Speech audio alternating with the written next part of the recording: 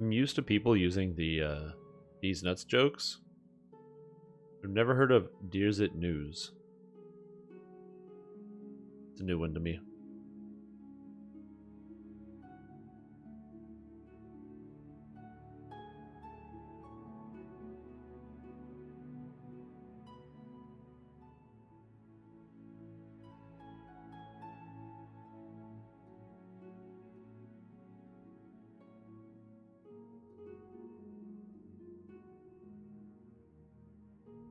That did sound German.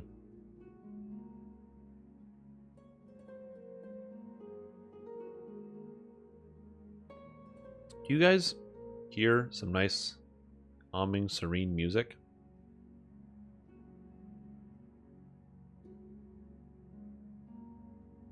Do you know why it's like that? I'll show you. Watch this.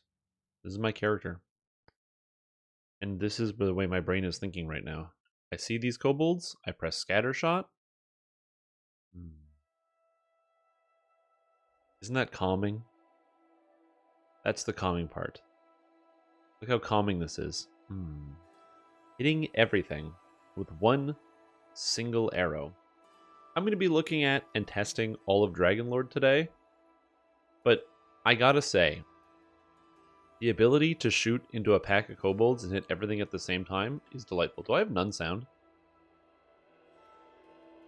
I was wondering why I wasn't making any noise. But, yep, we'll see. Looking forward to the Exalted Angel changes? Why are you not looking forward to the Exalted Angel changes, Squirrel Patrol? I am curious. I have to reload the client. Instant kills? Yeah, there's a lot of stuff you can use. I would imagine that one of the things... Somebody was asking me about how does it work with paralyzing arrows. And I don't know. I don't have an archer. But that would be interesting to check.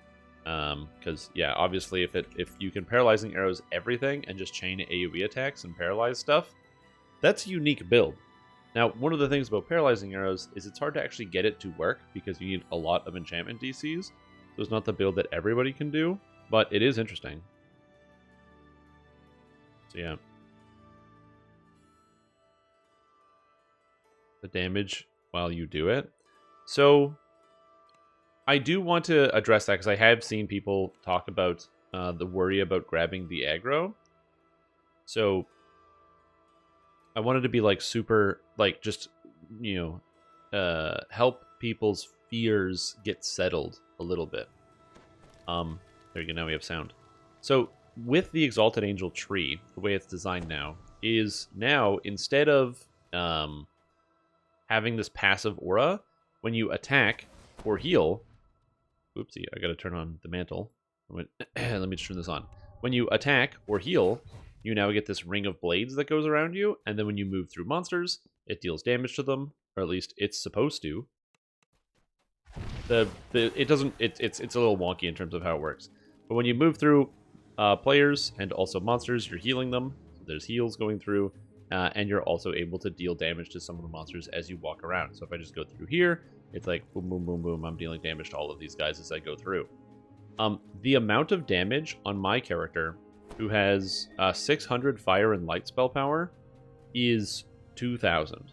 2,000 is less than 16% of a monster's total hit points at endgame on elite difficulty. So it's really not that much. And also, you are also likely to have threat reduction from the actual tree on top of that. And if you're a healer, you won't really have any light and fire spell power. So if you're worried about pulling aggro, the only way you could pull aggro is if the other people in your party are physically not present. They're either not at their keyboard, they have their character is dead, they aren't in the quest yet, then you might pull aggro from this ring. But outside of that circumstance, there is no way on earth that the angelic form would pull more aggro than anything else. I mean, I guess the argument is it pulls like 1 aggro. You know, it's like more than 0. I don't know why it's not hitting these kobolds. Something weird about this. There's also bugs in it. But yeah, I've seen that complaint a few times. And there are problems with the effect. But the aggro thing is not in my opinion, is not really a problem. because it's not really representative of the skill or how it functions in the game in any capacity. But yeah, we will look at the Dragonlord soon, in just a minute. And did AoE paralyze with Shirati? Yeah, that makes sense. Because pin is supposed to work as well, so I can imagine that would go through. But yeah, I did see, because a lot of people are upset about missing the old Exalted Angel Mantle. One, because they like the passive effect, and two, they like the passive AoE healing. And so I think the devs said, or not the devs didn't say that. I saw some suggestions from some people, which was to keep, just make it so that the old mantle goes behind the other one. So it's like a multi-selector. You either get the new mantle or the old mantle, and you kind of just like boom, boom, boom, boom, boom, boom, boom, your way up. So if you want the old one, you can keep the old one. If you want the new one, you keep the new one. Conceptually, I like the new one a lot more. It promotes active gameplay as opposed to passive gameplay. Anything that the game wants you to act and take action, I find is more interesting than things that want you to passively wait for the game to come to you. And that's just my personal playstyle. So the new mantle, pending the fixing of some bugs, is a really cool concept, and I'm excited about it. Like I said, I hit a guys with a bunch of fire, and then all of a sudden I can walk through them, and in theory they take damage from fire. I don't know why these kobolds aren't taking a hit. I can affect everybody else, but for some reason these kobolds, I cannot affect them, and I do not know why.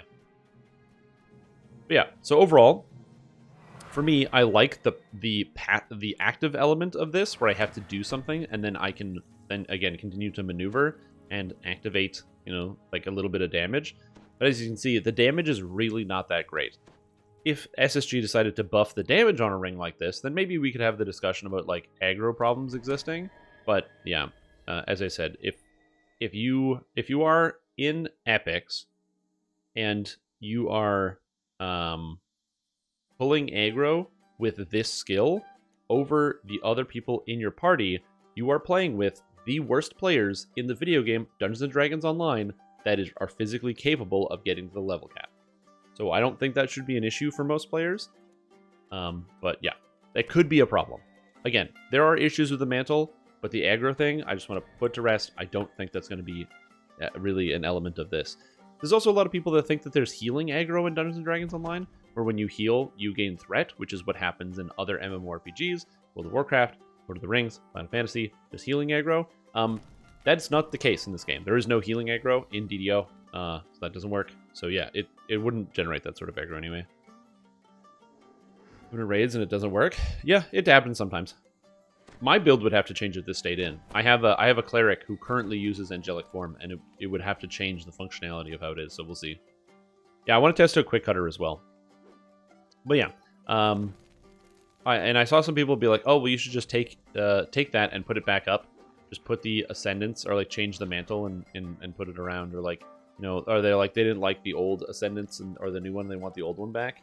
And man, I don't like the old one. I like this much better.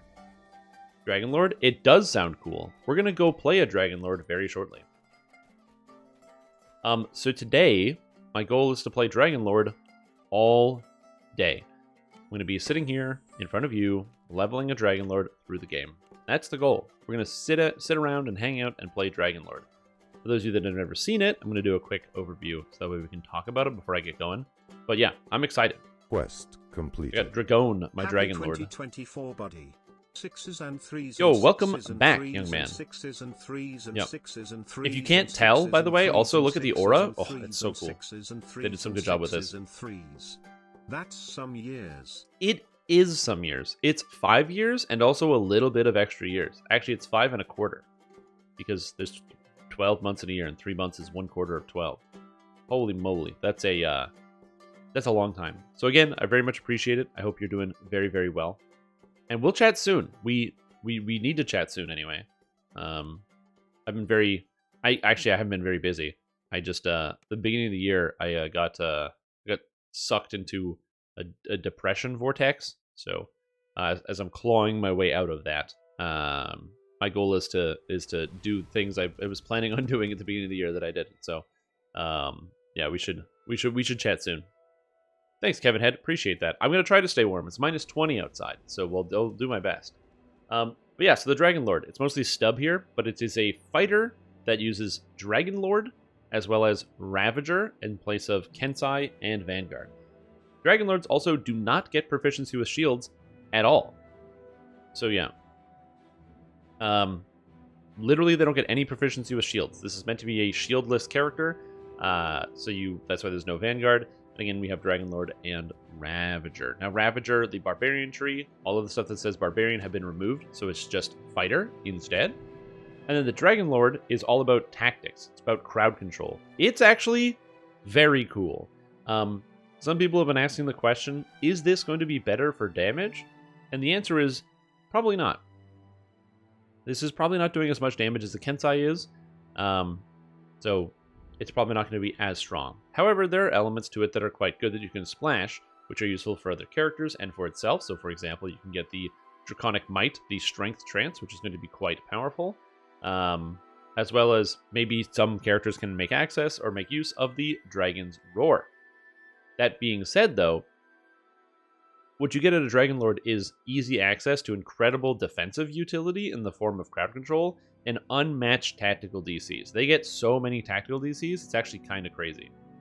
So we're going to be playing a Dragonlord here later and taking a look at it. Now, will people actually use it as a Ravager instead? Honestly, maybe, because Ravager is still quite good. And being able to get something like Visage of Terror rolling on a fighter is a neat concept. You could play a fighter tank as a stalwart defender using Ravager if you wanted, and then have the instant kill, so you take Capstone Ravager instead of Capstone Stalwart Defender. Capstone Stalwart Defender is good, the action boost is powerful, and 6 Constitution is really nice, but Ravager gives you 4 Constitution, hit points, and healing amplification, and it gives you an instant kill as a tank on a 30-second cooldown. That's interesting. So we're going to be looking at this, exploring, and trying to figure out how it works. So that's going to be cool. As far as the totality and how you use it, dude, I have no idea. This is going to need a lot of experimentation. I know I've talked to some people that have found some wacky interactions with some different things. Overall, I'm very excited, but I'm going to be testing mostly the heroic today, because to me, that's like the most important element of the game. Does it feel good while leveling? Yes or no? Kind of the thing there. How does Dragonlord seem for hardcore? I don't know. Well, Fighter is good for hardcore, so Dragonlord is also going to be good for hardcore. That's my answer to that question. So let's make one. Let's make a Dragonlord and become the new Lords of D, as it were.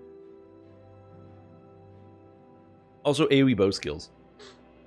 Now, I want to make sure something is super clear, even though I'm excited for a lot of the changes, including several of the Epic Destiny changes, because for me, when the developers change up the game so that some things are better than other things, I personally find that exciting.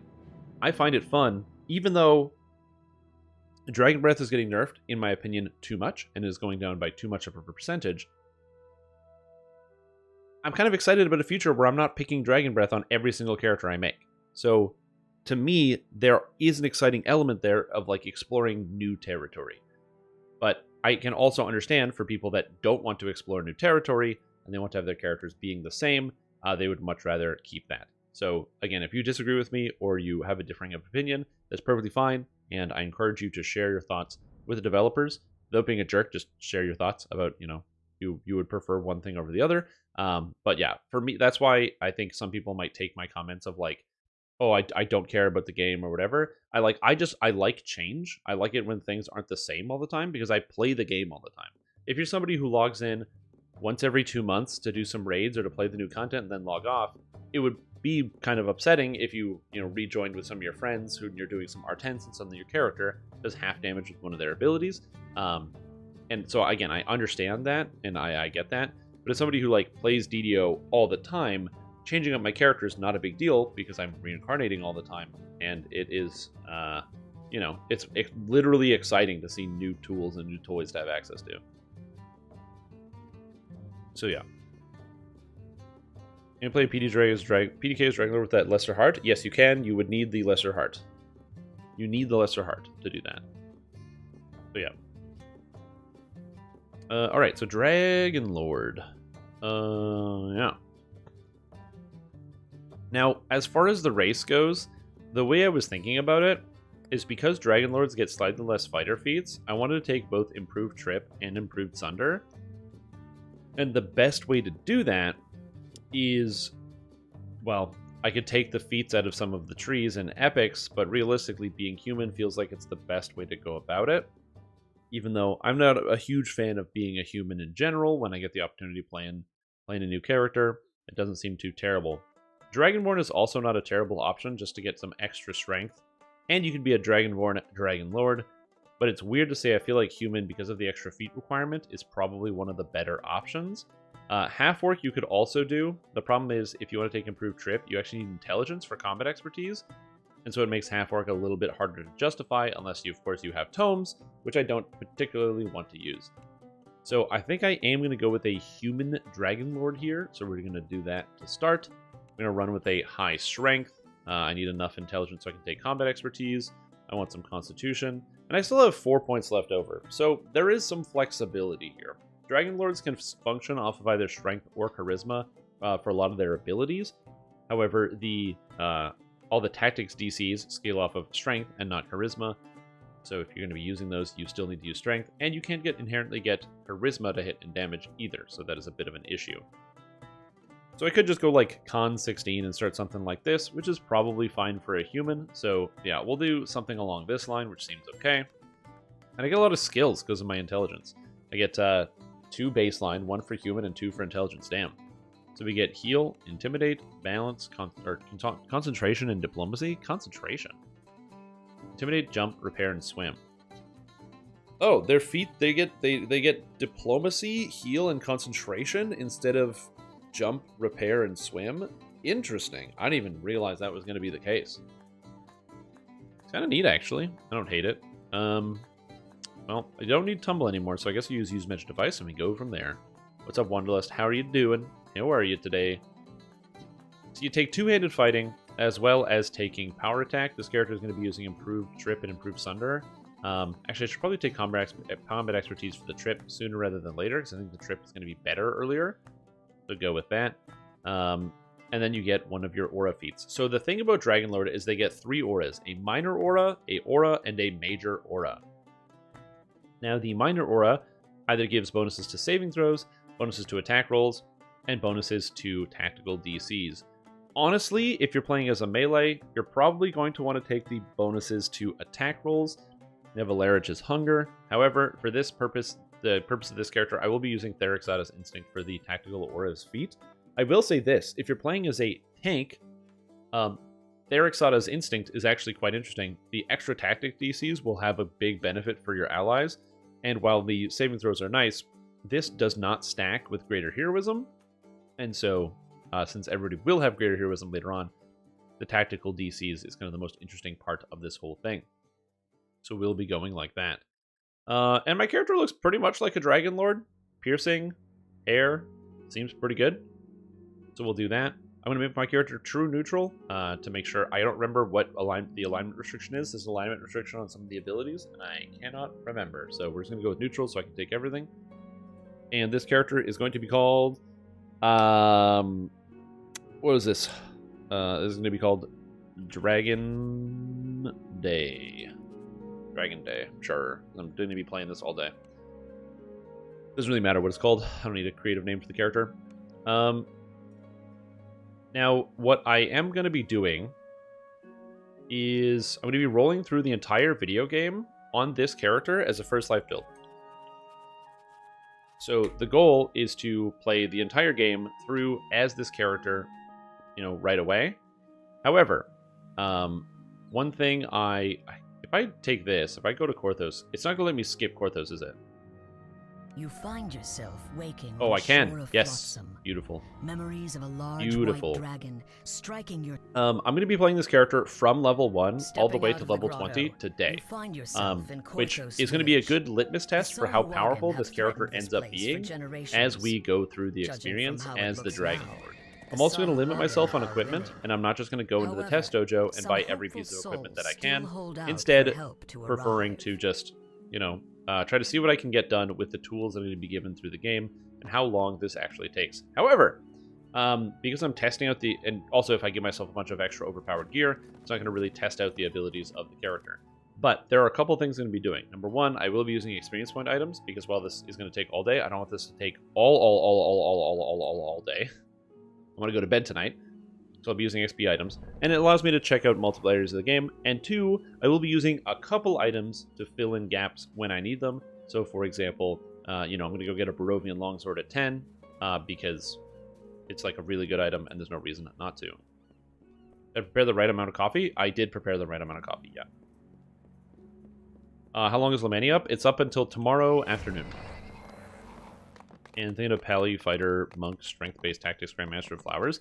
Yeah, the thing is, Dragonlord is neat because it gives this Strength Trance, which is very different than what you would be getting other places. You could combine, because I believe the Strength Trance uses non-chaotic, you can actually use the Strength Trance with Monk and play a Henshin Mystic Dragonlord if you want, combining the Imbue dice from both trees as well, which is quite interesting. Alright, Captain, the buffs. Thank you. I'm gonna get the ship buffs real quick. Just pick up some money because I'm gonna not have some. And then I'm just gonna buy a couple potions and get my character ready. This is gonna take me like a minute to make sure I get it ready. Sort of like when you play on Hardcore League. You start a brand new character, you always gotta take a second to just quickly go through and sort out your character's inventory. Actually don't know if I have enough space for all this stuff, so I'm just gonna start deleting things quickly. Go delete. I'm also gonna, because I have more strength, I'm gonna buy more inventory spaces because that way I don't have to worry about selling as often. Not that I have to sell items or I even need the money for anything, just that I am forgetful and having that done is easier.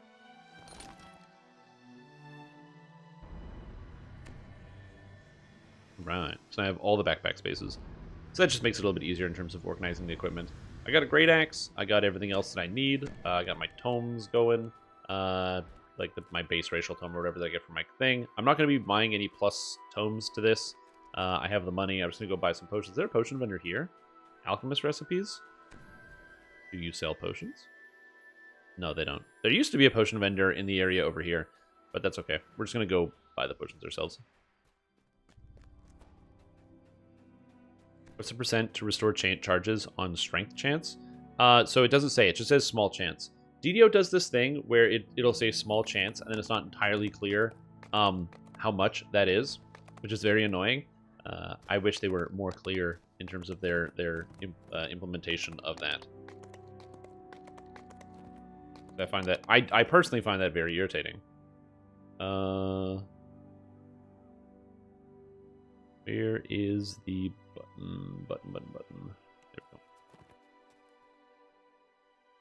It's not 0.1%, but small chance I'm assuming is probably 10% whenever you use a tactical ability. You're going to want to use tactical abilities pretty much all the time on a character like this. Also, you got to buy potions. And as I said, I'm going to be reading the experience point items just to make sure that I don't struggle to I don't struggle with that. I don't think this actually works, so I'm just going to buy this because I'm curious to see if it actually functions. Give me all the loot potions. I don't think the purple loot potion does anything, but I'm going to try to use this as a litmus test to see if it actually does. I don't think it does. I think it doesn't do anything. I've never noticed a tangible difference from having the loot potions. So I'm not going to buy every single potion. Haste potions would be really, really nice. So I probably should buy those, but we're going to be buying healing potions for sure. And yeah, I'll probably buy at least one haste or one stack of haste potions. Maybe 2 stacks of haste potions. We'll see. And by maybe 2 stacks, I mean I already bought 2 stacks. Whoops. Is it 3? Is Kensei locked out if you're a Dragonlord? That is correct. If you're a Dragonlord, you cannot be a Kensei because they're both fighters. And it is level 3. So, unlike for a lot of classes where you can just take 1 level of Favorite Soul, the trance is a little bit more expensive because it means you're also locked out of the 5th core of whatever other class you're playing. So, for example, if you're playing some strength-based Bastani or some other multi-class build, it's not a big deal. I saw somebody yesterday showed me, I think it was Fairy, showed me a build he was working on where he showed me a build he was working on in which he used the basis for the Shadar Kai Chains build that we were running before, which was the Frenzied Berserker Chains build, and instead, with Hand Axe and Shadar Kai, and change it into a Dragonlord, because Dragonlord gets +2 critical multiplier, and then ended up changing it more into focus on tactics DCs, which I thought was really, really interesting. Strength Trance ability is overpowered. I don't expect it to stick around very long. I mean, a lot of new stuff we've gotten have been overpowered. I guess I don't really have too much of a complaint about it, because to me it doesn't really feel like it matters that much. In the grand scheme of things, I really don't see it being that like oppressive or overpowered. Because again, it's not something that you can take on every single character. You have to finagle it to fit it in, because it is on tier 3 of the tree. And even then, it's sort of like we didn't have the festive strength augment right away, or like that wasn't added in the game initially, and then we got festive strength later, and it didn't destroy the video game. Now, obviously, the strength stacking will be a big thing, but people were already strength stacking. On the lower end, it makes, characters like this have a bit better tactics DCs during leveling. And on the higher end, it'll make the players that were doing full swaps from one build to another build to then cast a trance and then do full swaps back no longer have to do that, which at the end of the day kind of makes their video game experience better. Which, you know what, honestly, that's not too bad. So, I don't know. So we shall see. Yo, what's up, Dorn? How are you doing? Lightcaster temp HP totally balanced.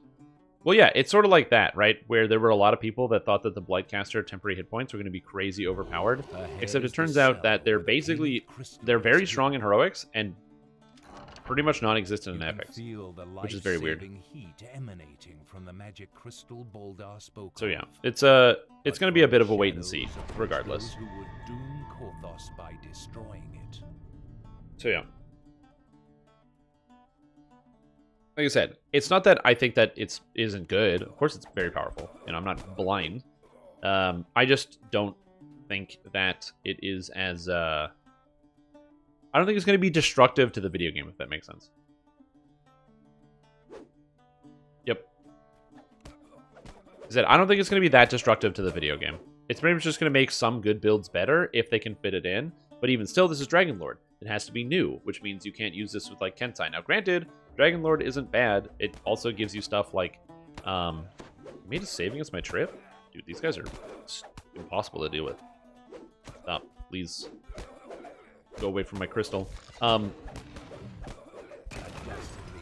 just failed Kenneth Crystal with a trip? I'm upset.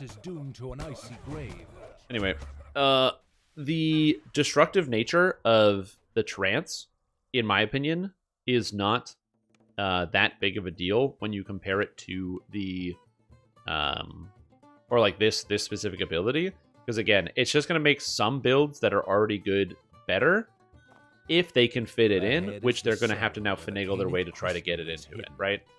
So if anybody's playing pure barbarian, they're going to have to start multi-classing out some of this other stuff. And it's like, okay, well, people were already running, I guess, like, what, 18-1-1? So they were doing 18 with one favored soul and one warlock. Well, now you need to have 3 levels of fighter instead of one favored soul. And so those 3 levels of fighter are going to impact where you're getting your points. If it's barbarian, you're missing out on 4 strength instantly because you're no longer getting the greater rage.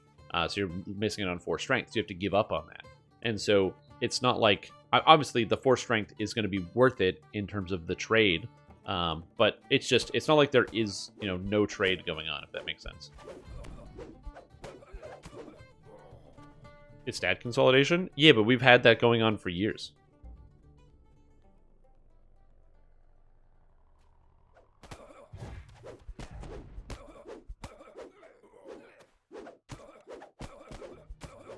Oh my god, please. Oh my god, I'm missing. I'm missing the attacks. I wish I had a better weapon. I could have given myself a better weapon, but no. We're gonna go through. Quest 3 times or only twice? I don't know. This guy's going for a race, dude. Holy moly, look at that. That's some nonsense right there. Gotta love this video game. Anyway, what are we talking about? Intimidate dot on the bar? No, I have a negative charisma. I guess it's a neutral one, but yeah. Dryad's doing a good job here. But yeah, so as I said, it's not even like focusing, or I think the best way I can describe it is, in more than one place, I've heard people describe the patch as being like a big pile of nerfs, and nothing more, which is true if you look at the percentage of the population being affected by the changes, because if you look at especially people that are at the end game, people who have strongly built characters, the majority of those people are using Draconic Incarnation, Adrenaline. So the Dragon Breath, Draconic Incarnation, they're using Adrenaline, they're using Hunt's End. And those things are getting nerfed. There are more ranged characters using Hunt's End than not. There are more melee characters using Adrenaline than not. And there are more magic users using Dragon Breath than not. So by the virtue of those things being more popular, as a percentage of the player base, you could argue that it is in fact a nerf to the general player base, because as a percentage, there are more people using those abilities than not using those abilities. But on the other side of that, the reason that that's the case is because the other abilities are also bad. So, you know, to claim that it's not really buffing anything, or to say that, like, oh, there's no buffs or it's all nerfs, it's kind of silly. It just shows that, you know, people are either disingenuous and are lying about what's happening, or they didn't read the patch notes for themselves and are just taking someone else's word for it. You can't have any other options in between. So yeah. Trance is fine with how it's implemented right now. And that's the other thing, too. If this was like Strength Trance Tier 1, I think that'd be a different story. But it's Strength Trance on a Tier 3. And I think that that's a big deal. People don't realize that getting that third level of a class into your build is a pretty big barrier to entry. That being said, it also does come with a pretty good imbue, which is the Draconic Arms here, which is very powerful. Are people actually going to use it? I don't know, but it's fairly good for what you get out of it, so I wouldn't be surprised if people actually use it. It seems a large silver key falls to and emerges from a I mean, who knows? Maybe every single build out there will include 3 levels of Dragonlord. Maybe they won't. We'll have to see. Because the gigantic nerf to spellcasters in R10. I mean, you can still play spellcasters in R10. Like, I'm not saying the spellcasters don't feel worse than they used to before, because they used to have 17% of their total damage in R10, and now they only have 10% of their total damage. So they did receive a secondary adjustment. And so that does bring down the power level there. It would by a pretty sizable margin compared to the other classes. They still retain 17% of their damage, like melee and ranged attacks. But it's not like spellcasters don't work. They just end up in some cases being a little bit slower. And for some players, being a little bit slower means that they don't work. And for other players, being a little bit slower means that they're a little bit slower. So it's going to depend on the context of the person that goes behind it. All that remains now is to take and deliver the scroll. So there's that. Not really contributing to damage. Right, but the benefit of especially casters, and I would argue that this is true with casters in a lot of cases, is that spellcasters tend to have the most versatility in terms of how their characters perform compared to other characters, because spellcasters have a wide variety of crowd control options, but also have a wide variety of just non-damaging options, whether it's buffing, debuffing, slowing, I'm going to use the term crowd control to encompass all of the different forms of crowd control, whether it's reducing enemies' saving throws, defenses, physical magical resistance rating, slowing them easily, stunning them easily, locking them in place, web, evards, all this other stuff. It's a little bit harder to access for like melee characters. I do wish there was a better metric to measure a character's effectiveness than this one, but most people look at this one and kind of stop there. There's a Sahuagin in here, performing some kind of ritual. That's why Discord and people are upset. And if all the name changes personally, I'm okay with the meta switch up. What's happening in Hunt's End? Hunt's End is going from 8 seconds cooldown, Wanderlust. I just gotta explain this. Just so you know, it's a insane ultra giga nerf. Hunt's End is going from an 8-second cooldown to a 9-second cooldown. It's done. Unusable. You can't play it anymore. 9 seconds? That's 1 more second. That's... I don't even know how long that is. That's so long. Yeah. Take care to keep your own health up. Another treasure chest. Of all the nerfs they could have done, like I will say, I actually really like the Adrenaline and the Hunt's End nerfs. Very specifically because they're very gentle and very incremental. You'll be able to have a observable difference in terms of how it performs. And I wish they performed more nerfs like that. Instead of taking Dragon Breath and reducing the damage by 60%, they could have reduced it by 15% or 20%, and then seen an examination at that point. And so the Adrenaline and Hunt's End changes, I think, fit really well, because you're actually going to get a scale for how much of an impact does this have on characters. You have to think of Adrenaline and Hunt's End especially in terms of the other associated abilities. So a common pairer with Hunt's End is Sniper Shot. Sniper Shot is a 6-second cooldown. So instead of 6 to 8, it's now 6 to 9 in terms of the balance of how often you use it. So are you always going to be saving your Sniper Shot for your Hunt's End? It's an interesting question with that extra 1 second. It changes up the decision making, and do you consider other abilities? Is there another ability with a slightly longer cooldown that maybe it would be better to pair it up? In the middle of That's this a great question. evil And so it kind of changes stuff because it's a small incremental change. A Sahuagin rumbles. For generations, Sahuagin's plan. So there's that. When the altar collapses, a third crest appears. And a lot of casters can't. Divines cold especially. magic. I'm pretty sure Divine casters are doing pretty good right now.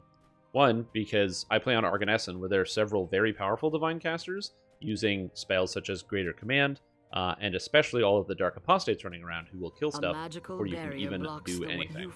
Dark Apostate, very good. And the magic shield dissipates. The Sahuagin Not saying it's going to be the case for everybody, but just personal experience. Your bold actions saved Korthos and brought the Sahuagin's fell scheme So to we have to naught. then remove the tumble spam. The Yeah, treasure chest my and thought when it antechamber comes to the tumble is now spam yours. is that the issue is that it makes a huge disparity between those who are willing to mash the button and the people that don't. What they should do is just do what a lot of other video games do, which is just put a cooldown on it. So you can only tumble like once every 3 seconds or once every 5 seconds or something.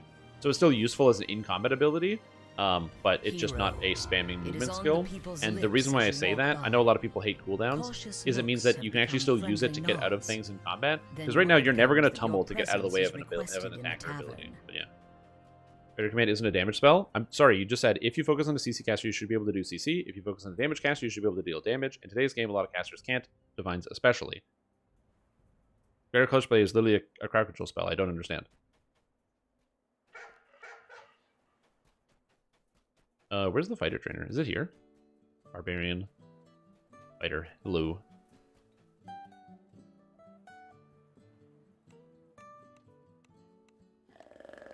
Alright, so now we can improve trip. Oh, baby. And now we can see how the improved trip works. That's a passive, right? Yeah, this is a passive. This effect right here is a passive. I don't have to take this. So, you grab the Tactics DCs, you grab the Soul. I feel like my only issue with this tree so far is these kind of feel mandatory. I mean, there probably is a world where you don't take the Tactics DCs, but come on, is there really a world where you're not taking the Tactical DCs? Like, probably not. Also, as much as I would like to take the Strike Through, you gotta take the Double Strike. It's pretty good. I'm gonna go with that instead. I'm gonna grab the melee power boost here because I have the point, and keep moving up there. And then moving towards Draconic Arms, and specifically Dragon's Roar, which I think will be very, very good for this character. I really want to test it out and see how it feels during the leveling process. I also think it works against Reapers, but I don't know, so we're going to be testing that out as we go. Hopefully it does. And casters can't damage? Ah, yeah. Okay, I see what you're saying. Sorry, I read the whole statement instead of just the end of it. Your waiting bears fruit. This must be the collaborator stepping Yeah, in from I think a big part of it is also the populations in which you find yourself surrounded by, which is another big element to it.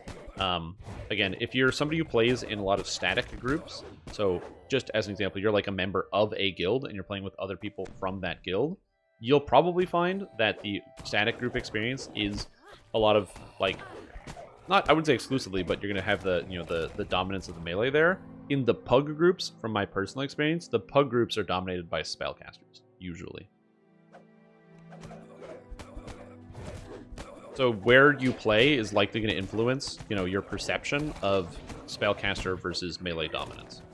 Your stalwart defense. But I do agree that divine spellcasters do not have great outlets for dealing damage. That's more of an issue on like the actual spells that divine spellcasters get, and is also representative of a problem that DDO has in a lot of cases, which is that spellcasters don't really have effective ways of dealing single target damage in the whole video game. They just kind of don't have that. That's not really a good option. which is unfortunate. You look at, some classes like Alchemist, Druid, and Sorcerer, some of the most prominent classes when it comes to focusing on endgame damage, especially in like R10s and hard content.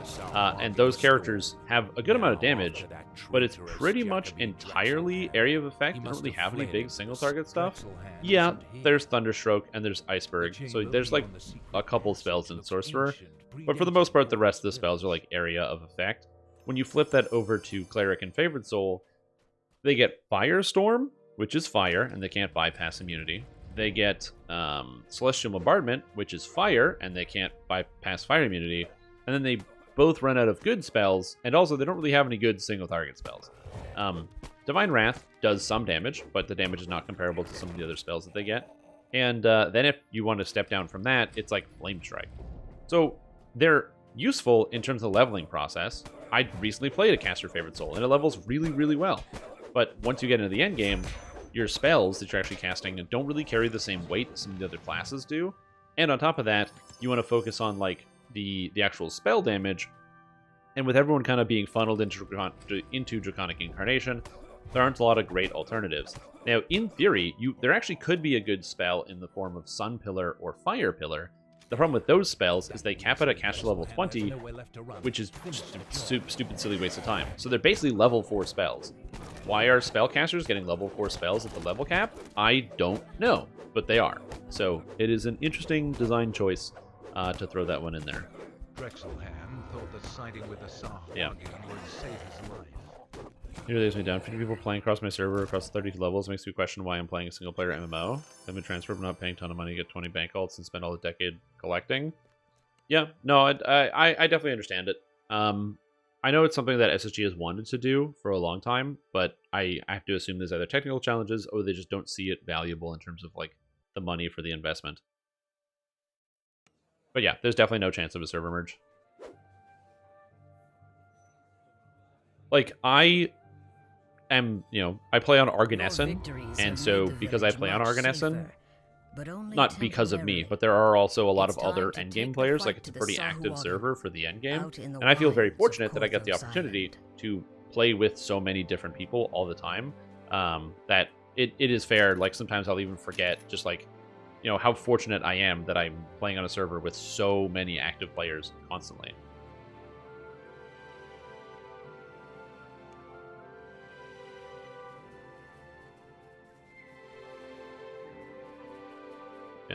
Alchemist builds do very well. Yep, they do. Again, I think Wizard can do some good stuff. I've been having some good play arounds with Wizard, and I don't know anyone that's legitimately testing Wizard, so. Can you stop calling bad design choices interesting? Like what?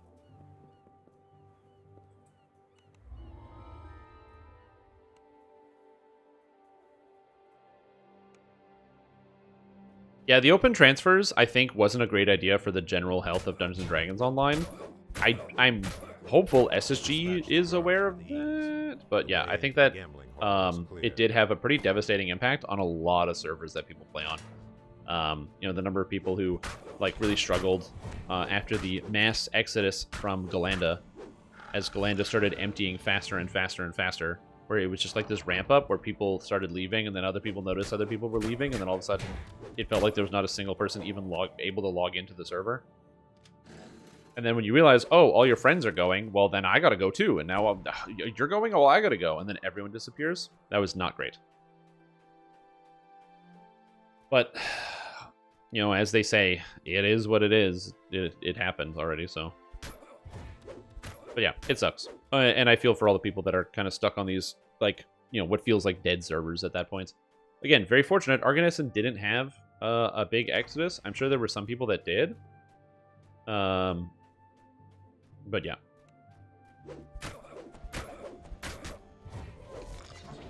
I wonder, have the developers responded to any feedback so far yet today? I haven't really looked at it. Because I try to avoid the forums for a little bit, because usually the first like couple pages are usually they're the reactions from people who don't actually log in to look at the changes, and they just free associate about what they think is being written by the developers. So I don't usually read that right away. Oh, there has been responses. Hold on. I want to take a quick look at some of the responses to the thread. Here. Okay, so we have some responses. Something. Okay, so I'm just gonna look at this one. So not sure, gaping mod, blah blah blah. It's all 3 strike damage. Okay, that's just clarifying how that functions. You can mix and match your choices. A little more info on targeting issues. EA chain heal. Yeah, so I don't know anything about chain heal. I've always wanted to use it, but I've never felt the motivation to do it. Lesser displacement. It's meant to be full displacement. The functionality will be fixed. It's meant to be full displacement?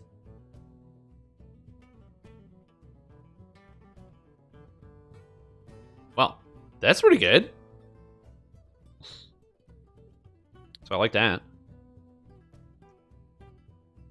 All right. So I generally do like this. I want the circle. I do not want the circle to appear to me every time I cast a healing spell. I do not want to on this kind of uncontrolled damage on my healer. Even a small amount. I frequently try to help with damage. There are times I want to do no damage at all. This can be especially problematic repositioning myself and run by enemies I've not taken damage yet. I decide to stick to me for a while just because of the new blade barrier that I can't turn off.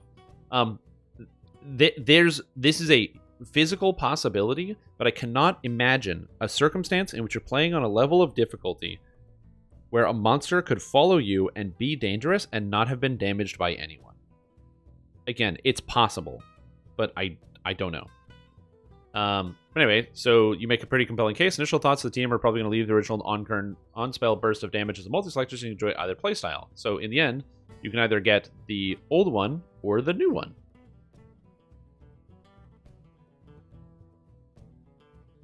I mean, that seems fine.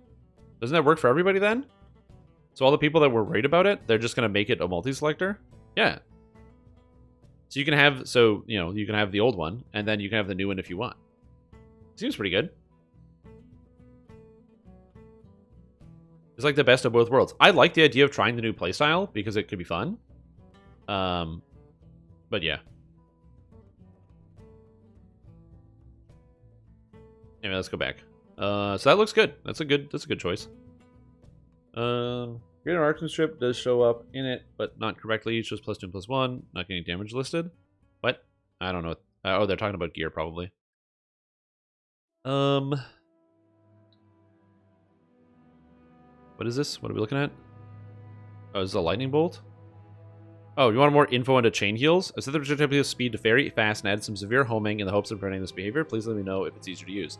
Oh, because the heal literally misses because it goes too slow. Yeah, the lightning bolt is pretty slow. So yeah, actually, if they increase the projectile speed and make it home better, that's actually a pretty good idea.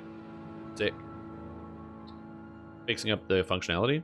Many SLAs have had issues with being able to camera direction target or ground target. I expect you are correct in this case. Which SLAs have this issue? Pretty much all of them, for the most part. There's some weird ones that don't, but yeah. Quick further update response to Draconic Incarnation. Breath damage is up to d6 +5, and AoE is d6 +10. So it is a 50% nerf as opposed to a 61% nerf. So it is clawing back a little bit. What's the problem with weird functional difference? A big reason is that no other Destiny build required pure class to use, so originally in the E-designs we learned the hard way on spellbook modification, and weird was the last bit of that. Yeah, you could also bug this out and keep it. So it looks like they're also going to be unnerfing Dragon Breath. There you go. Look at that. Bunch of ideas. Seal's been talking in Discord? Yeah, probably. The whole night I'm on, even on weekends? Ooh, that's rough. Yeah, I feel you on that one, dude. What's up, Doric? How you doing? Enough tables to satisfy Brother Augustus. Yeah, I've never used Chain Cure. I've always wanted to, but I've never found the what's the best way to describe it? The right character and situation to play it on. But I'd love to try it. I think it could be fun. Illusion, enchantment, bashing, devoted, false life, man, all these caster items. But I'm a warrior. Where's my warrior items? But yeah, so overall they've already talked about some of the feedback that they've received and are, making some adjustments on it. This is one of the reasons why I encourage people who, if they read some of the stuff and there's things that they don't really like it, they don't like some of the different abilities or effects on there, to give feedback to the developers, because as I said, they're doing their best to read through and kind of go through some of that stuff, because they're not always going to be right. in fact, in a lot of cases, not going to be right. Not because they don't know what they're doing, but because that's just the circumstances of, you know, when there's so many changes and the product is so large, there's a lot of circumstances in which they either are going to miss the mark or, you know, be off by a few percentage points, and being helpfully instructed is a good idea. Yeah. So BO around him, you should get him some socks or something. Yeah, I like the way the aura looks for the acid, so I'm going to keep it this way. But, yeah. I like the aura on this character. I wonder if there are people in the Dragonlord thread that want a way to be able to turn off the visual. I feel like you should be able to hide it if you have the, like the turn off the character overlays thing set up in the actual options menu. That I don't know. But yeah, so when it comes to the patch, as I said, I am not upset about the concept behind the changes, although I do think that the nerf on Dragon Breath is a little heavy-handed.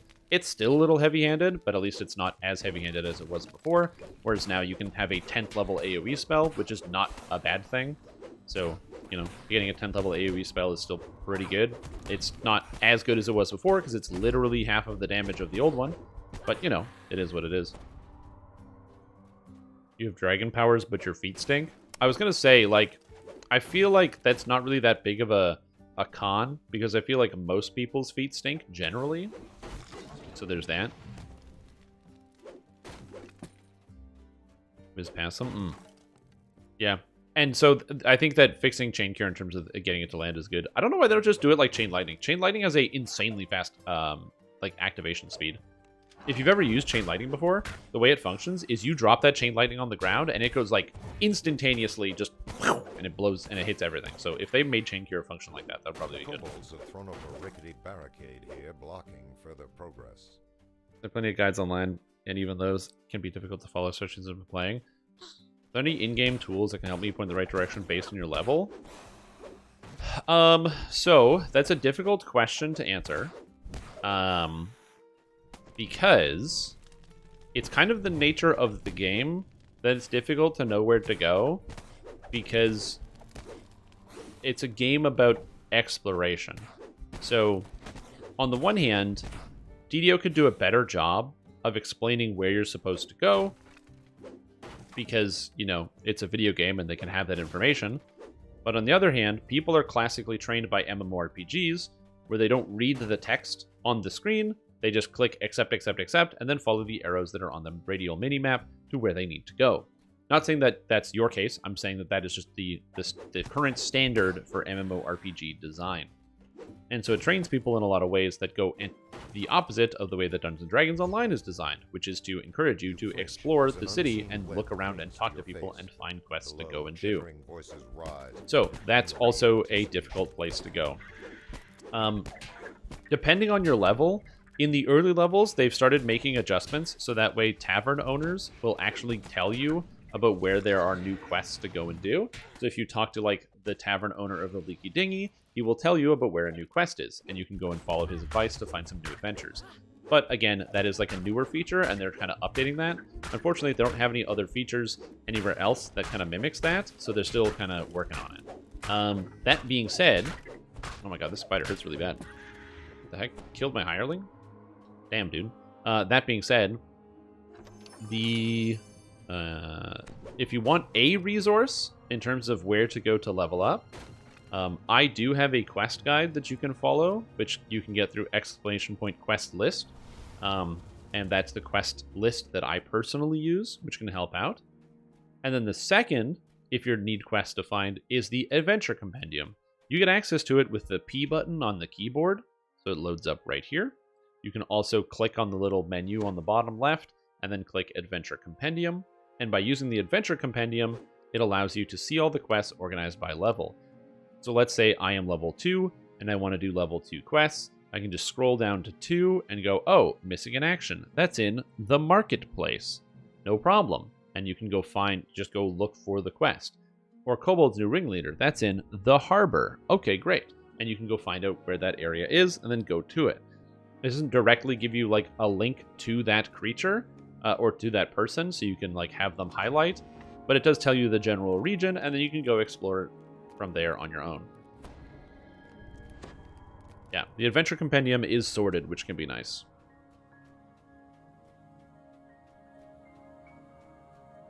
Yeah, I will say also that I hope they address the maximum cash level issue. I do too. I don't understand why the epic spells have the word maximum cash level written on them at all. It is very counterintuitive. They should just set the damage if they don't want the damage changing. Which is stupid. They should scale, but again, I have no idea.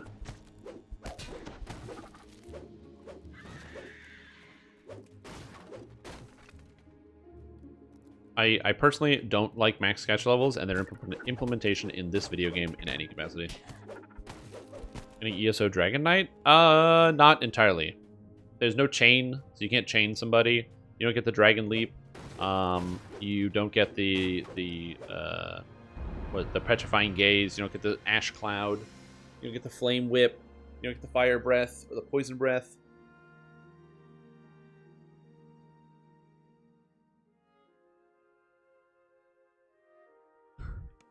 Yeah.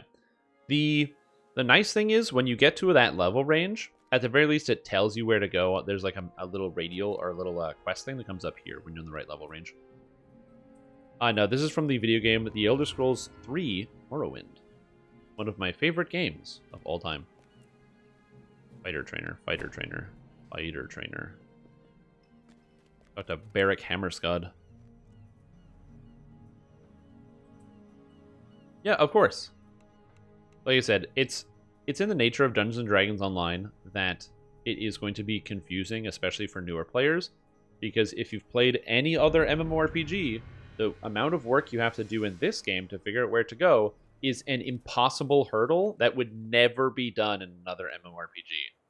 The game expects you to walk around and use your eyes to read the text on the screen and also look at the visuals around you to determine where to go. Which every other video game does not want you to do that. They want you to close your eyes, cover up your screen, okay? They want you to just, let me actually, you know what? I can kind of draw it here. So what they want to do is, I don't know if do I have a black square? I hope I do. So I'm just going to use my camera here as to cover this up. Actually, yeah, we'll just do this. So what they want you to do is they want you to just like cover up the screen, okay? So you just pretend I'm covering up the screen, and they want you to only use this. So the mini map right there, that's it. They don't want you to look at the screen. Don't look at the screen. Don't look at the screen. Don't you dare look at the screen. Don't look at the graphics. Don't look at the trees. Don't look at the roads. Follow the little mini map. So the mini map points in a direction. Doesn't matter if there's roads winding through a forest. They want you to go right directly through the forest, directly to the next town to get your next objective. And that is how almost every MMORPG is designed nowadays. Where the actual content or the visuals of the locations is not important in comparison to the direct visual, or not the direct, the directions of the quest that point you in the exact place to go. Which goes against DDO's general philosophy of like, look and figure out what you're going to do.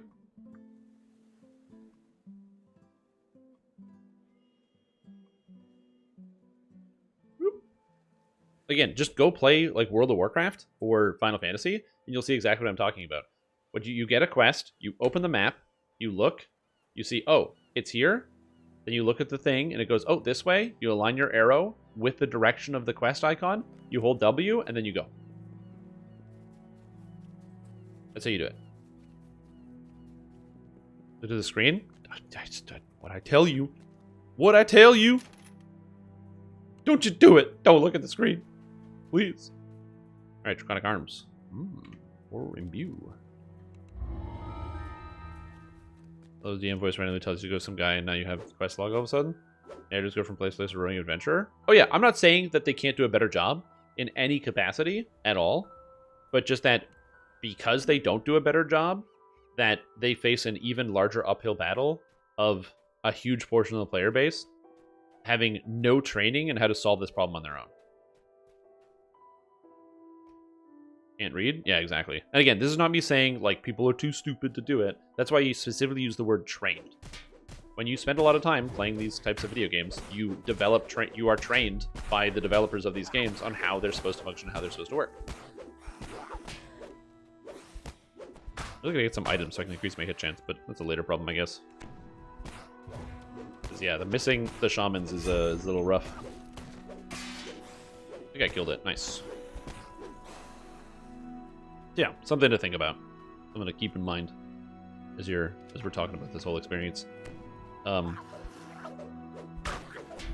I'm gonna miss every trip, aren't I, until I really raise my hit chance. That's 3 trips in a row that I missed. The magic of being level 3. It's like starting out fresh on hardcore. Except this is not hardcore, this is just the regular server. Well, it's not the regular server, it's Lamannia. I don't really have a lot of the cool Dragonlord stuff yet. I mean, I have the tactical DCs, so most things, if I hit them with my trip, they get trip for real. But I just don't hit, ever. Look at all those misses. Yeah, I need to get a lot more hit chance. Oh well. We'll get them. I do have power attack turned on, which doesn't help my hit chance, which I'm mildly worried about now. It makes me wonder if because I took power attack, maybe I should have gone with the hit chance from the aura, but we'll see. Yes, it is. Shield stun is so bad for that. I don't know what it is, but somehow shield stun rolls more 1s than any other button you can get on your character. Hey, speaking of 1, speak of the devil, and here it is. That, and also I have an 80% strike through on this character, and I feel like, you know, I could up that by getting, you know, more strike through and getting improved two-handed fighting. I feel like I trip so often only one target. Tripping everyone? Yeah. This character is going to be running the next fall filigree set because of how powerful the trips are.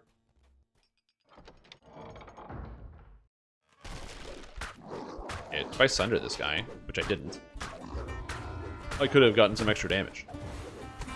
The Sunder is also a Fortitude save. This character is going improved Trip, improved Sunder, by the way. If you're wondering why I'm actually taking both of them, because it's tactics and you kind of get the boost here. I have a feeling that there's going to be a way to kind of skip past some of this by sundering targets in other ways. For example, with the Divine Crusader Sunder, or with the Sunder effects from, or the effects from like Dire Charge, where if a target is sundered, then you do X.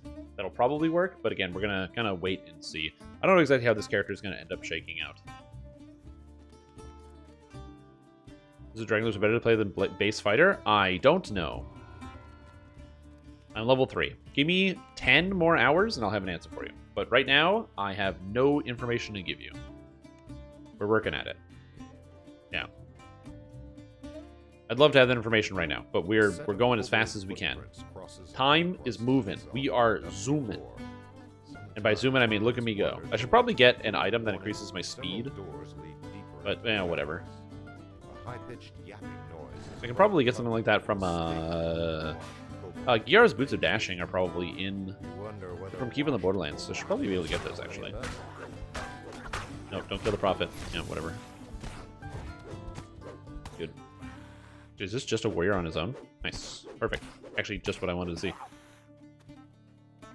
What weapon am I using? I am using the +2 Shocking Great Axe of Deadly 2 that I got on Korthos Island. Stairway leads down into a lower section of the warehouse. And Lotus level 1 to 3 man with the parses on Korthos versus Fighter. So on the parse, what I found is this Great Axe. I found this Great Axe when I was doing my parse. So I found the Great Axe. It's pretty cool. It's +2. It's got it's a Great Axe. It's got Deadly.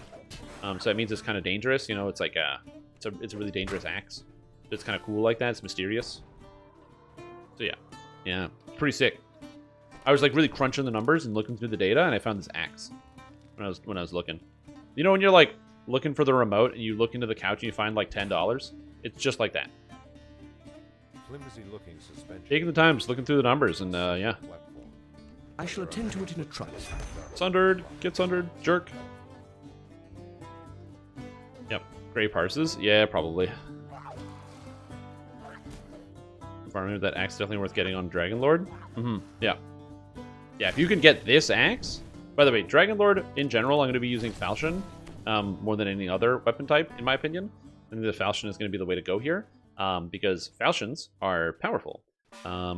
Base 1. I thought Dragonlords had good will The saves. ramp descends into the warehouse's lowest. A Dragonlord does not have good will saves. Surprisingly, the ramp is spotless and dust-free. This Hold makes you on. feel uneasy. Hold the This phone. must be the kobold Oh, shit. Nearsat shrine. Well, this is death for me, probably. Gem on the altar glows with a strange and sickly light. I need to be able to make it to the Eye of Kyber here. Got it. It was just getting locked down right before I actually got to the one area I needed to go to, which is causing my problems. I still have second wind, so I'm not dead, but it was a little spooky. And it might be dead. Hold on. Hold on. I'm a fighter. And so, like, I don't have any items equipped or anything, and I'm feeling pretty good in this circumstance here. Get him. Get him. Yeah, right. You run away. Melee. Get him. So, like, even though my character is not super powerful and I don't really have any items equipped, I mean, I just ran Stealthy Repo at level 3 with no resistance potions, so, like, it's a fighter regardless. You know, it's fighting. I'm out here. I'm fighting. So, yeah. Unlike Elder Knight's 4 elements, Dragonlord only gets 1 with stripping immunity on Sunder. Something be unreasonable for it to have? Yes, because it doesn't need that. You have to remember that imbue dice are a secondary thing. So if you are thinking of your imbue as your main prominent source of damage, you're barking up the wrong tree, and you're going to find yourself making a lot of characters that, like, are very mid because they aren't nearly as effective as they could be if you focused on the more holistic view of what everything the character can do. If you think of the imbue that I get from the Dragonlord as being just a part of my damage, I don't really need the bypass anymore, because when it works, it's good, and when it doesn't work, I still have a good portion of damage remaining. And I'm focusing on more elements of the character. So I don't think it would be necessary for Dragonlord, and also pretty much any imbue character, I don't think it's really necessary at all. Except for maybe, like, fire, because, like, every devil is immune to fire, and that shit's really annoying for raids. So if you're a raider, you probably want to get fire immunity bypass, and if you're using fire as Dragonlord, you probably want fire immunity bypass from somebody else, for endgame specifically, but outside of fire, the rest of them aren't really that big of a deal. Oh, the old roll of 1 on improved trip. Every time. Really gotta get some hit chance. I need, like, an accuracy item. Also, bye, Cruiser. Enjoy the rest of your entire workday. Or don't. Do whatever you want. Yeah, so I don't think this stripping is really important. I think some people, or not some people, you know, a lot of people focus on immunity stripping for a lot of their characters for good reason. It feels bad when a monster is immune to your damage type. And having no alternative, again, also can feel bad. But it's only a portion of your damage, not the majority of it.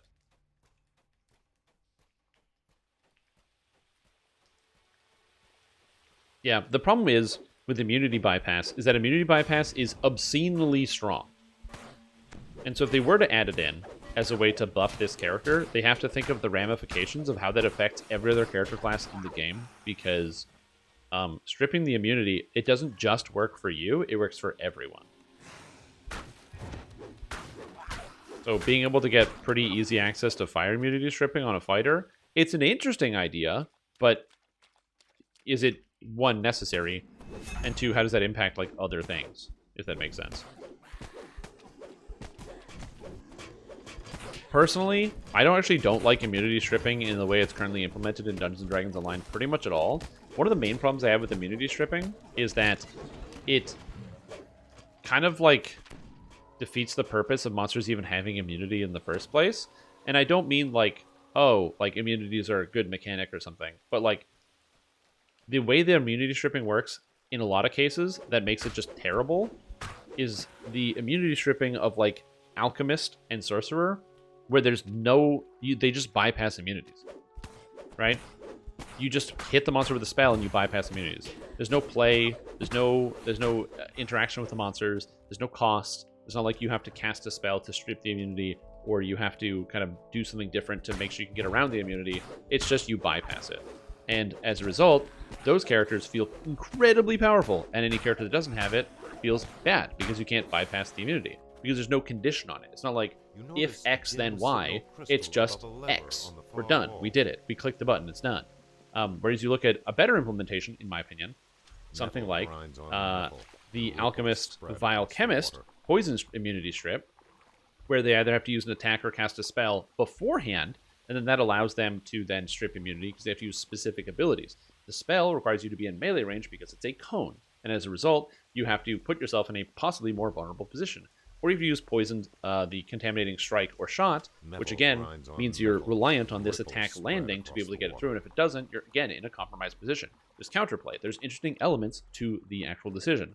Or with the Artificer, they get lightning immunity bypass after they strike a target with a rune arm. They have to engage with the rune arm as part of their character, which you should already want to do anyway if you're playing as an Artificer, but on top of that, it means you have to decide which rune arm you're going to be using based on your playstyle. If you choose a single target rune arm, but you're fighting against lightning immune monsters, it's going to be very difficult for you to bypass all of their immunities. So you might have to have a secondary rune arm on standby with like an AoE effect to actually get it to work.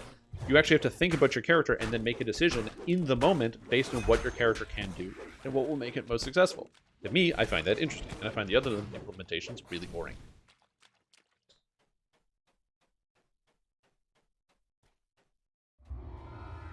Yeah, if they had like Sunder elements or something where they made it so like here for Dragon's Protection, like because there's like the tripping thing where it's like, oh, if they're tripped and then you if you sunder them or trip them, you do extra damage. If it was like targets sundered by you also have, you know, that immunity sundered, like that could at least be interesting in terms of how it gets used if it was, you know, the implementation of that. I just don't know if it's necessary on that type of character.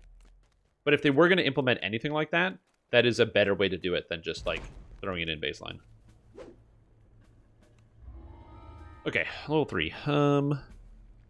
Should take action boost haste because action boost haste is good. I want to try Dragon's Roar, because Dragon's Roar is good. Now we're going to get Dragon's Roar. So Dragon's Roar is the stun everything with a scream ability. It has DC 22, because it works off stunning, and I don't think I have any stunning gear.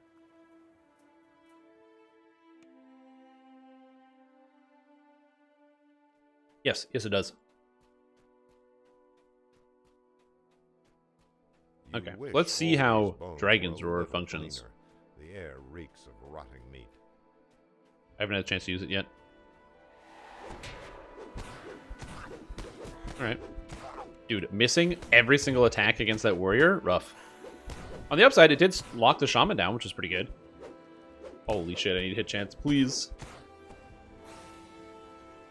Oh, I need hit chance.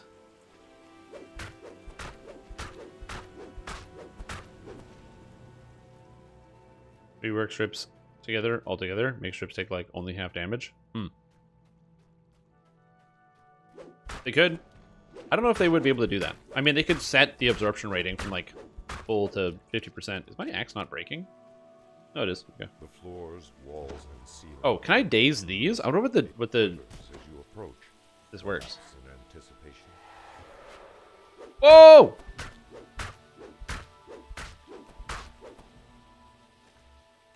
That works on oozes. Interesting. Remove immunities and strips.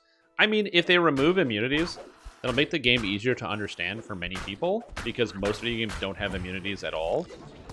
Like, you can just use fire damage against a fire elemental in World of Warcraft. Like, it doesn't matter. The continuity is unimportant.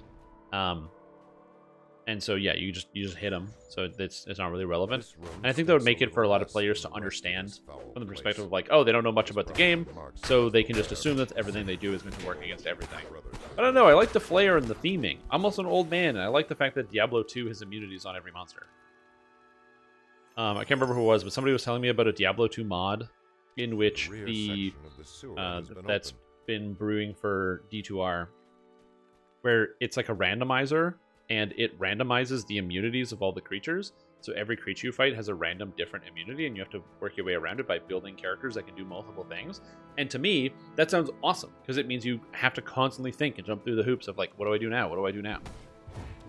It like forces, it's like, you know, forces a decision. And I like that. But not everybody does, though. Some people just want to log in the game and then click the buttons and then go home. And like, you know what? That's fair. Satisfying instead of cheap? Yeah, exactly. It's like, I did a thing, and now I'm successful. And it's also, like, that element of skill, too, right? Where you can be like, oh, I did this thing, and so therefore, I am able to, you know, get this level of success. Somebody else doesn't do the same thing, so they're not able to achieve the same level of success. It gets you to feel like your decisions matter, what you're doing matters.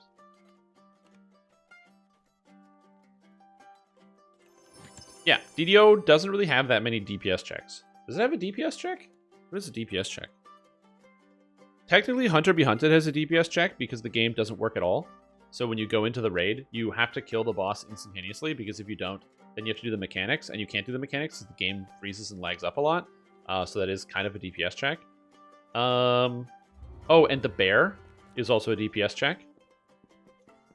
In Dryad and the Demigod. But yeah, pretty much other than that, that's it.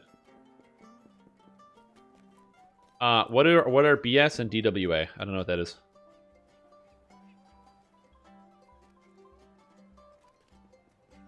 The Knight of Vault Pillars? No, the Vault of Night Pillars are.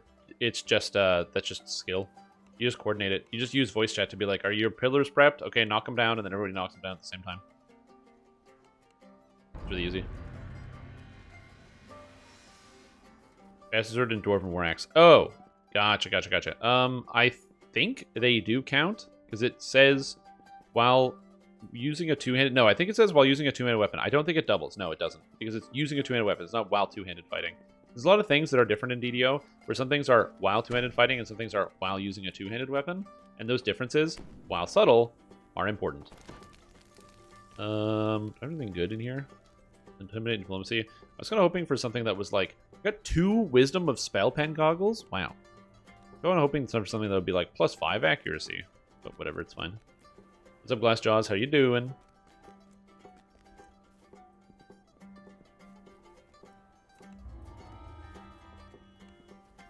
Yeah. You can do mechanics? Well, yeah, that's just assuming the game works. Like, I'm not saying you can't do the mechanics like it's impossible every time, but the average experience is that you won't be able to do the mechanics because the entire raid freezes and you lose. The last 2 times I've done Hunter Be Hunted, we had a full raid wipe and had to restart the raid because the ghost spawned, the entire game froze, we couldn't do anything for almost 15 seconds, and we had to restart the raid. That was in December. So, I can understand that other people have the mythical experience where the video game Dungeons & Dragons Online functions under some context in raids. And I'm glad that people have that experience, because it's good that there is someone out there that has that experience. I'm just saying, I don't. I enter the raid, and then the raid entirely and totally freezes, and everyone, save maybe the tank, dies, and we have to restart the raid and do it again. Hunter Be Hunted, unless if you're doing it on hard mode, you don't usually die, or everyone doesn't die when that happens. But Hunter Be Hunted on elite difficulty very often has a one full reset per run on elite or higher. That's the average for me. And I don't mean one full reset as in people aren't doing the mechanics or walking over the thing. I mean you cannot, because when the ghost gets summoned, no one can move anymore, and things are just slowly stuck, and you're just watching the timers count down, and you wish you could move, but you can't move because the game doesn't work at all, and DDO doesn't function in raids. Raiding in DDO isn't fun. You can't convince me otherwise. It's not fun. It doesn't function. Raiding in DDO doesn't work. And honestly, in my opinion, I think SSG should stop producing raids for the game until they can fix it. That's just my personal opinion. There's a raid coming out with the new expansion, and I think the raid is going to be hopefully fun for some people that like raiding, but I think they shouldn't produce it. I think they should not work on raids, and they should fix the issues with the game not functioning in any capacity, even a little bit, before they work on more raids. That's my personal opinion. I'm not saying don't produce content. Give us quests. Quests perform significantly better than raids on average. So just give us like 3 extra quests instead of a raid. Make them hard quests if you want. Make them raid adjacent quests or something. Sort of like the extreme challenge dungeons that we got. And then yeah, just focus on quest content instead of raid content. So yeah. Money transfer to popular servers, they don't have to play solo. I mean, I don't know if that's the case, but maybe.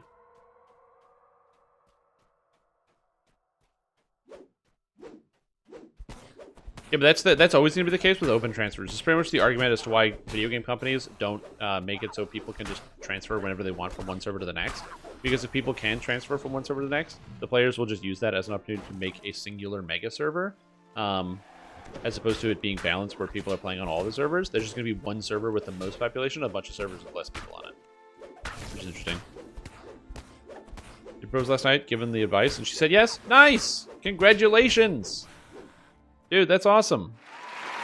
Congratulations, Rhino. Congratulations. I'm very happy to hear that.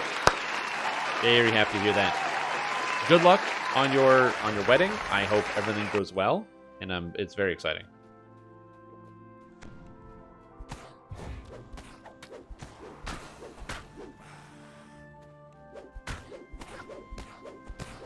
So yeah.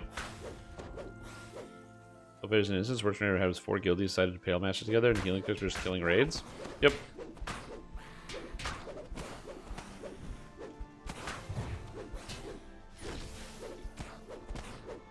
Had this issue forever and capitalize on it because why fix it when they can make bank from transfers? Well, I think that you're only looking at it from one perspective of the fact that companies make money. The companies do make money, but also people make bad decisions, and it would be also bad for the game if people could just transfer freely. Those two things can both be true.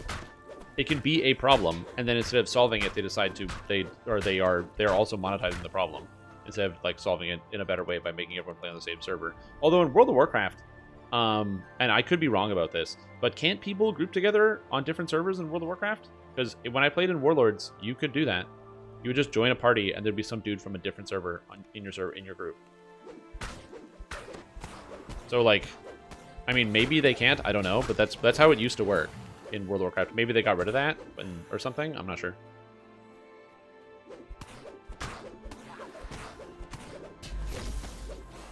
Yeah. Like, for Mythic raiding, you had to play on the server of your guild, but for everything else, you didn't have to. Orion, and now my monster manual doesn't work for anything I had discovered beforehand. Yeah, you'll have to reincarnate to fix that. Has Hardcore League been? It's been okay. I mean, it was the same as Hardcore 3, so it's the easiest Hardcore League of all time. Yeah. A lot of cross-faction stuff? Whoa, that's crazy. No easy feat. A classic, this wasn't the thing for years? Oh, yeah, well, I'm talking about stuff that's like 10 years old, though. Season Discovery was the same way. Yeah, but World of Warcraft Classic is literally a sham. It's just straight-up garbage. It's like, I'm just going to say this very plainly and truthfully. World of Warcraft Classic is actual trash. It is trash. It is not good. It is a bad product. And it's being sold to people on the basis of nostalgia. And people that buy into it for nostalgia, that's okay. I also like bad products because of nostalgia. I am also subject to this. I am not making a claim about the nature of the people that are buying into it or that are trying to have fun with WoW Classic right now. You can still enjoy it. You can say, I like this thing, but it is a bad product. They have bad features. They don't have quality of life. They charge you extra for everything, and everything takes a million years for no reason because it is a bad product. It is not designed to be a good product. It was never designed with the intention of being a good product. So as long as we're all on the same page about that, then it's fine.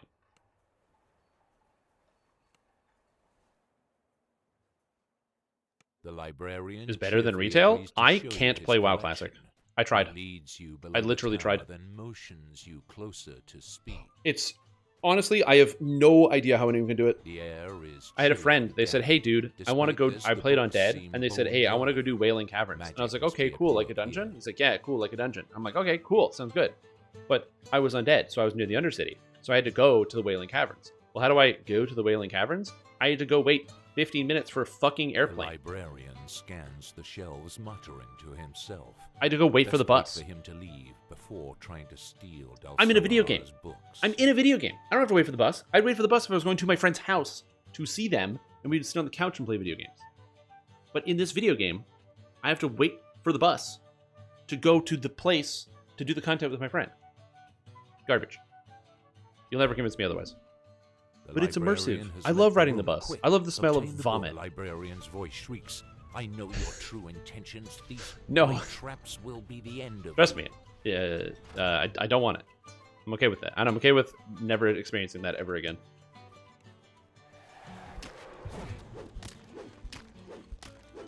Yeah, every adventure remembers when they had to wait for the bus to go on adventures. No, none of that. Like, I don't think you should have to teleport to everywhere you want to go. Exploring the world is an important part of the video game. But, like, you know, moving between major cities, having to take actual, tangible minutes of waiting, and let's just say, hypothetically, You go to wait for the bus, and you just miss the bus. So now you have to wait for the next bus. But if you like decide to go to the bathroom at the wrong time and you miss the bus again, no, absolute madness, complete waste of time. Also, waiting for your mana to recover out of combat, I couldn't stand that either. Having to take my character and have them sit down and have them eat food between combats is madness. No thanks.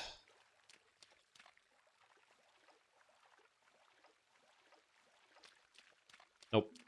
Doesn't matter. Yeah, something about not respecting your time. Every 3 months all the gear was irrelevant, and the basic quest gives better than raid gear. On a new expansion, which is not every 3 months, it's every 1 point, or like every 18 or 19 months, 18 to 20 months, but no.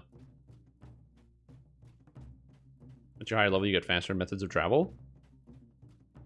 No. If you're a warrior and you're in Undercity, you gotta go catch that fucking Zeppelin. I don't know what to tell you. You can tell me that as a warrior you can get there some other way, like as a warrior, but I'm just gonna tell you, you're not swimming across that ocean. You're waiting for the Zeppelin. That's how it works. Message a mage and buy a teleport? No, that's stupid. That's a bad system. What if there isn't a mage online? What if you just can't find a mage to teleport you because you're playing on a smaller server? So now population is the answer to the problem. Everybody buys portals and summons. So you're literally arguing for the exact same thing that you were arguing against in Dungeons & Dragons Online. Do you not see the hypocrisy of this? I have to transfer off of my server because I don't have people to play with in the endgame. Also, if I play on a server that doesn't have mages for teleports, I also have to transfer my server. Because there isn't a solution in the game for either of these problems. It's the same garbage.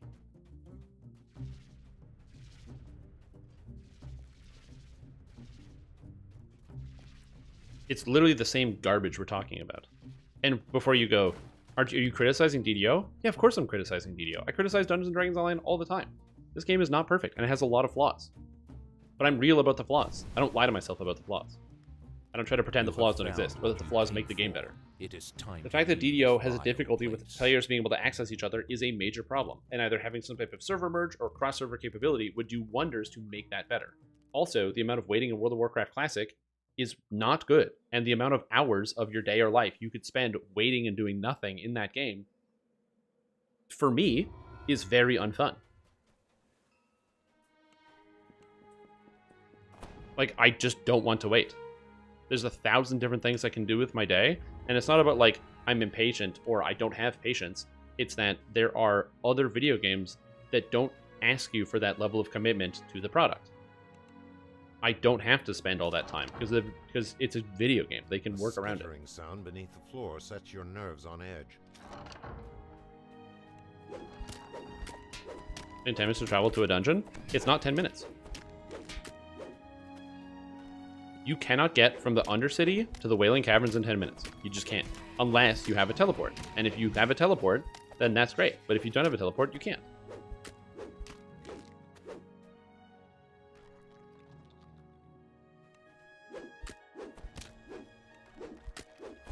I'm saying that it would be a better game if when you went to this area with the Zeppelin, you climbed the tower and there was a guy that said, hey, do you want to ride the Zeppelin? And then you rode it and it teleported you from the one place to the next instead of waiting for the physical bus.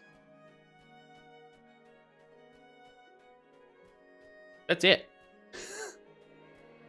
I'm not saying that the idea that you have to go to the Zeppelin place is the problem. But if I go there, why do I have to also wait for the Zeppelin? It adds nothing to the video game. And that sort of stuff is the thing that bothers me. It's the lack of quality of life. It's the frustrating elements of that game.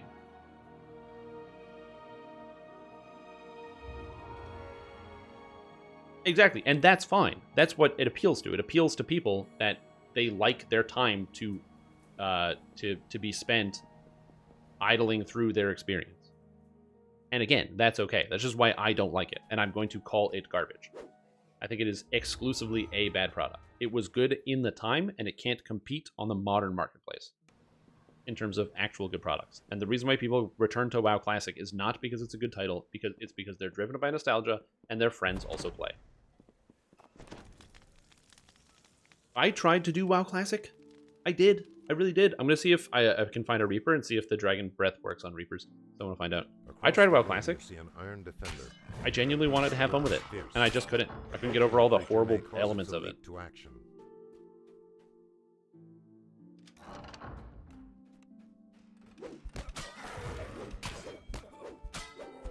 Too much. I don't like it. I don't know how we got on this topic, but I do think that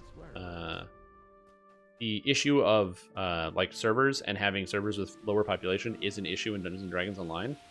And I don't really...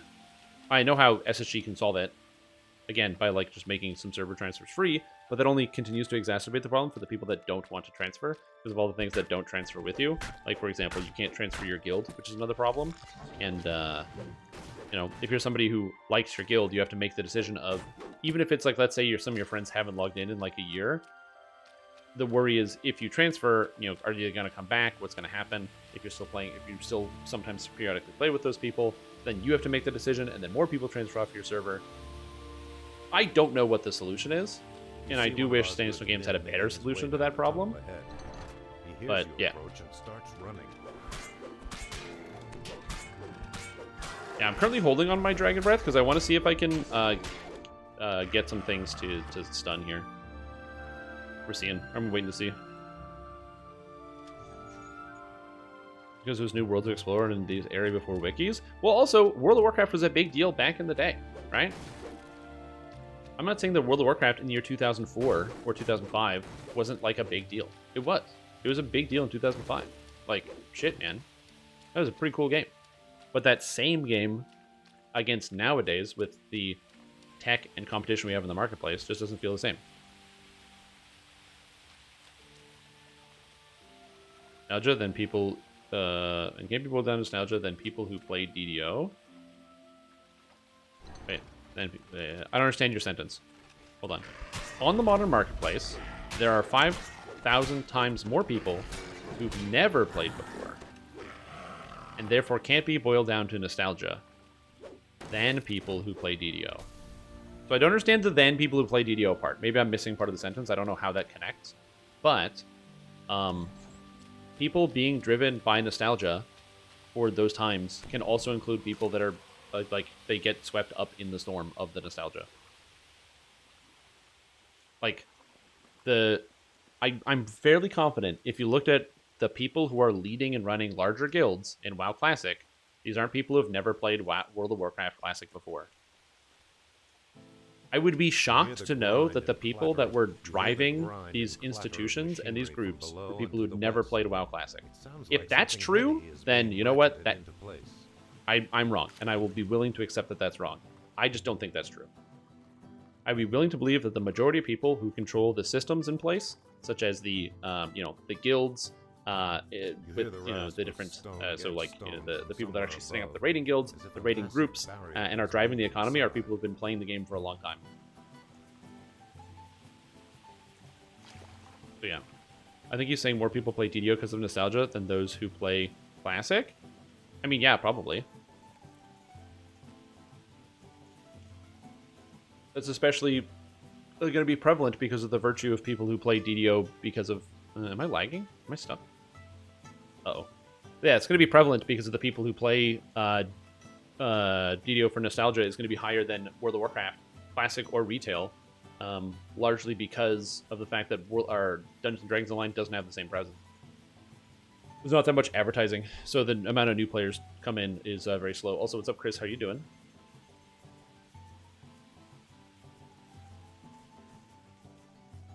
Beyond excited to play it yourself. I'm level 4, and I'm having a pretty good time with it. Check this out. See all these bad guys? They're going to rush at me? Watch this. Whoop. I stunned them all, using my dragon shout. And now they're all dead. So yeah, the Dragon's Roar, very good. Big fan.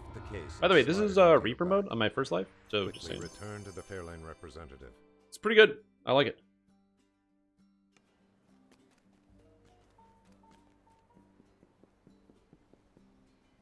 Fun. I don't find Classic, but I can't deny it's way more immersive than lobbies. For sure. I just want to be super clear.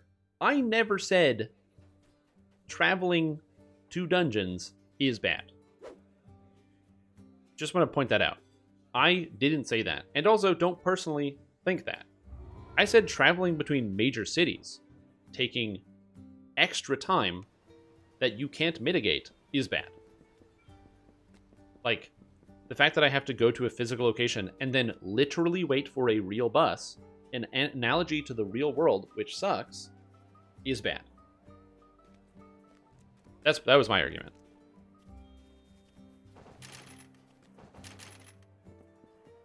That buses are bad. Or something. Okay. Dragon's Roar is good. Oh yeah, Dragon's Might. Let's get that on there. Have I found a weapon yet that replaces my current weapon? No. Mine is Constitution. It's pretty good. Everybody's finding strength here. Shatter. Oh! I got the Sunder item. Let's go. I have armor, which I could use. So yeah. That's my issue. Sometimes it can be chill, sometimes it's annoying. Yeah, like I said, I don't mind like going and like meeting up at a dungeon or a place. Because you have to like explore the world and find your way there. I just don't want to wait for a bus. So you're using... Oh, they do a melee artificer using bastard swords? You hope they do? I don't know who they is. I am doing a melee artificer using bastard swords right now. I'll be posting a build for it soon. Hates public transit? I take the bus all the time. I actually think public transit is very good. And is an important part of any functioning society. Allowing people to go from like across large distances within your city, especially for cheap, is very important in a modern society. And it's a very, very good thing. Then spew noxious fumes into the tunnel. There does not seem to be a way to and cities where, or in locations where there isn't good and robust public transit, you know, I'm not a huge fan of, because I think that it's important for the common person, the person who has to go to work and has a job and, you know, got stuff to do. So yeah, public transit good. But I don't want public transit in my video game where it's artificial. It doesn't take time to go from one place to another place in a video game unless you make it take time. The real world actually takes time because matter physically has to move. Bits in the game don't have to. Archetype in use 6 or Dragonlord would be the first archetype released individually? It's a good question. I don't know. It appears to be the safest place to leave. Yeah.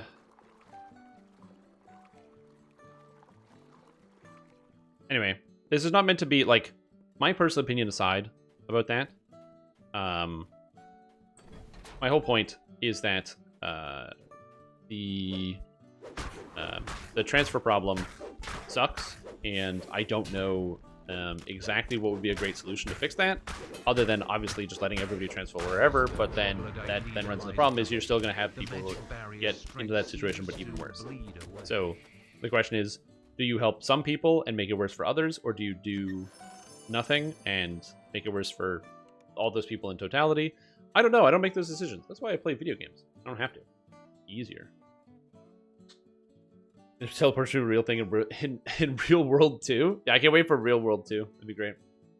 The EQ2 Griffin Towers, where they're always waiting for you, but you have to sit and watch your guy fly over the zone, essentially not being able to do anything while you look at inventory stat screens. You answered that before. Sorry, you missed that. So, when it comes to the travel where your character goes from set location to set location, I also don't like that. But I will say that even though that is the case, that I don't like it, I still prefer it because on your part, there's no chance you could miss your opportunity to go somewhere. When you go to the Griffin Tower and you get your ride and it starts to fly, I can then start to fly and then go take a shit. I can take the longest shit of my life. I can just blast my ass for 20 minutes. And when I come back, my character will always be at the next location. There's no chance my character doesn't make it there. But if I want to go from the Undercity to Ogremar, and I'm sitting there waiting for that Zeppelin, and I gotta go to the bathroom, I have to wait. Because if I walk away from the keyboard, I'm gonna miss that trip. And it wastes my time.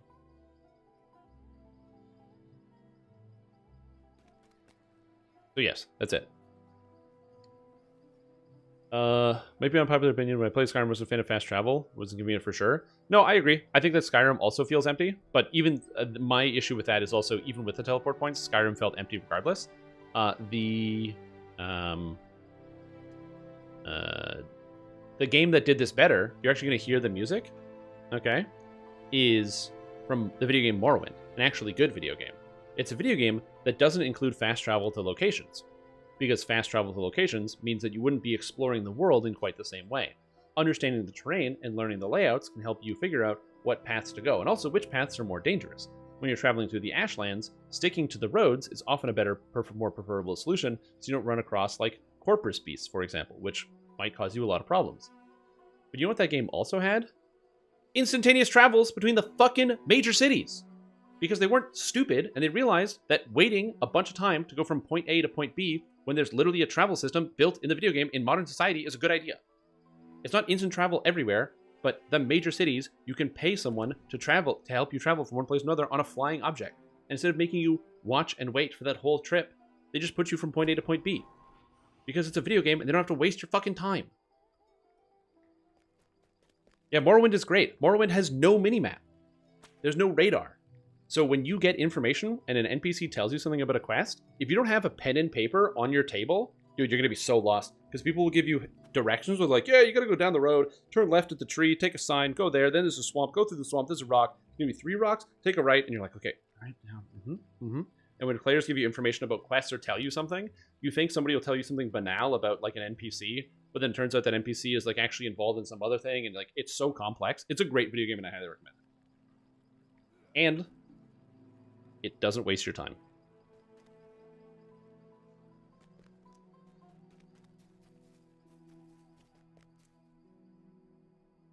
So yeah.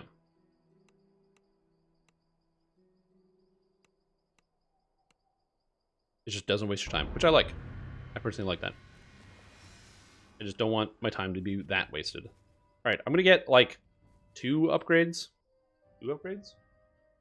What's the strength item in Feywild? What's the strength item? It's the belt of the ram? I'm gonna grab the belt of the ram. So I have a strength item. No, it's the cloak, right? Yeah, it's the cloak. I'm gonna grab the cloak. Cloak of Summer. Belt of the ram's the other thing. I'm just gonna grab the Cloak of Summer. I just want to have one item that gives me strength on this character, because I haven't found one yet. And it's pretty useful to have. Cloak of Summer, thank you. I don't know how I got the belt instead. My brain is just working the other way today. Cloak of Summer, thank you. I'm trying to avoid using gear on this character. I just am lazy and don't want to go try to find a randomly generated strength item or drink strength potions all the time. So this just saves me having to do that. And, oh, right, because that also gives Ram's Might. It's built with the Ram, obviously. Alrighty. Now we move. But yeah, anyway. Like I said, I just like it when video games don't waste your time. And I feel like World of Warcraft wastes just a little bit too much of my time.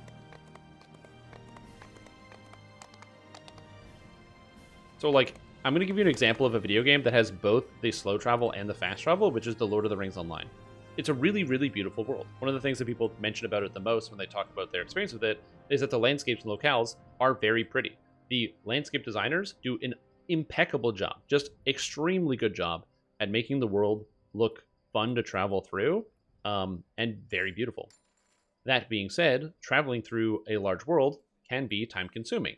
So the way that they work it is that when you complete a zone in Lord of the Rings Online, when you've done the quests and you've finished everything, you then get a teleport that brings you to that area's capital. So to go to the areas around, you still have to go there. But it means if you're like, okay, I need to go to, you know, this one area, I did the quests already, so now I have the teleport there, so now I can go do something else if you want to go somewhere.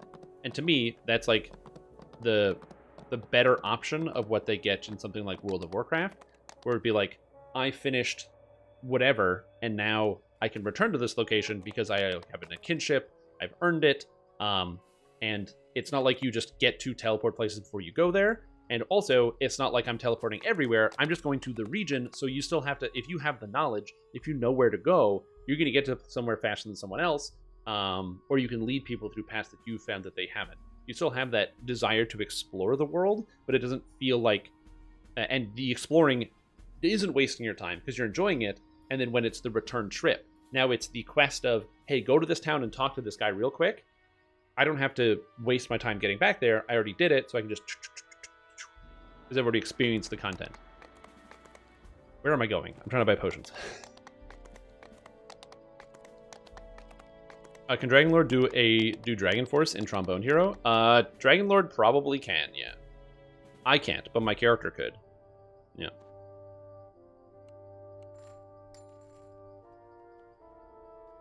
And electricity, please.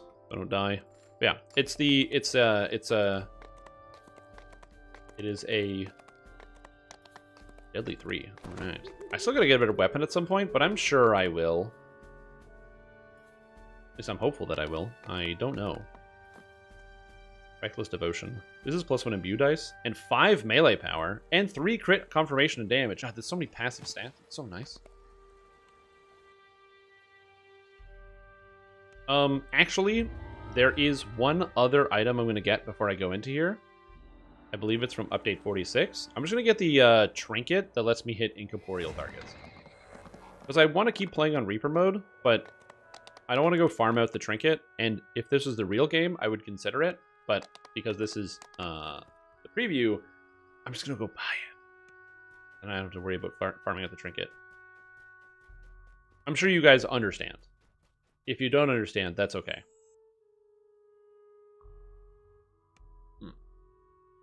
But yeah, so far, Dragonlord feels fun to play. Is it the best? But it's pretty good. I'm enjoying myself quite a bit. Update 46 loot. It's 46, right? Yeah, it is. Yes. I don't know how I knew this was 46. I spent too much time playing this video game. Book of Spirits. I am. My memory's over Morrowind, but House Redoran did waste your time and your nerves. Yeah, House Redoran is very annoying. Yeah. Although I will say this, on most of my playthroughs, I do join House Redoran, because I don't like Telvanni pretty much at all. Although Hlaalu's also not a bad option. Hlaalu is also not a bad option.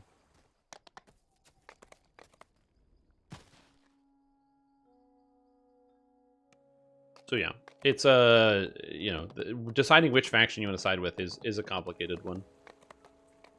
I don't remember. Can you side with all 3? Well, yeah, of course. But you have to remember as well that, like, that's how things go. You know, the Empire kind of, you know, they are, in fact, you know, the Hlaalu do bend the knee to the Empire. But, you know, the Empire doesn't get smaller. It does by Skyrim days, but it's not in Oblivion days. You still have hope that the potential second archetype will be Sork? I don't want Dragon Sork. I want Force Sork. I want a Sorcerer. So if they do make Dragon Sorcerer, I mean, they could, but I want Sorcerer. Please. Please give me Sorcerer. Yes, despite some claims in the forums. Enough differently to feel worth playing instead. Well, the thing about Dragonlord is it's got the support, right? So, like, I have improved trip here, which is reasonable. And improved trip in Dreadnought, allowing you to get helpless damage on a target, is very interesting, because you can use that for undead, as an example, which can be quite nice on a melee who traditionally can't do that. Also, this Dragon Scream, the Roar, is quite interesting. And just the general amount of utility you get on this is also interesting. So we'll see. Exactly, the Sorcerer. I want it. Force user Dragon Monk Keycaster. Yeah, I think people were talking about Dragon Monk, and I'm pretty sure Dragon Monk is like a different kind of character. Oh, I was supposed to get Gyar's Boots of Dashing. I didn't do that. That would have been a good idea. Apparently I have haste potions. Ho ho ho ho.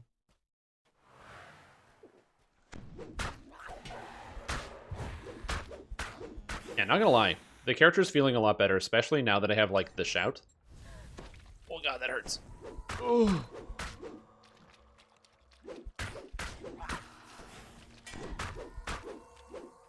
I'm drinking potions. Do double force ruin? No, because Draconic Incarnation doesn't have it. I'm talking about Sorcerer specifically. Okay, can we stun a Reaper? The answer is yes, we can. Nice. Okay, so the Dragon Shout does work on Reapers. Oh, that's a lot of hit point damage. Oh, I don't have... I was like, why is my Sunder not working? It's because I took Improved Sunder, and then I never used it my entire... Or every time I pressed it, I didn't notice my character wasn't actually doing anything. Here we go. Did the work can't be used while raging. Maybe intentional. The trance isn't refreshed on successful attacks, and also doesn't grant insight to hit. Yeah, that's bugs. I didn't realize it didn't give insightful to hit. I didn't actually check the numbers. I just kind of assumed that they were working. I was going to look into it later, but good to know that it's not working. So that my hit chance did not get helped by taking the trance, which is a huge problem because I need the hit chance, dude. I need the hit chance. There's no healing amp in the tree. The healing amp is in Raptor. Yeah. Short of the shout right now. Feels pretty boring at the moment. Excited for the shout. Yeah, well, I mean, if you're low level, remember that pretty much every character from level 1 to like 3 or 4 is just melee attack, right? But yeah, the roar not being used while raging doesn't feel intentional because Draconic Incarnation has raging elements to it.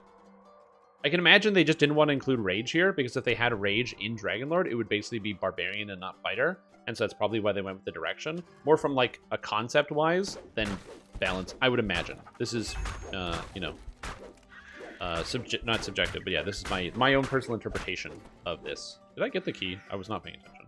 No, I didn't. Did I see the key?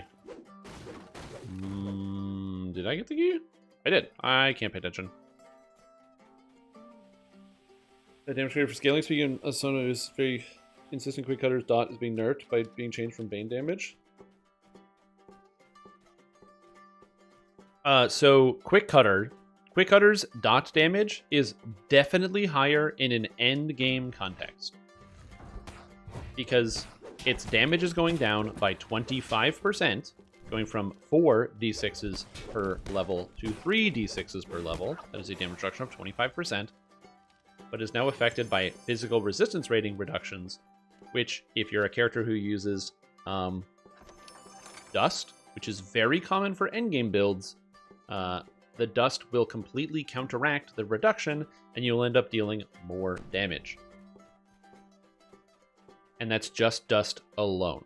You hear an arrogant and loud... Does that mean the damage is good? I didn't say that, but I definitely think it is not directly a nerf to the dot damage because of the scaling of debuffs on enemies.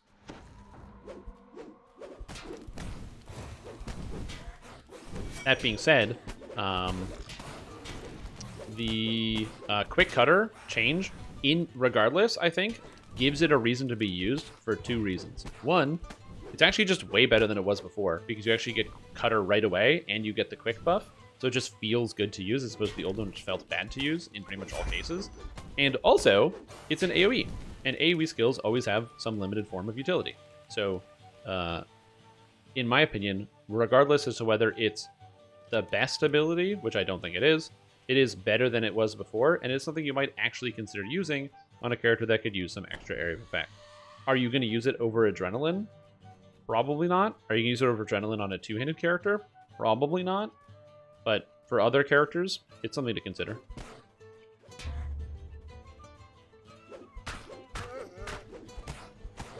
Yeah, I mean, they did unnerf it a little bit, so it's now only going to be doing half damage instead of 60 or instead of 40% of damage. Yeah, they walked it back, and they might continue to walk it back depending on people's feedback. So yeah. Like, I recently used Quick Cutter, so again, I feel like I'm not uniquely positioned, but I do think my opinion does carry some amount of weight. I recently used Quick Cutter on a build, for real. Like, that was not a joke. And, I mean, the build was kind of a joke, but the damage wasn't bad. And I found it just was clunky. Like, the main issue of the Quick Cutter was that Quick Cutter, if you needed to use it twice for it to be effective, and most of the time, you got the first hit, and then there was a good chance the fight was over before you got the second hit off. Which speaks to the time to kill, and maybe that's an issue in DDO. For the fact that, you know, monsters are dying so quickly that 6-second cooldown is too long to get a second use of an attack in a single fight. That, you know, that could be speaking to, like, that as a general problem, and I do understand that. But, yeah, it was just clunky, and it did not feel very good, unfortunately. And every other push strike? Yes, they just have to uncap the max cash level. If they just uncap the max cash level, all of them are going to feel so good. That's all they need to do.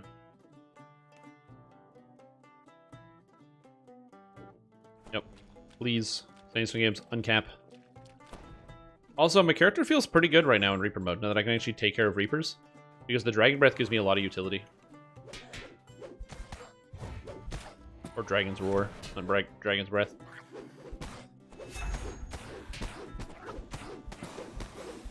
And the trips and the stuns. I'm the tactical master. If I hit more often, it would be even better, but I don't have an accuracy item.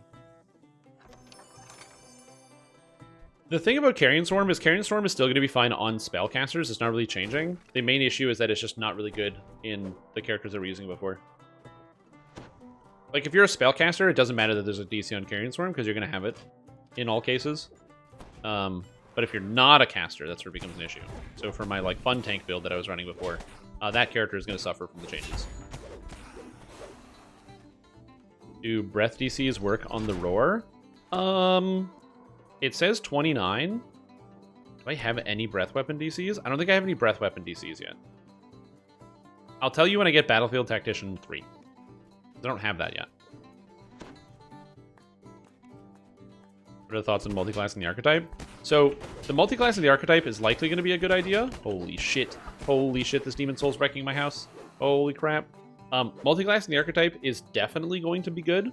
And the main reason is because the strength trance is going to be really good for multi-class characters.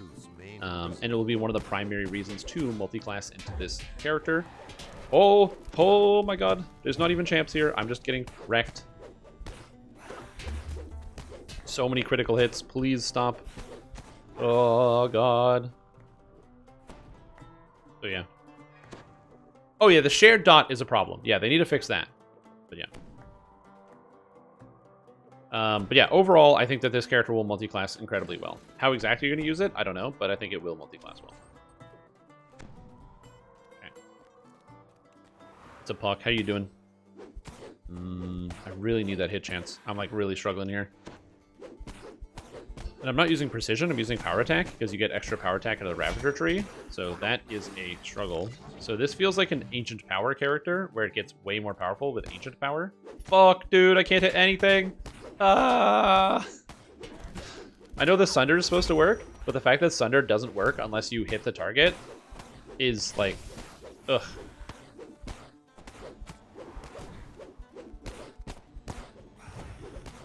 Oh shit, the curse. What a dreadful night to have a curse. Okay. Okay. Oh, the double trip! Get him! Woo! Feels good. If I transfer my main character to Lamannia, it makes a copy? That's correct. It's a character copy. You're not transferring the character. Don't worry, because it doesn't get centered mauls. Dragonlord does not get centered mauls.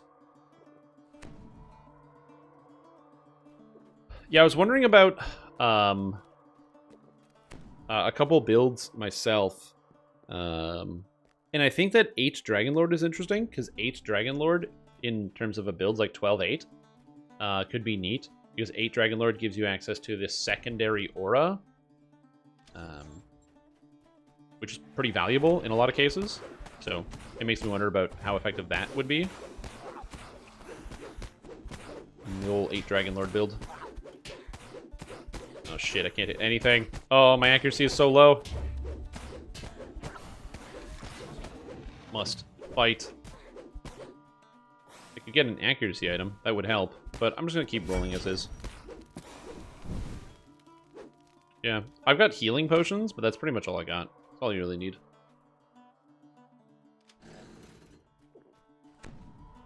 Yeah, the DC is fantastic on this character because you get 1, 2, 3, 4, 4 DCs here and 1 per core, or 1. Oh no, it's just 1 here. Is there another one somewhere?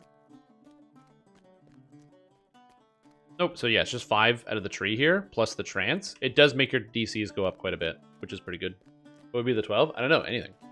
It could be War Chanter, or like Bard. You could do Barbarian. You could do Cleric. You could do pretty much any regular melee. You could do Monk. So you have like a Henshin Mystic, but you do 8 Dragonlord for the aura. Oh yeah, and the Tactics aura. I did take the Tactics aura on this character, so I'm using the Tactics aura right now, which also helps out. I have Therixada's Instinct. Also, I think that a tank Dragonlord is also a neat idea, because tank Dragonlord can take stuff like Therixada's Instinct and give all their allies bonus to tactical DCs, which is just wacky.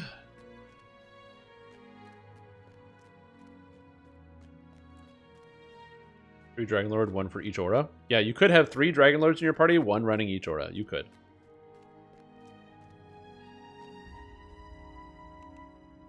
I don't think you would do that. Oh, Druid! I didn't even think about that. A Strength Trance with Bear Druid? Because you could do 317 and still be pretty happy with that on a Druid. Although, bears don't need 9th level spells. If anything, you just want Tremor, which is 12. That's not a bad combo either. Not a bad combo. I mean, hell, you could go Falchion with a bear, but then go tier 5 of Dragonlord for the Conqueror for +2 crit multi. So you're +2 crit multi bear, and you still get Raging plus all the other stuff, and you get Action Boost Haste built into your character, and Strength Trance.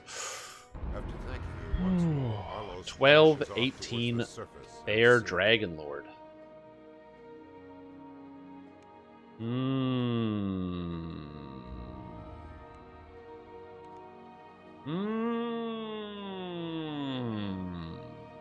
Okay, I like this. I didn't even think of that until just now.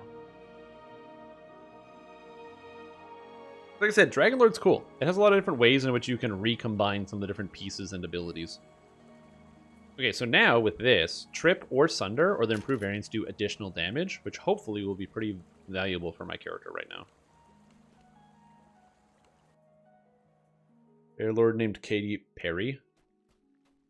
Why is the character named Katy Perry? Oh, so you can hear her roar? I gotcha. Yeah. Not gonna lie, as somebody who does like Katy Perry's music, that was not my favorite song. He was slow and a little repetitive. And that's my evaluation. Blight Wolf Dragonlord might be cool.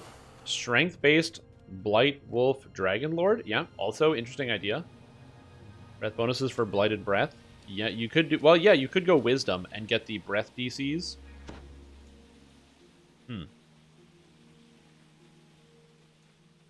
That's interesting. Plus, Tier 5 Dragonlord would be good for the Wolf because you get +2 multi. Again, you could do the Falchion thing. Also a good idea. I'm AD. Sorry? You're a dad? Me too. Oh, well, not that I'm not actually a dad. I feel like you guys are like my kids. We hang out sometimes, but not all the time. And sometimes you'll like, you know, you'll be like, hey, are you going to do this thing? And then I'll just disappoint you by not doing it. Like a true dad fashion, so. Dude, look how sick this is. Dark Lord? No. Dragonlord, man. Not have expected you to like Katy Perry? Really? Man, I saw the Katy Perry movie when it came out. You know why? Because a girl asked me to go see it with her. And I was like, yeah, Absolutely. I'll go see this movie. It was a good time. And then after watching the film, I felt a lot of secondhand anxiety from watching it. Fuck. I was so close. I was so close. If I just didn't miss the Carnage Reaper again, I would have lived, but I died. Alright, restart. Damn. The Reaper made his save against my Dragonlord, which admittedly isn't that high. Currently it's only DC 31. 31? It made its save against a 31? Ugh. Okay, I actually thought that was worse, but yeah. Fit for PDK Dragonlord is? Yeah, it is. Except for the fact that you have to get a Heart of Wood to play one. It'll be good for hardcore, though. How do I get all my health back? Isn't there a guy here that gets my health back? Thanks. Damage tactics, charisma to tactics. Yep. How many pass size Reaper points does this guy have? 0. This is a first life character. I should spend my Reaper point that I have. I'm making a brand new Dragonlord, and I also don't have, like, any gear, really. This is what I've found. I got these fortification bracers I found. I got this helmet of sheltering 5. I found a death block necklace. Rugged belt for 5 hit points. You know, just going through it. I'm just trying to see how the character generally feels as I go through. And I feel like I started doing Reaper mode because I felt like I could do it. And it's going okay. But yeah, the Reaper making it save and then me not landing attacks on it is a bit of a problem. Yeah, if this was Elite difficulty, that would have been no problem. That would have been no problem. I'd have been fine. But I'm playing on Reaper mode because I physically can. And yeah, I just want to see how it kind of goes. But I agree. So Purple Dragon Knight does fit very well with Dragonlord. But I was looking over how do you play Charisma Dragonlord, and I don't think that there's a lot of good ways to do it outside of Purple Dragon Knight or some type of like Sorcerer hybrid where you include a little bit of Sorcerer. So, for example, if you took 1 level of Sorcerer to get access to Magical Training, then you could play 18 Dragonlord, 1 Sorcerer, get access to Magical Training, use Fey Dark Illusionist because you have Magical Training for Charisma hit and damage, and your level of Sorcerer, you take Shield and Night Shield, get access to the 10 PRR and MRR from You Got My Back. Well, now we're feeling pretty good about this one. You know, it's feeling a little better. So like 18 Dragonlord, 1 Sorcerer, 1 Warlock, something like that. And you go Charisma based, you could probably do it. So you swap out the favorite soul you would normally take in for Sorcerer. But I don't know. It's still something to kind of think about, to noodle on. Yeah, I think that Dragonlord will be very, very good for new players. Also, it's cool. So, there's that. Why does it have to be Sorcerer if you already take Warlock? Oh, I was just thinking about the mana. You're right. You don't have to take Sorcerer. I was... yeah, true. You could do something else. I was thinking about the replacement for the favorite soul, but you don't have to replace the favorite soul, because that's not the key part. True. Very true. Okay. Reapers are immune to Sundering? That I didn't know.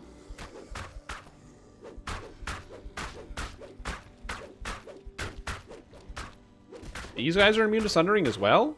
Interesting. Thing I didn't know. Also, if you're wondering, I am just going to repair all my weapons using the shards, because I can't be bothered to go just get extra weapons for the sake of just testing this stuff out. I'm not going to. What's up, Gwen? How you doing? Here we go. Treaty stack of Arcane Warrior. The thing is, I wanted SSG to make it so Dragon Breath scale off of the highest of any of your DCs, so I could do like the strength-based stacker and get Strength Dragon Breath, because I thought that would be kind of cool, and that didn't work. They after I reported the bug and was like, hey, this says it scales off of all ability swords and it doesn't, they were like, oh, we'll fix that bug. And then by fix that bug, they meant making it work the way I didn't want it to work. So, you know, which it happens. It's not the end of the world. I mean, it's kind of the end of the world, but it's not the end of the world. It's okay. Everything's fine. Everything's fine. Don't worry about it. Also, what's up, Cozy? How you doing? How are you? Or you and our things you have that are yours. You could be bothered to walk from Korthos. Well, yeah. Down this shaft would be deadly. I'm sad there were alignment restrictions on trances. That's probably for balance reasons more than anything else. For the stream, can I get a TLDR on the Dragon Shout thing that stuns? Yeah, so this is the Dragonlord. The Dragonlord is a fighter archetype. Archetypes are alternate versions of base classes. So, for example, it's like regular fighter, except, and then there's a bunch of conditions on it. The conditions on this character is instead of getting the Kensai tree, it gets the Dragonlord tree. And the Dragonlord gets an ability called Dragon's Roar, which dazes everything in a cone in front of you. So you do this like big shout, and then it stuns everything in front of you, which is very thematic because dragons are often about controlling environments through fear. That's kind of like one of their things that they do. And so it fit very thematically with the idea of a dragon having a great roar and paralyzing everything in front of it with fear.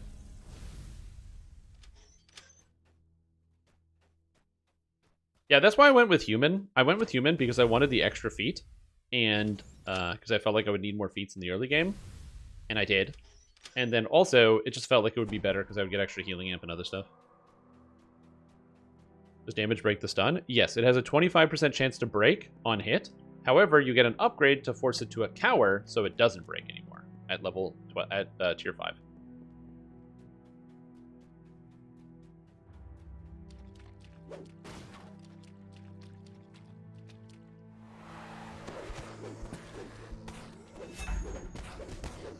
Come on, die.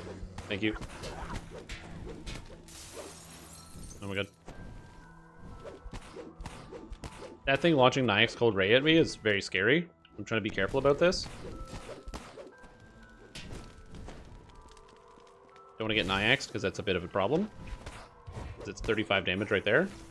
Keep healing. It's fine. We're gonna get him with the Dragon Roar. Dragon Roar. Dragon Roar. I got one. I missed the other.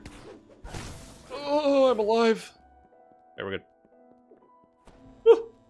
What's up, one-hand player? How are you doing? And Cower makes helpless? Yeah, the Cower also makes them helpless, whereas the first version doesn't make them helpless. So it's like the upgrade. I like stuff like that, where you like understand it conceptually and you can use it effectively, and then as you get higher level, you can then more efficiently use the character as is. Multi with Bard and use the War Chanter tacticals. Yeah, there's a lot of options for Dragonlord. Because I really like the design of Dragonlord.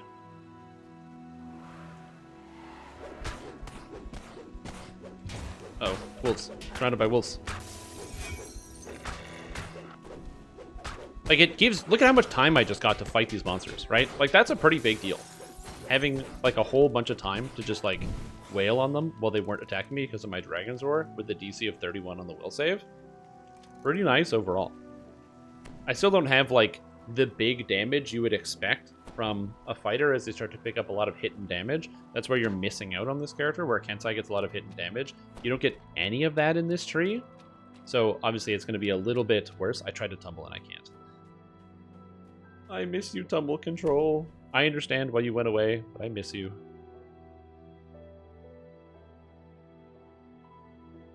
Trip. Miss.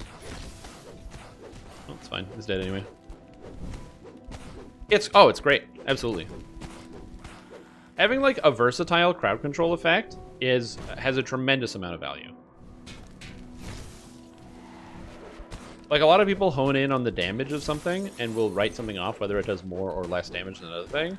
But the value in terms of the variety of attacks and the versatility of your character, to me, that's a pretty big deal. Rolling ones doesn't help, but yeah.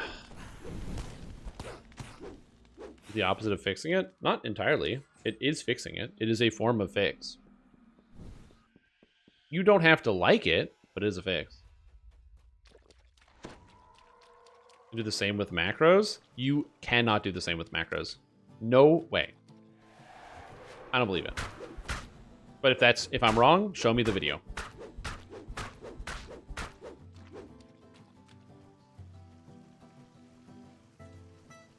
It gets different tree than Stalwart and Vanguard.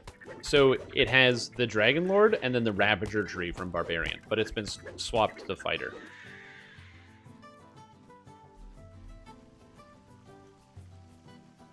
So yeah. You have a command setup for the Lamannia notes? No, I posted a YouTube video. I could have a command set up for the Lamannia notes. I don't, but I could. It's a good idea. No, I'm gonna lose because I didn't get my stun because I wasn't facing the kobold. No. Okay. Alright, we're not dead yet. Oh, God. You know what? Just get this. 39 hit points is better than nothing. Okay, these guys have to slowly meander their way up to me. Oh, I got the stun! Oh, the stun is good when it actually works. Please die. Thank you. But yeah, I basically give you the highlights of what you need to know about each individual thing and kind of go, touch on each of the subjects. I don't go line for line through each code or each thing, but I give you like the highlights of what goes on throughout the patch so people are able to see it. Make it give me manually tumble spamming. Oh, yeah. But remember that when you do this, you're still losing the forward momentum. The benefit of the tumble, the way it was before, is you would keep your walking momentum with your tumbling momentum. They would add together. Now you don't get that anymore. A video about vampire with the barbarian class. Make a video about monk vampire, please. Vampire with the barbarian class. Did I do that? Am I misremembering my own life? Did I make an undead barbarian? I don't remember doing that, but I will check it out. Morbius? Well, that's not... That wasn't mine. That was Axlet's build. That's the Axlet Morbius build. I cannot take credit for Morbius. Michael Morbius is a... Well, it's a Marvel product, but also, even the idea for the build is not mine.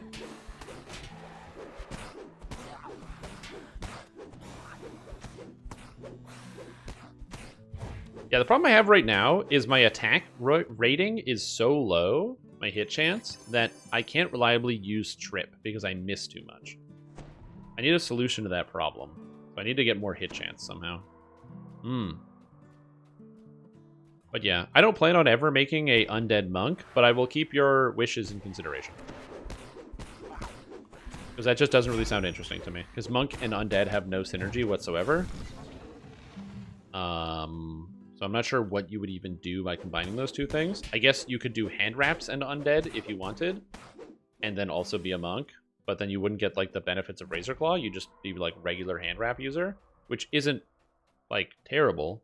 But I still don't know what the point, like, I don't know what the, like, what are we trying to achieve, I guess? If that makes sense? Like, what's the goal? Because again, if you want like a feral vampire, then the Morbius build really hits the nail on the head right there. Big claws running around, slashing people. I just don't know what you get out of monk. So if you want monk as a undead, or like a vampire monk, what's the motivation? What am I missing? What am I not seeing?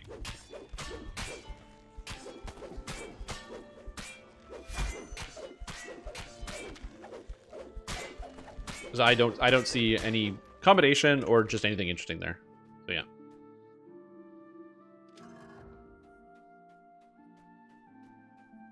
All right, I'm gonna find this dead child eventually.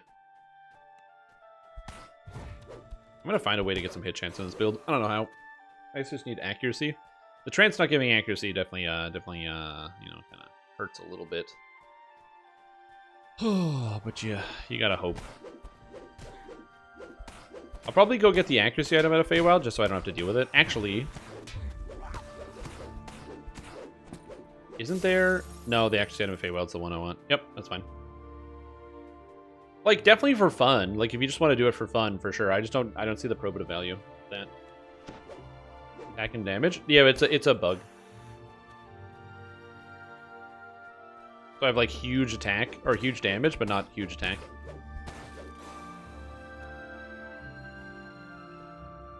Like, that's just a bug on Lamannia. I don't think that was meant to be intentional. We're on the preview server, so you kind of have to expect that there are going to be bugs in some of the stuff. Holy moly, stop doing what you're doing to me.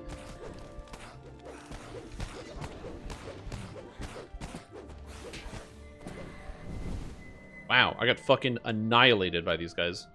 Two of the biggest champs in the group managed to, like, dodge around my Dragon Breath, so I'm going to come back a third time. Damn, man, that sucks. Ugh. But sometimes, like I said, there's things like that where it's just I miss the targeting, and it takes practice to get used to the angles of the Dragon Breath. I really thought the first guy that hit me for almost 100 was in the Dragon Breath, and he wasn't. He was like right in front of me, and I just kind of missed it. So it is what it is.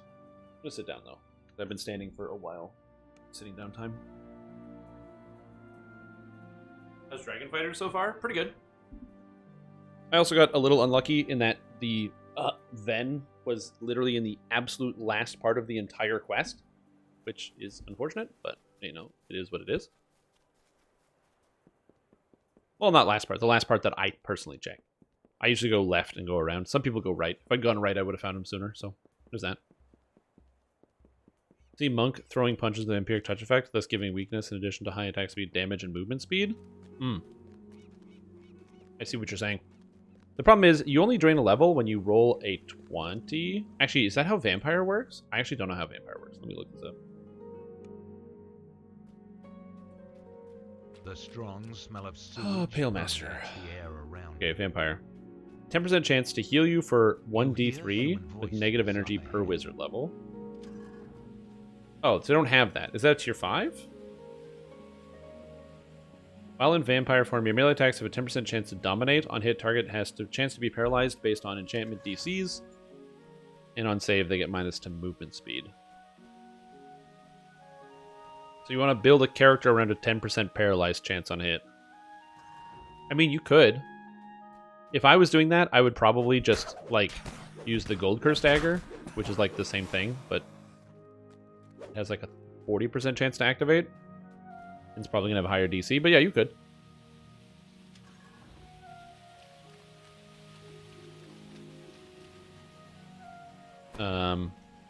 But yeah, that's something I've never considered before. I personally don't really like the Vampire form, if I'm being honest. I find it offers the least out of all the forms. The Wraith form gives you a whole bunch of defenses. The Lich form gives you a bunch of like just magical defenses and stuff, and also healing amplification and raw spell power. So from an outward caster perspective, it feels like it's strong. The zombie form gives you the melee damage and really helps you focus in on that. And I've played a build before where the zombie form actually was more effective than I had initially thought it would have been, and I enjoyed that quite a bit. But I don't really see the utility of the vampire form. I've never liked vampire form very much. But the vampire form gives you the red glowy eyes, right? So I guess that's also pretty cool. Some people do like the glowy eyes.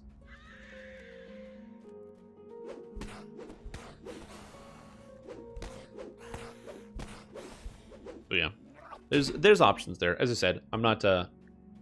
I don't know the answers. I don't know the answers there.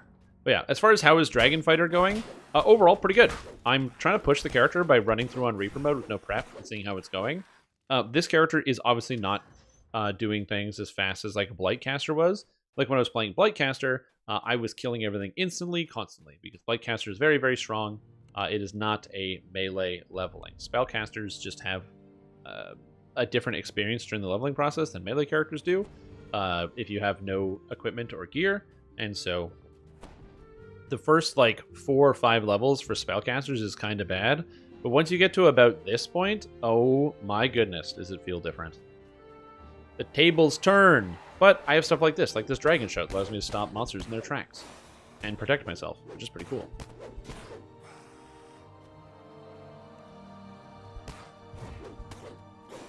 Yeah, the negative level core also works on critical hits as well. I don't know what I think it says Vorpal hits. It's not true. It's not Vorpal hits. It just works on all critical hits, making it much more powerful than it would otherwise look.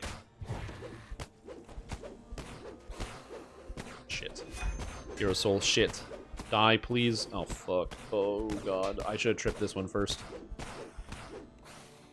Whew. Nice. Trance gave to hit. Yeah, that would help out a bit. I mean, it wouldn't give me that much. It would give me an extra 4 hit chance, but here, that's pretty valuable. Give a fighter past life. So the Dragonlord gives the Dragonlord past life, which counts as a fighter past life. The Dragonlord past life is +1 to damage with melee weapons and +1 to breath weapon DCs. So much like the other archetypes in the game, the past life that it gives counts as the base class, but it is a different version than the base class. So if you're trying to get completionist, you can play Dragonlord instead of fighter, and you will still get the fighter pass life. However, you will not get the base fighter pass life. You won't get the +1 to hit as well as +1 tactical DCs. Instead, you get +1 to melee damage as well as the breath weapon DCs. Does Dragonlord get second wind? Yes, Dragonlord also gets second wind. Are you going to put the updated Maverick Hunter build rearm changes up anytime soon? So I started working on it yesterday, Big Summit, and I'm going to be working on it throughout the next week or so. So the answer is over the next week or so, I will have an updated version. But I'm currently working on it. It's just that the new stuff came out for Lamannia, and it's on the preview, and I wanted to be able to test it out and see how it is. So I am. Yeah, it is nice to see, Matt. It is nice to see that the game is still growing. Dungeons & Dragons Online is one of my favorite games, and as somebody who's hasn't really stopped playing it for a extended period of time for the past several years, yeah, it's good to see that there's always new content coming out.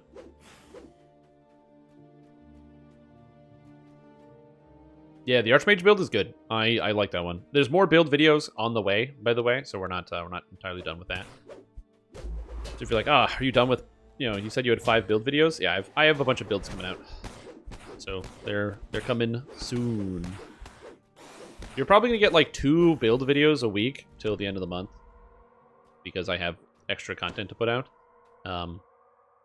Tomorrow, I'm going to be posting a kind of bigger analysis of Dragonlord and how it fits into a lot of other things, because I think that's a question a lot of people ask is how does Dragonlord fit into the game as it currently stands, which I think is an important question, and also what do you do with it? Is it good? Does it feel good to click around and play? That's why I'm playing this right now. I'm trying to get a good feel for it. Really get my hands in the spaghetti here, There's another Demon Soul here, which I want to trip. Trip. Good. These guys are coming in at me. And stun them.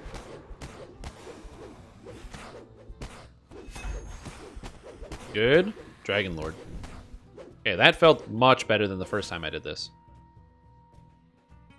That felt way better than the first time. Where are you, Ven?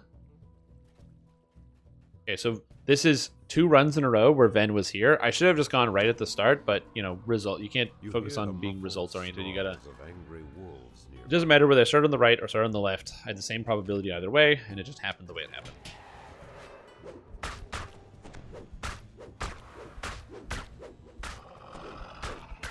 Gotcha. Alright. Nothing, nothing, nothing. Oh, never mind. I just missed him somewhere. I must have just not seen the corpse. Alright, we'll try again. Removing old playstyles? I agree. I also like the adding of archetypes as opposed to removing old playstyles. It's been a while since I just haven't been able to find him. Where was he that I missed him? He was probably at the very beginning, and I just didn't see it. Okay, where are we going? Where are we running? Will accept at quest gear farming due to very good CC. Probably so there's raised to less melee power than regular fighter. There's only one, so it's hard to tell. Well, it just does less damage than regular fighter. We don't need to, you don't need to guess at that one. This just straight up does less damage than regular fighter. Just yes. It hits less hard than Kensai does. But the question is, are the other things that you get in exchange for that good enough to leverage value to make it worth it, even in that context?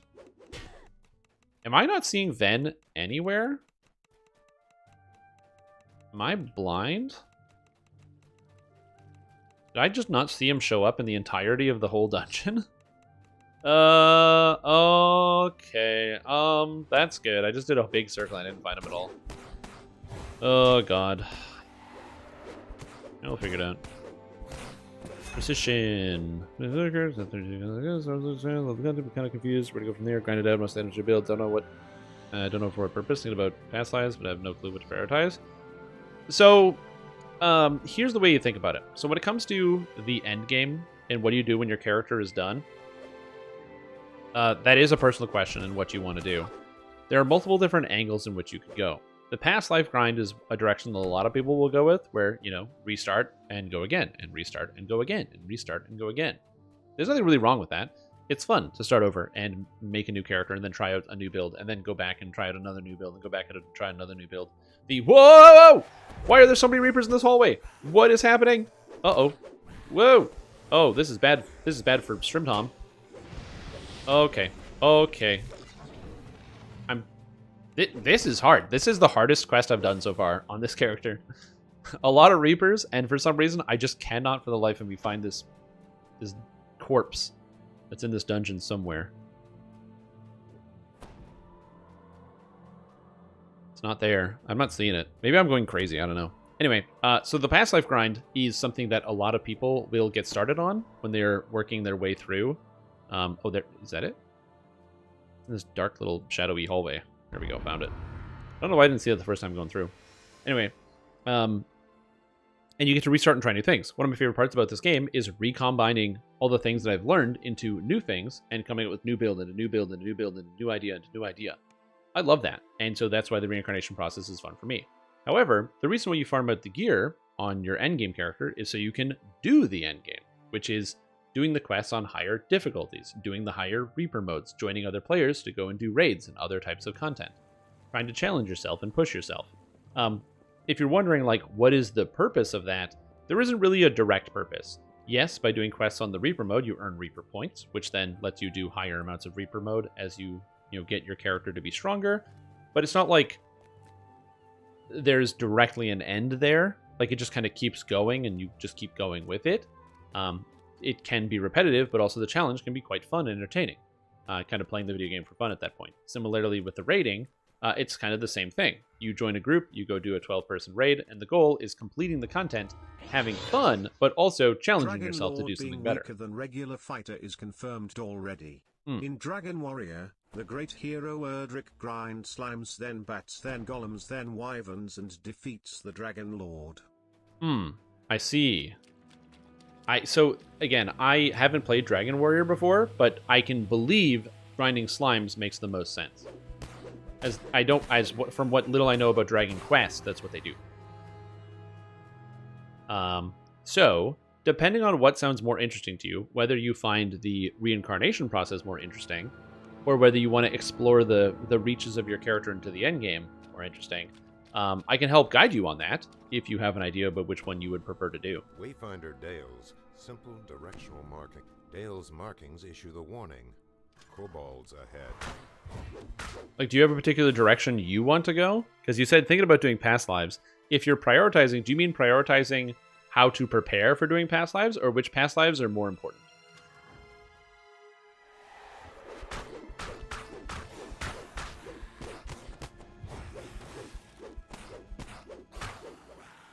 The reason I ask is because if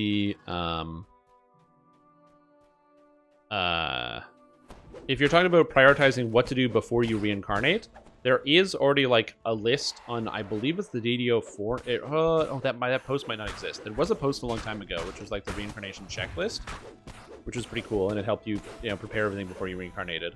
But also in terms of priority, understanding like what past lives are going to serve you better is more dependent on like what you kind of want to do with your character. What's your playstyle?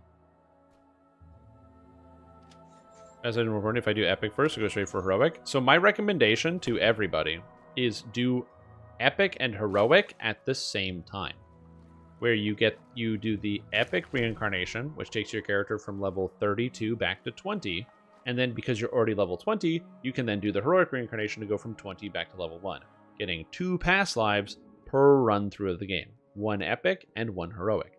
I also recommend you do the heroic past lives, which are the class-based ones, before the racial ones, specifically because the racial past lives take a lot more work and are a lot more time-consuming to acquire, for a greater benefit, for sure, but they're a lot more work and a lot more time-consuming. So I would recommend is really getting the high-yield stuff, which is the racial reincarnation, the heroic reincarnation. Get that under your belt first, sooner, and then go for the other one. I'm very happy I'm acid-based, but my god, this stuff hurts real bad. So, for example, let's say you played Stormsinger, and you think that Stormsinger is really fun, and you like other damage spellcasters. Well, the other damage spellcaster you should probably try out, or if you're going to keep trying out damage spellcasters, Evocation DCs are really good, and Sorcerer gives you that. So maybe you should try Sorcerer next, because it gives you bonus Evocation DCs to make your spells harder to resist, and it's really good for pretty much every damage caster. Or, if you're not sure, but you want to play a spellcaster next, but you're not sure which spellcaster, Wizard is also a good option, because Wizard can give you a bonus to all of your spell DCs, which is also pretty nice with a feat you can take. So there are some options there depending on the actual route in which you want to go through it. But for me personally, I would say I personally prefer to do the Heroic Completionist, get all the classes, and then go in for all the racial Completionist later, because again, the Heroic Completionist requires you to get 15 separate past lives, one of each class, versus the Racial Completionist requires you to get all racial past lives, which is 42. 42 is a much greater number than 15, and the time investment is much smaller. It's still a lot of time investment regardless, but yeah. Yeah, and also, yeah, Heroic Completionist lets you sample all the classes so you can get a feel for, like, I like this, I don't like that, and kind of really go through and explore everything that DDO has to offer. God, I wish I hit less, but I'm +9. Oh, jeez.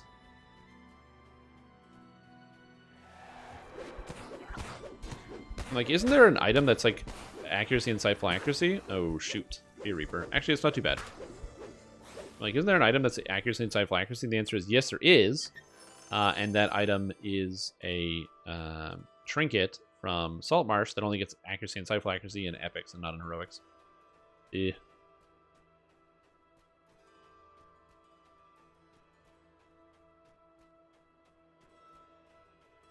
The Saltmarsh cloak, I don't think it has insightful accuracy, does it?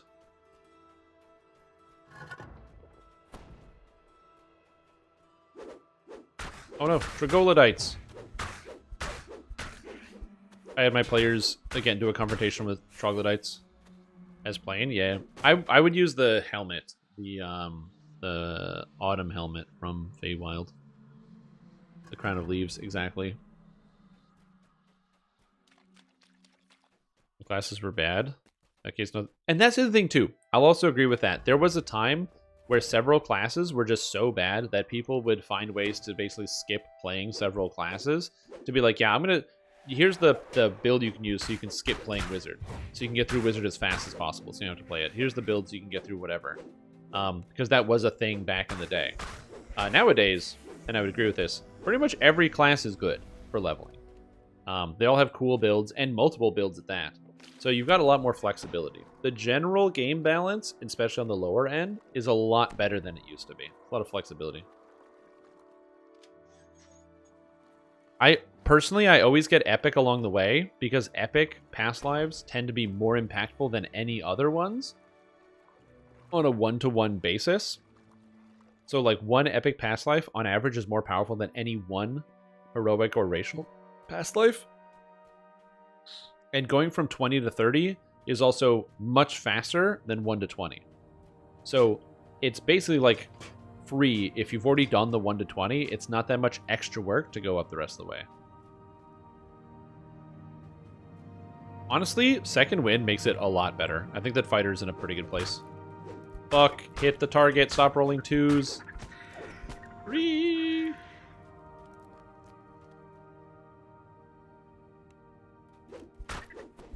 Please stop. No, I rolled a 5. It's fine. I don't need to hit the targets, whatever. I don't care. We'll get a Fear Reaper.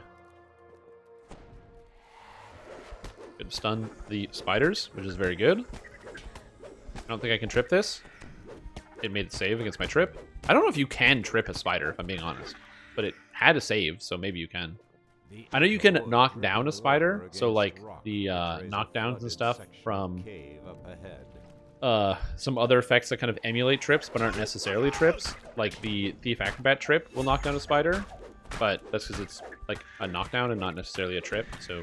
Which, the distinction between those two things is confusing and unnecessary. I rolled another 2 on my Sunder.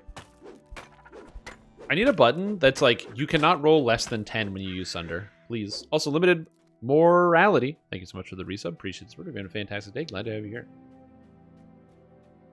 Cast Artificer? Probably a good idea.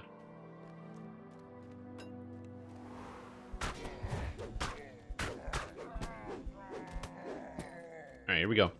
Champ, Lightbearer. Hopefully I can kill this. Or I'm going to die. One of those two things. Heavy footsteps rushing toward you. Okay, I got him with the Sunder. I got him with the Trip. The Trip lasts for a minute. So my hope is that I can kill him in a minute. And I can't. He's got up again already. I missed with both the Trip and the Sunder. That's bad. I can self-heal. Back up. Get him with the stun. He's... Okay, get him with the Sunder. Missed. Get him with the Trip. Missed. Okay. It's not over yet. Oh, thank goodness. My issue is I physically don't have enough hit chance, so I just miss constantly. And I don't have a super great solution to that problem right now. I'm going to do my best to try to solve that problem. That is a problem. On the regular, on non-Reaper mode, it's not a big deal, but on Reaper mode, the monsters do so much extra damage. Ugh.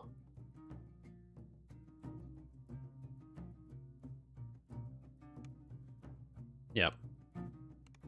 Then I grabbed a popsicle. Yeah, I'd go for a popsicle right now.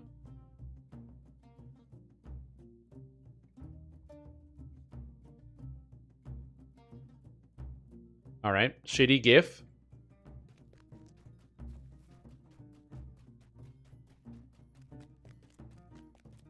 Okay, so let me watch it. Let me watch your jife. Oh my god, it's so hard to see. I'm zooming in. Okay. Okay. Oh, here, we can watch it together.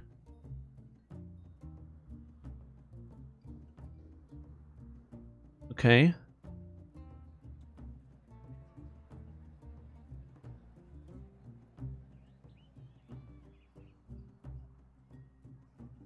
I mean,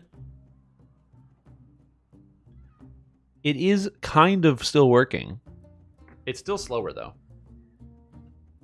But it is kind of still working. Are Goristras immune to electricity? You bet. Does CC work on you Reapers? Yes, it does.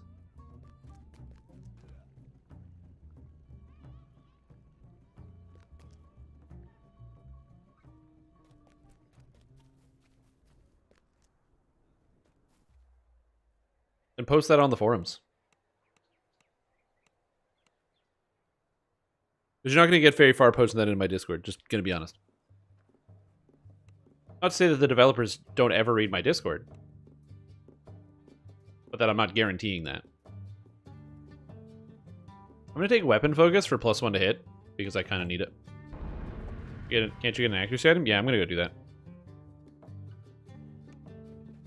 Yeah, they just have to do like a 3-second cooldown or something. So you don't have people rolling everywhere. Hey, it's Cordovan. The Dragon Cord. The plus means it's a developer. That's how you can tell. Go here. 48. Ball. Sort by value. Wait. Crown of Leaves. Buy. There we go. Now we're cooking with gasoline. Oh, so I got this bag. I should buy the bags. That's what I should do. Okay, so now I have accuracy. It's not a lot of accuracy, but I have some.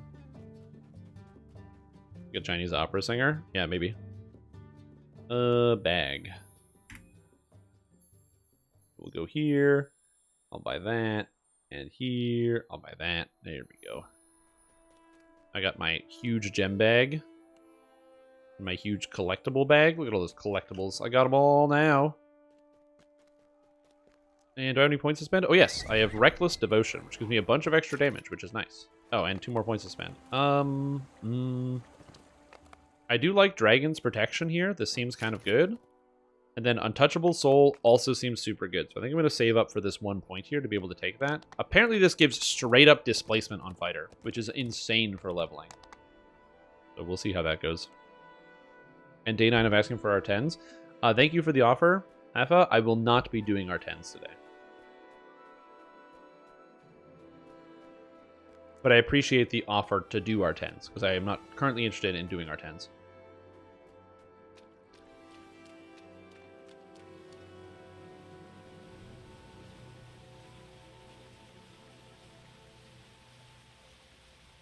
No our 10s on Lamannia? I mean, I could, I just don't want to.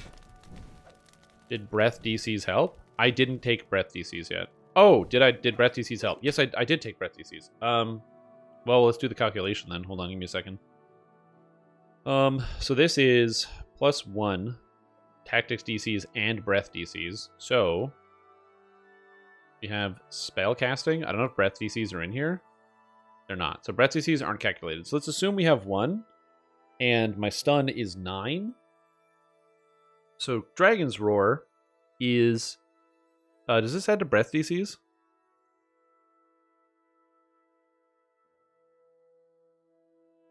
No, it does not. So Dragon's Roar is 28, which is 10 plus highest of strength or charisma. So my strength, or let's just add this. So 19, because adds a stun. Plus strength or charisma, which is 8, which is 27. Plus my breath, which is 1, which is 28, which makes sense. When I use Draconic Might, I should get an extra 4. And I get an extra 4, which brings it up to 32. So yeah, it adds the breath DC in there. Tomorrow is a different day. True. Oh my god. Oh! Boo earns, dude. Displacement is useless in R10s. Yeah, but you get it here. Also, it's not useless in R10s, it still works. I'm not going to have this argument. If you think displacement doesn't work in R10s, you're wrong, and you can go away. The hobgoblins have built dwellings. It literally does function. The area would be reminiscent It's not of the as Hill good as Country 50%, but it literally does function, and you will have monsters miss you due to concealment. And I don't much care for people perpetuating lies or things that they don't understand. If you think it doesn't work, you are wrong, and you don't know what you're talking about. And that's the end of it. That's just it. We're not gonna. There's no more. There's no discussion. There literally is no discussion. I have done visuals on screen, on stream in the past to show you that monsters miss with displacement on stream. I don't need to go into that. If you think it doesn't work, you are wrong. Either you don't pay attention to the video game, or you just hear someone else say something. You do no investigation yourself. You assume it is correct because you have faith in that person. And you know what? Sometimes it's good. Sometimes it's good to trust what other people say. But then but now you know that what they were telling you was wrong, and you have to ask, what else are they wrong about? Now you know.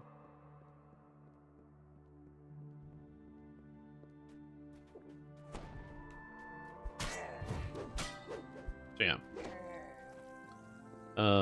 What are the tier 5 enhancements? So they mostly like relate to either. Oh my god, the reverse trip. No. Oh god. Okay, that was terrifying. He gets me with the reverse trip. So the tier 5s, what do they do? There is hit points and extra defense. There is reduced cooldowns of your Trip, Sunder, and Stunning Blow and Dragon's Roar, which is cool. Improving the Dragon's Roar so it stuns people. Draconic Leap so you can dash around real fast. As well as +2 critical multi with all weapons. Which is pretty good.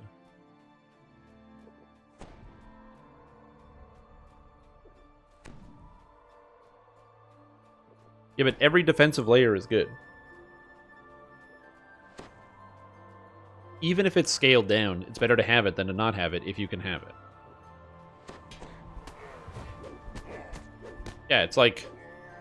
I'm not saying everyone has to use displacement, because it has a cost. Every time you want to add something into your build, it's hard to figure out how to get it into your build.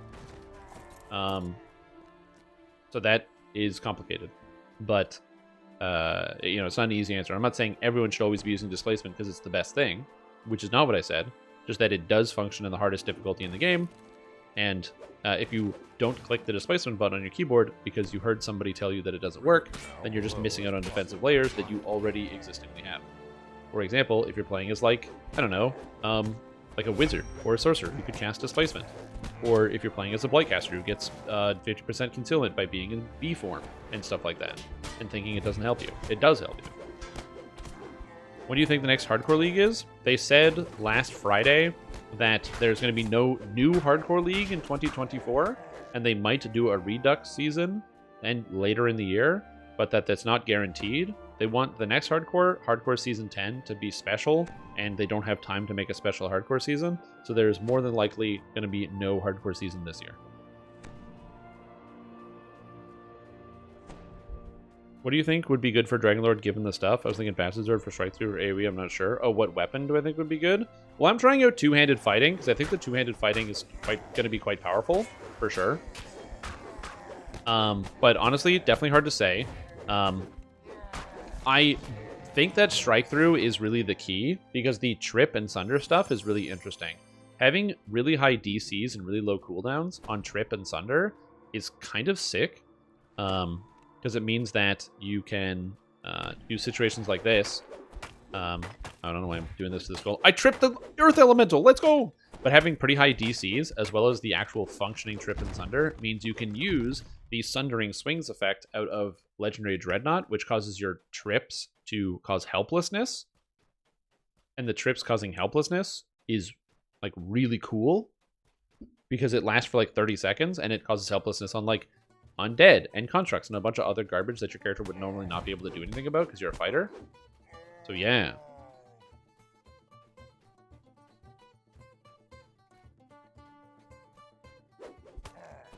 Yeah, if it had a Cult Slayer, it would make it quite tanky. Combination of those two things, yeah.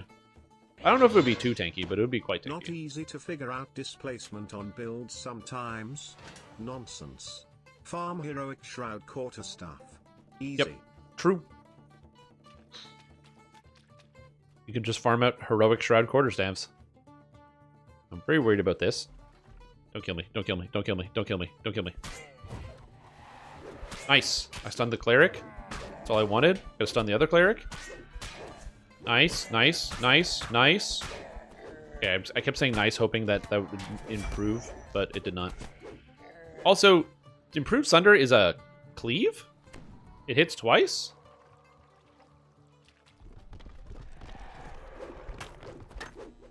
One.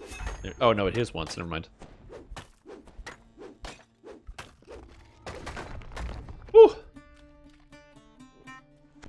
Yeah. Cannot be tripped. Can be roared at. Like I said, it's the crowd control machine here. I feel like strike through is going to be kind of a must on this character. Yeah, just remember you don't get proficiency with shields. You can take all the feats for proficiency with shields, but this class does not get proficiency with shields as a baseline. You would have to take all the feats. Which, again, it's not that you couldn't do that, but you have to go shield proficiency into tower shield proficiency into, assuming you want to use a tower shield. Oh, fudge cookies, dude. This is a bad place to be.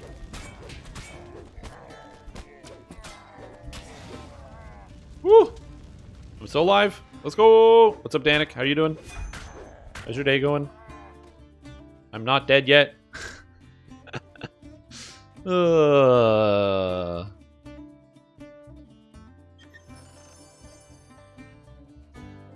But Master's Touch? You could use scrolls of Master's Touch for your entire way through the game. That's true. But that sounds awful.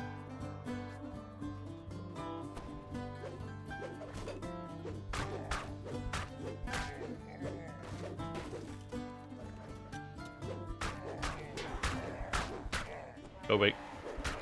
I missed the Carnage Reaper? Dude, it was in it. Whatever, it's dead. Oh, I'm a rogue. Oh. The scroll's in your main hand. Yeah, and the shield's in your offhand. You dead? What are we playing around with today? Dragonlord, the brand new archetype. So, fun fact, Dragonlord is actually supposed to have good will saves, but it currently doesn't due to a bug. So, I get held a lot. That's good. Yeah, you need shield proficiency to take the shield mastery feats. So you have to take shield proficiency even if you don't take tower shield proficiency. Why does it get good will saves? Because the devs said so. Like progression, right? There's good progression and bad progression. The good progression is... oh, fuck. No. Stop rolling 6. Don't roll a 1. Fuck. 2. Okay, so the highest I've rolled on a hold person check has been a 6 this entire dungeon. God damn it.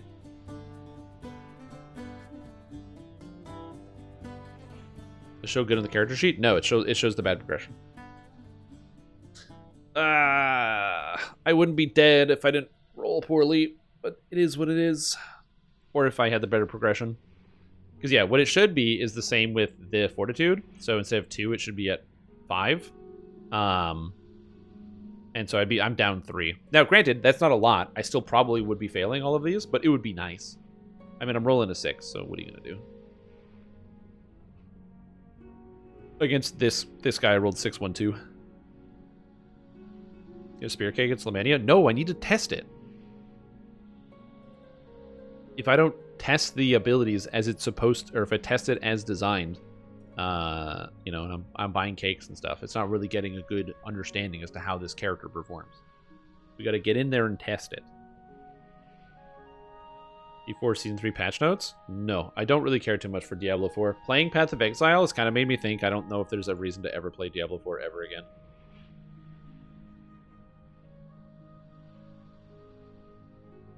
Yo, did they finally try to construct a good game?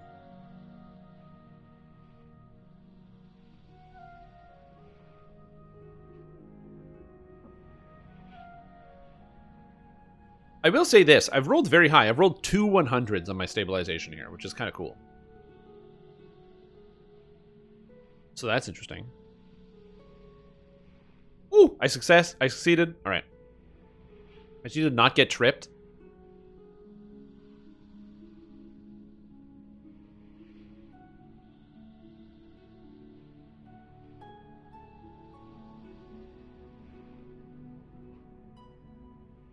Hold on. Oh, I'm alive.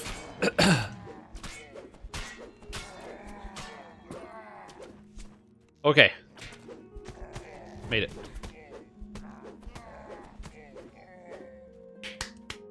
Woo! Ran out of second winds? Nope, I've got second wind.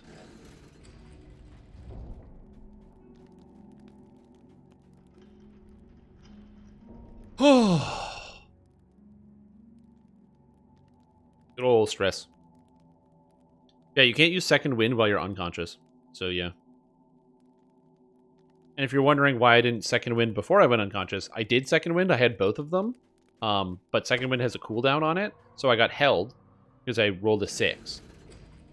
I took some damage. I used second wind. I then rolled a 1 to break the hold.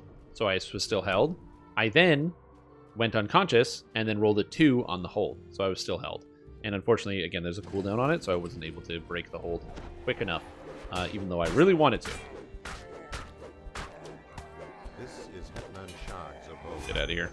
Goblins here Get out of here. eager to All kill right, so you. now we're going to wait on the Made it this far. Dragon's Roar, and I should be good for this last room. I'm kind of worried about the spellcasters, but this should be all right.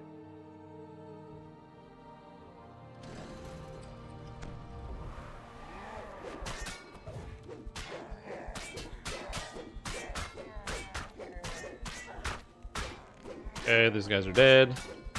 Trip the wolves. Trip the wolves. Trip the wolves. Heal self. We're good. Oh god, the lag. Why did my game freeze up? Okay, we're good. Woo! Stress. The note reads, Seal is hidden deep in halls of Shandor. So nice. Doing pretty good. My weapon is breaking again, so I'm just going to do the old repair. Fixed. Good old +2 shocking great axe, a deadly 2. Again, this is exceeding my expectations because I'm just doing Reaper mode. The reason I can do Reaper mode right now is because my character has Dragon's Roar, which is quite powerful for this. Allowing me to kind of just like stun everything that is dangerous and protect myself very quickly and easily. There's a wolf here, I just don't see it. I don't know.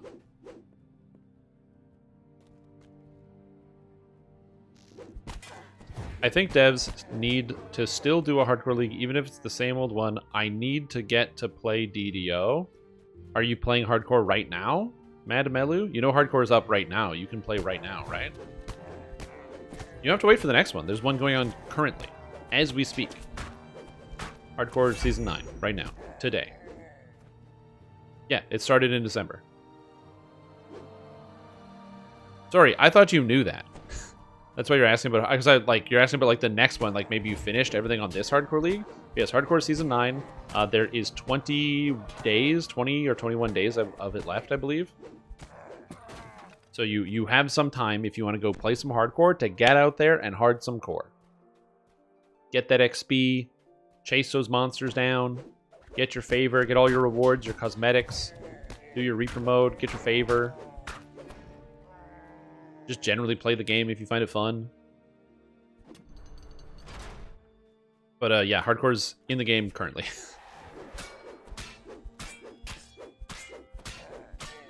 True, you'd also just play hardcore if you wanted. Just pretend like the game is hardcore. Yep, I did the 5K in, I think, 6 days. So, I mean, you don't have to do a 5K, but I wanted to. Okay, this room is going to be a little more complicated than I would like. For a lot of reasons. One is the acid here.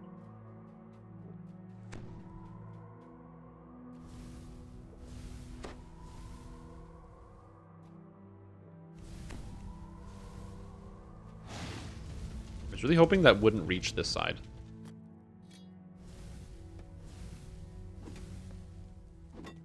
I'm gonna beat this guy down. Is it liquid courage? Yeah, it's noticeable. Okay. Go down here. I'm just trying to bait out the flame strike so it goes somewhere else. Hold. Fuck. No. Don't roll a 4. Come on. You can do better than 4. Good. 16 is good. 16 is fine. Holy moly. Oh, geez, Louise, man. I love this video game sometimes. Okay, so now we got this. You're wondering why I'm doing this and attacking these guys at range? It's because they're going to attack me while I'm going up this, like, ladder here, and that's going to cause me problems. I can survive some of the things attacking me, but not too many. The other issue is I have no way to stop this from attacking me. This one. So this cleric right here. That's a problem I have to handle right now. So how do we handle this problem? I have second wind. Can you second wind on a ladder? I don't know.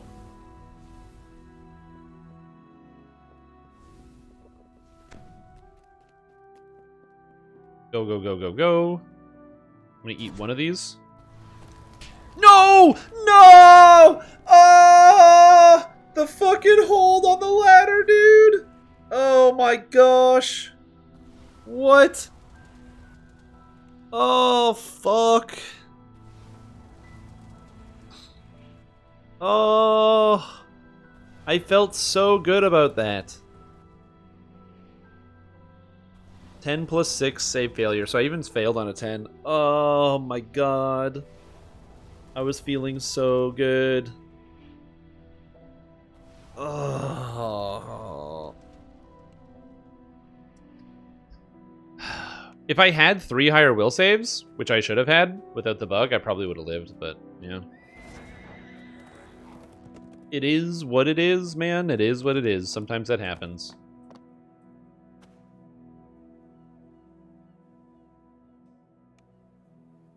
God damn it. That's very frustrating. So, it means I did lose the coin flip, and, like, that's fair. You know, I don't know what the save is on that, but I was off. It's wrong class skills? I did notice that, yeah. Damn, man. Close. That was very close. That was a frustrating moment. Oh.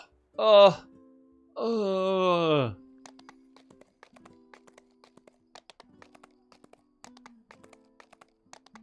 right. Well, the solution to this problem is I have a solution to this problem. I'm going to solve my problem one step at a time. No. It's heroism potions. Heroism will give me an extra 10% chance for that not to happen, and hopefully that will be enough. And then at that point, I'm just at the mercy of the video game. So we're going to solve this problem. Actually, I'm going to solve this problem more ways than one. Potion, hello. I don't need protection, so let's grab heroism. There we go. Give me the heroism potions. I need like 100. I literally need 100 more cures because I've already gone through 100 because this character needs a lot of cures. And I'm gonna buy resistance fire. Owl's wisdom? Nah, I'm not gonna buy Owl's wisdom. I'm trying to imagine I'm playing it as I would play it, so I could get Owl's wisdom, but I, the human person, probably wouldn't buy Owl's wisdom potion. So I'm gonna eat the coin flip. Where did that come from? So that is from the Warforged cosmetic that they sold for a limited time only in the beginning of December. So they had this like special Warforged or mechanized warrior bundle that they were selling, and it came with a bunch of really cool cosmetics. So like the horse here, for example. So it's no longer available for purchase. But it was very cool.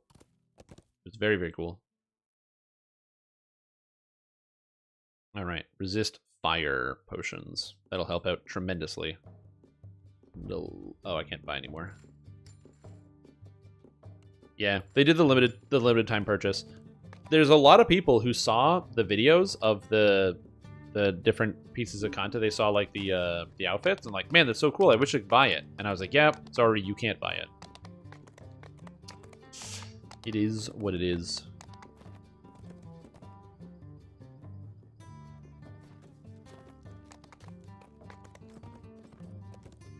I mean, if SSG had like given me one, I probably just would have made a video and been like, wow, look how cool this outfit is. But, you know. I had to buy it, so I just bought it and then used it on stream. Which, to be fair, a lot of people watch the stream.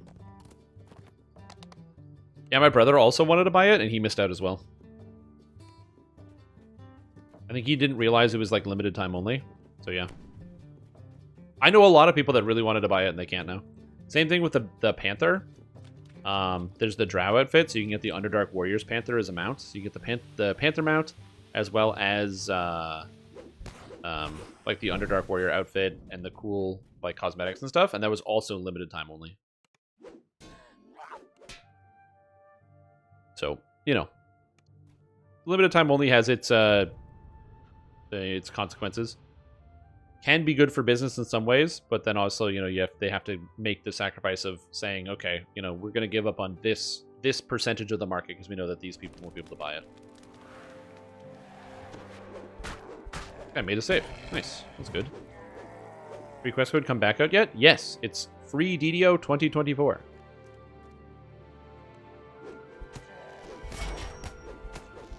And you'll get access to all of that quest stuff. So all the quest coupon is there. You want to invite your friends to start playing. You want to get other people to start playing. Free DDO 2024.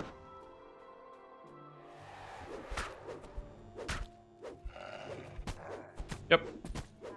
I mean, that's limited time deals. That's the way that's always the way it's going to be.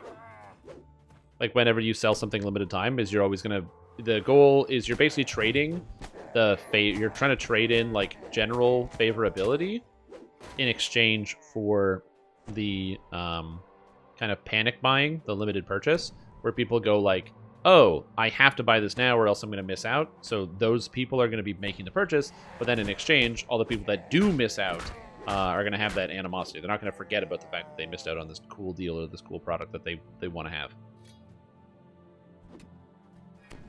Excuse me? Thank you.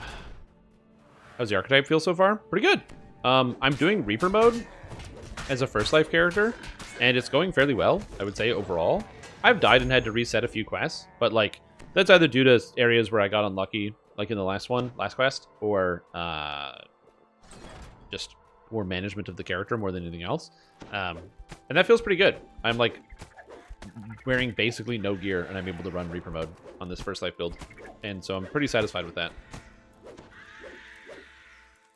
As I'm just fighting my way through as a fighter. Have you thought about ketamine therapy? I have no idea what this is in relation to, but I don't know what you're talking about. Or what?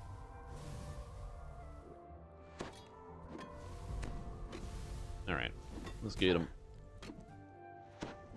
Oh, I made a save versus hold monster. Let's go, dude. Oh, crap. Please die.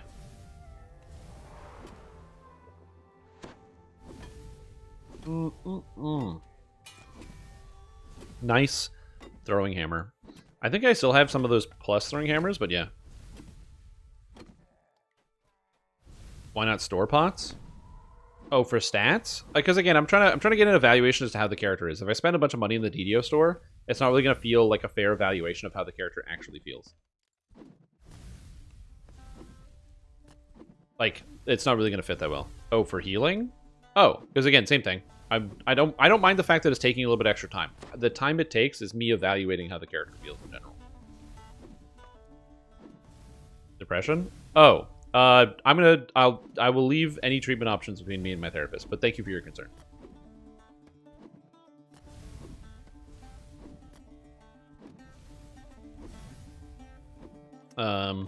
But yeah. Oh, you asked me the question of what's my favorite ascendancy in Path of Exile?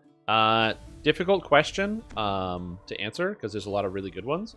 But I would say probably Elementalist has always been a favorite of mine for a very long time. I've always loved Elementalist. Just the golems and having a little army of guys is pretty cool. So I do like that. And let's see how this goes. Hold on. I'm just going to go. Also, I like Hierophant because Hierophant is good. No, dude! The fucking same thing! No!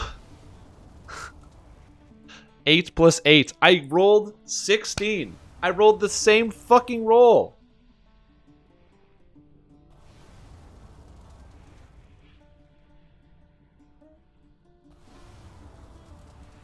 Dude, it's identical. Increase the numbers. The roll goes down.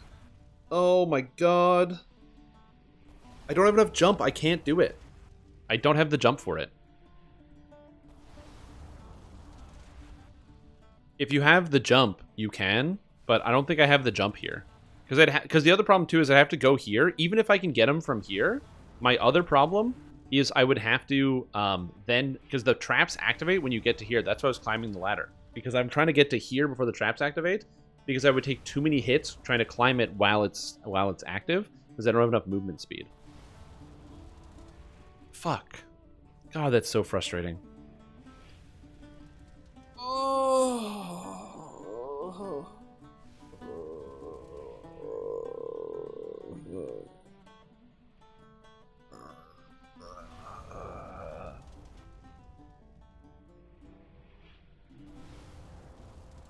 Man, it was the same roll. That's annoying. Well, time to do it again. Protection from evil make you immune to hold. It makes you immune to... That would give me a bonus to my saving throw, actually. But no, it makes you immune to command. If protection from evil made you immune to hold, that would be great. Trickster and Pathfinder your favorite? Yeah. I've always liked Trickster. Oh, and Chieftain. I've always liked Chieftain as well. Chieftain's really, really good. And Raider. Yeah. Raider, Chieftain, Elementalist, Trickster, Hierophant, and honestly, I've never liked Duelist that much. The only time I used to play Duelist a lot was back in the day when I played the classic build Main Hand Ground Slam Duelist, which was a build in which you used the Twilight Blade, or whatever it's called, the one where the gem sockets give you extra stats. So if they're red sockets, you get damage. If they're green sockets, you get attack speed. And if they're white sockets, you get weapon range. And what you would do is you would use a bludgeoning weapon like a club in your main hand, and you would put that sword in your offhand. And nowadays, if you don't have the right weapons equipped, it won't let you use the skill. But back then, if you had the club in your main hand and the sword in your offhand, then you would get the dual wielding attack speed, but it would only use your main hand weapon because you couldn't use the offhand, and you would ground slam people. And so it was the main hand ground slam duelist, where the offhand would be the Twilight Blade with 3 green sockets for 30% increased global attack speed. And you might be like, wait a minute, like duelist? Like what ascendancy? No. This was before ascendancies. I've been playing Path of Exile since the beta. That was a classic build. The old main hand ground slam. I'm just waiting for my stats to come back. Hardcore before they nerf all caster EDs. Yeah, dude.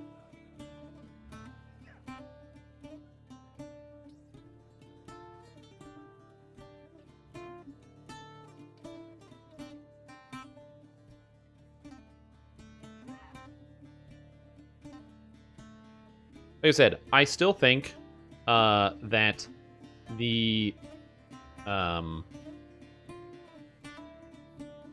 like people that are calling it like the patch only a nerf are looking at it from the perspective of like population value, and it's like, well, if 80% of the people that are dealing damage are using Dragon Breath, Adrenaline, and Hunt's End, then it is nerfing most players, even though they are buffing most ascendancies.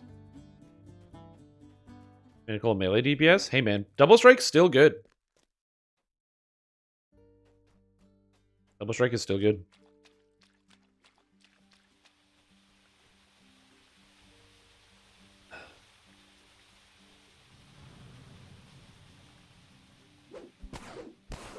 Yeah, but to say that it's not a buff is just not true.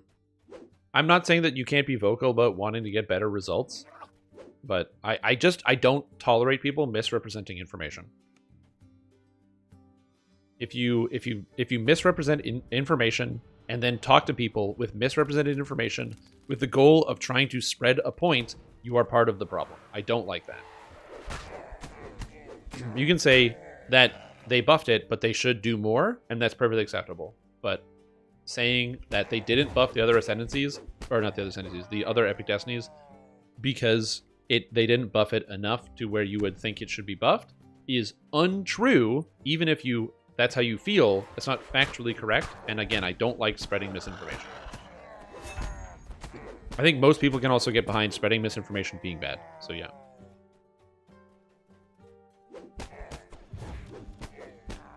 In PoE these days? Yeah, you can make a build out of any skill. Sorry if my questions are excessive. I'm probably in... What? Yeah. No problem. Glad I can help you. I don't mind people asking questions. A lot of people are curious about some of the new content that is coming out. And so I'm doing my best to make sure I answer everybody's questions to the best of my ability.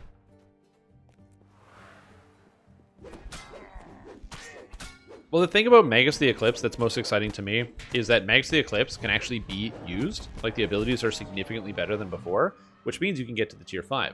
The tier 5 of Magus the Eclipse has never been bad. And so getting up to Magus the Eclipse tier 5 is a massive increase in its power level.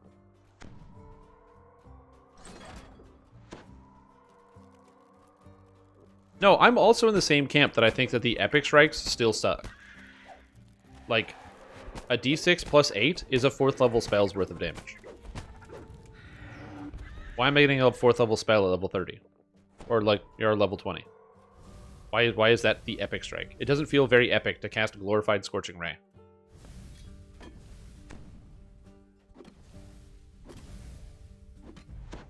I think most people can get behind that. Whoop. So I agree with the fact that they could continue to buff those Epic Destinies, because again, like, why does my Epic Strike do less damage than Necrotic Ray, a 6th level spell? I don't know. Maybe the developers have a good reason for that. I don't know what it is directly, but yeah.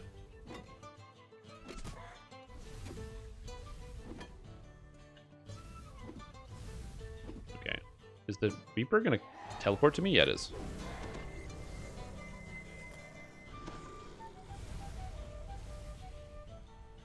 I'm gonna spend so long in this quest.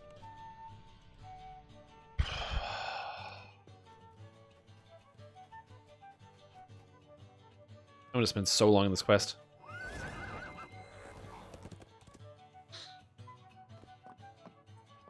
Is this something to do? They said that they want to rework Reaper points, but it's not happening this year. And they have no... Other than the fact that we're probably getting some new either race or class or something later this year, they're probably not adding any new past lives that are super relevant until later. So, no. If you have completed all of the Reaper points and all the past lives, there's probably not anything new in the Reaper and past life game coming to you other than content and just other things to do.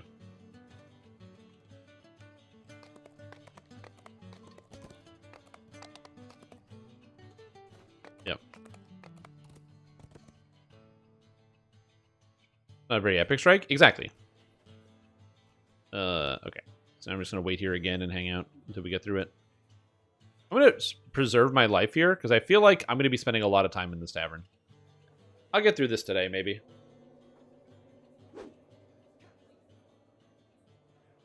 Change your names to Heroic Strikes? Yeah, basically. No classes that are not in DDO? I have no idea. I don't expect them to add a class. That's why I'm like, I don't think they're going to add anything. So there's that. But yeah, if you have... So that here's my... When it comes to... I'm saying things improperly. I'm going to let my brain sort itself out.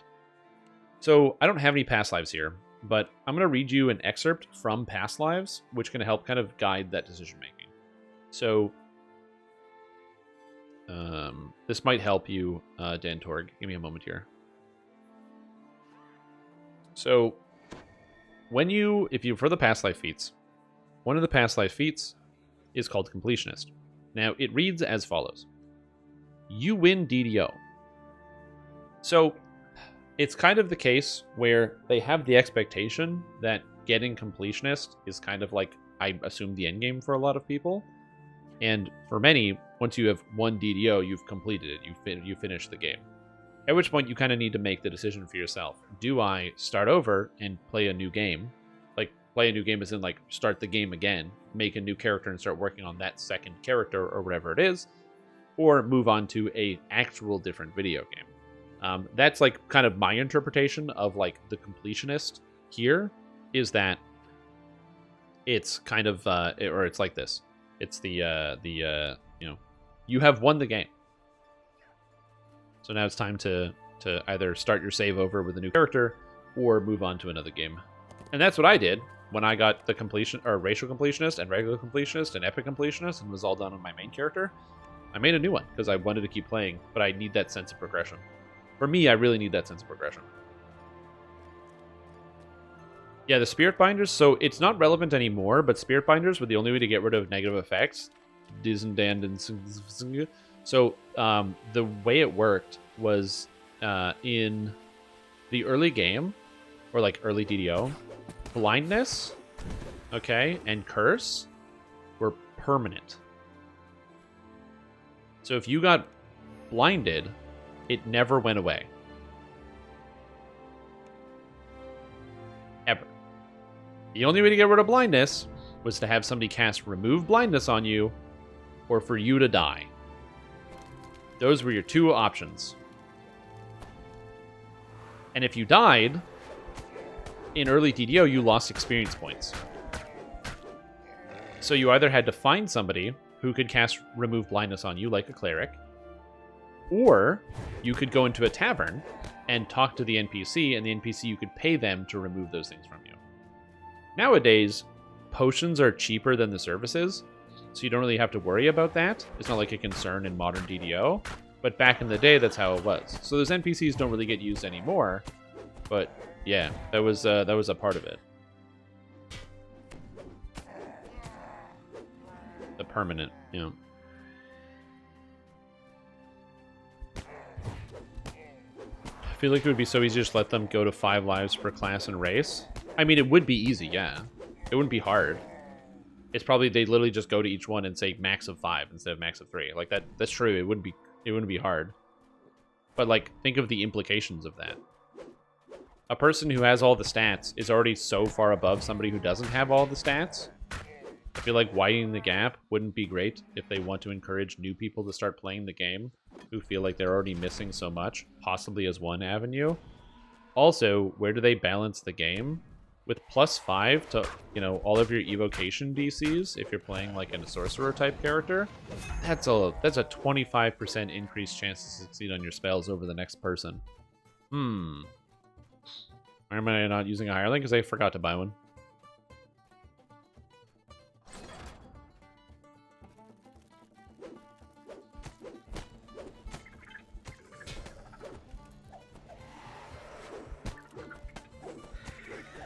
So yeah,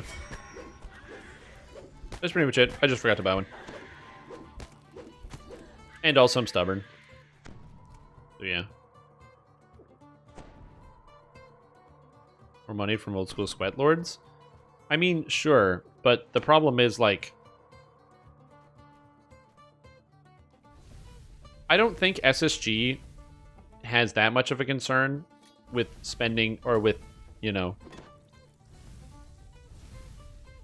making some amount of money off of making the game worse, because they've done that on more than one occasion. They've intentionally made the game worse so they can make more money off of people. So I don't think that they're inherently against that, but I do think that it would make the game a lot worse if they did that, if they added extra past lives. Okay.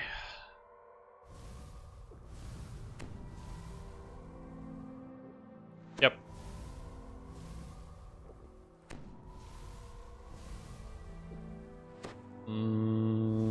Okay.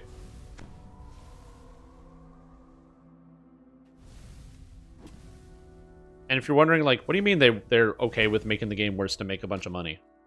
Okay, so I just succeeded on a hold person on a 17. So I literally need a 17 to succeed. So if I had, instead of rolling an 8, if I rolled one number higher, I'd be alive right now. Oh, on both rolls. What an amazing time to be alive. Will come with eventual legendary reincarnations and that hamster wheel? It's a good question. I don't know. Like I said, I don't like the idea of they're getting more past lives. I would actually like them to do the opposite and to make it so that you don't need as much experience to level up anymore. So that way people who are working on the past life grind can catch up to the people who have all of them.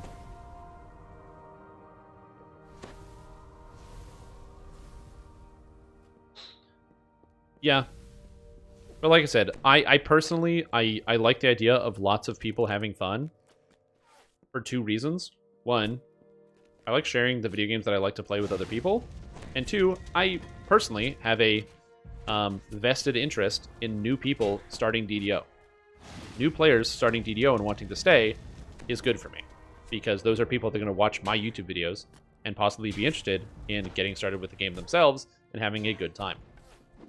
If new people stop playing because of that, I have to do something else, and I have to start making content for another thing, because new people aren't playing, so they can continue to squeeze the last few sweet, sweet money dollars out of the people that have been playing the game for a long time. So if SSG wants to make that trade-in, then sure, but yeah, I'd have to literally quit content creation and go do something else. Okay, fucking, you know what? I don't need to do this quest today. I'm done with this quest. Done with this quest. Anyway. Look up your guide and freshly entered Sharn level 16. Running elites. Very awesome character. Random mass from Sharn. Almost half the enemies and constructs which are immune to quivering palm and stuns. What do you do with them? Any advice? Yeah, you fight them slowly. Yep.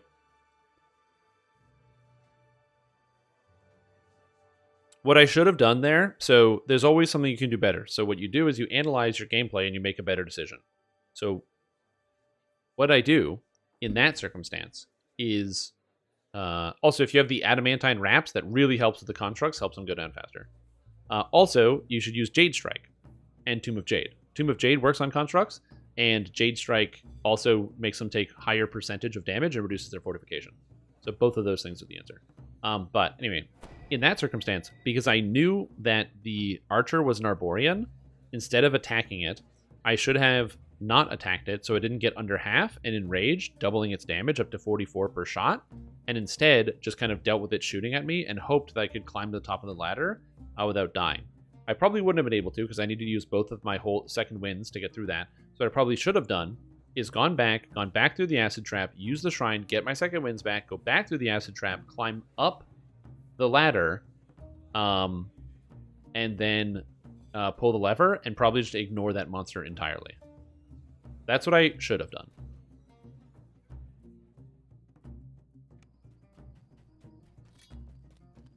Yeah, when they get under half, they get like a second wind sort of effect, where they get enraged and they do double damage.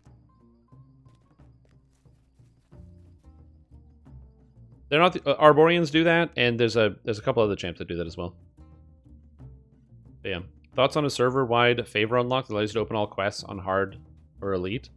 I've said this before. They should make it so free-to-play can open on normal and hard. Because a lot of people that start DDO find normal too easy. And I can't argue against that because, yeah, normal's pretty easy. So people that find that or have that opinion that makes a lot of sense to me. You're like, wait, are you just, like, leveling up here? Yeah, I just leveled up here. Alright, so... Untouchable Soul is pretty good.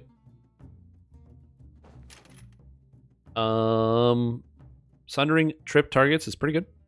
It's pretty good. Charge is pretty good. I have 6 points remaining. I think this is where it's a good time to grab Defensive Layer that I did not have before. No, I'm going to take the... Yeah, I'll take that. No, I'll just take this. Do that. Something like this. So now I have Defensive Layer. So I at least have some line of defense. I didn't have any sheltering items either, which would have helped out quite a bit. And I'm playing solo, so I don't have to worry about using the Self Defense for the leveling process. I will be spending points in the Ravager tree, because it's not related to Raging anymore. I have to grab, like, improved power attack and stuff. Although there is... Oh. It's called Hardy Rage, but it gives extra action boosts. Hardy Rage plus action boosts. And it has the Hardy Rage icon. Oh, that's really funny. But yeah. The past lives look good, and the character is good. Again, even if you might look at the struggle that I'm having with this character, remember, I don't have like any gear. I'm for the most part using just what I'm finding. And I'm doing this in an expedited schedule, and also I'm trying to run on Reaper mode, which is a little bit harder than you would expect your first life character to be running right away. So yeah. Have you tested if Dragonlord level and Barb level stack for Ravager, even though it's not supposed to? I know it's currently doing that. You're struggling to land hits, by the way? I'm not struggling to land hits anymore. My hit chance problem is gone. When did Champions come out? Well, they redid Champions with the release of the Codex of Infinite Planes, where they then changed the Champions to be based off of the different planes. So the current set of champs have been out for, I think, 6 or 7 years. I have to check how old my YouTube video is on it. Oh, I got a lot of YouTube comments today. Holy moly. Let's see.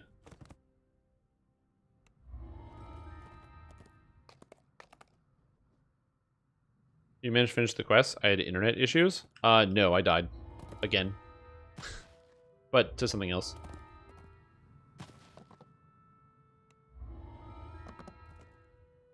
Logan Rogers wrote a comment on my YouTube video. Nerf what's good, add new good to the cash shop. Nerf the new good, add new good to the cash shop. Unsub already. What? What new good thing is coming to the cash shop?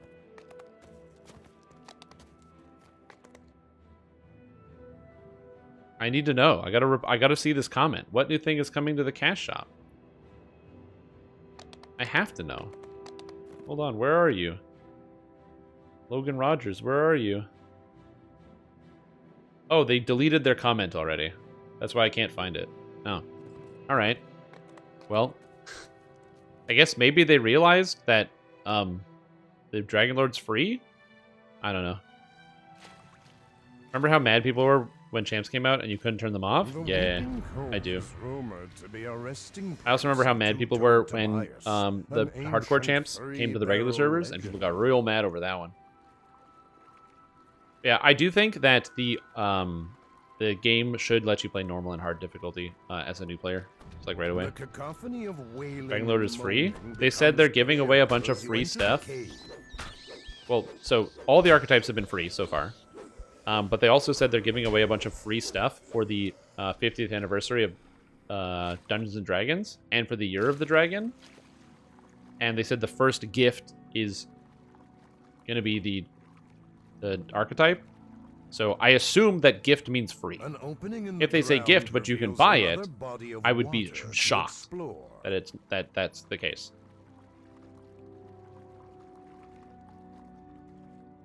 The valve triggers a rush of water through the pipes, followed by the sound of a door opening. EA changes completely gut the entire Destiny and provide nothing in return. People will take it to Tier 3 for Master Moderate SLA, and otherwise the entire Destiny is dead. Horrible changes across the board. Do I tell them that they said they're going to make it a multi-selector so you can take the old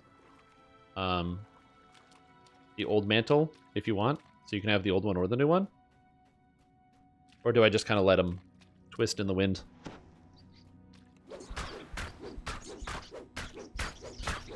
It's still bad because you can shake the old stuff. Okay. Well, you're gonna have to explain this one to me. I'm open. A strong current pushes against you.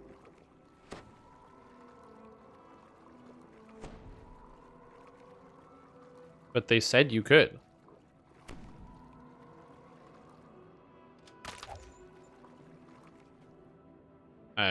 They said you could.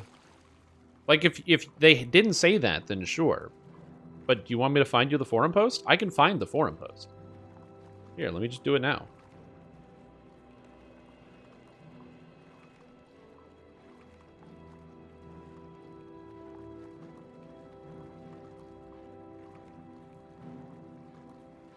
Here you go.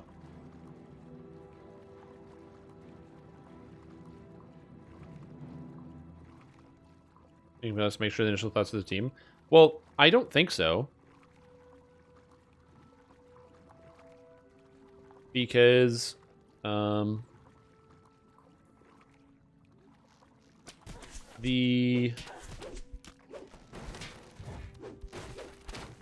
maybe, hold on.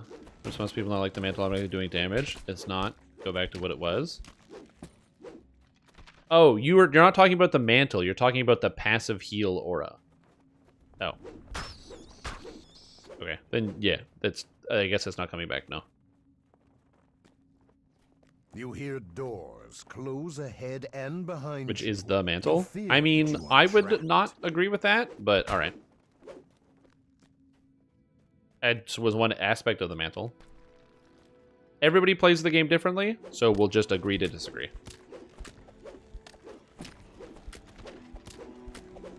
Yeah, everybody plays the game differently, so I'm more than happy to. So I understand your position now, though.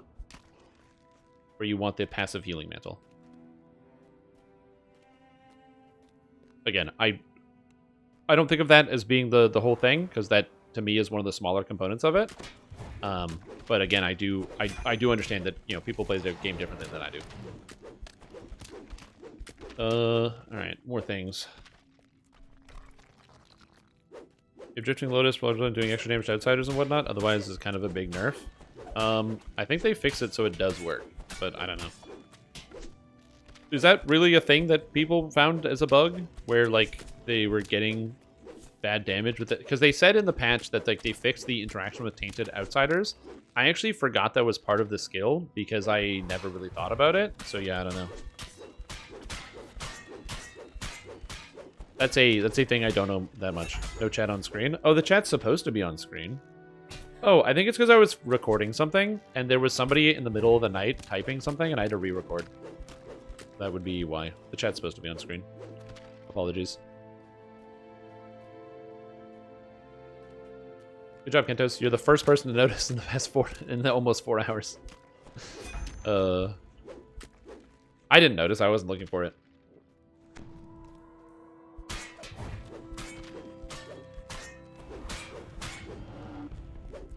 Dragonlord War Chanter. Yeah, I think that one is necessary to effectively kill the tree. If you don't get the healing aura and don't get any damage, wouldn't I simply take Draconic? I'm not going to stand next to mobs moving out like an idiot and get procs and get accidentally killed for no reward. I guess, like... So...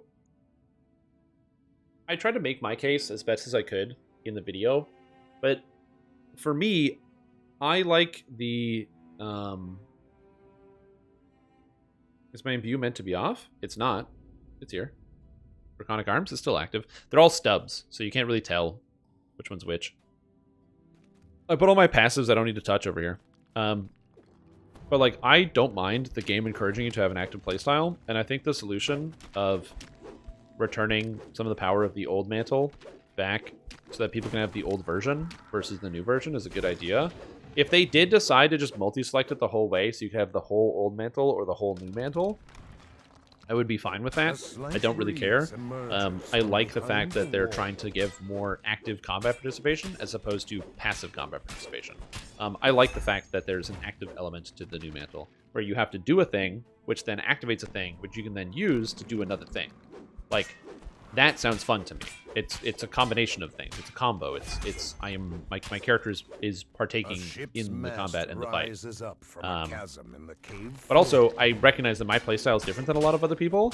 I almost never take enlarge because I'm never that far away from combat. Like, I'm always like reasonably close to combat. And yeah, that can be risky sometimes, but I just like, you know, being able to react to things and make decisions. And there are a lot of spells like, you know, Dragon Breath and stuff that require you to be there. And if you're in Dragon Breath range, you're in ring range. So, you know, these are other things. Yeah. So next to mobs move in and out like needed to get procs. So there's that. What's the next one? Next one. SSG are straight up assholes. Nerfing Dragon Breath, removing the healing aura from EA, I'm sure they'll find a way to try to sell it back to us. They just come across as a shady company with questionable management. When was the last time SSG took something away and tried to sell it back to you? Frozen river below. Usually they just nerf stuff. The source of the cold air is coming from this room. And even still, nerfs happen way less often than buffs, but regardless, yeah. The fire jets melt the ice, allowing you to continue your search for two-toed Tobias. Kneecap, that spell carries me from 20 to 30. I think that if you are somebody who is like a spellcaster, you'll find no issues with carrying Swarm. But I haven't had a chance to see it. People making shit up? No, it's not people making shit up. Well, I mean, in some cases it is. Like the selling back of power. That was the same thing that happened when they did the stat squish with Saltmarsh in 2021. There were a bunch of people that were like, oh yeah, the next patch is going to sell us back the power. And since then, we've gone up in 1 point of damage since then. Or 1 point of main stat. So yeah. To the rest of the dungeon. Damage on your attacks? Oh. I'm not doing acid damage on my attacks. Hold on. Oh, you're right. I'm not. And now I am. Why was I not doing acid damage on my attacks? That's a good observation. I didn't even notice. I just assumed it was working. Does this go... Oh, it probably turns off when you die. It probably turns off when you die, yeah. Actually, I can test it right now. Jesus. Okay, whatever.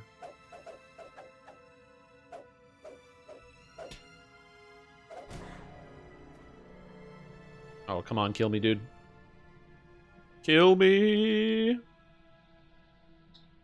This means that Falconry is no longer the only range tree with a form of AoE in the bird range cleave thing. Yeah, I'm excited about the range.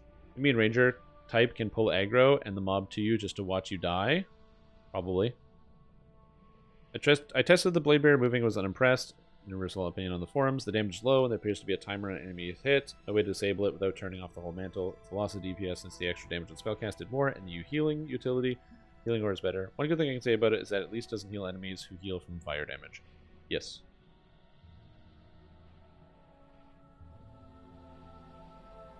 Somebody said, what's the point? I succeeded? Oh my god, I was waiting to die. Okay, so I died. Good, we're done. I'm just reading my YouTube comments. I posted a video today about it. And yes, Therixada's Instinct comes back, but not Draconic Arms. So yeah, Draconic Arms drops on death. So that answers that question about what happens to that. So new notepad of bugs for the day. Notepad. I'm sure somebody probably found that, but just in case they didn't, Draconic Arms drops on death. So now we know. We got it sorted. But yeah, people do miss in Dungeons & Dragons Online. Armor class is one of those things that, for me personally, I find is a little bit of a complex issue. Because if you don't pay attention to it, you won't realize how often you're missing. But stuff like my cleric has plus 100 or 220 to hit, and I was missing monsters in Skeletons in the Closet because the bosses on the sides of the room have higher armor class than that. So destruction effects that reduce armor class, as well as like sundering for percentage armor class reductions, are really, really good. Snapshotting point of view, yeah. Like, I think the new mantle numbers are just kind of low as well. Like, the Exalted Angel mantle, for the fact that they changed it, is also, like, less powerful. In the sense that you do less damage and less healing than the old one, and it has an uptime and a thing you have to manage. So that is also something that I think that they could adjust and change. As the lever flips back, the floor opens. Use some work since the healing from it is not good. Yeah, they could fix that. Oh, whoops. Didn't do the thing here.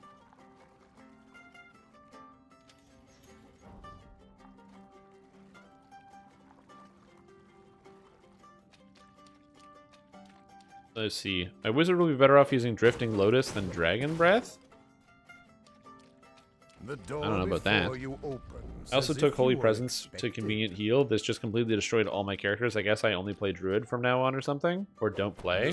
But aren't Pale Masters pretty good at healing themselves? I don't know, dude. Reading people's comments is like a situation where I want to ask questions to get full context. But also I recognize that people need a place to vent. So that's why sometimes I just don't engage. It's like, I want to ask people questions and try to learn more and understand more, but a lot of time it's just people venting where they read something and then they're mad, so they want to vent. So they just write the comment, and they don't really have the goal of like having a conversation about it.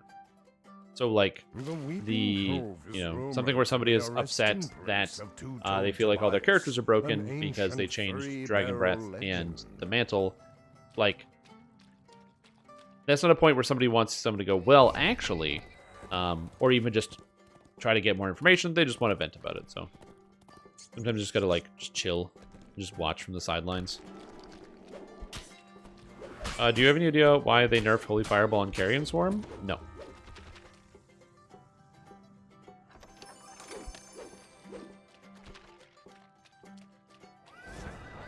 They nerfed it because they wanted it to be nerfed. Holy Fireball was not overpowered, so I don't know why they nerfed it. And Carrion Swarm, I'm assuming it's because they just don't want non-casters using Carrion Swarm. The Lady Luck met a hurricane, and there... That's pretty much the best way I can think about it, is they just didn't want non-casters using Carrion Swarm as a tool. Which I don't entirely understand, but again, this is my interpretation of that. People are having fun with it. I like... I guess I don't know what drives people to be in that like level of cynicism where you accuse people that make video games of trying to take away your fun as like their primary motivator for doing something. Like it just must be depressing to have that mindset.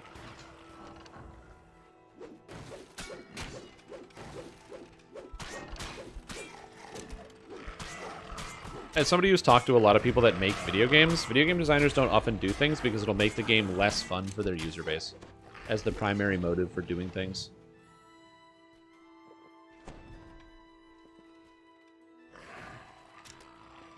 But like I said, I'm not here to change hearts and opinions. I'm just going to play the game and make my own evaluation.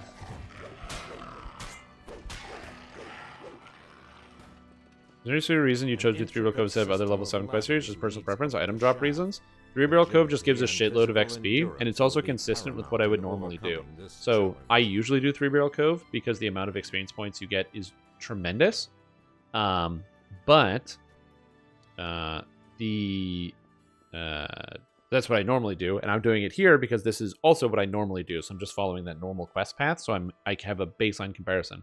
I played Fighter fairly recently, so by doing similar things with the Dragonlord, I can say, okay, regular Fighter did this at this time, and so Fighter can, or regular Fighter did this, so Dragonlord is this, and how does that feel? So yeah. Decisions go through as is. I'm aware there are more previews before. Yeah, they're probably going to be making a bunch of adjustments and changes to the previews as well. Well, having the shared stacks bothers me. Yes. Or will threat issues? Yes. I agree. I can understand both of those things. But tumbling was fun. So, again, especially when it comes to tumbling, like, it doesn't take a long time to realize where they might have wanted to change that. So on the very, very, very simple surface level, people just moved a lot faster, and you could trivialize a lot of really dangerous content, because even if you were purple alerted, you could still tumble to get away from monsters. So, again, that is also a bit of a problem, because tumble kind of doesn't respect any of those boundaries, as it's not supposed to, because it's meant to be like an escape tool. But, yeah, that's one part of it. And then you have the slightly more broad thing of the negative interactions between the player base, where if you join a group of somebody who is tumbling and they have a powerful character, they will get to a very quick point where they are getting to the quest so fast through the monsters, if you're not tumbling, that you will be walking through a dungeon and not have a single thing to fight or do.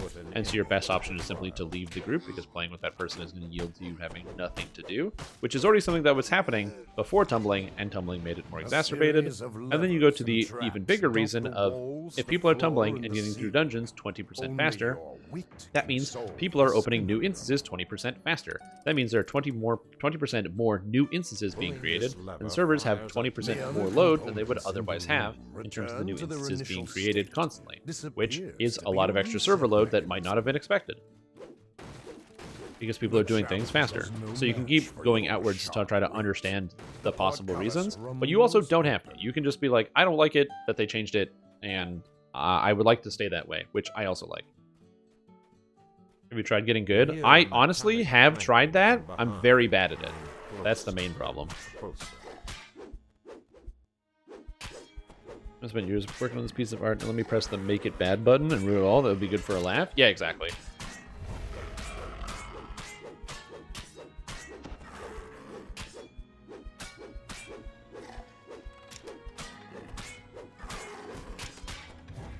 Yeah. They just need to make it so that the other attacks are also useful.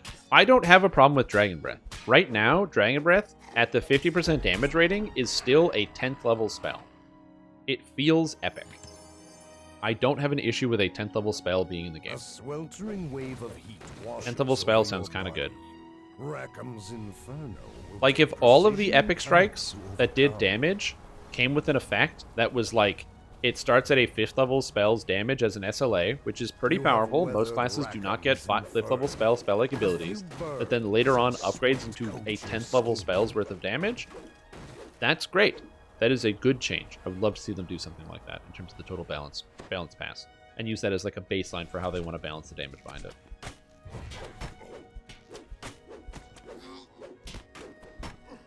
The server wasn't properly deleting completed instances. Yep. And that can be also issues as well. I wouldn't be surprised if some percentage of the performance problems that people were experiencing was a direct result of tumbling causing problems in the game.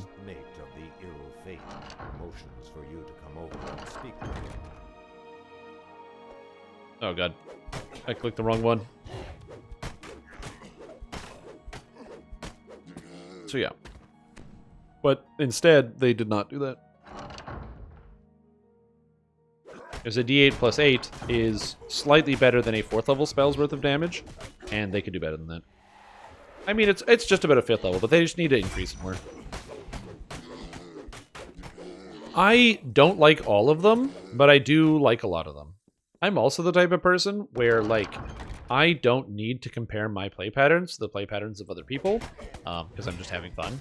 And so, in the event that there is, you know, a better way to do something, as long as I'm still able to play the game and get through it, I don't really care too much. So it's like, if, fuck, this guy trips me twice. Go away. That's right, you get tripped now, sucker. I don't really care too much if other people are having a lot of fun or able to go fast or do whatever it is, as long as I'm also still able to enjoy my experience with the game. That's where, like, the grouping element comes into it.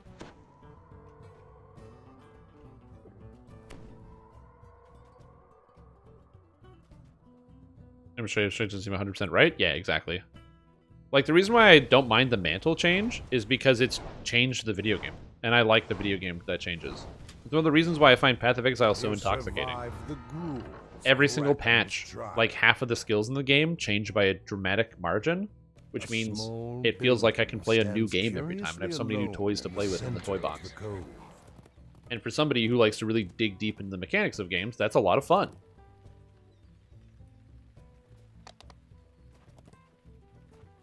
Yep. And that's cool. I also really like the doubling damage on 0 spell resistance enemies. It's thematic. It fits. That balance mode, do you think something else would be more brokenly good? If they remove the maximum catch level from the epic strikes, I think the epic strikes would be fine. Opening in the rock just large enough to wiggle through. If they did that, that'd be fine. A thick fog rises up from the water as voices of pirates float along the current. Moonlight shines. And the reason I say that is because the trees have their own different usages. So like, while you could still go into Draconic Incarnation and try to get the 1d6 plus 10 Draconic Incarnation bonus, you still have to deal with the fact that you're now using Draconic Incarnation over another tree, and a lot of the trees have gained a lot of value. For example, Magus the Eclipse is now much easier to justify going to the tier 5, so you're already spending a lot of points in there. And if you're spending a lot of points in there for crowd control, maybe you want other forms of crowd control as well that you want to go along with your build. Or maybe you already have a lot of area of effect. So, for example, maybe you're playing like a sorcerer who already has a lot of area of effect, and the extra single target from the Moonlance and the AoE one, not Iceberg. Fuck! Why did that thing move to the side? And it still got affected. Okay, whatever. Sounds good. Ah.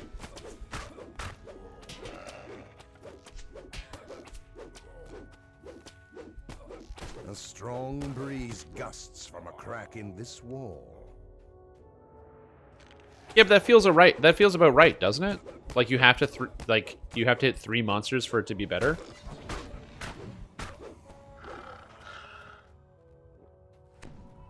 That feels about right in terms of the amount of investment on an area of effect attack. How's Dragonlord? It's pretty fun so far. I'm running Reaper mode solo on my first life Dragonlord, and I didn't go crazy on gearing in like the Death Dojo or anything. I'm just like running around with it, and it's going pretty good. And I don't often play a lot of first life Reaper mode characters. Usually that would be like Barbarian is the clear winner there because of the ablative armor, but the crowd control and tools you get on this character is very satisfying. Because like right now, I get access to Second Wind to be able to heal myself, which is pretty cool. Which is similar to the self-preservation element of Barbarian. But I'm also able to get access to Dragon's Roar, which upon use stuns pretty much everything in front of me. Obviously it's a tactical skill, so you need to have tactics DCs, but I get so much tactics DCs, it basically always works, which is nice. And I get so many tactics DCs, I can improve trip as well and knock everything down. So I can feel very defensive and tanky, even though I'm playing a character as a melee that you wouldn't imagine to be as tanky or powerful. One springs at you, eager to attack. Like so, I can just trip these guys and keep myself protected. So even though they made their save against my Dragon's Roar, still down.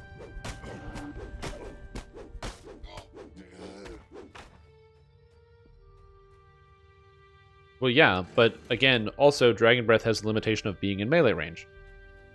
Again, this is where it gets like complicated, is especially like talking to people and listening to people about like how they play the game or their complaints. Oh no, dude, this fucking thing sneak attacked me for 57?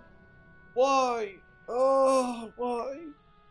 The one monster that made it save was the only dangerous one, and then I went in for the Reaper instead of going for the dangerous monster, and then it sneak attacked me for 57? Ugh.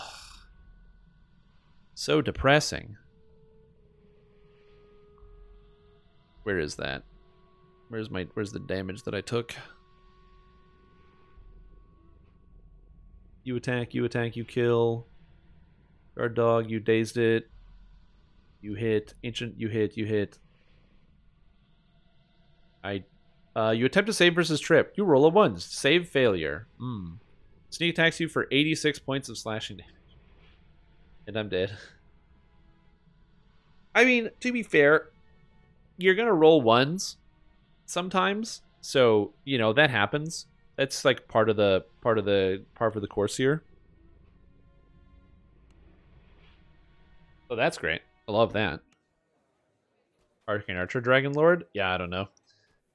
That's the downside of Reaper mode is, and I've said this before, you need like consistent crowd control. So when people ask me, they ask me all the time, they say, Shrimp Tom, how do I do like Reaper mode? How do I do low level Reaper mode as a first life player? And the consequence and the hard part of doing low life Reaper mode as a first life player is you need the tools and utility to be able to stand up against some of these creatures.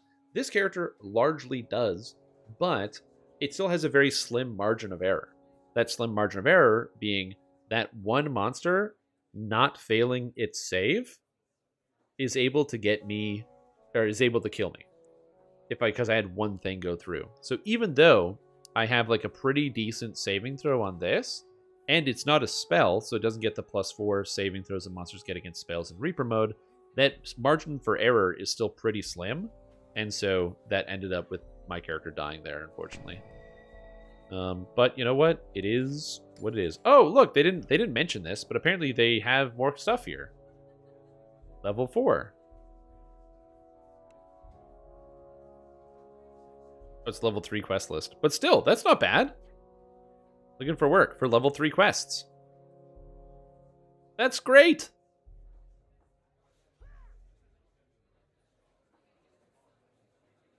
I love that. That's fantastic. I like that they're expanding that out. That's not in the game already, is it? Because I'm pretty sure that it wasn't in the notes. They're just adding it in.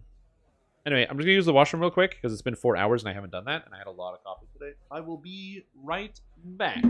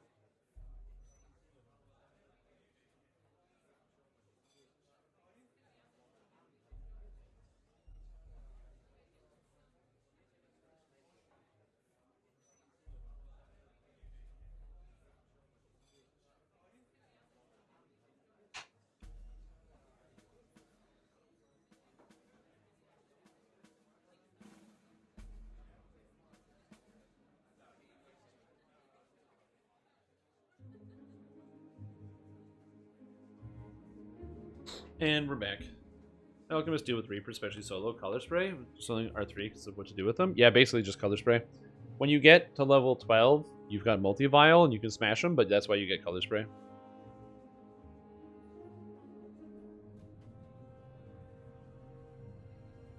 Alchemists struggle a lot in the early game because of, lack of access to a lot of tools to deal with a lot of problems. All right, let's continue on again. And see how this goes. Time to deal with a ghost of a chance. And hopefully this will work. I'm going to re-get my ship buffs, though. And hopefully my character won't die this time. But we'll see. I'm probably going to die again.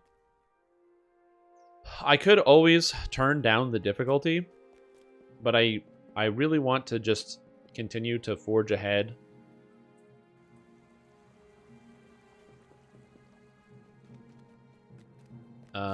And continue to work on this because I want to get that experience. And like I said, the variants here, I could also use a hireling, which would help out tremendously. But I keep forgetting to buy one. So yeah, we're just going to forge on ahead and keep going. And so it should be good. Arcane Archer Dragonlord, I don't know if I would necessarily do that. I mean, you can, which is pretty cool.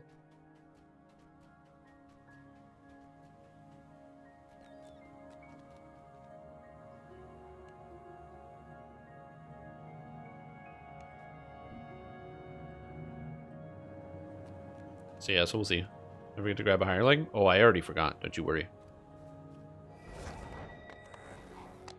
The last day on Orion.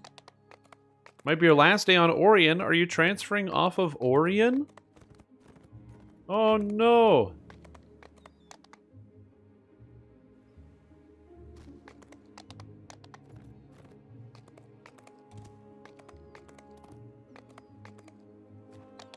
Yep. Paid transfers. Orion was a big population server. I mean, is it a big population server? Have you ever heard of Argonison? It's pretty good. Argonison's a pretty good server. Lots of good players, lots of good people. Met a hurricane, and there, Argo's also a big lag server. Well, yeah, you got to be best at something. I'll take big lag.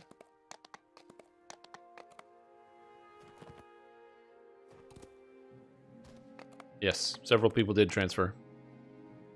There's no lag on Kenneth. I don't think that's entirely true. I'd have to ask Bobby. Or anyone else that also plays on Kenneth.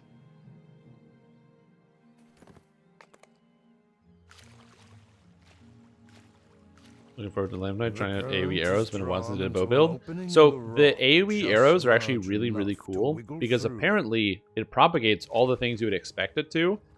So like paralyzing arrows as an example. And now paralyzing arrows aren't the greatest because you still have to pay the cost of paralyzing arrows. The cost being you need to have them, so you have to be an Arcane Archer. You then also need to spend points in the tree, and then you need to focus on enchantment DCs to actually get it to land. But that is a payable cost. And the benefit, of course, being that you press the button and then the attack hits all the monsters and they all get paralyzed, or at least have a chance to get paralyzed, which is pretty sweet. That was something that I didn't really think about when I was first going into it. I was mostly just thinking about how cool it would be. Also, I want Fireball Arrow really, really, really bad in Arcane Archer, so yeah. Ever since Arcane Archer was like a thing in the game, I've wanted Fireball Arrow, because that's just like a thing in pen and paper. That's like a classic move. Enchant your arrow with a fireball or an explosive, and then launch it, and then explode the ball when it gets there. Like, that's cool. That's a great ability and a great effect. Yeah. I will say, again, Lamannia is not that laggy, which is nice.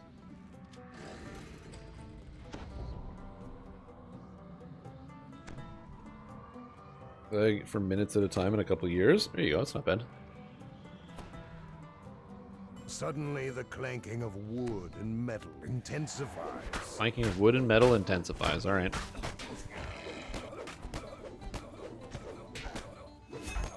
There you go, sunder this guy. Okay, we got a Reaper. I'm gonna back up. I'm gonna back up and drink potions. Maybe like, are you running away from that Reaper? Yes, yes I am.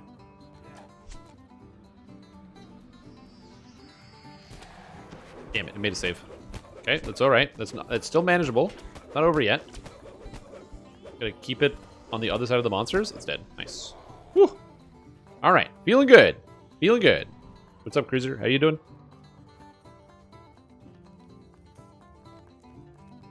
Yeah, a lot of people transferred off of Galanda.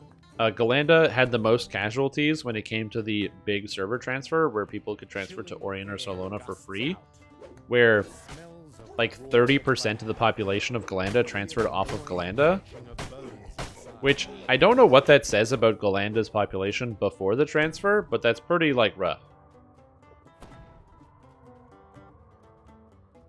You said you need like 10 hours Dragonlord, but how's the parses? But are you winning, son? I've had to reset a lot of quests because of deaths. But a lot of those deaths have been stuff where it's like just a little unlucky sometimes. The class is actually very powerful, but just, you know, I'm trying to do Reaper mode solo on the first life without a hireling, and so it's taking me a little bit of extra time. Not get second wind? Well, yeah, but second wind doesn't help you when you get tripped and then you eat 100 damage, like, back to back.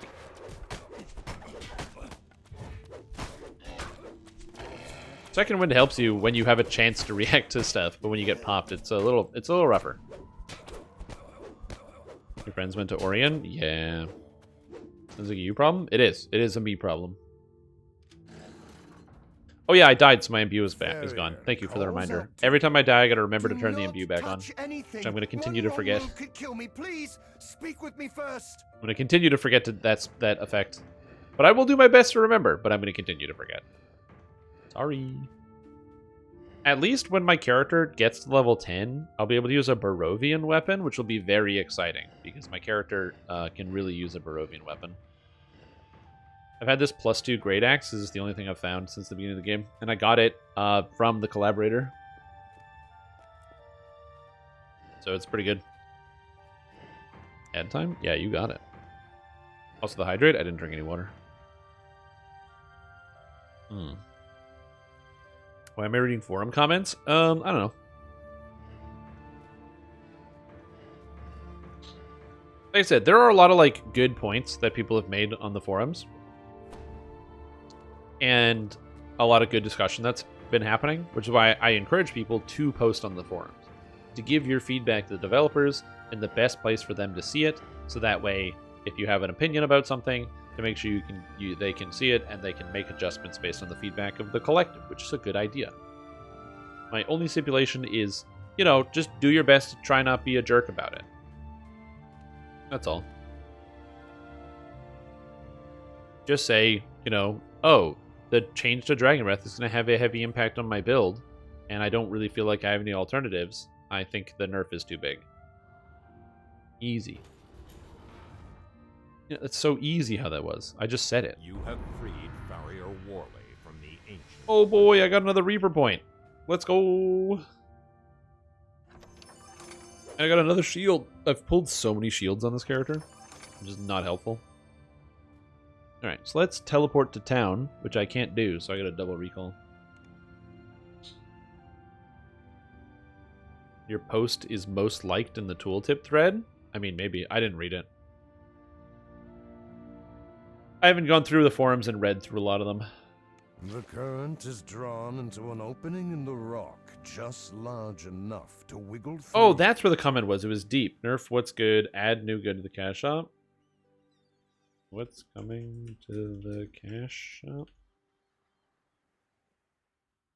Question mark. It was just here. Please, I need to know. Logan Rogers fit 4560. Please tell me. I need to know.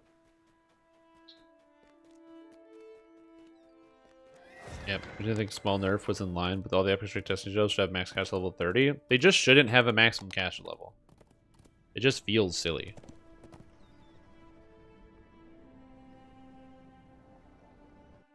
As the Inquest loot took archetypes into consideration.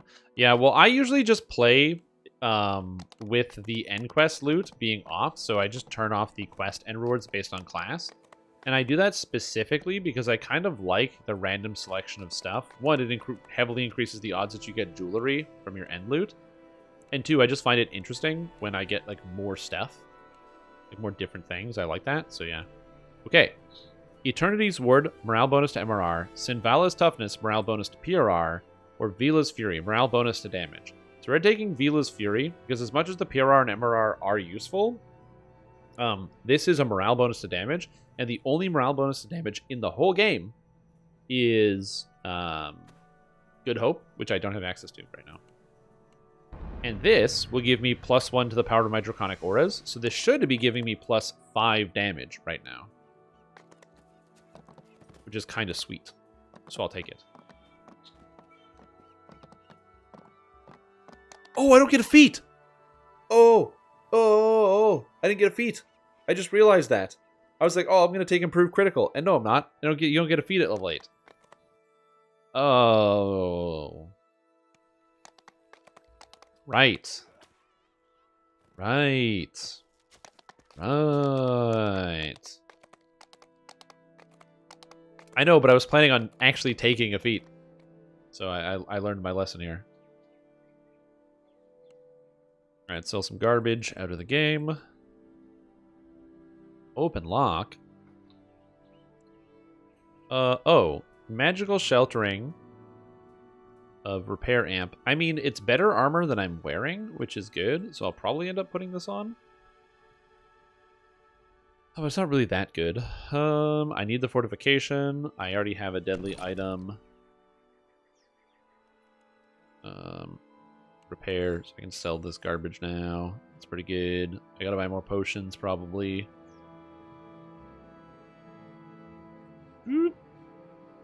Is a new mount what you see? New as in it came out in December and is no longer available for sale. This is the mechanized mount. It's the Warforged Horse. Yeah, I know. I didn't think about it in the moment because it's my first time playing it. Yeah, it's a good feat. I just didn't plan it out. No, the Lords do get extra feats. It's just that at level 1, 8, and 16, instead of getting a bonus fighter feat at those levels, they get their aura feat instead, which is quite good. I just, again, didn't think about it in the moment. I was kind of like... I was thinking about other stuff. Is there a weapon I could use to replace my +2 shocking 1 Great Axe of Deadly 2? I mean, probably. But what would I even replace this with? I don't know. The Twin Chopper? I don't know. Time to make some diarrhea? Yeah, you got it, Near South. You get them.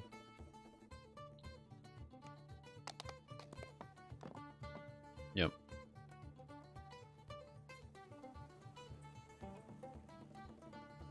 Yeah, I'll get it next level. Next level will be the time. Critical hits are also very good for this character because I get the extra critical damage, like the morale bonus to confirmation or the critical confirmation and critical hit damage just here, which is really nice. So if I get a seeker item somewhere else, I can also use it. But yeah, you'll have to see. Oh, you said Denera. Makia the Denaria. Denera. Got it. I also speak Italian. On an ability you don't get until 20 is a dumb idea. Yeah, I don't like it because it just feels counterintuitive. Like, what's the point of even writing maximum cash level? And the answer is because there are some classes that can raise the maximum cash level of those abilities, and they want to generally rein the power level in. But then it means that some classes can use them better than others, which is always inherently going to be the case, but it just feels like extra weird. I mean, maybe they're worried that sorcerers who get +6 caster levels would get too much of a benefit out of it, but I don't know, that just seems like a silly reason to like lock it down.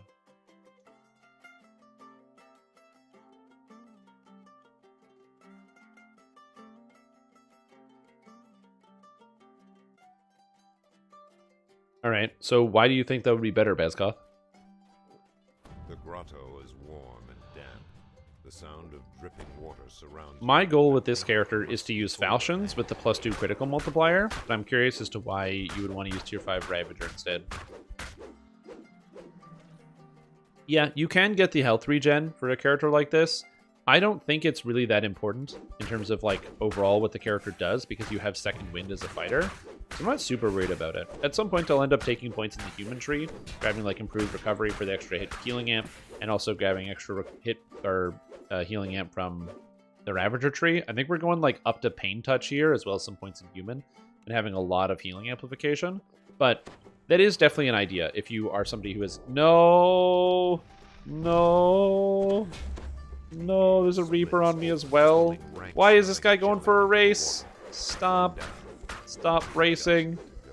This is not okay. 4, 1, 19. Oh, 20. Oh my god. Hold monster, dude. I am not good against hold monster.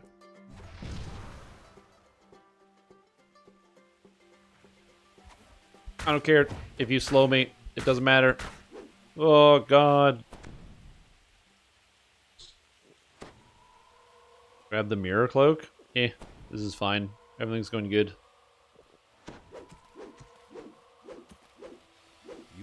If the issue is lack of parity between the epic strikes. I mean, they're fixing that a little bit in terms of like the single target epic strikes are all doing similar amounts of damage now after this patch, in theory. So they are getting closer to that, but yeah, they could still stand to up the damage more.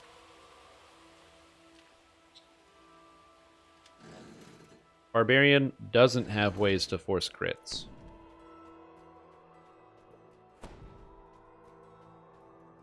Unless I'm really forgetting about something, but I'm pretty sure Barbarian does not have ways to force any critical hits on targets.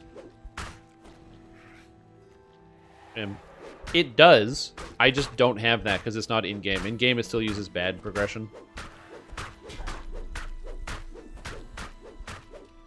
Yeah, Kensai does, but I was responding to the comment of Barbarian has it, and I don't think Barbarian does. Go, go, go, go. Don't get held, don't get held. Was once the hideout of Garl the Grey and his men. More troglodytes' Made it. eggs lie in the system. Oh, Troglodyte Warlock.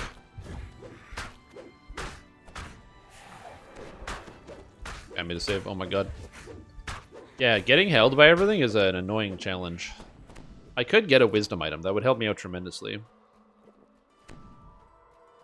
And there are some pretty easy, accessible wisdom items. Are there?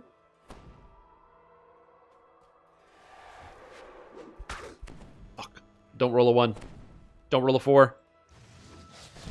Don't roll a 10. Come on, come on. 8. Come on. 12. Come on. 4. Come on. I almost got him. 4. Fuck. Oh.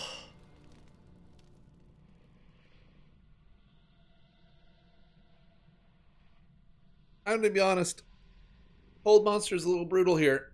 Hold Monster is a little rough for this character. Oh my god. I should have been a Warforged, and I could have solved this problem.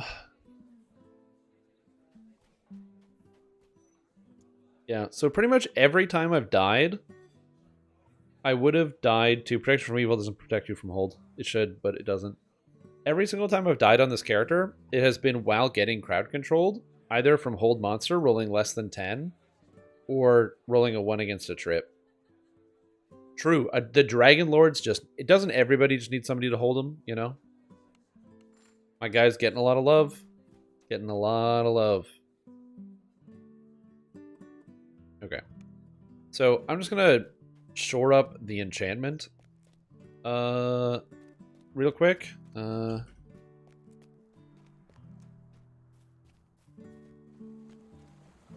good. There's a new driver available.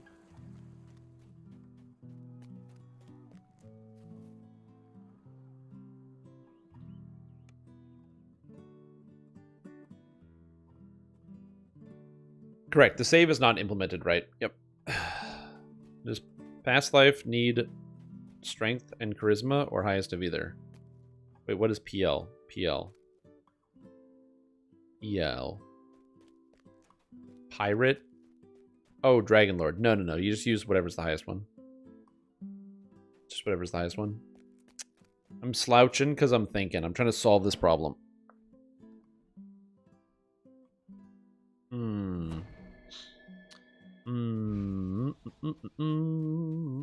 This armor looks pretty good.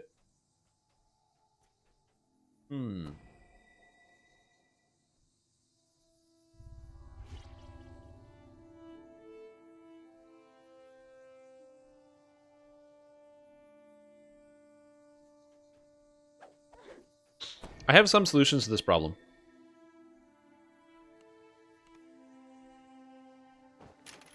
I didn't actually need to do what I just did, but it's fine.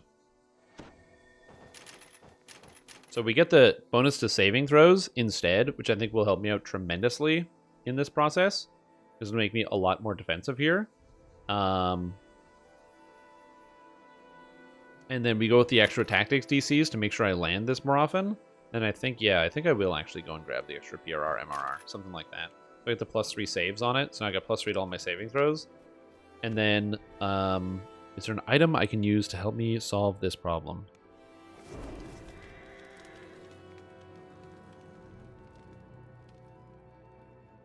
Command.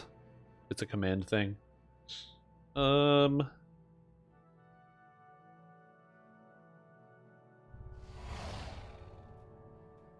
What's an item that has enchantment resistance on it?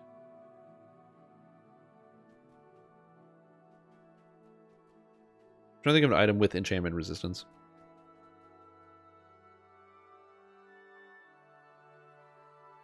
Augment? I don't... Is there an enchantment resistance augment? I don't know about that. What is enchantment resistance?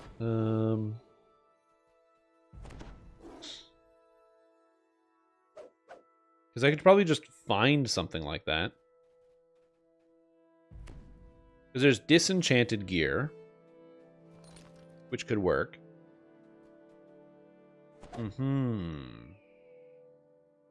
I don't think I have a lot of options here, but let me take a gander at some of this stuff. Yeah. Out the Black Sands. Seaweed Woven Belt. Spell saves, spell resistance, magical sheltering. That's what I'm talking about. So you grab one of these for the spell saves. Hey there, sport. Love that you're trying out this new game and are playing through your first ever life like a champ. As a tip from a pro, dying is a big no-no. And Is it? Some sweatlords on Argo are gonna prop kick you from parties for being a low elo need. But I got a tip for you to help you win. What is it? Subscribe to StrimeTom on YouTube. He's Oh, yeah? a great source for new and existing players Indo, and he can help you get through those bumpy first levels. Good. I should Hope ask him. This helps Jimbo. Cool. I should ask this Stream Tom guy. All right. So that gives me an extra 9. So in theory, I should be not getting killed by Hold Monster. Let's see. The Seaweed Woven Belt helps out a ton. Yeah, it's Strime Tom. That's me. It's like rhyme, like the cold, but it's Strime. Do you know what I mean? Oh, I'm not in a guild. I don't know how to go places. What am I doing? How do I get around the world? But yeah. This is the challenge of playing as a fighter. Sometimes you have to deal with Hold Monster and it gets complicated. But in theory, I should be okay against this. But we'll see. I'm probably still going to fail and still get destroyed. But there is a good chance that I might maybe succeed. But I don't know.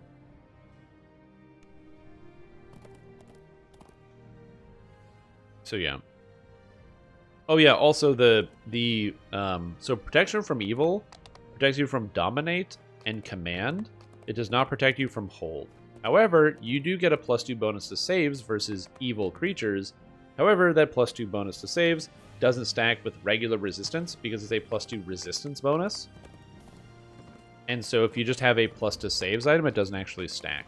Realistically, the only reason you want to use protection from evil at all is for dealing with command and greater command, which is very good, but yeah.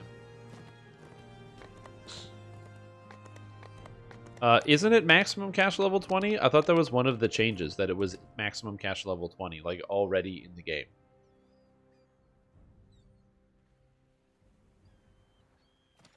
Our cave extends deep into the rock behind Let's try this round waterfall. 2.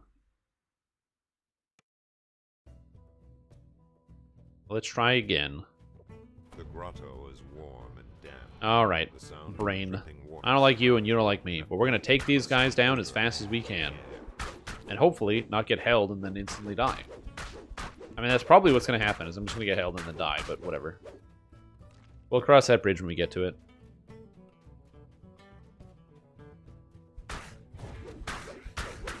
Yeah, but I wouldn't be surprised if they just standardized them all and they forgot to include it. I don't know what the motivation would be for them to not include breath. Okay, alright, we're doing good. Ice Sage versus slow. Something glistens far beneath Get stunned, the stone jerk. bridge. It looks 2 plus 15. Okay. 7 plus 15. I succeed on a 7. Nice, nice, nice, nice. I succeed on a 7.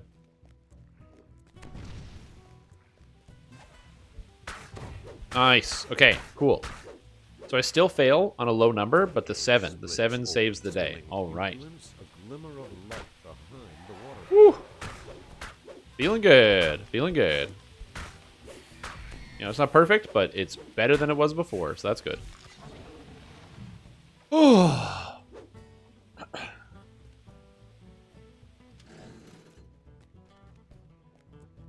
Like maximum catch level 20 abilities that require level 20, it's dumb. It is literally dumb. I agree. I don't understand it. It's also just like confusing because if you don't understand how cash levels work, you would infer then, because it says maximum cash level 20, that you would need to work up to that, right? Because if the maximum is 20 and you are level 20, why are they even giving you that information? Now, the reason they're giving you that information is because the maximum cash level obviously can go up every 2 levels. The maximum cash level of those abilities will also go up because of the epic knowledge and legendary knowledge feats. That was so close, I almost died.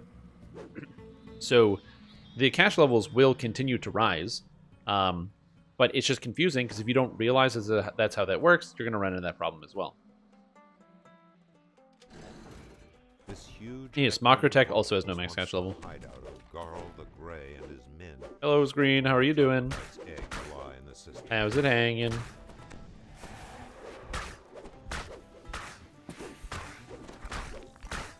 Is the most niche caster Epic Strike? Well, yeah. It's like, it's just consistent damage.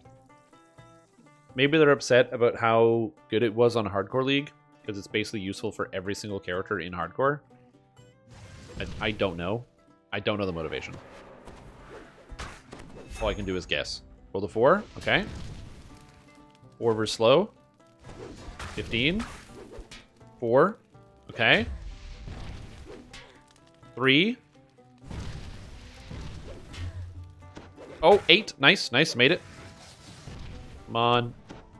Come on. Oh.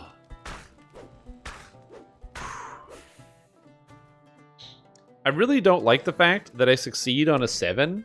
I might succeed on a 6, but I definitely succeed on a 7. And I have like an 80% failure rate against that. But you know what? I did win, so can't complain that much. We're good. We're good. All is well. And you know what? I have a shrine right here, so I'm going to use it. Again, if I was on Elite difficulty, instead of trying to shove my way through Reaper mode, this would be a different story. So, I'm just doing Reaper mode because I can.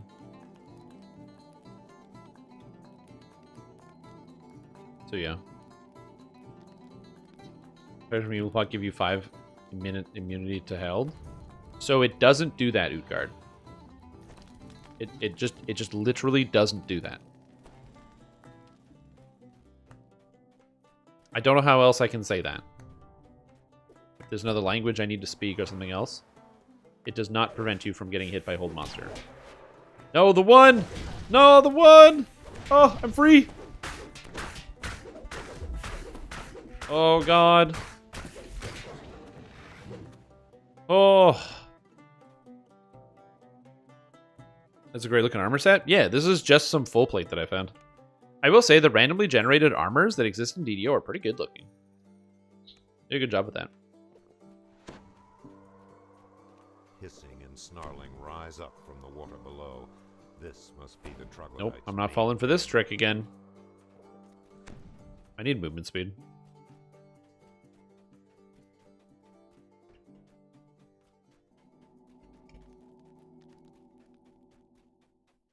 Oh, why did they do this to me? Eggs. I knew I missed them. Quest completed. Hi Strime Tom, I've been on the road so a Hello. bit out of touch, but I see some changes are coming. Can Yep. you summarize all the proposed changes in 2 sentences or less?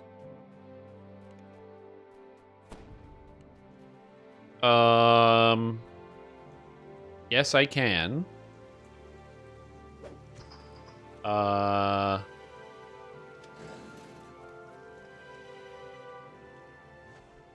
New fighter dragon archetype looks cool and is fun.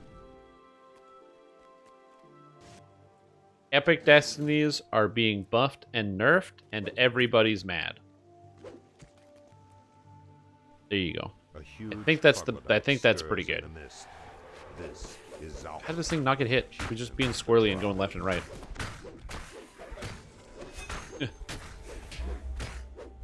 I got you. I think I got you covered. progenitor of Yeah. the eggs has been slain. Didn't know if you jump and the whole monster spell will miss, just bunny hop like an FPS. If that was true, that would be amazing. If I jump all the time, that is unfortunately not true. I don't think that many people are mad about Dragonlord. I mean, maybe people are mad, but I don't know why. Yeah. What's in the video patch? The game is being patched and people are mad about it. Red Tom and his lot never made it this far. Is also a good way to describe it. There's never been a DDO patch that has come to the game where people haven't been mad. I still remember how mad people got when they did the first code the first time, where they gave away like all the content. People were so mad about that. I spent all this money and I paid for all this stuff, and then you're going to give it away for free? Where's my compensation?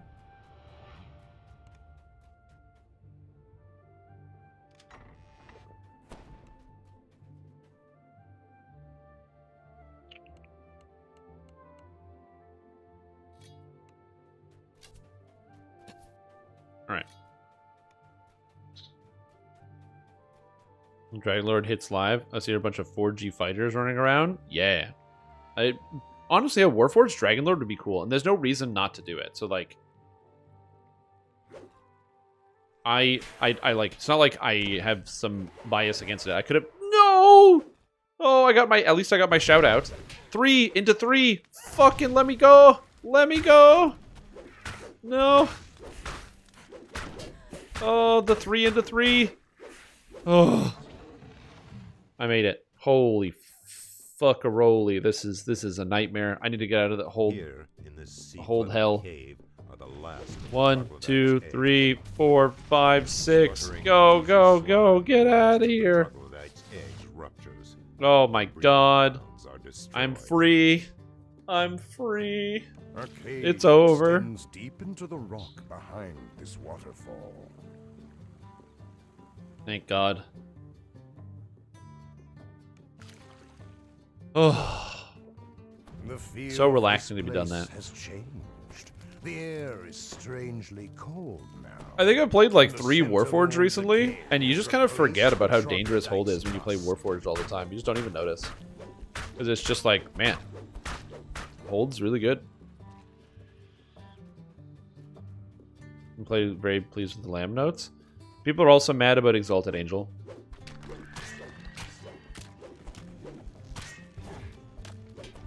And again, I'm not here to tell people that they shouldn't be upset about something.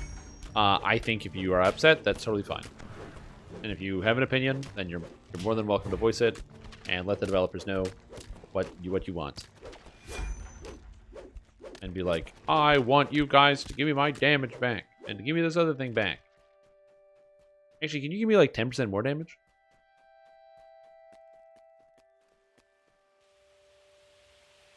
The chill flows out from behind the I'm getting attacked by falls, oozes. so strong that the water makes your feet numb with cold. So yeah. I'm going to go to 26 now for the passive healing, and I TR at 30, so kind of useless.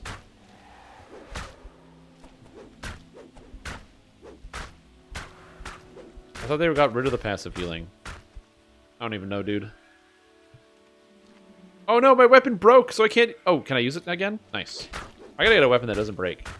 But Astral Shards are working well.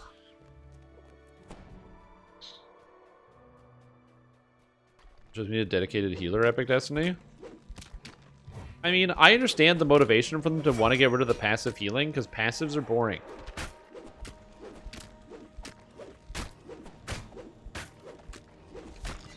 So I'd be happy if they were just like, oh, by the way, they just gave it so that it's like, oh yeah, it's now just the active component. I like active components. Passives are boring. A grating whisper drifts out of the dark from beyond the vault. Who disturbs my Use a bottle of rum. It's not a bad idea. dog What happened to the Warlock Destiny they talked about? It's probably still on the table. Hey, what's up, Max Volume? Grab a Ferro Crystal? You can't on Hardcore. They don't give you the Ferro Crystals, so you can't buy a Ferro Crystal item?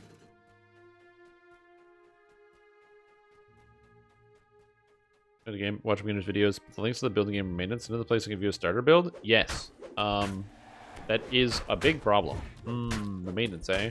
It's not that it's in maintenance, it's that it's actually a broken link to the old forums that needs to get refixed. Do you know which one it was you were looking at? In particular, see Messina? From the sarcophagi lining this corridor. I might be able to solve your problem sooner rather than later. You don't have to wait as long, but yeah. Nice, that's good. I'm glad to hear that. Also, if you are looking for build guides to follow, I know the beginner basic ones are there. They're literally titled beginner. Oh my gosh, this is so painful. I hate what's happening to me right now. It's because there's this champ archer that's just nailing me from down the hall.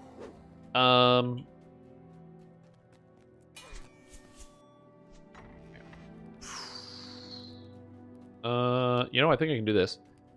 Yeah, if there's a specific build in question, I might be able to help you fix that, because it's just a broken link that can be fixed with a quick tweak. But also, if you're ever looking for something that's pretty good for starting out, I post build guides for every hardcore season. Hardcore season is a special server where if you die once, you lose. And that's bad. So the design is that the characters that I write, usually the ranger one, okay, let me find it, let me fix it. It's designed in such a way that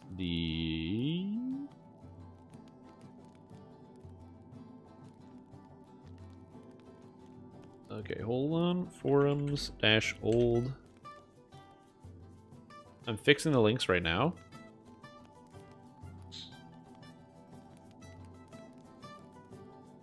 Okay. I don't know which one you wanted specifically because there was 2 links, but I have the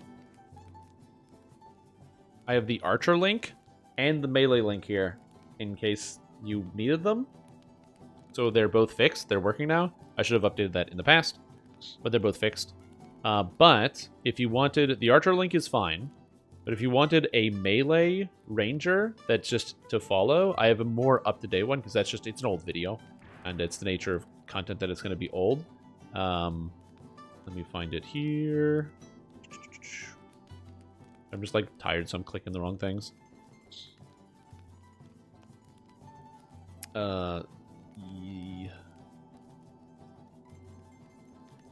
If you're looking for the melee ranger build, then this next link that I just posted, the most recent one, the 4th build is a very powerful ranger build that you can follow, and it is modern. It's up to date. It's got all the new fandangled stuff in it, and by fandangled and new, I mean just everything that's been added over the past 2 years. So it'll have good detailed information there for you. And it should play. It'll play exactly like the other video did in terms of like the video description, like the beginner basics video, but just with different selections and choices. And there is also, of course, a video attached in that other one if you just want to get a quick reference of okay, what am I doing and why am I doing it, which is also there. Also, I don't know what's going on upstairs, but there's like my neighbors are getting some type of scuffle, a lot of slamming.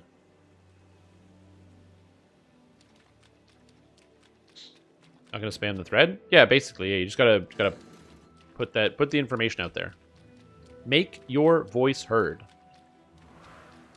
Tell people what's going on and what they need to do to fix it.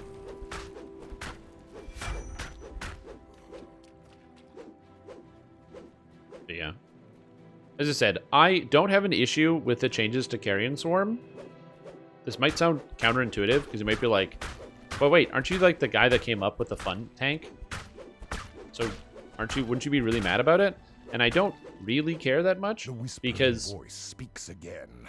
Like it's just one change to a build. So you just make a new build. Like when there's a change to a character build in a video game, my solution is, okay, well, I guess I'm so dead. Dude, I'm so dead. Oh, maybe not. Hold on. Oh my god, the sleet storm. I don't know where anything is. Yeah, I'm dead. Alright, I'm gonna level up to 12. I can't deal with this shit anymore. Oh god. Follow your two-handed file in first life guide site. Follow it is down. You're the second person to ask that. Eric, do you have the link? I've been trying to update those old things, but I have so many old videos that are broken. I can fix the link. I just don't have it. So if you have that, I can fix it for you and get you the information you need.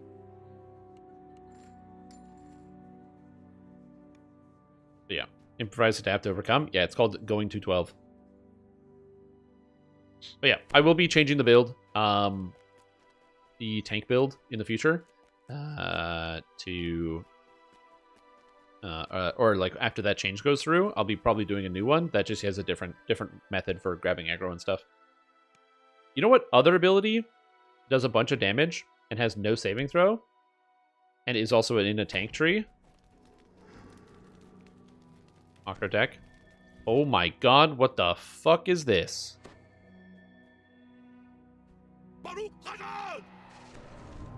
Thanks for the help.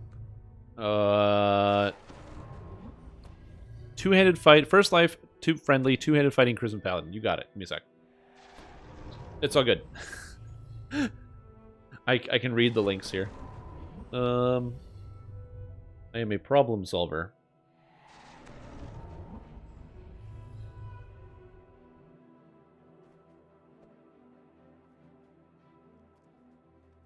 Okay, gotcha. So this is the link that you want. I'm just going to go to the video. Good morning, everybody. Shut up, dumbass. I got to edit your video and fix your link. Here we go. Guy's trying to talk over me. Fixed. All right, link is fixed, and it's fixed on the video. So we're all set. Basically, the reason why the link is broken is because they changed all the forums to a new forum, and as a result, all of the old links broke, and I went through and I cleaned up a lot of them, but I guess I have still missed a few. There's been a few outliers, and so I appreciate you bringing that to my attention, and now it is fixed for you and anyone else that goes to find it.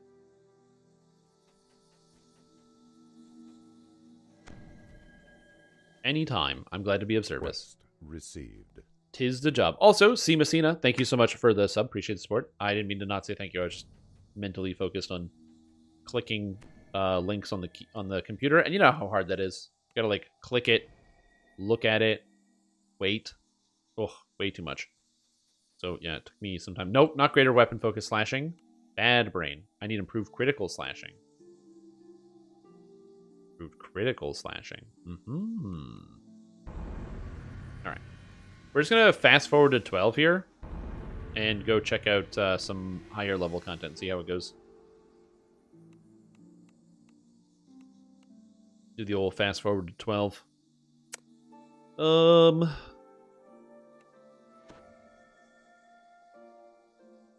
I do like the tactical stuff here. I also like greater weapon focus slashing to give me extra hit chance, which is something I'm going to be needing a lot of.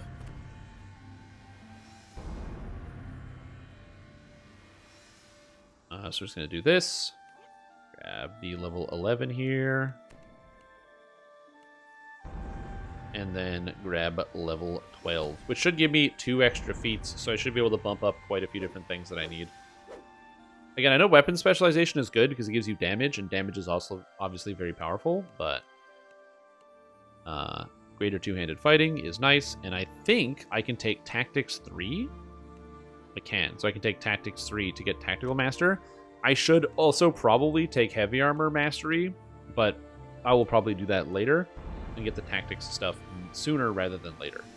So then this allows me to grab Conqueror's Command, so Reckless Devotion, an ability that I use on other people and not myself, heals other people, which is great, and then also gives me more view dice, and the power of my Draconic Auras goes up. I get Dragon's Protection, so it's 26.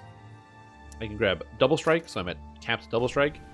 I don't need the charge, so we go with Strength over Charisma, and then I can take Dragon Slayer or Strength over Charisma. I'll probably take the Strength here. And then we get Tactical Commander for the cooldown, Soul Scales. Actually, I'm going to not take this for a second. I do want it, but I'm not going to take it for a sec. Because I am curious if it works. So the cooldown on Trip, when I go ahead and use it here, is 10 seconds. We can all see the cooldown is 10 seconds. So it's like 5 right in the middle there, which is good. And now that we know that, I'm going to click Tactical Commander, and in theory, that should reduce the cooldown by 33%. So this should be like 8 seconds or something. And it does work. It reduces the cooldown. Very cool. I assume that my... And it works on the Dragon Roar, too, which it says it does. It actually functions. How is Dragon Duck faring? Dragon Duck doing pretty good. I'm a big fan of the... what? Yeah, it's going good. It's working well for me, anyway. Now that I have a new account, I have to grind out that horse again. I no longer have a shared bank. Yeah, but at least you have all the content if you use the free DDO code. So make sure you do that. Yeah, I'm holding on. Let's just say that. I'm holding on.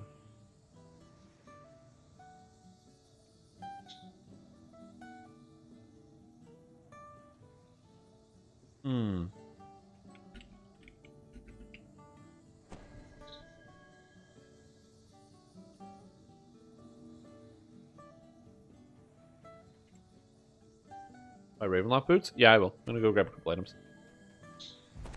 I just need to adjust a few things. I don't even know. No, I do. Okay. So we do this. We go here. Hello, other loot guy. I need to talk to you. Nope. Gotta talk to this guy. Just grab a couple Ravenloft staples and then call it a day. We're just gonna grab a couple things. Okay, so I need just a few items. Hello. There's a cat. Cat staring at me. This is Max for the new quest. I don't know what the new quest is. Did link yet? Though I did manage to find the new page. Your starter builds video also doesn't have an updated link yet. I don't have a starter builds video, so you're right. It doesn't have a new link. I don't recall having a build that's called starter builds. So you're probably right. I cannot recall having a video like that. It was not the lore field pack banner I wanted. It was the other one. Yeah, I don't need a crazy amount of gear. I can just, like, pick most of the stuff up in other places. I do like the Mantle of Fury, though. I'm gonna keep that. Is it a different title, or, like, I'm not sure what you mean specifically by your starter builds video. Coat of the Traveler is a major increase in my character's defenses, which is great. Grace of the Fallen Hero is the item I was actually thinking of. The Cursebane Ring is the item I was actually thinking of. And I don't think I actually need anything else. I think that's good. I guess I could put on, like, just one other item. This is better than nothing. Best new starter builds, free-to-play Warlock, Druid, Monk. Ah, okay, gotcha.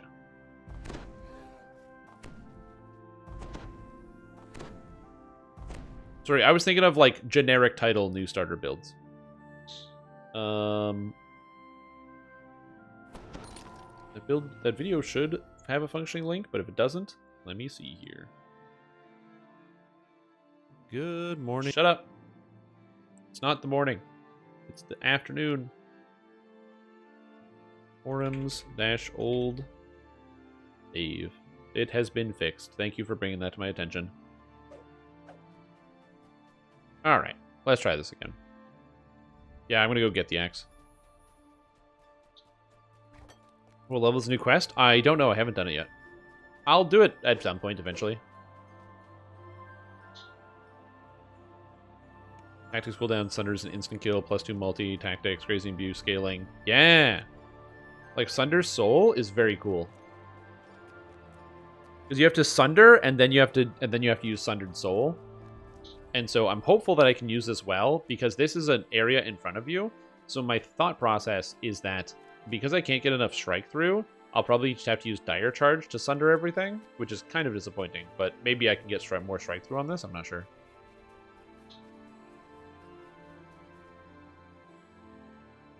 Base is 18. It's very silly and a lot of fun. Nice. Yeah, because I heard from a lot of people that it's fun.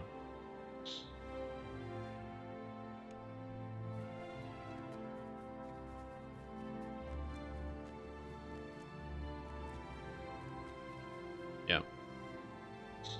Thoughts on Dragonlord getting Vanguard but not Kensai? They don't get Vanguard. They get Ravager.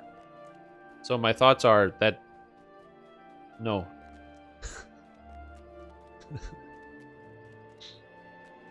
I agree. That would be weird. You know what? I'll answer this question. I do think it'd be very weird if they did get Vanguard without having shield proficiency.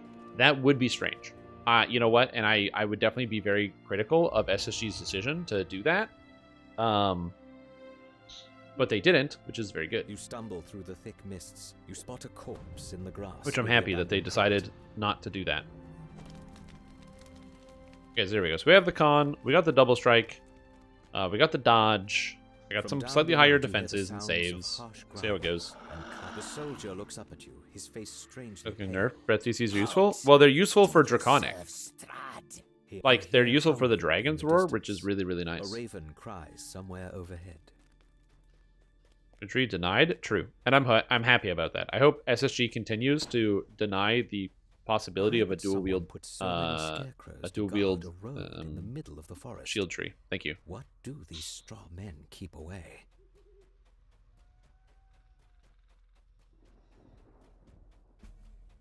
Okay. You hear a branch snap behind you. Can I stun will-o-wisps? Yes, I can. Nice.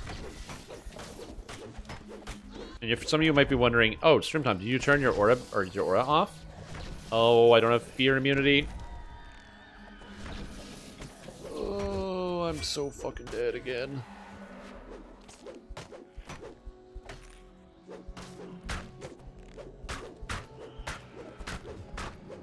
It's only the wisp that's dangerous. I just have to kill it. Thank you. Ugh. Fine. All is good. I'm still not hitting everything all the time because I'm only plus 30 something to hit. Oh, jeez. Oh, jeez. I need a new weapon bad. Scarecrow clatters to the ground. Alright, let's get a new weapon. You realize you can hear noise from up the road to the east, the same way you came. Nah, it's fine. I'll be okay. All is good. It just takes some time to, like I said, get used to some of the different pieces of what's happening with the character. I don't mind the fact that I can fail saves against fear. I just needed to be prepared for that possibility. What? Where'd my weapons go? Oh, there it is. Okay. Falchion. Thank you. So the Falchion is a gigantic increase in damage. This is base damage rating 29, and the Falchion is base damage rating 41. So huge increase in base damage. It's an extra +3 to hit and damage. The critical threat range is 15 to 20 times 4, which is happening way more frequently. It's very, very, very nice.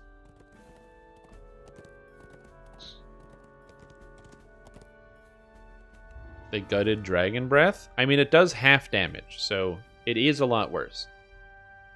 Giving charges for the trance? No, that does not currently work. It's broken.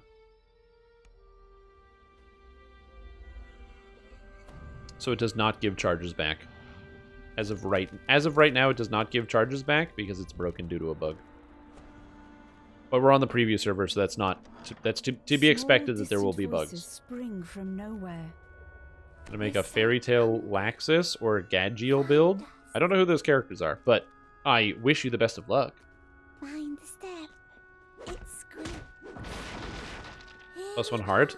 You don't need a +1 heart. You can use a +0, which means it'll be great for Hardcore League because you can use Purple Dragon Knight to get and use the +0 heart at level 1 to make your Dragonlord. We've been here so long. We want to rest. Take us to a nice place to rest. And we trip them, and then they're both down, and then we melee them. Which reminds me, I gotta turn the thing. I gotta turn this back on. I gotta return this on. Beyond the secret Okay. door, a dusty stairwell leads down into darkness. So yeah, so we're looking at about 13 characters transferred, close to 10 if I squeeze everything from some of them. Damn, it's a lot of characters, dude. Place the bones inside the coffins. Much better. Yeah, if I was you, I would just make a new character. That's always my solution. Instead of transferring, I just make a new character on the new server. Monster in the basement. Because especially if it's like stuff, like if it's like alternate characters, that kind of makes sense that you maybe want to bring alts. But if it's just like characters full of stuff, like you're just bringing a bunch of bank alts, oh dude, just like get new stuff. Like you'll be able to get new stuff in the future. Most of the items aren't like that crazy. And a lot of the farming is just going to come as you can like continue to play. Like, think about how many things you throw away right now. It's like, oh man, but I have my like leveling Ravenloft set. Well, yeah, but if you're playing and doing a couple TRs, you're just going to get the Ravenloft stuff back pretty quick. There might be specific items that are harder to get. For example, if you have like, you know, the full like sets of full augment sets or no, full gear sets of no, even if they're augment sets, you could transfer it. I don't know. I'm mostly grabbing some things that I want to refarm. Yeah, for sure.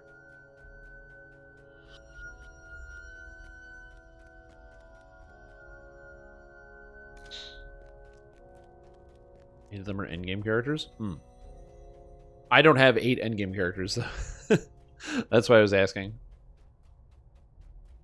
Yeah, I definitely do not have that. That's cool, though. On top of the desk, you find a tarnished key. Get wrecked, losers.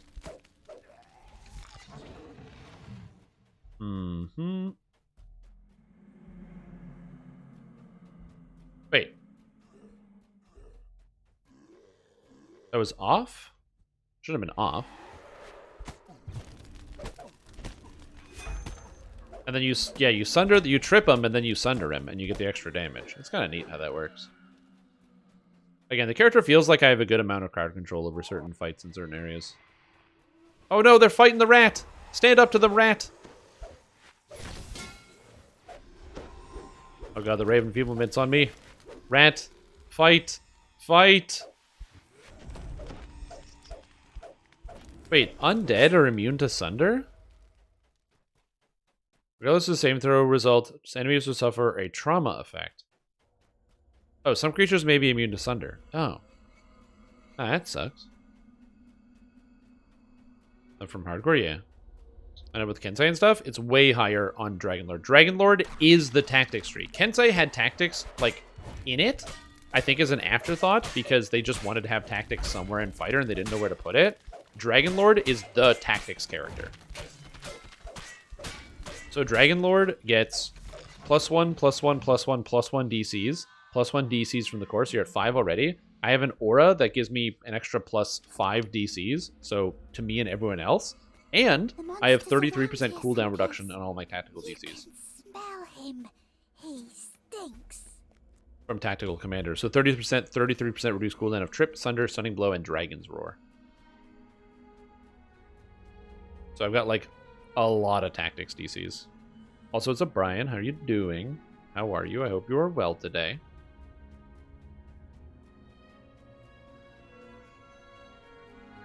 Question, how much do you get from the aura? So you get 2 as a baseline. But then when you put points into the Dragonlord tree, you improve the power of the aura. Oh, I forgot I cower these guys so they become helpless. Oh, yeah. Dude, the trip on such a low cooldown is amazing. I can just constantly trip these guys. That's fantastic.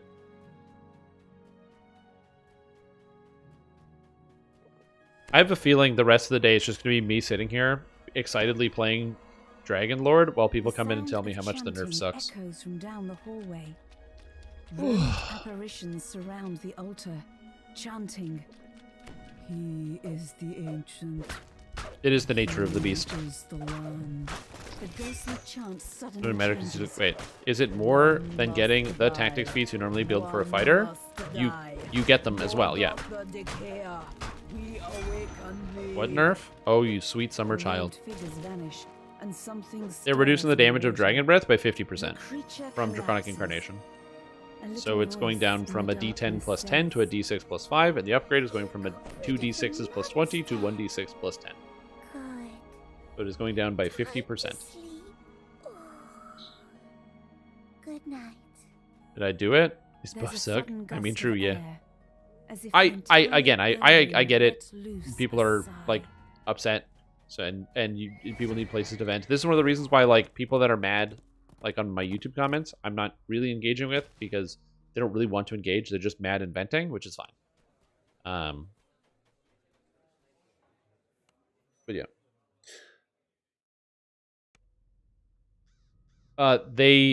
People complained, and so they changed the numbers. If you want to see more of the responses devs have, you can check the dev tracker on the forums to read some of the responses to some people's comments and feedback.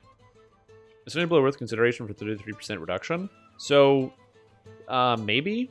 My problem is that stunning blow has a slow animation, and it's an extra feat, and I also don't really need stunning blow. As a Dragonlord, I have Dragon's Roar with a 53 saving throw right now. And 53 is a really big number. So I don't think, personally, that I need it. I think my character has more than enough stats for that, and it's a full stun, and it's an AoE as well. So you could use Stunning Blow. I don't think it would be the worst, but I personally just don't think it matters that much for what I'm doing. Can Fun Tank be saved? Yeah, you just have to change it. Yeah, the Quick Cutter looks really, really good. I'm excited to try out Quick Cutter and see how it actually performs once we actually get onto the real servers. Because I think Quick Cutter is going to be very, very useful. It's basically just Whirlwind Attack for builds that can't fit it in because they don't have enough feats. So an easy example is like Rogue really struggles to fit in something like Whirlwind Attack. Although the new Shadow Dancer attack with Rogue is also really crazy because the attack goes from a 15-second cooldown to a 8-second cooldown, which means it has double the uptime. And more so than double the uptime, it also means that you have 100% uptime on the buff that gives you extra sneak attack damage.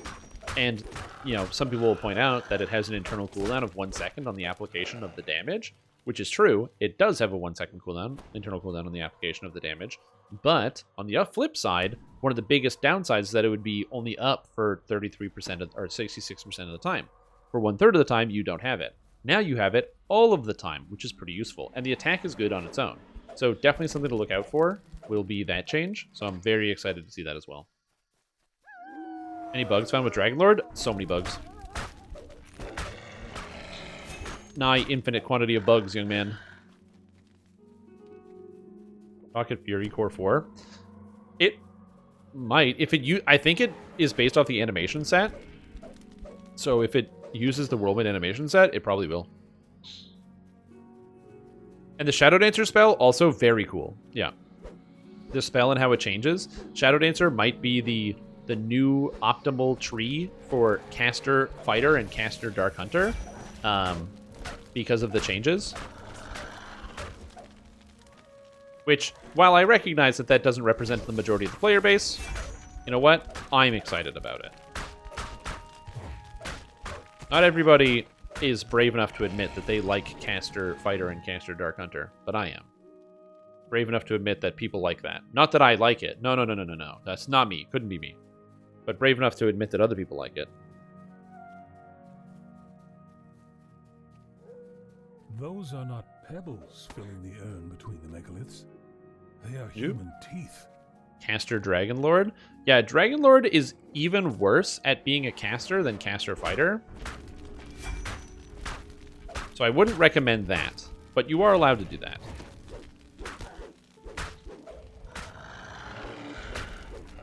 I'm wondering if I actually do want the strike through instead of the double strike in tier 1.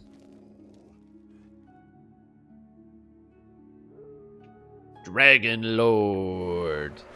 I am not Strimtom. I am Dragonlord. Wahahaha. Disproportionately enthusiastic about caster builds for melee classes? Yes. Look, Dungeons & Dragons Online is a video game that is effectively like a big bin. Like, okay, I've mentioned this before, that I don't really do the whole Lego thing, right? So, you know when you were a kid and you had it, or a friend had it, or a cousin had it, where you'd go to someone's house and they had the big bucket of Lego, and it was just all the miscellaneous Legos in a big bucket, and you would just take stuff up and build it? I'd never really liked that. I was never much of a big bucket of Legos sort of kid. But this, the Dungeons & Dragons Online, big bucket of Lego, that's my jam. Where it's like, oh, I can combine this and this? And someone's like, no, that's bad. Don't do that. I'm like, oh, but I can? I find it fun. Hey, what's up, Leonid Kresovich? Yeah, archetype says whether it's good Fate Arc Illusionist build. You should. Where is the lady? I've killed basically everything. But I don't see her. Oh god.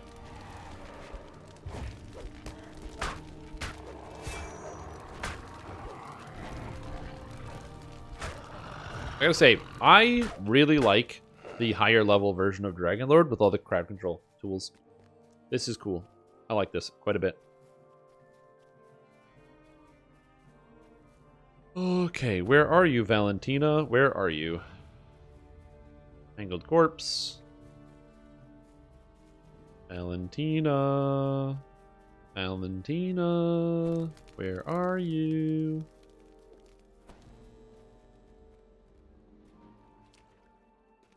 I seriously have no idea where she is. This is the second quest where usually I find the characters, and here I've got nothing. Yep. And remember, this is Reaper 1, and I'm a first life character, and I didn't put any tomes. Doesn't Caster Dragonlord get spell power aura? Well, yeah, it's technically got a spell power aura, but it's like 7 spell power.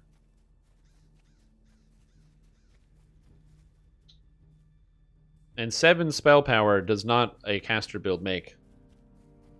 Also, it only gets the spell power if you actually put points into the Dragonlord tree. Other than if you don't put any points, it's, I think, 4 spell power. If so, then the women of the windmill are not what they appear to be. Morgantha addresses I heard there were Dragonlords happening. That's right. We do have a Dragonlords. They are happening. Run, welcome back to the stream team. Producer Room, fantastic day. I hope you are Lorden and Dragonin, like I am. We are, in fact, the Dragonlord, and it's going pretty good so far.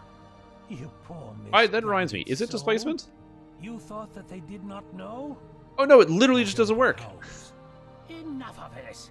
Kill Oh. them, and you'll feast on outsider. Oh, the displacement just doesn't work. Ugh. Okay, I was like, because apparently according to Steelstar, it's supposed to be full displacement and not lesser. It was a typo that it was 50% or it was typed in as 25% on the patch, and it actually just doesn't work. So good. Out of the bubbling Watari contents of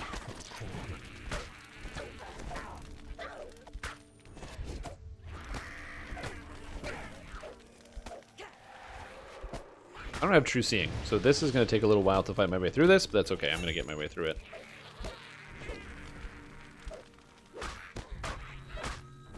I'm not dead, and I still have 2 uses of second wind left, so I'm feeling pretty good, honestly. See ya, jerk. Stun. Stunder. Stunder. Boom. Trip. See ya. The eternal crowd control is kind of cool. Is my game SSD dying? Oh man, I'm sorry to hear that. Well, just think about it. When your game SSD dies, that just means you get to reinstall all your games. But it also means you can buy a new SSD that's bigger and then put more games on it and hope it doesn't die either. her daughters cut down before her. The hag Morgantha flees the windmill.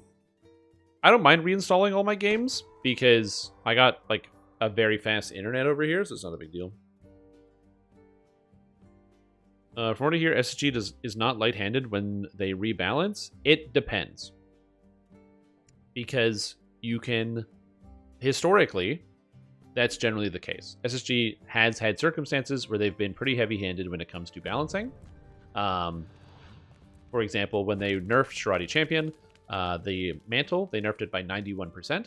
And the Draconic Incarnation nerf, instead of it being a little bit lighter, it was a 50-something nerf.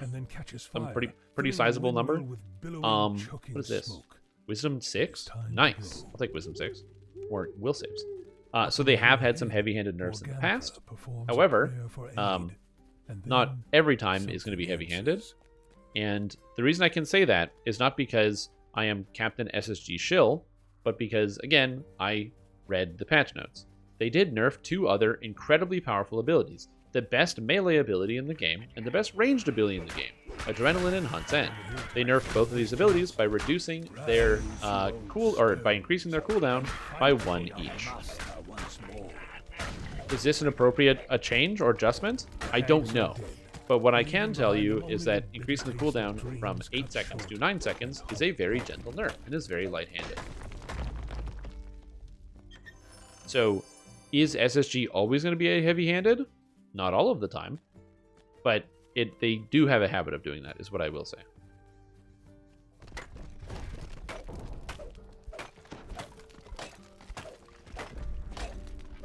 Like I said, I don't think it's fair to say that they nerf everything in a heavy-handed capacity, but they do have a track record for doing that.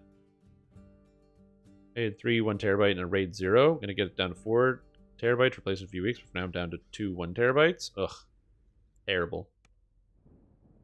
You just gotta get, like, you know, the 8 terabyte drives and then get 3 of those, and then you're solved. I mean, then 24 terabytes, that's enough games. That's like, well, with 24 terabytes, you can have, I think, 3 different Call of Duties. So yeah, you could probably do that.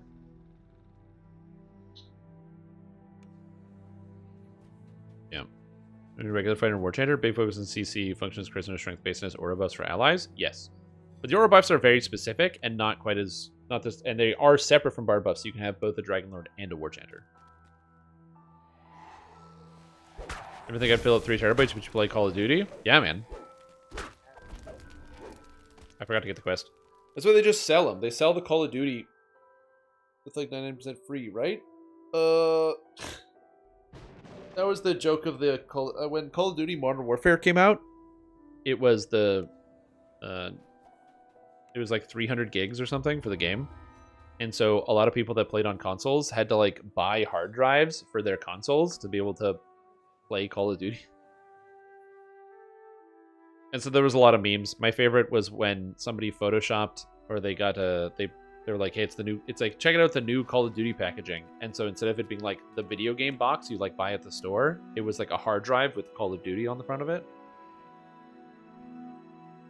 Shit was so funny. Yeah, and also you can multi-class Dragonlord and War Chanter as well. Oh, nice, yeah. I haven't played Modern Warfare 3. I saw the videos of it because people were playing all the Modern Warfare 2 maps that I like, and I was like, damn, that's in there.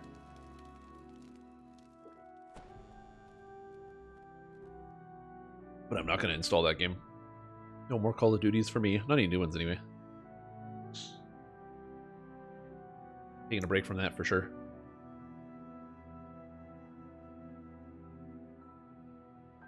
Alright.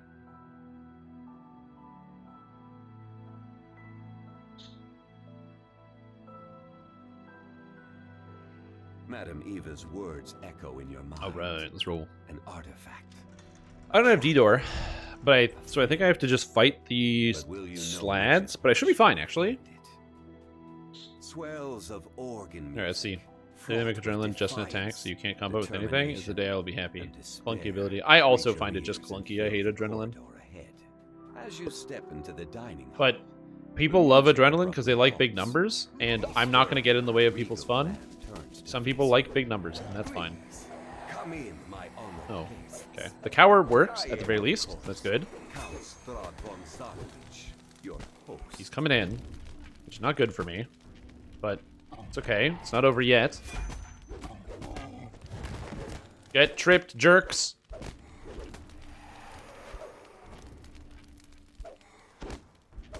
Look, if that doesn't talk about the power of the crowd control here, I don't have the most damage. But shit, man. This is a hard room.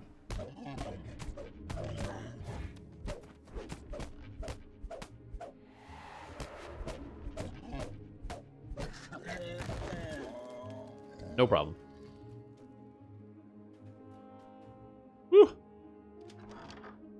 I need 2 wisdom points at level 6. First life. What are the solutions to this? I need 2 wisdom points at level 6. Oh, getting a wisdom item. That's usually the solution.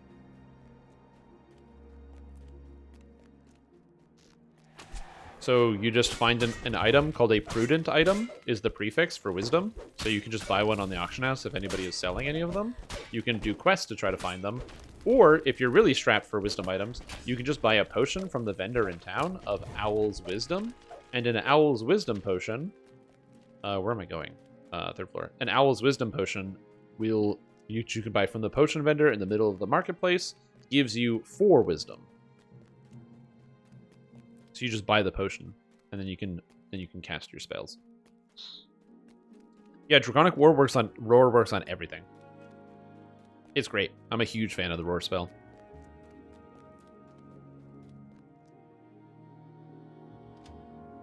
Dragonlord Bard Acolyte. You could do that too. That's also an option.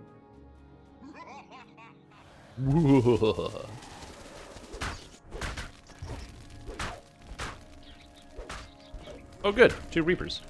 That's good. Plague as well? Oh, yeah. The Plague and the Carnage Reaper. I was feeling good about this, and then the Plague and the Carnage Reaper spawned at the same time. Well, let's see if we live. Even constructs? Even constructs. Is it treated as a spell or an attack? It's not a spell.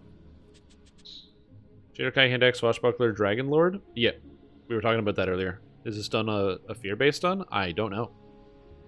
It says, and I quote, to read the text, Tactical feat. Enemies in a cone ahead of you must make a will saving throw or be dazed. Afflicted enemies have a 25% chance to be broken out of a daze on damage. 20-second cooldown.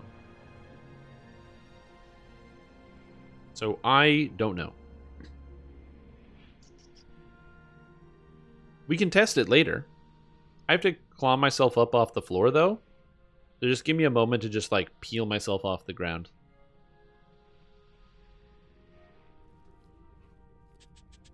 So, yeah. There goes by Acolyte Ideas. Now, the thing about it, though, is the daze gets upgraded to a Cower, which is a full stun, at level 12, which is what I have.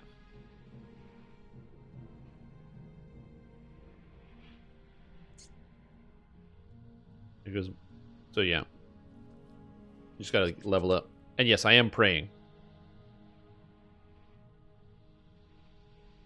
Oh, also, it can't handle D. So you gotta do 100. You gotta roll 100. It can't handle the D, unfortunately. The bot's not programmed that way.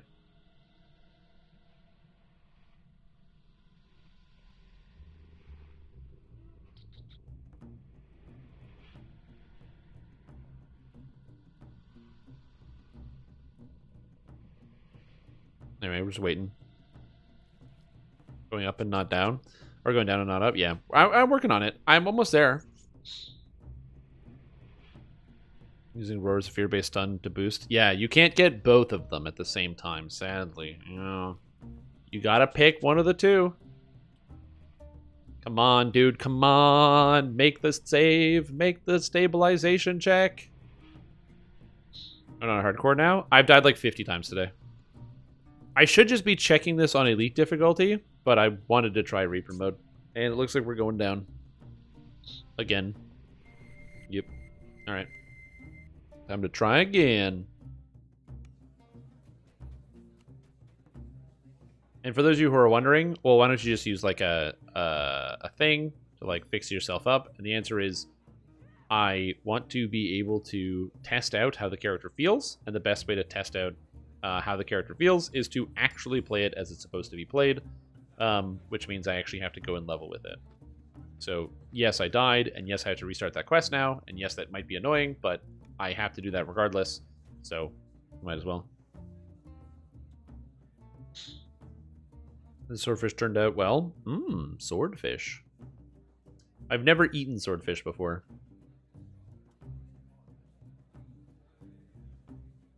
Let's get will saves. That'll probably help.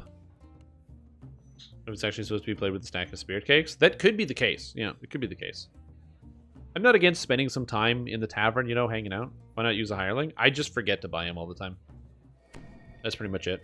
There's no reason why I would avoid using a hireling. I just forget to buy him.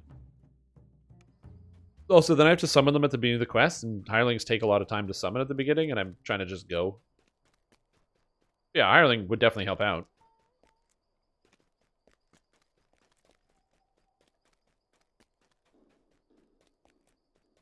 Like, if I had a hireling, that would have been great. If that wasn't the combination of Fear, or Plague and Carnage Reaper, and they also didn't both spawn after I used my Dragon's Roar, I would have been fine. But what happened there in that room is I went into the room, strawed some of the rats, I cast Dragon Roar. After the rats got stunned, the 2 Reapers then got summoned, and then I ran into problems. So if I had been more patient and waited for there to be Reapers to spawn in, I would have lived. And so, again, decision-making plays a lot into how you play in this game. If you're ever thinking that you died to something, that there was nothing you could do, there usually is a way you could have prevented your death, and knowing that is important. So I would have had to go through and, I would have had to take a different approach there and be a little bit more cautious in terms of using my big crowd control, especially considering the rats weren't terribly dangerous, and I used the crowd control just to go a little bit faster. And that's kind of the consequence, the what you pay for. It reminds me a lot of how, like, in the video game The Lord of the Rings Online, every class has what's called an interrupt, where if a monster is casting a spell, you can interrupt them and prevent them from casting a spell. In other games, this will colloquially be called a kick, and it's the same idea. Monster is casting something, and you interrupt them so they can't do it.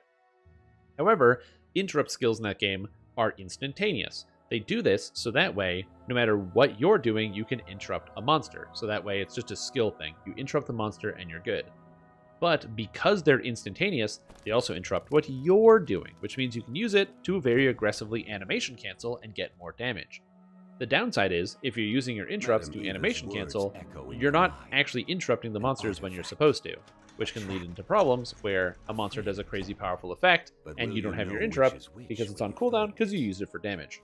So yeah. Swells of organ music, fraught with yes, Dragonlord is going to be releasing with the 50th or the 5th, the anniversary of Dungeons and Dragons Online at the end of February. The dining hall, the music abruptly halts.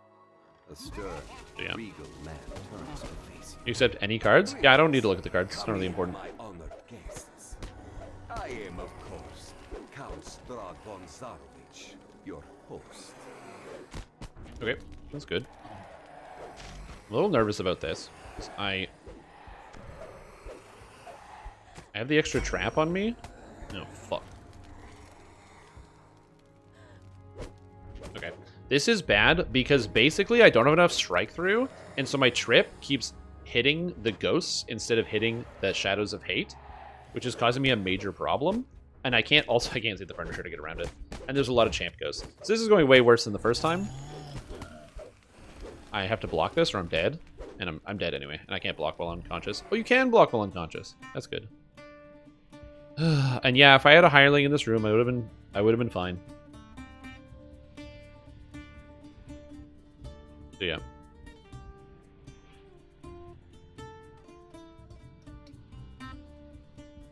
But yeah, I don't care about the cards. I just do the quest. Yeah, and it's a fighter archetype. It is a fighter archetype. That is correct. That's supposed to have a trapper. Sometimes, yeah.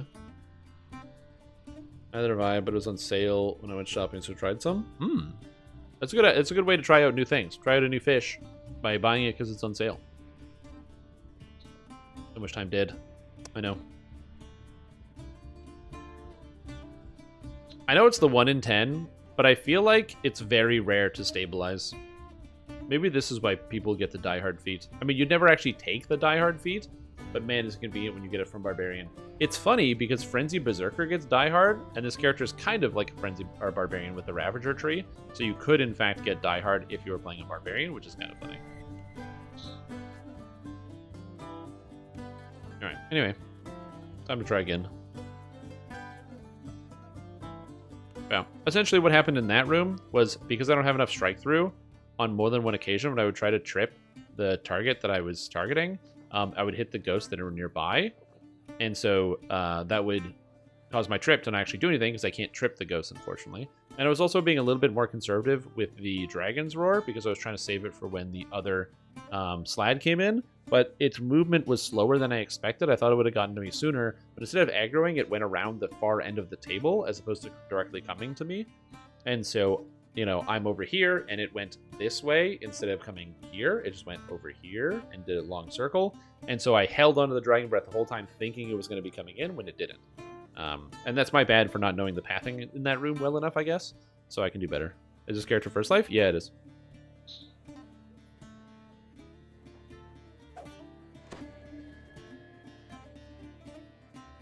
Alright. Let's try again. What's up, Lumslinger? How are you doing? Alright. I will break down and just buy the hireling, which solves all the problems that I'm having right now. You want to die? Oh, that's not good. Don't play hardcore then. Is it a good option to trade 6% for more strike through? I'm not sure. I'm thinking about it. I like the double strike for the damage, but the strike through seems like it could be more valuable for the leveling process, just to give me like that extra couple targets for the improved trip, and the sunder as well. I feel like that could end up being more valuable. I usually don't like taking the strike through versus the more direct damage options, but I feel like at this point, it could be a better tool. To have just that extra little bit of strike through. All right. Miranda Kelvin. I don't know if she does anything important. As long as she gets eaten by monsters, it's probably fine. But she said, now that I see this place, I'm starting to regret doing this. True. That's also what I would say. Now that I see this place, I am starting to regret doing this. Fact. I would regret it as well.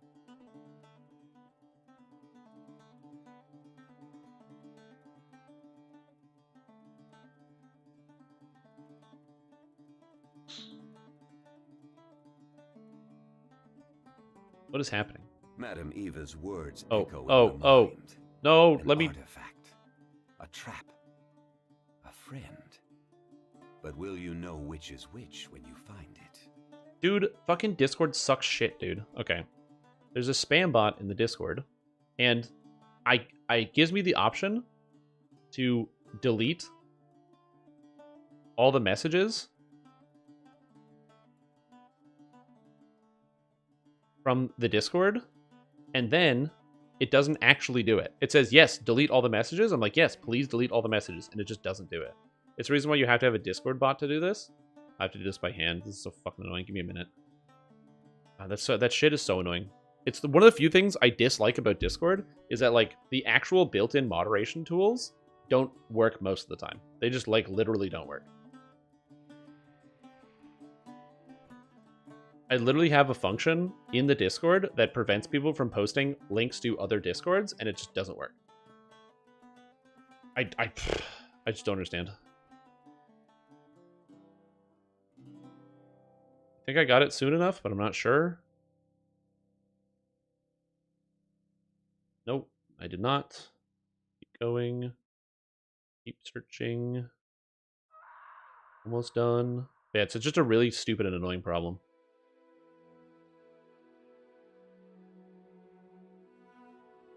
Okay, it's fixed. Alright. Server for servers with a few friends. True. Yeah, you don't need any moderation. But it's annoying. Swells of organ music, fraught with defiance, determination. Yeah, anyway, the long and short of it is, or the lesson that you need, as you step into the is dining don't hall, use, or not don't use, if anybody ever sends you a Discord link and doesn't tell you what it is or what it's for, don't click it. Doesn't matter who it is. If it's your best friend, it doesn't matter.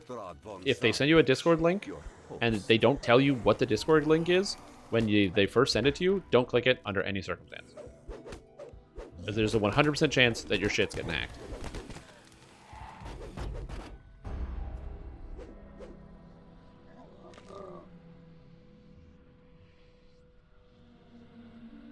Oh, this room sucks, dude. I got knocked down by the Shadow of Hate.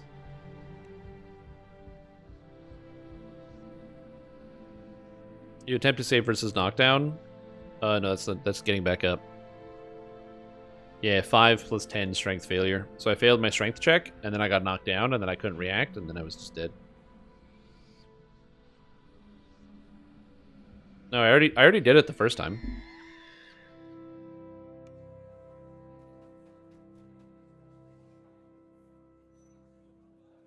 So yeah.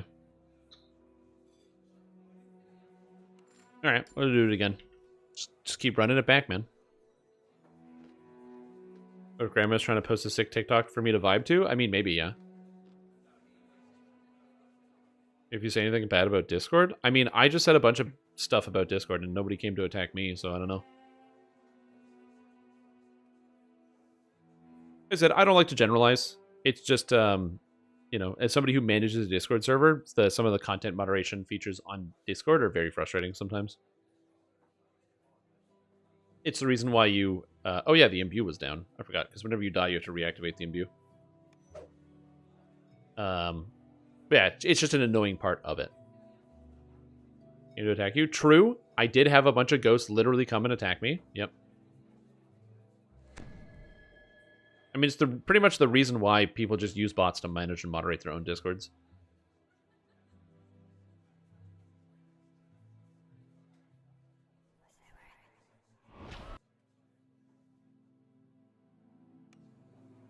I'm going to talk to my third favorite dad. Such a weird thing to say. It's really funny, though. All right. Round 3.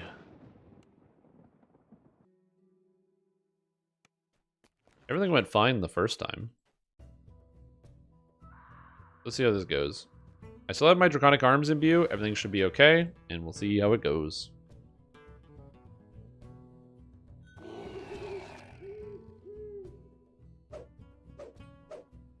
There's round 3. Yeah, against these slads, yeah.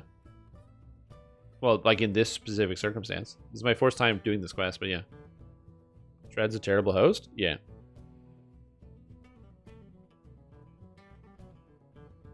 All trees are round if you think about it. Are they? Yeah, pretty much all trees are round. There aren't really any square trees. It's sort of like those square watermelons. Where like all watermelons are round, but then they put those watermelons in those specific molds, so you get those square watermelons. An artifact. Just like that. A trap. A friend. But will you know which is which when you find I did it the first time. Without a hireling. I just managed to trip the big monster. And it worked no problem. Fraught with defiance, determination, and despair. Reach your Alright, let's go, Miranda. The corridor ahead. We got this. Anyway, I mean, I don't know what's happening right now. A stern, regal man turns to face you. Please, come in, my honored guests. I am, of course, Count Strahd von Zarovich. Okay, it is free, so I'm going to hit it again. Block. I can't see what's going on, and I'm stuck. So I think I'm in between the two of them. Okay. I couldn't see what was happening. This other Shadow of Hate had me boxed in. And we trip. I made a save against the trip. That's very bad. But I am still alive, so it's okay. He made a save against the trip again. Damn, this guy made his trip save of DC 46 twice. That is rough for me. That basically means they rolled 20 twice in a row. Which is not ideal, but it's okay.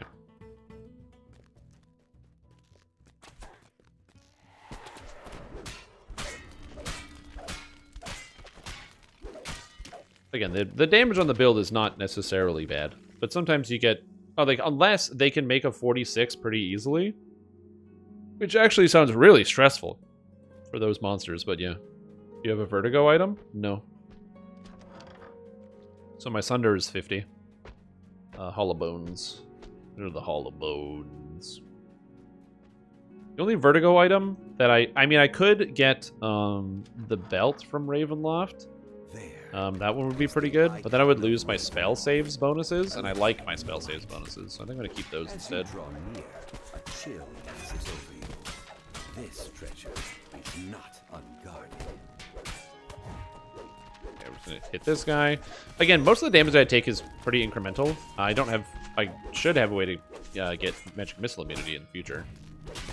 I mean, sooner rather than later would also be good, but we're fine for now. Oh, there's a Vistani Fighter Sash. The Vistani Fighter Sash solves all the problems. I'm just trying not to use too many pieces of gear. Because I feel like if I'm just, like, gearing out the character all the time, it's not, like, a fair representation of, like, picking it up and going. So I'm just trying to get through with, like, the bare minimum of items that I would realistically need, which is why I'm trying not to use that many pieces of gear. Because, yeah, I could go and get, like, a trip item and a bunch of other stuff, but I don't know. I'd rather just stick as is and go with the current plan. As I said, I don't really mind the deaths because it's just I'm just stress testing it. Like, I'm not trying to. My only goal is getting an understanding of what the character's limits are and how good or bad it feels. And for the most part, I mean, I have a really high success rate with a lot of my skills, so it's not really that big of a deal that sometimes I'm going to die. Like that last time, right at the end there, where the Slad made us save twice. I don't think that it was high enough to make it without rolling the 20. I think it needed to roll the 20. And so, you know, it rolled 20 twice in a row, which is going to happen. It's not likely. It's a 1 in 400. But, you know, you got to manage your expectations and manage your RNG and understand what do you do when you have these circumstances? What do you do when the monster does get these rolls, when they get this luck? So, you know, it's like any other game that has like a heavy luck bend to it. You're not always going to win, but you know, you can do what you can to mitigate it. The more powerful my character is, obviously, then you can mitigate it entirely. Like, if I actually fully geared out this character, you know, I wouldn't be having the same problems that I'm having now, and it would even more mitigate the luck. But just because I am, you know, on a lighter budget, rolled a 1 versus Ghoul Paralysis. Oh no! Fuck me. Remember when I was talking about luck? Please don't cast Cure Light Wounds on me. Stop casting Cure Light Wounds, Miranda. Ghoul Paralysis, rolled a 1! Oh no!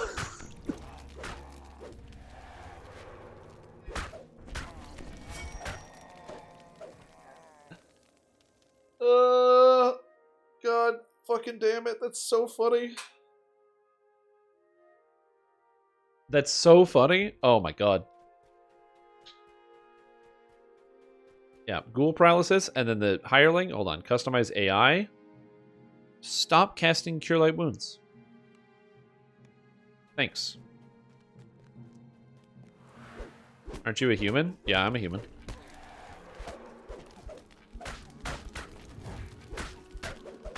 You get the no fail on 1 boost. I was using action boost haste so I could kill the monsters. Yeah, you just right-click on the portrait and then click Customize AI, and you can turn off certain actions that they can do. You have found an ally within Ravenloft. If Esmeralda I was talking very good things about Cure Light Wounds in the context of using the Exalted Angel Mantle. To escape them, finding the icon of Ravenloft would be all for naught. And you can't use 2 action boosts at the same time. So I used the haste boost to go into the room to fight the monsters, and then all of a sudden, I rolled the 1.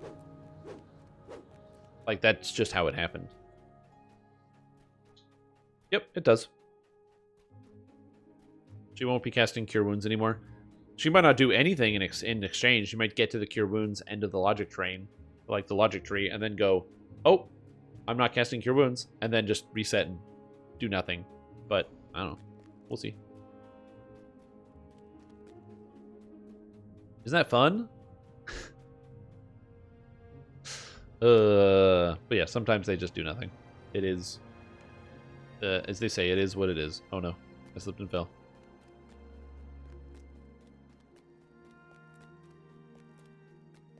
But yeah, this shouldn't be too, this isn't too bad for this character. It's not too bad.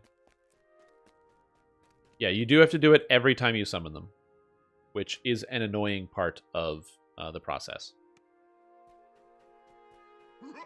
Okay, so this time, I am not going to crowd control the rats.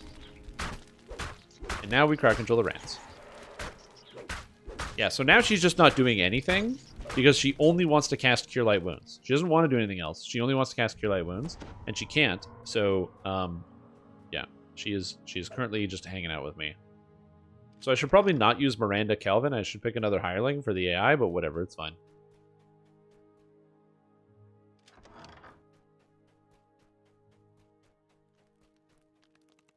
You find All right. the ward Front keystone door. under a loose stone Dragons. slab, Let's go. just as Esmeralda promised. Big fan. Merely touching the stone should allow you to pass through the wards at the main entrance.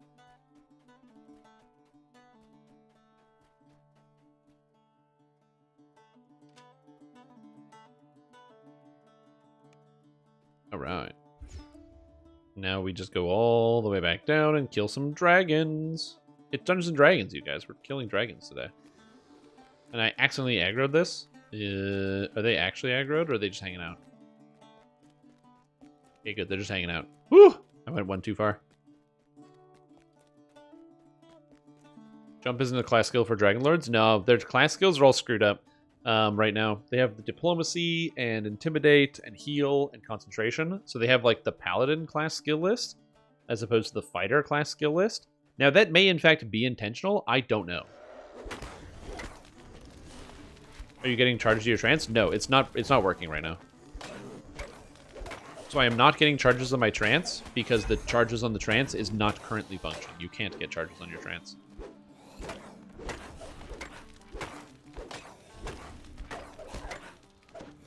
Yeah, my hireling currently doing nothing is definitely a big bummer. So I don't know what I turned off. Oh good, she turned her AI back on. Hello? Yeah, I'm sure. Alright, well that's fine.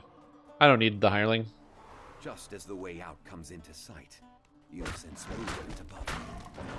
Strahd isn't done with Oh yeah? Flag? I love that. Knock down. She's doing something.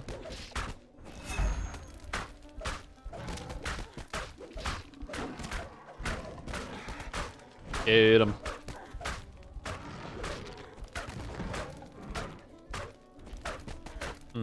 I mean, this is technically working. No, Miranda, don't walk in front of the dragon.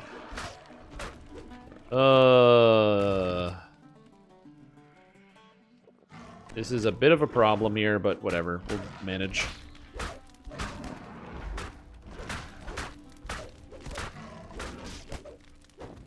I'm trying to keep one dragon behind the other.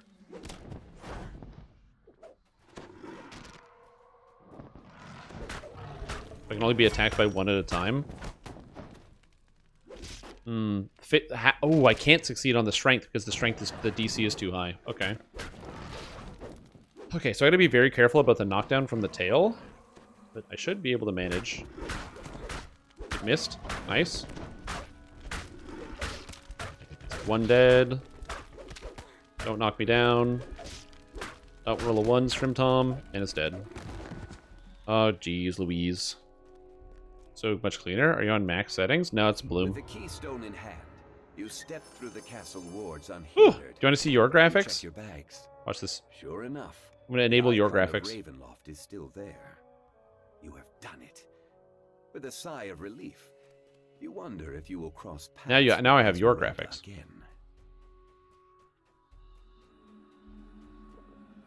The potion is healing for that much on R1? That's not a potion, that's second wind. It's a fighter ability that heals you for half your health. Oh, then I have no idea. Because yeah, bloom intensity is usually the reason why people struggle to see stuff. I mean, I am also on max settings. So that is true. I am on max settings, but I have my bloom set to 0, and usually the bloom is the thing. Is what solves it.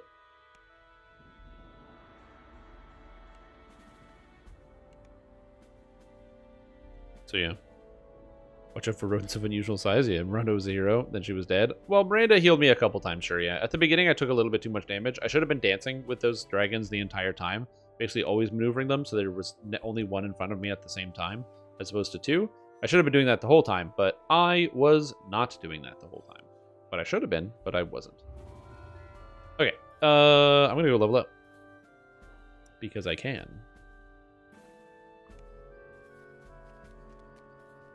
Is your texture filtering set to? I don't know. Texture filtering. Texture filtering is set to anisotropic. That's what it's filtered to.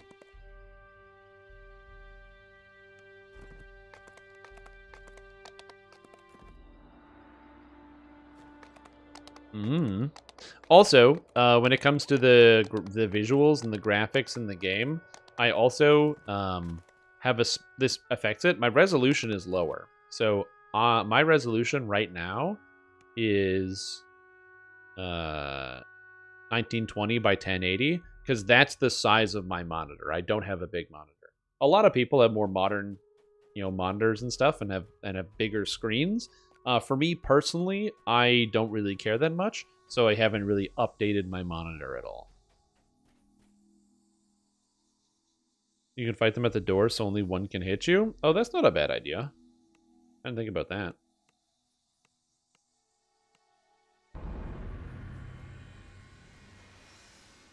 Well, DDO doesn't do upscaling. So that's probably it. It's probably just like everything looks smaller, maybe? I'm not sure. I think I will go with Draconic Power Attack now. And then I'm basically just working my way up the Ravager tree now. I do want to get access to Slaughter when I can. This is a very good ability, so we're going to be working our way towards Slaughter now. And hopefully that'll help. Just jump on the pillar. Yeah, but I'm a melee. I got to hit the dragons, man. Also, I don't really like, depending on what it is, I'm not a huge fan of getting out of range of the creatures so they can't attack me. I don't mind having combat.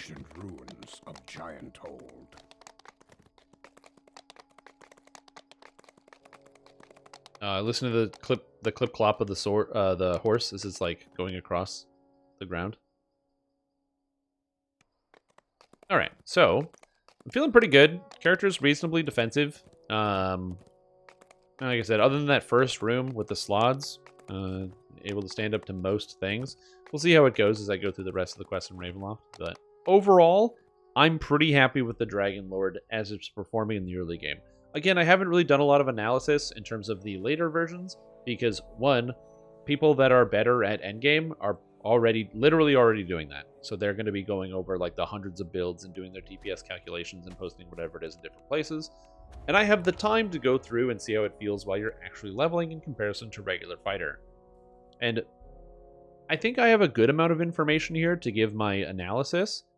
But basically, in my opinion, I think that the Dragonlord makes a slightly easier leveling experience for a new fighter and a new player, and it will be a slower leveling experience for an experienced player.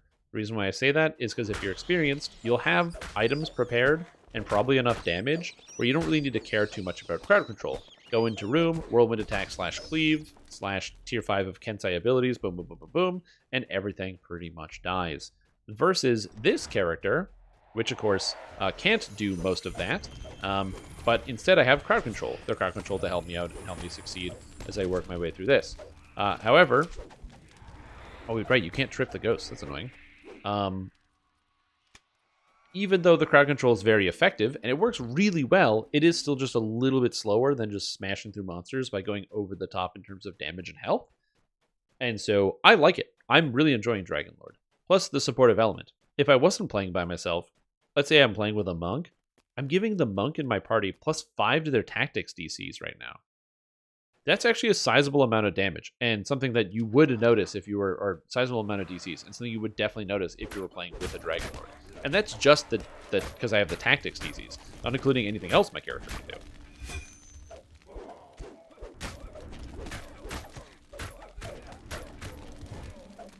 Look at these guys lying on the floor. Woo! I'm feeling good. Yo, take care, Brian. Enjoy your day.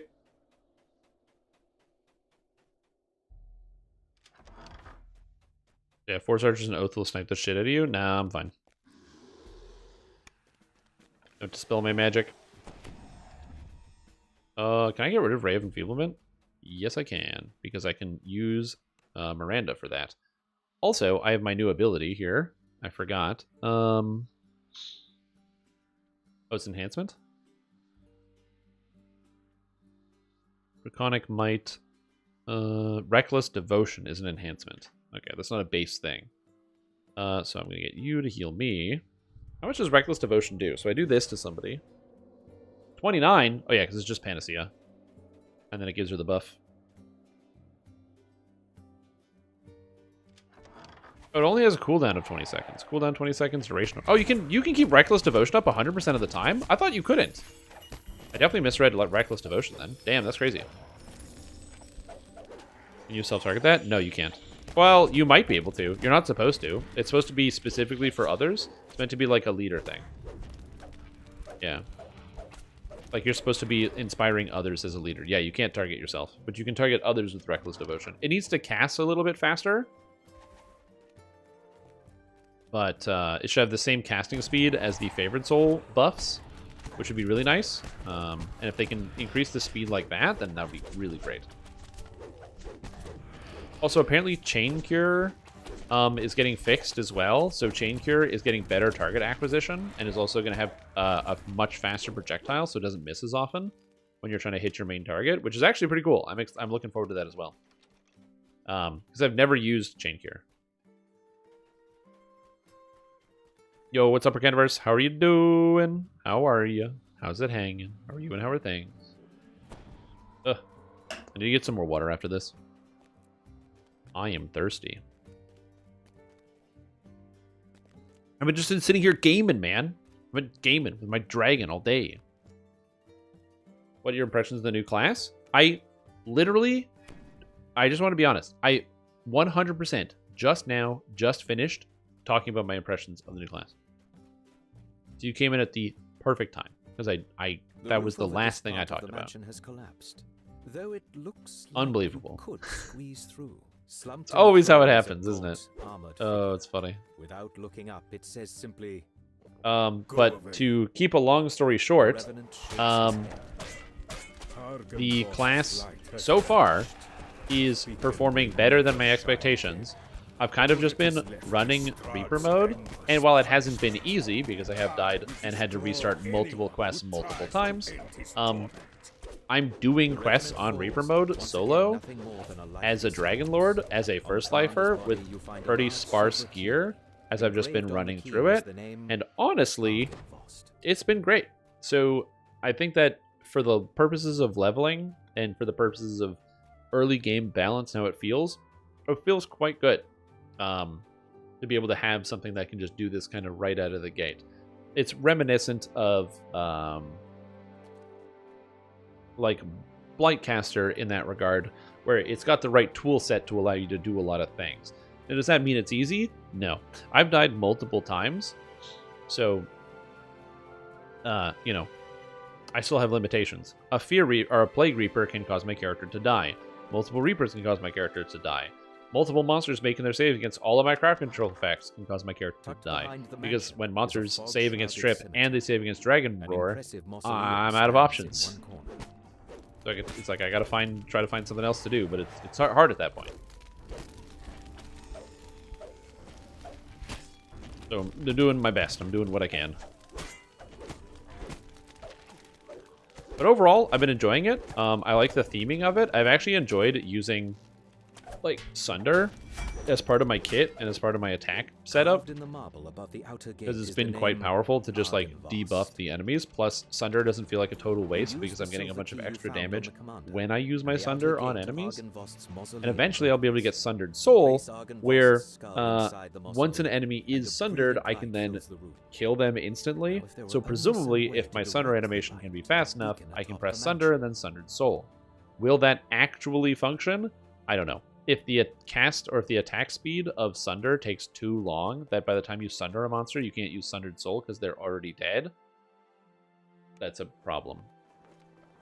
But that's kind of more representative of like DDO's greater problem, which is the time to kill problem, where DDO time to kill on monsters has gotten shorter and shorter over the years. So yeah. The sound of flapping wings comes from just Prismatic Strike, but I know it's good. What situation? So Prismatic Strike is a debuffing tool. You use it to debuff dangerous monsters. For example, if you're playing Caster already, throwing it on the boss while raiding is quite good because it reduces the damage that any monster hit by it deals by 25%.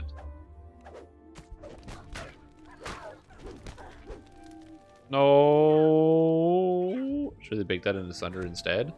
I mean, they should just make the Sunder animation not suck. That's really the only problem with it, is that the Sunder animation's like garbage. You press both Sunder? No.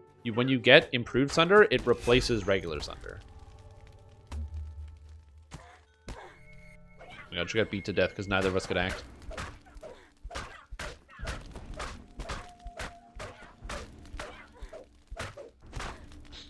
But not as a damage spell? No, it's mostly just used as a debuffing tool. That hurt. Miranda, you gotta go to this one. Well, thanks, I guess. You're alive, dude. What do you mean, thanks, I guess? The beacon flashes. But yeah, you're welcome, I guess. That could be seen throughout the valley. And from Jeez, this somewhere a lady. voice Ooh, the whispers, crumbling gloves. "I really It does have see shatter on it, and it gives insightful physical sheltering. Actually you." better Feel a than what I'm tingle using. of warmth that you have never felt in Damn, Barovia dude. before. Improvement. And I got the Adherent to the Mist set. Look at that. There we go. I love that. Functioning. But yeah, overall, I'm enjoying the character and I'm having a lot of fun with it. Would I be having a lot of fun if I was in a group? Maybe. In a group, you're probably mostly dropping the Sunder and focusing on improved Trip and Dragon's Roar. One of the issues this character has is hit chance. You do run into hit chance problems because you don't get any hit chance out of Ravager, you don't get any hit chance out of Dragonlord, and you don't get any hit chance out of Stalwart Defender. So it does have a bit of a hit chance problem, and I don't know how exactly to solve that. And what clothes? So I'm wearing these clothes, which is the Coat of the Traveler. Yeah, Prismatic Strike reduces the damage. So let me just show you. Spells. Prismatic Strike. Put it up here. So, if I scroll down to Prismatic Strike and I read the text. A brilliant ray of multicolored lights projects from your finger. Ray spell. Each enemy takes damage in 2 of the 3 elements. The enemy is also subjected to 2 of the 3 CC effects. So knock the target prone, which knocks him down. Daze the target, whatever. And then reduce the target's melee and range damage to 25%. Will save and negates it. This spell has double range. So if you land this on a boss, including raid bosses, it reduces the damage they deal by 25%, which can be pretty good. The downside is there's a 10-second duration, so it's not very long, and a 35-point spell cost. So it's hard to maintain all the time, but it's pretty good. Anyway, I'll be right back. Gotta get some water.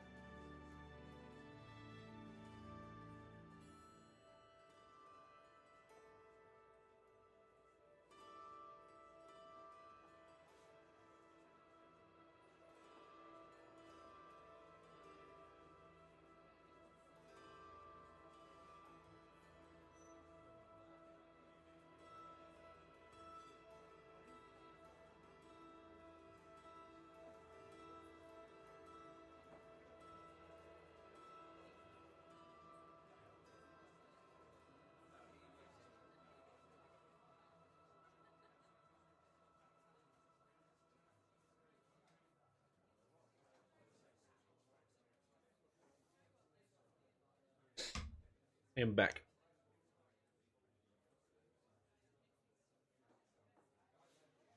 Yeah, most people don't play Caster Artificer. It's one of the reasons why Support Arty has a lot of really good niche use that a lot of people don't know about. Because to know about the niche use of Support Arty, you'd have to play Support Arty. And that's a tough sell. Dungeons & Dragons Online is not designed in a way that every character is good. And by that I mean you can't really play by yourself. So like if you're familiar with other video games, think of like Final Fantasy XIV, okay? That game has 3 different roles: tank, healer, and DPS. However, even though there's 3 roles in the game, you have characters that need to be at the maximum level. If you want to do a raid, I need a max level healer, and I need a max level tank, and I need a max level DPS. But the way the game is designed, every class has damage tools because you kind of have to level your way through the game. You need a way to fight the monsters to level up to increase your XP, so you can get to the part where you can do the big time healing, the big time damage, or the big time tanking. But DDO doesn't have that requirement, in the sense that a lot of characters in DDO, like playing a tank for example, if you wanted to be an effective tank in endgame, you need a lot of tank stats and defensive stats that really hamper your ability to do anything during the leveling process. Which kind of sucks because tanks are great. So to get people to play tanks, they have to basically level as one thing instead of another thing. And it can feel very like limiting and silly because you're like, okay, cool, I'm going to level as my tank build, and then you need somebody else to basically carry you because you do so little damage, you can't even do the content in any meaningful capacity, which is disappointing.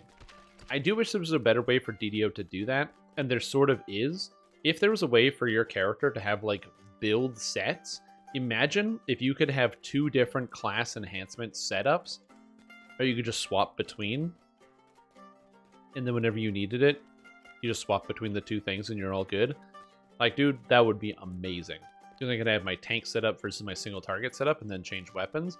Obviously, you'd have to change feats as well, because if you're like a melee character trying to be a tank, you take all the shield mastery feats, and then as opposed to like wanting 2-handed fighting or 2-weapon fighting. But even still, you could probably, you know, get through with it with all of the shield feats and use like Vanguard or something on a tank or whatever it is you're trying to do.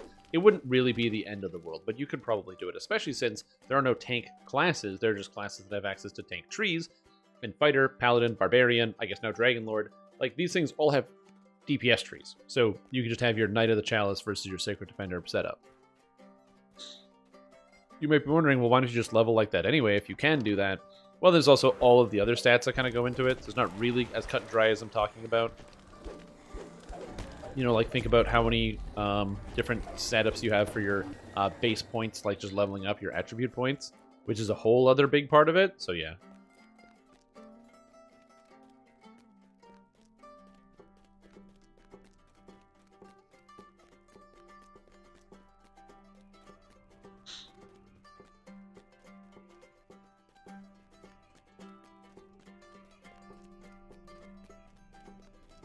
So yeah, I don't know. It's interesting.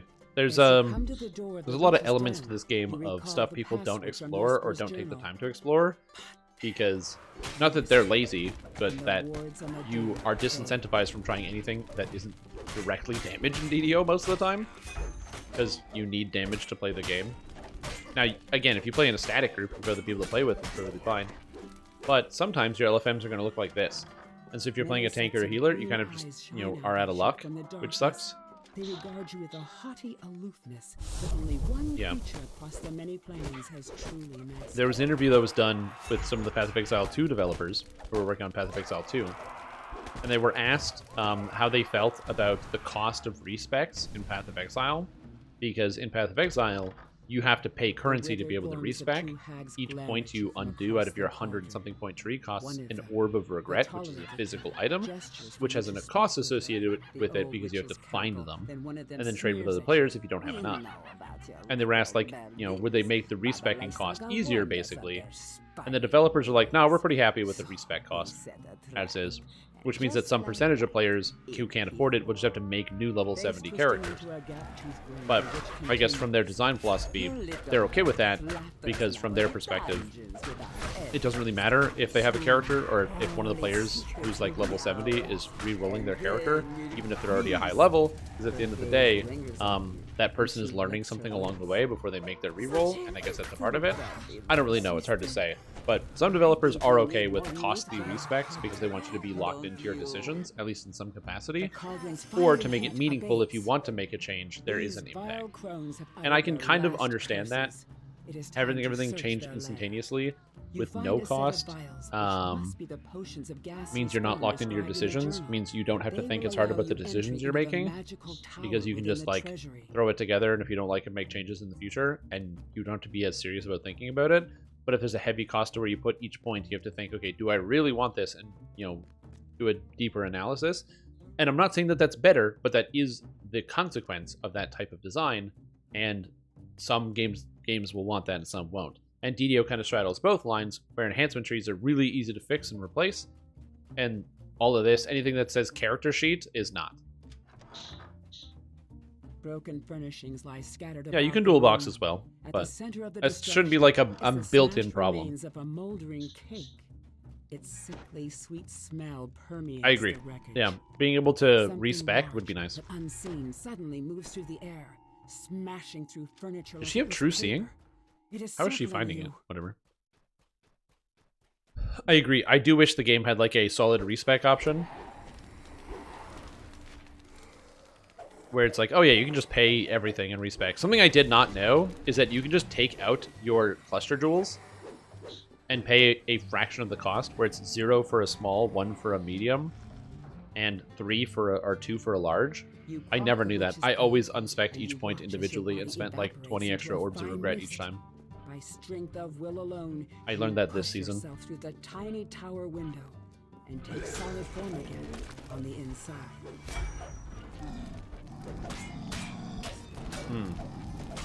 I do heal this mildly, but I'm not too worried about that, because I sunder him so they can get crit.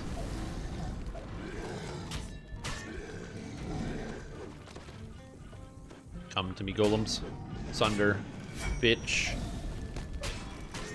Trauma. Suffer penalty to saves. Oh, they get minus... Oh, right. Each time they get sundered, they get a penalty to their saving throws as well. This book's pages are brittle with age, and much of it is illegible. But what you can make out... I got a face cloak. I'm getting lucky here. Other than Strahd himself. Perhaps your allies... Change when I'm farming every other week. Well, that one, though, I will say this. Because I'm usually running 7th Gate, the respecs are not that expensive, because you just have to figure out what it is that you want, and then you already have all the portals, so you just, like, move a few things, and it's not too bad. Although, thank goodness for PoE Planner to help me plan out every single Atlas change that I make. Because that has been very, very helpful. Because doing it live, that costs a lot of points. Just trying to do it by hand and be like, okay, I'm going to go here, and then I'm going to go here, and then I'm going to go here, and then you find a more efficient route. Oof. Oof. Although I'm pretty happy. This is my first league ever of getting all of it done. All of the Atlas passive points by myself. Lady Voctor and Baron Valakovich are plotting each other's demise. I didn't have anybody help me or get any carries or anything. I got and if so, I cleared the feared over the weekend to get my last point. I was pretty happy about that. I know it's not the hardest thing in the world, but I was pretty happy about it. According to Lady Fiona Voctor, this secret passage leads straight to the Baron's manor across. Because like I'd killed the feared before, but like after getting somebody to help me do the feared, and then I did the feared again in the future on like another character. So yeah. Yeah, I'm still working on the Ubers. My next target is Uber Exarch. Because I did Uber Eater with like 2 deaths, which wasn't too bad. So I'm hoping Uber Exarch will go down pretty similarly.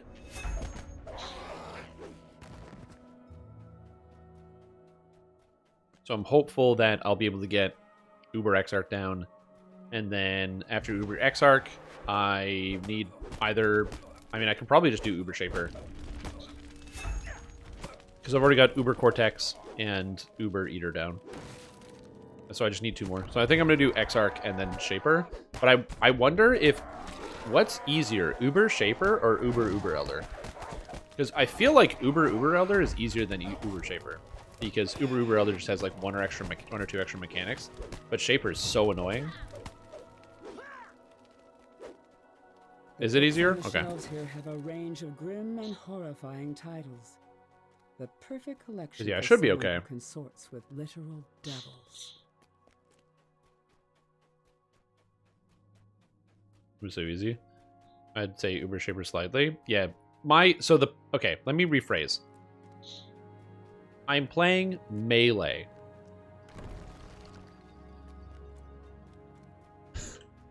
This must be the dungeon. Which I know. Baron's I Manor. know. Look, He has already I taken make a bad couple of decisions, okay? prisoners. Why do I play melee characters in video games? I don't understand it. It's confusing to me. I just like hitting the monsters, dude. I just like hitting the monsters. A harsh, Yeah. commanding voice issues from down the hall on the left. You strike from, and how's your face tanking Throughout ability? the Baron's Manor. I'm using claws.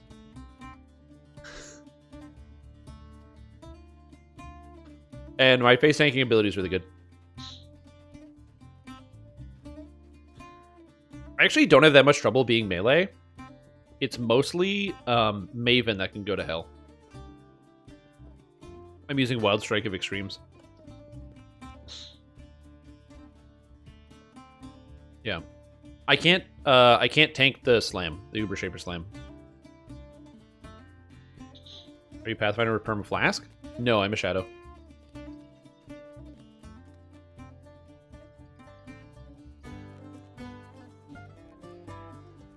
I am a Shadow. I'm pretty tanky, but not that much. Lady Fiona Voctor smiles confidently. For poison? You're as dean as a snuffed candle. Now, I must be off. I have a bit I don't know how you would poison with it. Please, scream as loud as you As far as I know, I believe the text reads hits treat elemental resistances as inverted. So unless you'd have like a poison to or elemental to poison build, and then you like curse them, and then you build all poison or something. But that seems like that's a lot of work to get the base damage working. Tinctures? Yeah. I could do a tincture. Because I have the Mage Blood. So, could do that.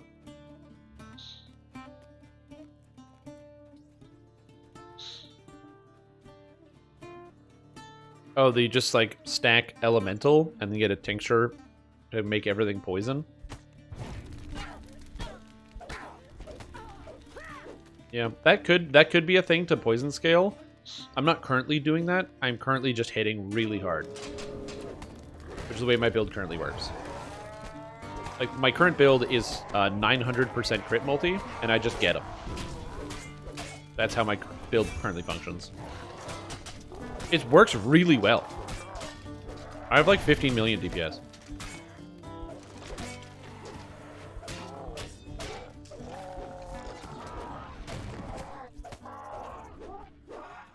I just died a couple times to Uber Eater.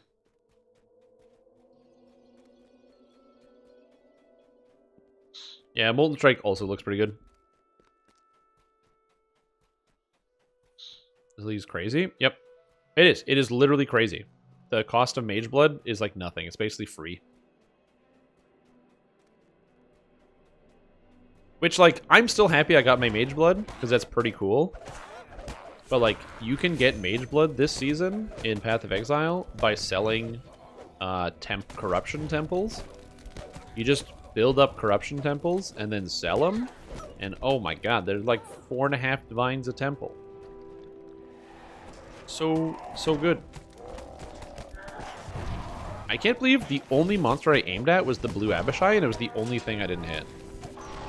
I mean, I can believe that, but still, it's really annoying.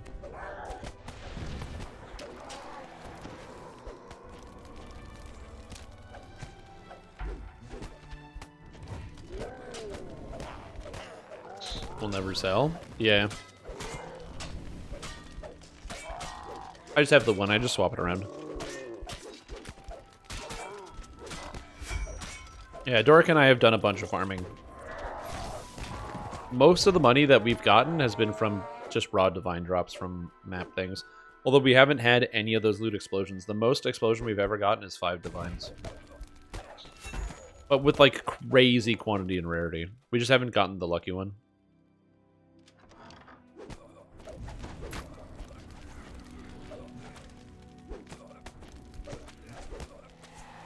Precursors with +1 power charges. Damn.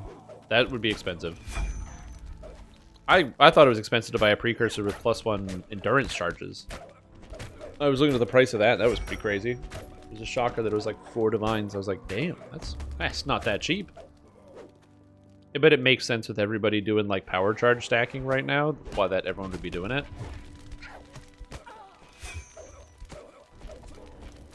I mean, my Shadow's a power charge stacker. Is it?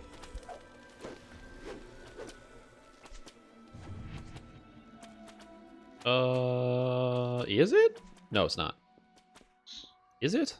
Hold on. How do I play my Shadow again? I'm trying to remember here. No, it's not a power charge stacker. It doesn't do that. No, that's fine. I was thinking about my other build, the Freezer. It's a build I came up with all by myself that basically I can freeze anything with 450 million health or less. Which, for reference, is every creature in the game times 3.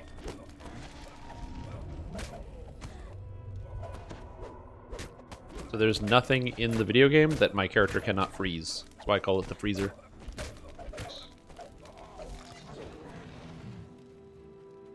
Yeah, because you can craft on a synthesized helm. Come on, let me in. Well, actually, you don't even need to craft it. You can just buy a helm with synthesized modifiers, and then just re-roll them with Harvest until you get something good. Because you just need the +1 power charge. If you buy 3 synth mods, you'll eventually get it. I don't know how much juice that takes, but it might take millions upon millions, but then you just liquidate all your assets and then go for it. Yep. Unfortunately, Ubers cannot be slowed, so that wouldn't work. As cool as that would be, Ubers can't be slowed.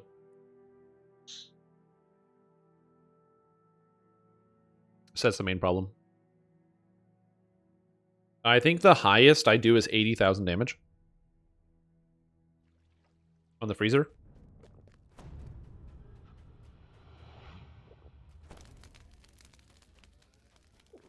It's meant to be low damage, high freeze, so I can freeze literally everything in the game when doing magic finding with other people. So they can kill everything, and my character doesn't kill anything, but I freeze literally everything on screen. That's the idea behind the Freezer. There's variants, but there's plenty of room for freezing Ubers, yeah. Like I said, you don't need to freeze the Ubers. The main reason I got so much freeze effect is because when you get really, really, really juiced rares, they end up having more effective health than Ubers. So you have to be, that's the hard part about that. Like trying to freeze 5-person triple empowered rares is madness.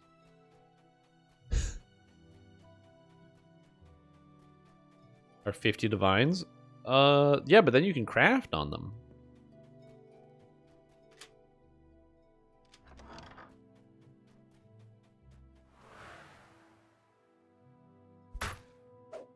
Dragonlord feel now at 13. Pretty good. I really like Dragonlord. I've been enjoying it a lot. It is still working. I don't know if I would keep playing on Reaper mode the entire time, just because being on Reaper mode makes this a lot slower than if I was just playing on the regular difficulty, like non-Reaper. But that being said, I am still heavily enjoying myself, and yeah, it's working. It's getting the job done. My hireling died, but that's okay. Yeah, so overall, I am enjoying the Dragonlord. Honestly, I'm probably going to end up rolling one of my characters into a Dragonlord when it comes live. It's really fun, and I love the utility aspect of it. The exact design of the Dragonlord, I'm not 100% sure on, whether I want to multi-class or keep it pure or do something else. I don't really know. But yeah, I really like the Dragonlord. I think they've done a good job with it so far. Unkillable rogue exiles, that's funny. Yeah, Ipsum was running this like goofy setup with all the rogue exile stuff in the Atlas. And so he just has like the most dangerous Atlas in the universe because you join his maps and there's just 50 million juiced exiles everywhere. No, it's a melee-based fighter. So the idea behind Dragonlord is it's all about tactics. Trip, Sunder. Like the thing that Dragonlord you have to remember is that Dragonlord isn't like somebody who is empowered by dragons. Think of Dragonlord like it is adjacent to that because there is some like dragon empowerment stuff going on in here. But you got to think of it more in terms of like, oh, draconic power attack, nice. You got to think of it more in terms of a title. Is a good way to think about it. So Dragonlord is a title for a type of person. A Dragonlord is somebody who is both, you know, a fighter using inspiration from dragons, but also an imposing presence and a powerful leader. And so as a Dragonlord, you get an aura that buffs your allies, and then you also have great combat tactics, your battlefield tactician abilities, for example. So that's my Trip, my Sunder. I have a Dragon Roar where I stun things that are in front of me.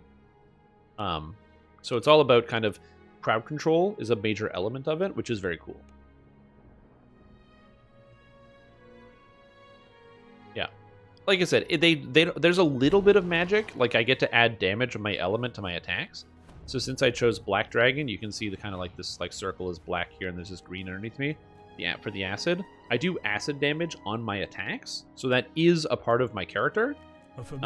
But as I said, the main element of the character is the tactical element of it, the tactical DCs. Tell me my fortune. It's the Miser. Wow.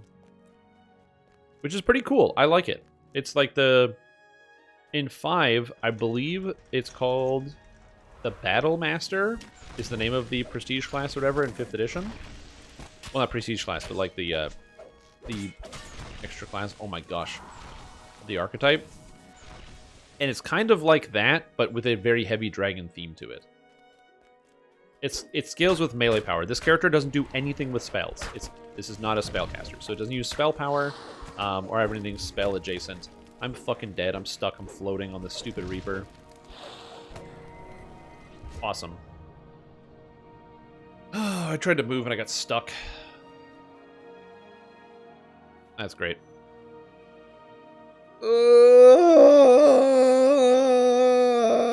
I've died so many times today.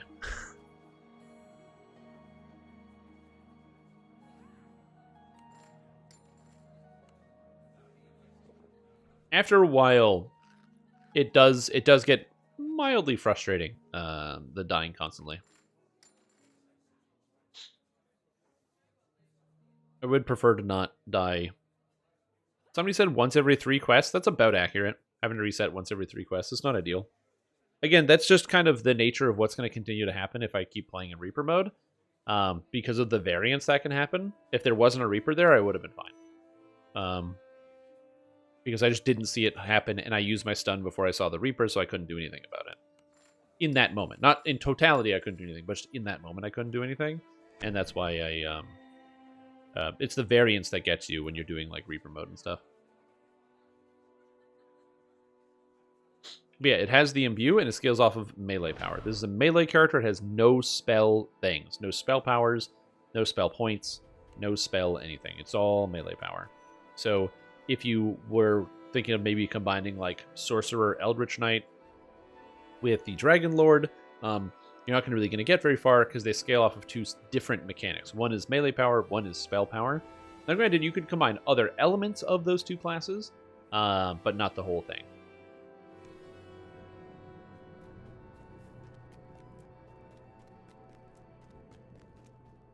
So just keep that in mind.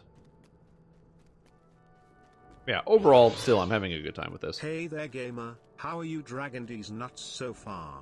I'm doing pretty good. I like the Dragonlord. I'm excited about it. I'm probably going to be re-rolling one of my characters into Dragonlord, and yeah, I've gotten a good amount of information about what you need to know for the leveling process and kind of the general play pattern of the Dragonlord. I'll have to take some more time to think about different multi-class options and what things will go well and pair well with it. Much like a glass of red wine pairs well with the steak, I got to think of the right thing that you can pair with this character to make very powerful and strong builds. There's also possible that pretty much anything you're using Barbarian for right now, you could possibly just sub in Dragonlord, which would be nice. Not everything, but just in a lot of circumstances, whatever you're using, you could just pair it up that way. But again, it's we'll see. In order for SSG will have a meetup at PAX. SSG said last week on their live stream that they're going to be attempting to do another thing at PAX this year. So there's another Reaper here. Stun everything. I missed the Flame Skulls. Fuck. I have to kill this. Faster. Faster. Faster. Reapers, because they're incorporeal. Oh, fuck. Oh, shit. And Miranda's broken, which is a bit of a problem. Stun. Nice. Because the Reapers are incorporeal, I can't sunder them to reduce their fortification, which really sucks. I wish I could, but I cannot sunder them to reduce their fortification, so I can't critically hit them. Will Strimmer be there? I don't know who that is. Maybe pair with Rogue for acid damage? Yeah, you probably could.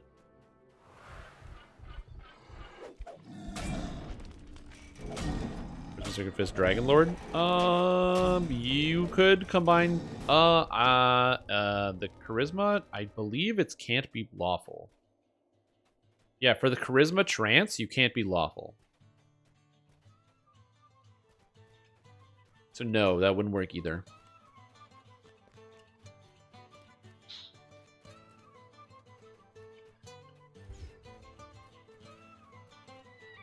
Can't spell you are the streamer. Oh, streamer. You're asking if I'm going to be there. Yes, I'll also be going.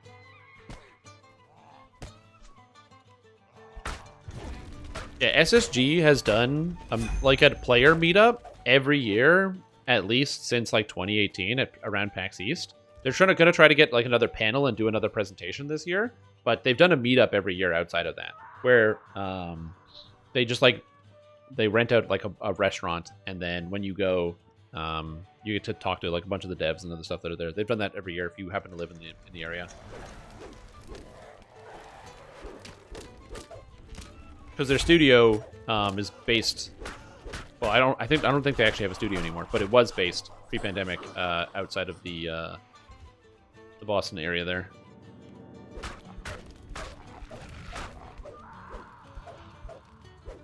Oh, I don't have true seeing. That's a problem. Oh yeah, you probably will get the opportunity. Like I said, I'm going to try to be there. Oh, good. Disintegrate. That's good. I rolled low.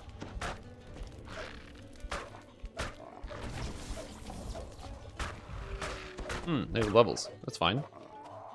Can you fix that? I don't think she can fix that. Well, that's good. Fine. Everything is good. You hear a single coin fall near your feet. Bounce on the floor, then roll into a crack. Just give him the shout. Kill the flame skull that's stunned. Good. Woo! I can't trip the shadow, unfortunately. 3k ults later. Finally time for the woke orb. Oh, what are you trying to hit? Doing with tumble? Are they removing it? They didn't say. They just disabled it on the preview. So they might be removing it. They might just be changing it, but they didn't say. So we don't know. It's all speculation at this point. Big spell damage scepter? Yeah, what are you playing? I didn't see it. I only saw your character name. The decrepit lich turns toward you. Do I know you? Oh, Panacea!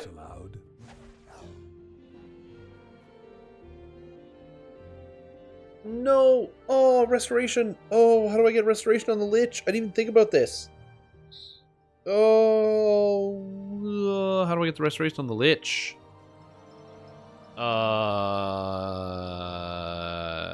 Is there a store solve problem for this? I don't know. Less restoration potion. oil of item restoration. Oh god. Is there a wand that I could use for this? Is a candy cane? Scroll? Maybe I could get a scroll? Dang. Curatives. Angel's Tears. Yeah, I can't do that. Shit. Well, that's not good.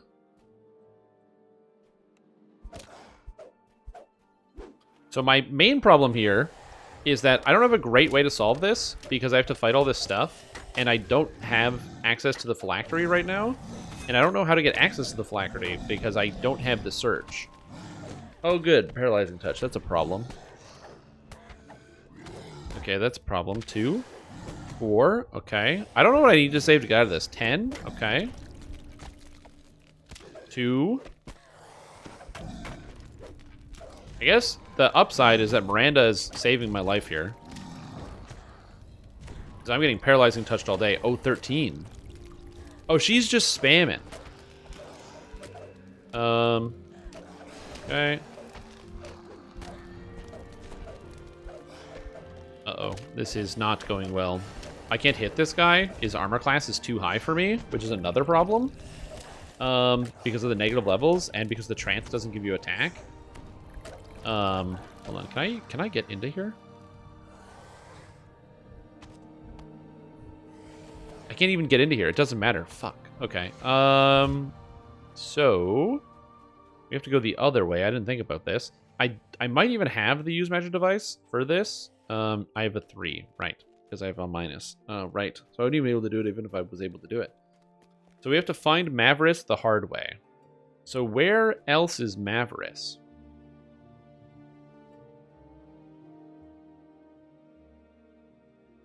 Where's Mavris? It's very rare that I don't go through the Lich side. That's a Therna.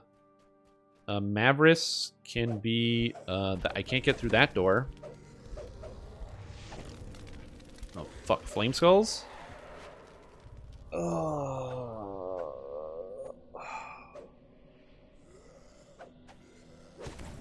my god. Yeah, I don't have to search for that. Right, I forgot. I'm so used to doing this with characters that have all these tools. But it turns out, simply I was the tool. I can't use a Greater Resto scroll because I'm a fighter. Alright. I see. I see. Yep.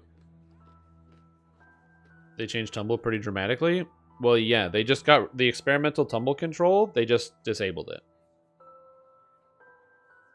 Yeah, I can buy the proper hireling with this one. If I had a level 13 hireling, they would have restoration on them. I just didn't have the level 13 hireling. Nice, that's good.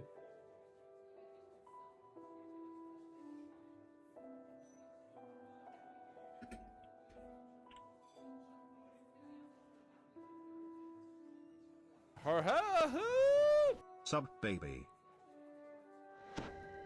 Oh, welcome back, Kirthalos. Welcome back. Hope you're doing well. Glad to have you here. Alright, let's try this again. Yeah.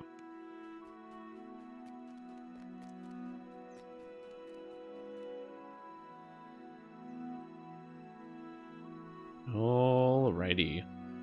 What do we have here? Darren Giles. Cure Serious, Greater Dispel. Anya. Cure Serious, Raise Dead. Cure Serious Wounds. Restoration on Roshan. Durim doesn't have... Okay, so... I guess we get Roshan, because Miranda does not have it. Lygan doesn't have it, and Arkin Sherrod doesn't have it, so it's just Roshan. But Roshan has what I need. He's got it covered. So yeah.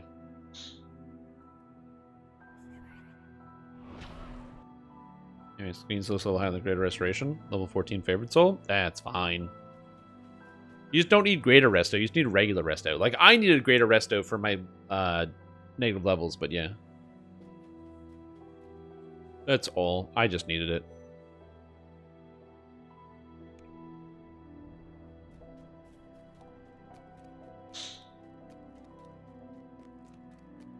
Anyway, let's move on. Like I said, sometimes quests take a couple tries. It's all good. Yeah, it's good music. The music is relaxing. It definitely helps a lot with like the tempo, you know? Like the pace that we go through this. Can you read the captained ability? I'm curious as to what it says. I don't know what you are saying. Oh, no.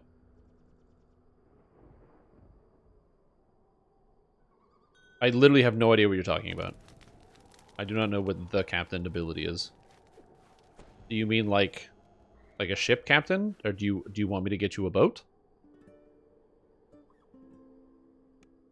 A familiar figure stands, waiting for you in Casimir. 32k DDO points to transfer servers. That's a lot of DDO points. That is 32k. Wow, that's a lot of DDO points.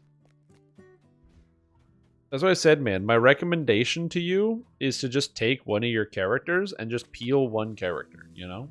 Whether it's like a hardcore character, and make the transition slowly. Because that's what I did. When I originally moved from Galanda to Arganessen, I had like this greater plan about how I was going to go about doing it.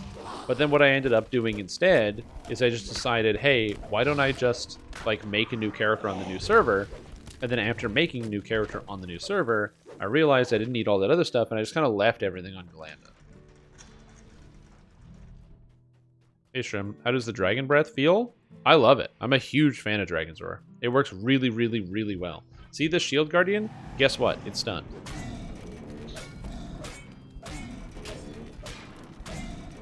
And now it's dead. So that's one of the reasons why I like the Dragon's Roar. It feels great. Obviously, this is the upgraded version, which you get at level 12. But the fact that I can use it all the time is very valuable. And so you get the Roar earlier, but it's a daze. So when you hit monsters, they can break out of it. And it also doesn't cause helpless. However, once you get the upgrade, they are in fact helpless, which is really nice. Can't use it when raged? Yeah. To my knowledge, that is a bug, because it's probably functioning like a spell. So that's probably why you can't use it while raged. I wouldn't be surprised if it used the same like baseline as the Draconic Incarnation, or like the Dragonborn Roar, or any of the breaths, and then it worked like that. I wouldn't be surprised if that was the case.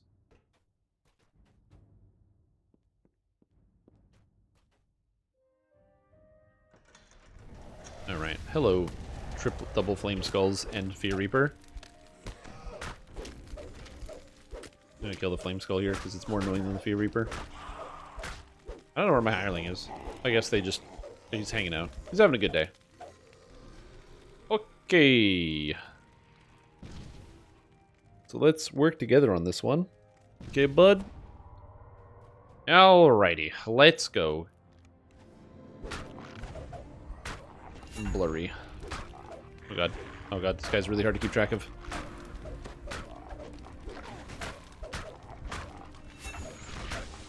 Almost dead, and he's dead. Damn, I was really hoping I would get out of here without a negative level, but fortunately my hireling actually has restoration this time, which is very convenient. Okay, and then we dash across here using the wings that I get for level 12, Flight of Kings. When you use Flight of Kings, it gives you movement speed. It didn't give me movement speed, but I think it's supposed to. So I'll have to bug report that. Those in the groups are kind of cliques. That's what I heard about Galanda, is it's a lot of, like, there are a lot of groups, but they're all behind closed doors.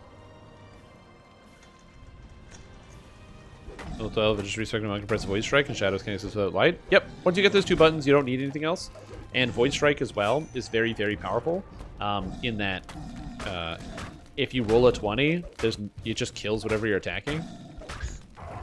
Which is pretty cool, because you're going to roll a 20 a lot. And especially when you're using a two-handed weapon with the strike through, every time you strike through and you hit like 3 targets and you roll a 20, it rips everything apart. So that's pretty good.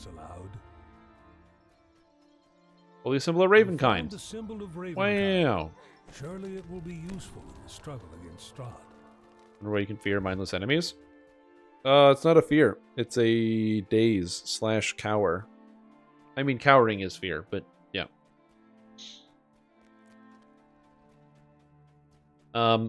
I don't know.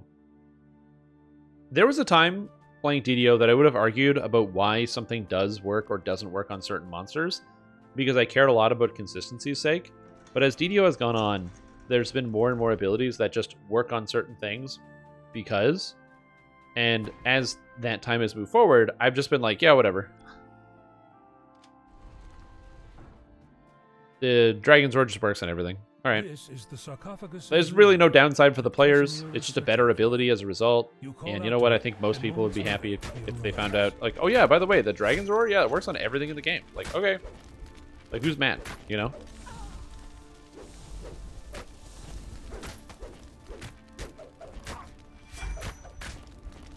Where's my guy? Oh, I told him to stay still. I was like, that actually makes a lot of sense. Told him to stay home. So I keep forgetting to turn on my Draconic Arms. Casimir. I didn't speak to Madame Ava? I thought I did. Oh, shit. Alright. Time to go back to the beginning. Now, unfortunately, this means I have to take the stairs. And there's a good chance that taking the stairs, I'm going to die. And if I do die, I'm going to be pissed off. And turn off the live stream. So we'll see how this goes. I'm hoping I don't die. Wrong button.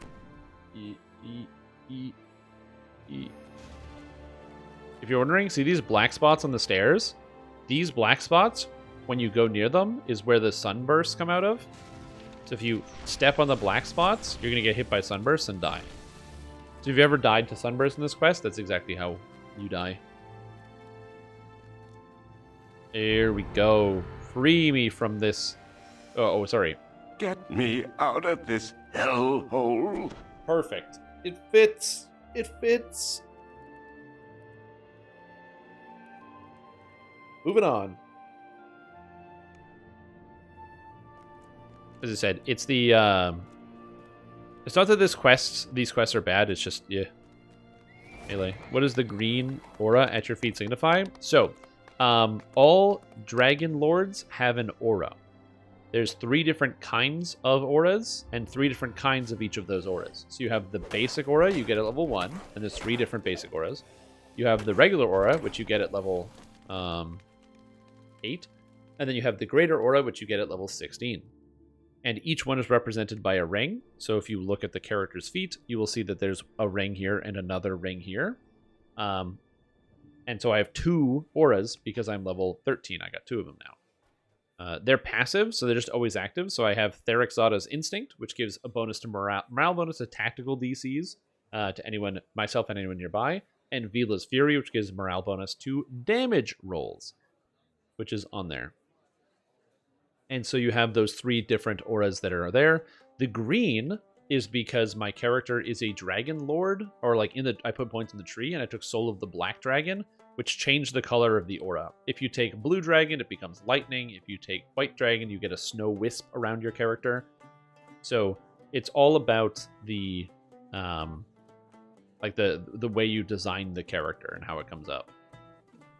Join the Dragonlord? I am. The strength trance is unfortunately broken on Lamannia, so it doesn't give hit chance, which is actually a huge problem because you don't get hit chance anywhere else in the class. And so my hit chance is brutal right now, and I'm really missing it. It gives the other 2 stats, which is nice, but it just doesn't have the hit chance built in. And so yeah, so I miss quite a bit. So it would be nice if it had that. Because yeah, they didn't add in like hit anywhere else. So I did take weapon focus and greater weapon focus specifically because I wanted more hit chance. But you can always have more hit chance. Work on the others later. Yeah, it's also an option. The damage is definitely less.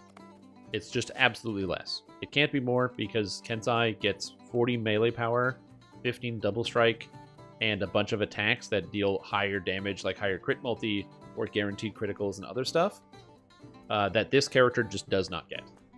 Big heavy armored champion. That sounds good for now.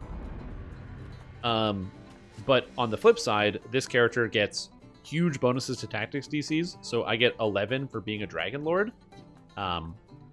on top of being able to take the extra feats from regular fighter. So I've got higher tactics DCs. So right now I'm level 14 on a first lifer with a 41 trip, 47 sunder because I have an item, and my Dragon's Roar is 48, and that's not including the trance. So I'm a first life level 14 character with 46 reflex, no items. That's just how it works, which is pretty cool. And then it's got the Dragon Roar, which is like this big stun. So it's pretty neat. It's more crowd control oriented than direct damage. And I like it. It's very thematic, and I think it's very interesting. What are we doing here? What are we doing here? I do like physical resistance. It is better than nothing. I don't really need hate or mutilate. I like pain is not terrible. And even for 1 point, just have a chance to get 50 temp HP seems good. Not grabbing the tactics DC feats. I am, but my tactics DCs are no fail right now, basically, and I could use more defense. So that's kind of a big deal. And by I could use more defense, I mean I don't have heavy armor equipped. So I gotta go equip heavy armor. I'm just swap out the medium heavy armor from, or medium armor from Ravenloft for heavy. That should work. I don't know why I wasn't wearing the heavy armor. I should have been. Are you gonna try out the Capstone? So the Capstone for this Sunder Soul, I don't know if it works. I will try it when I get there. But basically, if you have to sunder enemies, and then after they are sundered, you can then, in a small area in front of you, try to instantly kill them, which I imagine is going to work very well if you can sunder people, but the hard part is getting people sundered. However, I think that the solution to this problem is not actually using Sunder, but using Dire Charge, because Dire Charge sunders everyone in front of you, because I'm limited by my strike through. That's my issue. Is there another way to download Lamannia? There's one way to download Lamannia. You go into the forums, you right-click on the link, you click Save.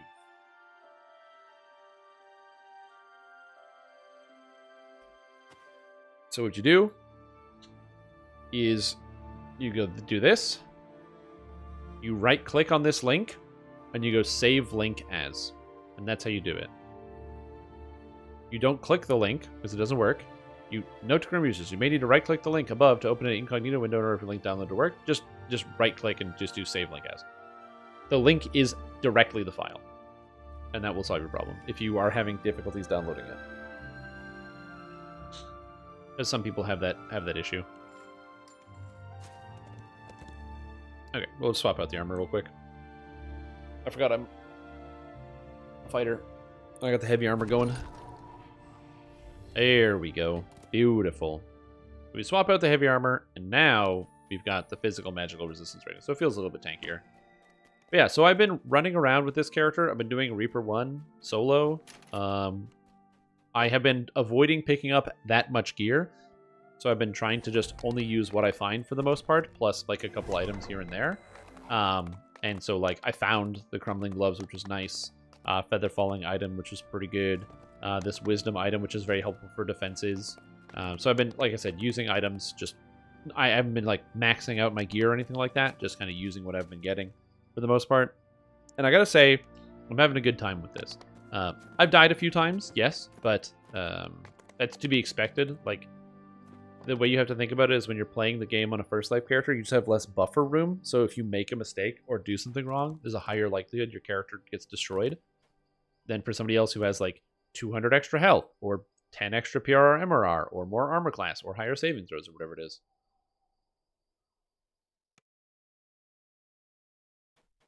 Yeah, the healing scorpions and the red fens are some of the worst parts about DDO. I hate those.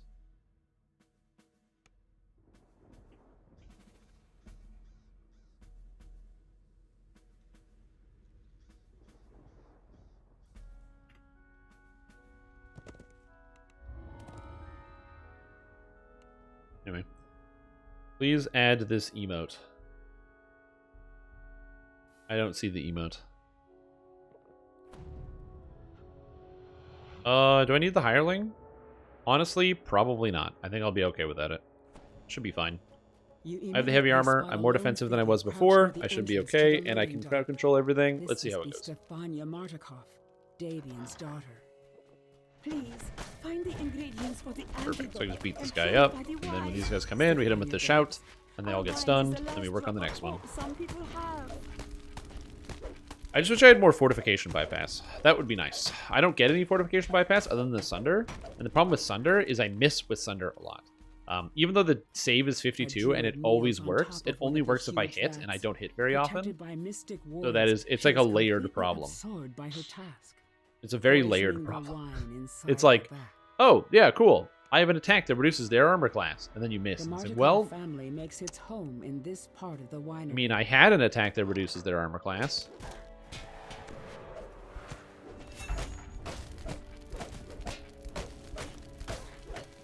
But yeah.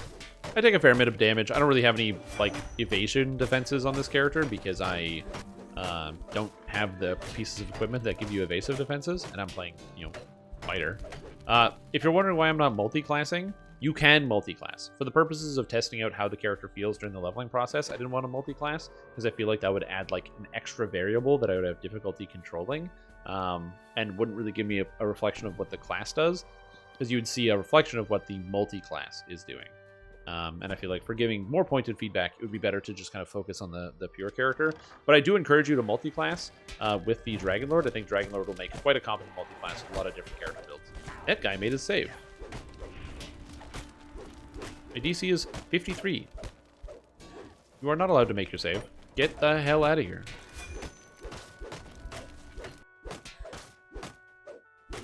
Oh my god, the grazing hits. Dinner night is whiskey, barbecue, pork, ribs. I mean, that does sound pretty good. What am I dropping in? I'd have to go across the entirety of the country. And Canada, the other side of Canada is basically the other side of the planet, actually. So it's a bit of a distance. That's the problem. If it was less of a distance, maybe. Thank Willow for her judgment. As in the emote? Yeah, I don't love the emote. So, maybe. We'll see. I mean, I don't hate it. I don't love it. Do you think this will allow me to get more than 102 ace DCs? This? Maybe. But I'm being nice. I don't know, dude. Is that a good idea?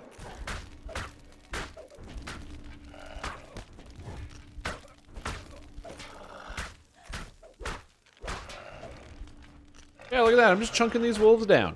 I mean, this isn't the hardest content in the game, but hey, I'm a first life character. I'm beating up the bad guys. I'm doing what I can. I'm feeling good. Feeling good. I can't wait for the actual icons to come in, because I will say some of the new icons that they put in the Epic Destinies look pretty nice. And so it'll actually be good when, instead of looking at the tree of stub, it'll actually be things to stare at, which will be kind of nice. I've always liked icon art in MMORPGs because they have to use such a small space to convey so many ideas. Because you need to be able to look at the skill and understand what it is just by, like, seeing it. So, like, as an example, when you see this dragon flying and then you learn it's a dash move, it's like, oh, that actually makes sense. Okay, cool. Or action boost haste. It's like a guy sprinting. So it's like, you think it's either movement speed or something speed. He's like, go, and he's got the lines. He's booking it. He's got a sword in hand. And it's like, oh, it's attack speed. Okay, gotcha. I don't have Dimension Door. You found all but I can walk away. To purify the wine.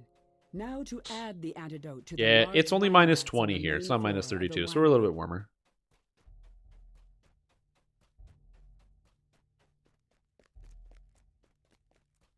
Yeah, it's just minus 20 over here. It's not that not super cold.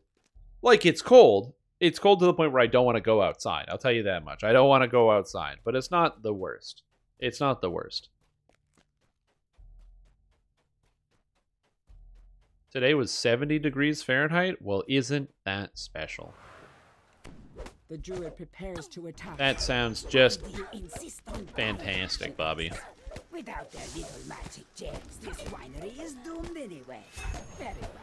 I'll slit your Die, Biljana the Bitter. then add your blood to my poison. Plant-like forms run forward. Stop healing yourself. The druid. Just get sundered so I can hit you. Thank you.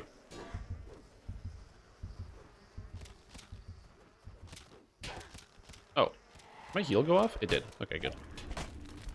So we're just going to back up here. and use the wall to give myself some extra defense.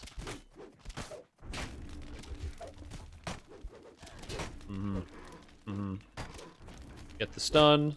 Nice, they're all stunned. The fact that I can stun these guys is really nice. Nice. Okay, good. Only 2 more guys. Woo! We're working it. How's the Arizona tunnel coming along? Pretty good. Paid a neighbor kid to start digging it.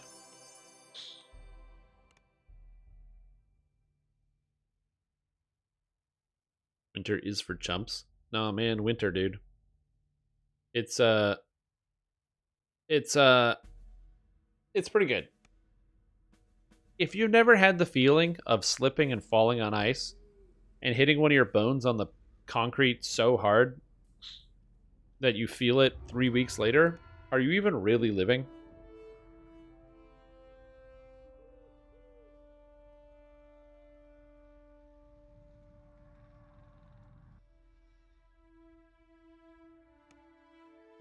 Yeah. Well, that's why the back of the head is especially strong. It's an especially strong part of the body. For that reason. Ooh, rip. Yeah, fortunately, I spent 2 hours shoveling snow on Saturday. It hasn't really been snowing. It might be snowing now. I didn't check. Is it snowing now? No, it's just cloudy. Nice. A chill wind blows down from the slope as you approach Yester Hill. Yeah, I gotta say, this is working well. Ominous clouds gather high above. Again, this is a first life fighter. I'm just running through the game on Reaper mode. Can't make out the words. Arcs of lightning jump from stone to stone, blocking your path. Lightning dances amongst the cairn stones, ringing the hill. Get this guy dead. Is it the best? I'm not gonna say that, but it's pretty good. There's a way to give the birds, and especially the crows, a nice bird bath for the morning at their hangout spot. Chip away ice. Damn.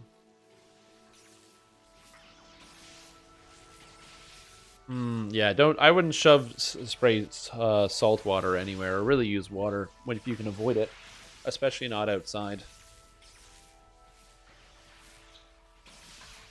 Yeah, you can use salt. You can also use sand or gravel will work as well. You know, get some sand out there, get some gravel, which is especially important when you have salt shortages. We're pretty good on salt this year, but a couple years ago, the stores were like low on salt. So you'd like go out to buy some salt and like, yeah, sorry, we don't got any, but we got sand. And like, ugh. You buy some sand. The solution I have this year is to just try to be a little bit more proactive and prevent the ice from building up. And then once the ice does build up, just to let snow build over top of the ice until it becomes packed in, and then walk on the snow. That's the secret there.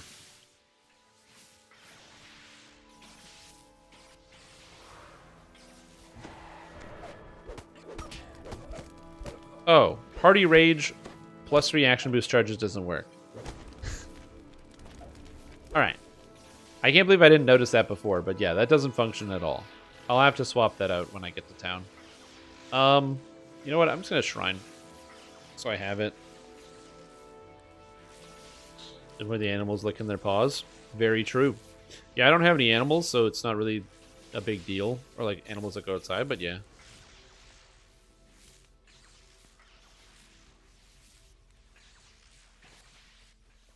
Yeah, the nice thing about living in the city is we don't really have that many, like, that much space.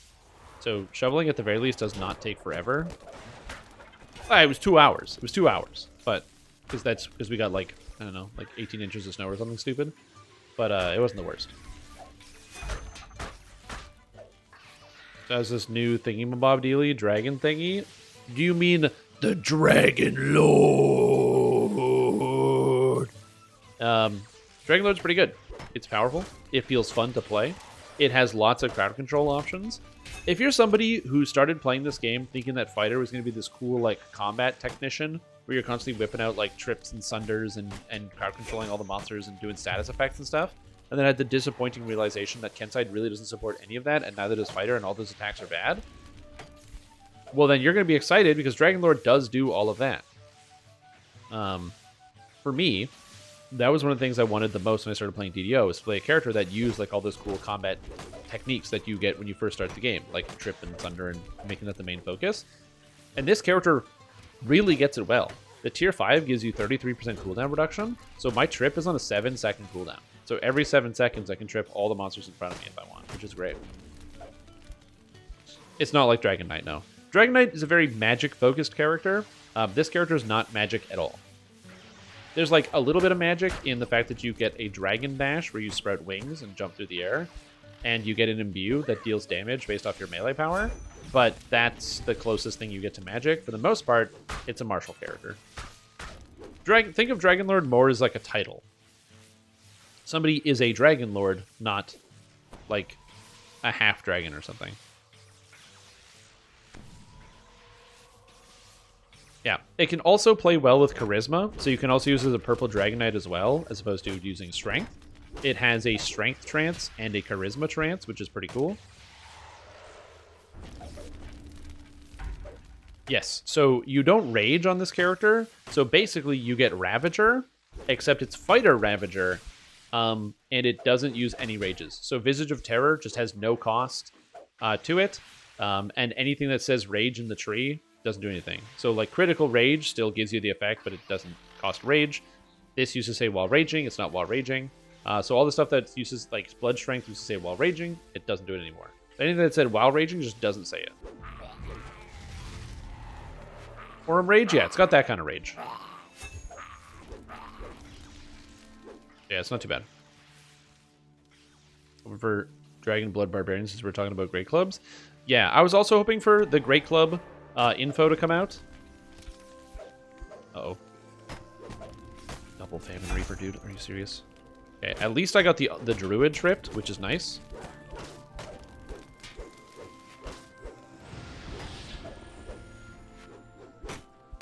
Okay. As the last creature falls, a gap opens. We're doing good. Ringed stones. The chanting Have you grows talked to louder Fairy as you since approach last the crest night? of the hill. That depends on when. As you enter the circle of stones.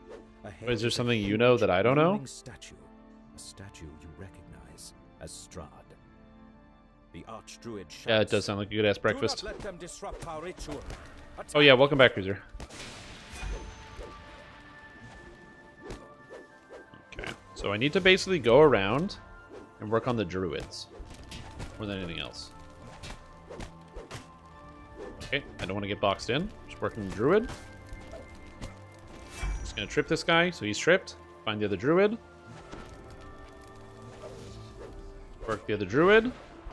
Ah, so many fucking misses, dude. I'm so useless. I'm so shit. Okay, we're good.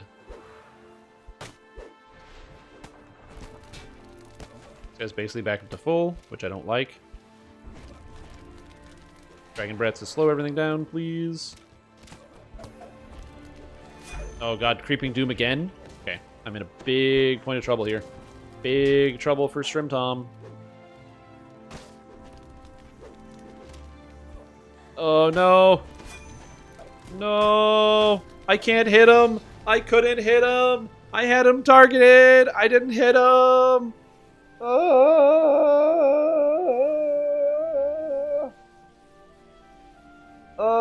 Why is targeting even a mechanic in the game? Oh.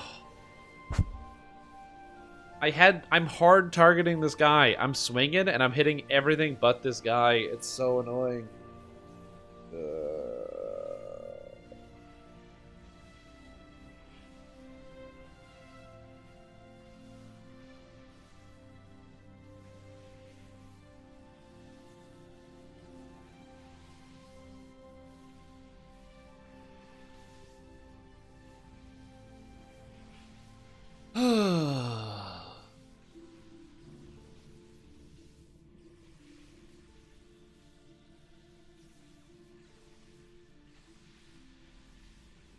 Anyway, that's Dragonlord.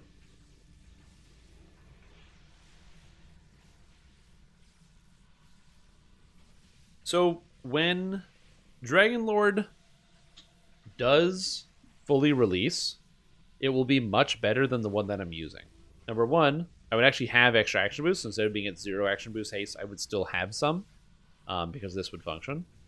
Number 2, my hit chance would be much higher because Draconic Might would actually work and increase my hit chance, which means all the times where I was fighting one of those druids and I got like 5 misses in a row, I wouldn't have 5 misses in a row because I would actually have hit chance. So when some bugs get worked out, I think this character will be a lot more powerful. But, yeah, that was annoying. Very, very annoying that I did not kill this. I was super close. I just couldn't hit this guy. Like, it's just, I was swinging and I just couldn't hit him. Like, I'm just staring at the screen begging for this guy to die, and I just couldn't get him.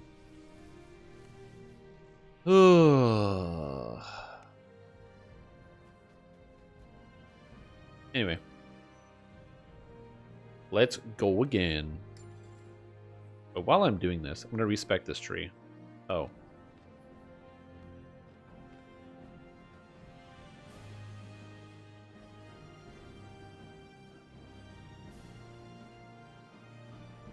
Alright.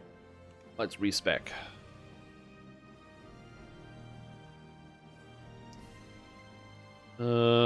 Black Dragon. So I'm going to be changing here. I'm going to get the strike through. I think not having the strike through is causing me a lot of problems. And I think I want to have that for this character to be a little bit more successful. So we're going to grab the strike through here. We're going to make a couple adjustments. So next, I'm going to make sure I grab the Dragon's Roar. Don't miss anything. Grab the strength. Oh, I got to get the Draconic Might. It's important. I'll need this. This. Actually, I don't technically need Untouchable Soul, because Untouchable Soul actually doesn't function right now. Also, this would help if I had Displacement, but I don't have Displacement right now. So that would be nice. I'm going to go with the Will saving throws, I guess. This. So all of this is fine. So I get to save 1 point. However, I'm also going to be taking points out of Ravager. I believe there's a combat style here, so I can get extra strike through if I wanted. So I could go with 20 extra strike through. And you know what? I think I might. Because as much as I would like to go this other direction, I think I'm going to get the strike through instead. So I'm going to go with the strength here. And then I'm going to go grab 1, 2, 3 on the strike through, which is pretty good.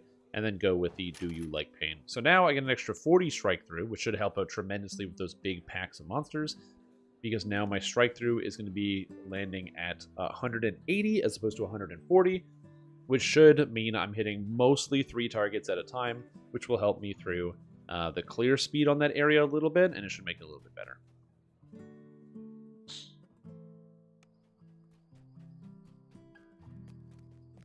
Oh, sounds like it's going to be, you're going to have a fun afternoon.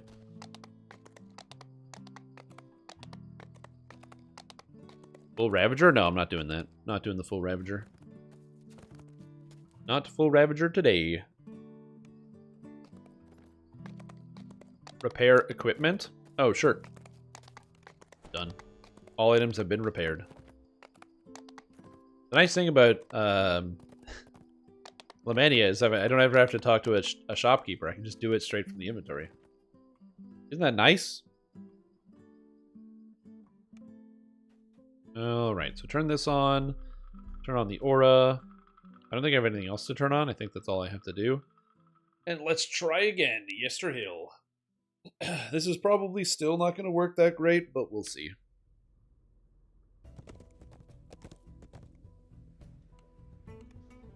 But I'm hopeful. It might help more if I had, like, acid resistance. But I already have a fair amount of acid resistance because of, like, the base bonuses of my class. Because I get acid resist from all of these cores, or all these effects here.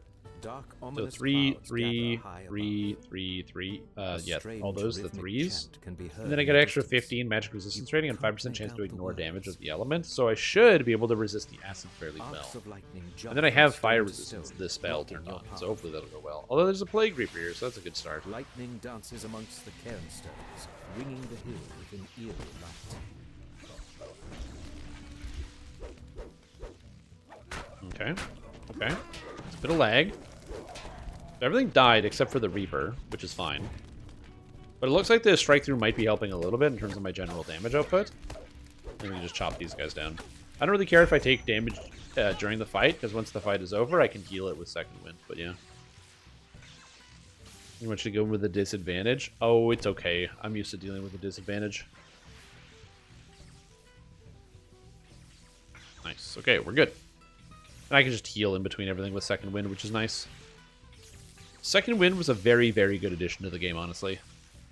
Like, it was exactly what Fighter needed. Just a way to quickly regenerate some hit points, either in combat or just in between combats as well in Reaper mode.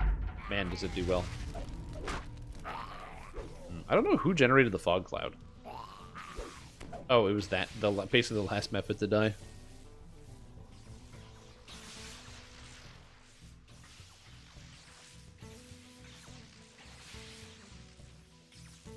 Alright. I'm gonna just trip these guys over here, and I'm gonna move this way.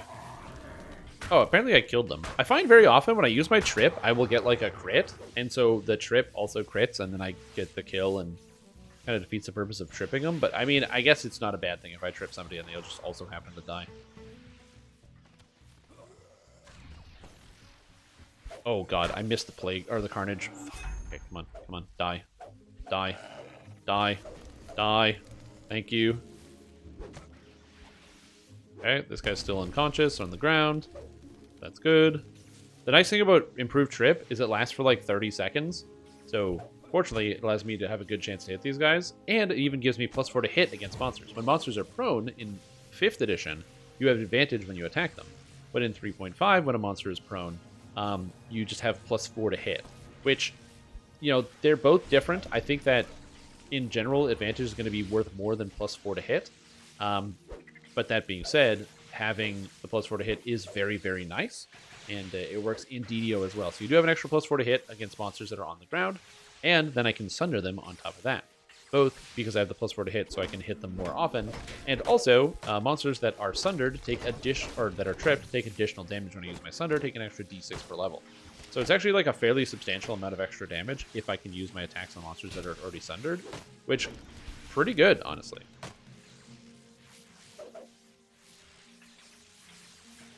Okay, so I'm going to be as conservative as I can with my resources. So the plan here is to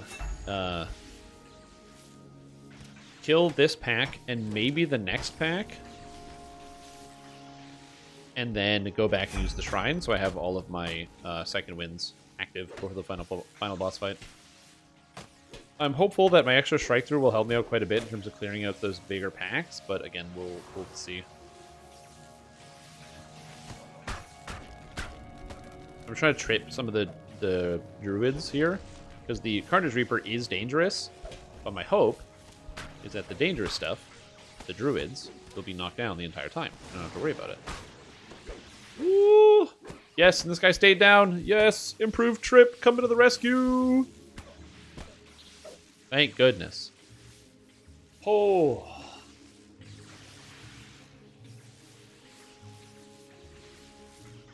I gotta say, ability I already knew was good, but it's just so helpful to this character is improved trip.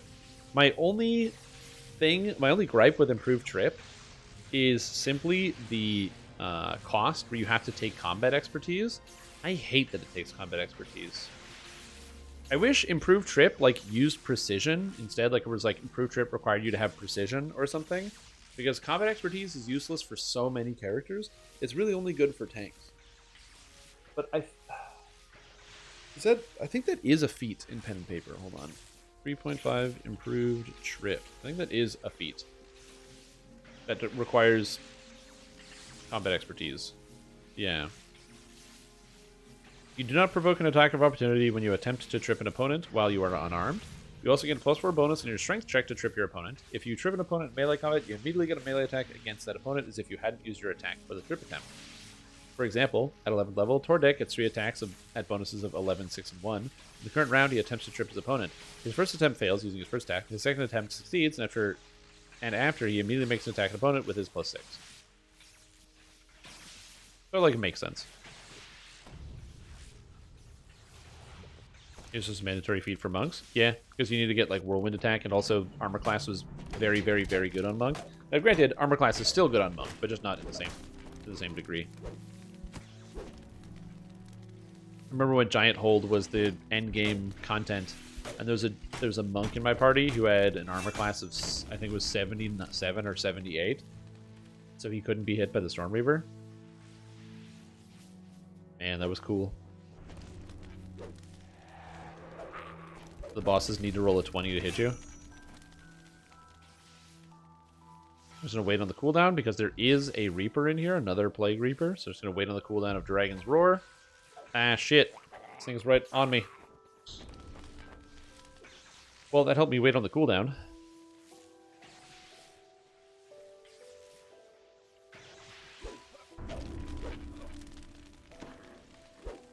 Okay, that's dead. Plague Reaper, no problem. Oh, I didn't get the Druid? Okay, I thought I got the Druid. As the last creature falls, a gap opens in the lightning Okay, ring this is stones. fine because I can fully heal myself. Not a big deal. Not a problem.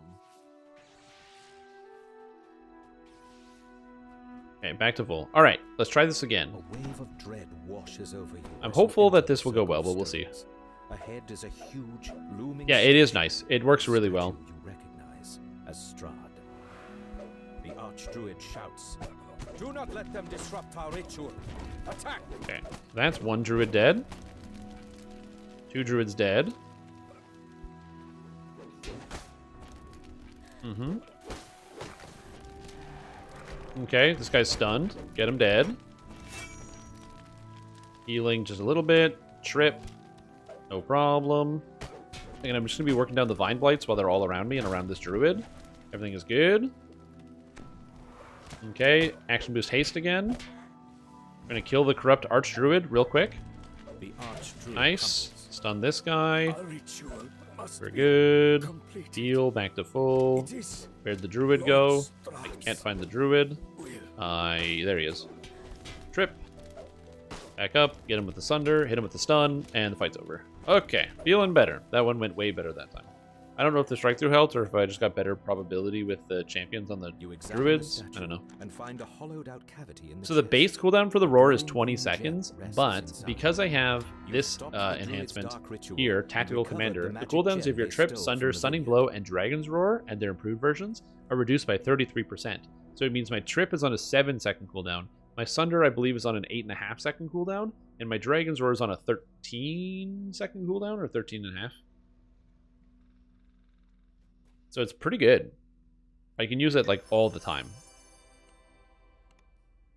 Granted, it's a short duration effect. It's a 6-second stun. So it's also not like it's constantly stunning everything in the sense that, you know, I'm locking down whole groups of monsters. But I will say it's very effective at, you know, what I want to use it for. Just stunning people. So it works out super well. Plus, it kind of works on everything, which is a little great. So the fact that it works on Reapers and Constructs and all sorts of things. Should it? I don't know. Does it? Yes. Is that good? Yes. So I like that.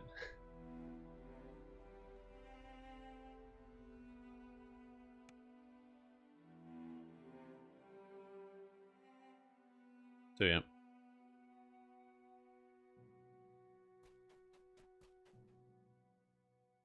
And Christmas lasts until March. It's just dark outside, and I'd rather have just some bright lights when I can. Like the alternative, is it's just darker in here, and then that sucks. I like having my nice bright tree. Look at it. Look how beautiful it looks. It's good decoration. That's the type of decoration I can get behind. Colored lights. Makes the place feel more cozy and warm. Giant bramble walls and dense banks of mist surround Yeah. this swampy. The ward Because the fades, alternative and some of the is it just goes, unearthly you go back to mists seeing the part. white wall in the bookcase. You are now able to enter. the And like, ruined it's not a village terrible of wall. Venice. I mean, the drywall is nice and smooth. It's not the most exciting wall. So now I'm getting surrounded and mobbed by these guys as I rotate through Trip and Sunder and my Dragon Breath. Get him. I wish I had Fireball. The last scarecrow crumples, and the magic of the nearby ward is disrupted. I mean, A section the of build's mist working. fades, allowing Seems you to good. explore further. This quest, if you have a Firecaster, is so much easier because the Scarecrows, for those that don't know, are weak to fire. They take double damage, like there's some type of Grass-type Pokemon. Oh, it's so nice. I have a question for Sherman Chat. What are your favorite one-handed cosmetic weapons? I'm dual-wielding Ray Ninja of it and Bone Devil Mask. Favorite one-handed? I like Leopard's Chill. Leopard's Chill's pretty good. Big piece fan of the parchment leopard's chill. catches your eye in the ruins to the southwest. What else is good? One-handed weapons. Treason. I like treason quite a bit. It's a great looking weapon. The flame blade, so Valorious, also looks great. I'm a big fan of Valorious. Other good looking one-handed weapons. This is not going to be helpful for you, but Tempestuous Steel is also a very good looking one-handed weapon.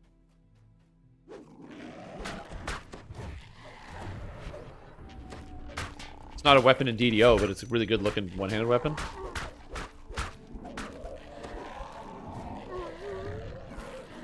How's the Dragonlord? Oh, it's Lorden. We're a dragon over here. Basically, I've been running Reaper mode all day, and I'm now level 14, soon to be level 15, on my first life Dragonlord. And I've had some bumps along the way. It hasn't been the easiest and smoothest experience, but I'm still a first life character with no prep, with a bunch of skills that don't work, able to do Reaper mode. And it's honestly been going better than I otherwise would have expected. So in general, I'm going to say pretty good. I'm enjoying the Dragonlord. Further into the village. Yeah, the Flame Salt weapons are cool. The problem with them is that I don't know what most of them look like.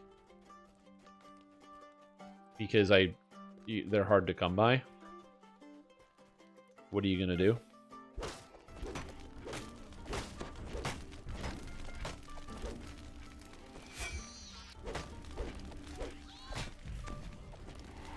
Shout! Go, my dragon roar, go! Chop, chop, chop. Talking about them. Toxic Treatment looks good. Oh, true, yeah. Also, all the weapons from Caught in the Web look great. Yeah, all of them. But yeah, so the best way to describe Dragonlord is it's just fighter with loads of crowd control. So I'm able to knock down basically everything all the time, whether it's a direct stun or a direct trip. I didn't take Stunning Blow with this character, although that would probably work fairly well. I just didn't really feel like it, so I didn't. But you probably could get some real work done if you did decide to take Stunning Blow as well. I just didn't think it was important, so I didn't take it.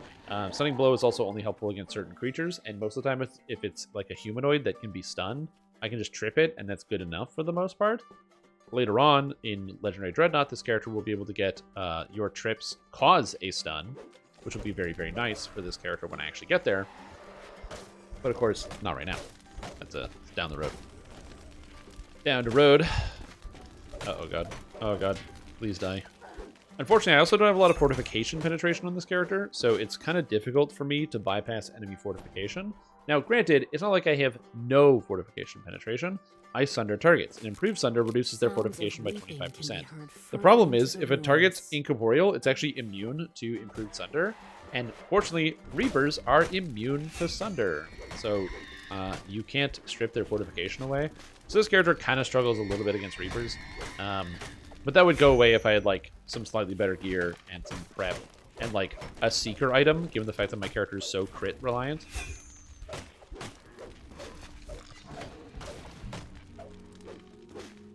Alright.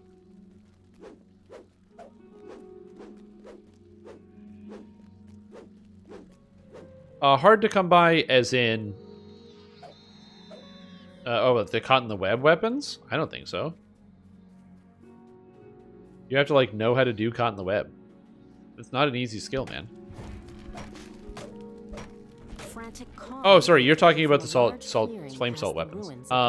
So you're right. They're not hard to get, but they're hard to get in the sense that the first time you ever get a flame salt weapon, you realize it's a level 2 weapon that is, for some reason, it's minimum level 5 on it, and then you think to yourself, man, am I going to use this level 2 weapon at level 5? Nah, I'd rather just use a Ferrocrystal Scimitar, or Ferrocrystal, whatever. And then you never buy one ever again, and because you never buy one ever again, you forget that they're even in the game, and that's an option. And I bet that probably a third of the people that own Saltmarsh forget that there are a thing called Flame Soul weapons that you get by turning in tokens.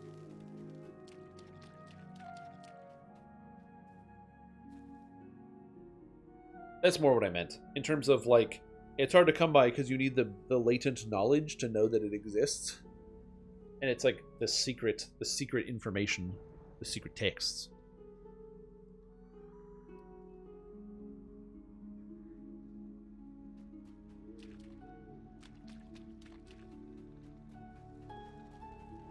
Yeah. They are way better. Even since they fixed the maiming so it doesn't just apply on every single attack. A raven calls loudly, as if it's trying to get your attention. Several scarecrows guard the area. Oh, scarecrows. I'm so scared of the scarecrows. The creature drops a small... I gotta say, the grateful raven flies off. I like that scarecrows are used in in the so many different like distance. horror One of the stories and wards stuff. protecting Baba Not Lasaga's like hut horror stories, but like as fades. like creatures of just like, ooh, look how spooky the scarecrow is. Coming to life. And like, if I saw a scarecrow come to life, yeah, I'd shit my pants like everybody else. I'd just be terrified, okay? If I was walking through a field and I saw a scarecrow like climb off of a post and start to chase me, yeah. I'm gonna be like, oh, this is the worst thing ever. But it's just kind of funny. I guess because it's humanoid shaped. So the idea of it being alive is like spooky, which is what the crows are afraid of. But then who's really afraid? Is it the crows or is it us? Were we the crows all along? Yeah. My solution to dealing with oozes and rust monsters is actually, I think, a pretty novel one. What I do is I just go here and I click to make an offering to Moradin. And then boom, Blessing of Moradin. And now my weapons are fixed. A nearby raven croaks excitedly. So that's what I do. Because I'm on hardcore, or not hardcore, I'm on the preview server. But yeah, that's a good, they are great for ooze beaters. Hey man, I'm repairing my weapons. A metallic click can be... You've deactivated a Where's ward the cost protecting adjusted? Baba Lasaga's hut to the east. 9 shards after resting at a Raven shrine and free 3 shards in a flaps its public wings area. and flies off. The magic wards near Baba Lasaga's hut have all been 15. removed. The 15 shards. ensorcelled mists lift, allowing you to enter the area. Yeah, it's even more. It's way more than you think. You've found what must be Baba Lasaga's hut. But the Yeah, magic which is why I just mists repair my that items swirl regularly, around but since I'm just like prevent you from playing this disposable character today, I'm like, I'm just gonna play the character. I don't really stress about it. Yeah, the 13 can work if you really hyper focus in on the Zorian element of the outfit, like at the Zorian cultist robe as an example, on top of that.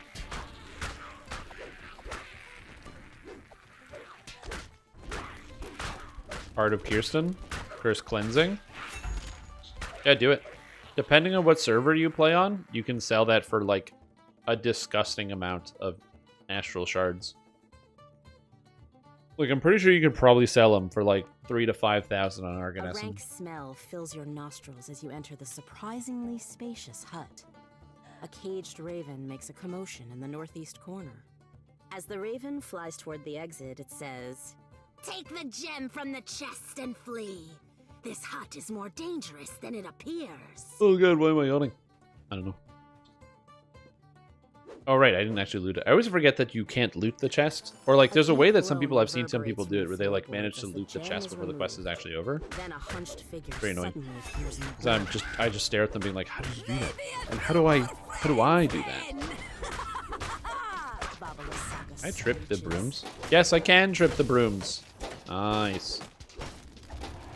I didn't start dancing either. I made my save, you guys. Those accursed birds. Just you wait. Put it up for roll? Baba No Lasaga as way. she fades That's from view. crazy. The hut is eerily quiet. Yes, once you more. can float.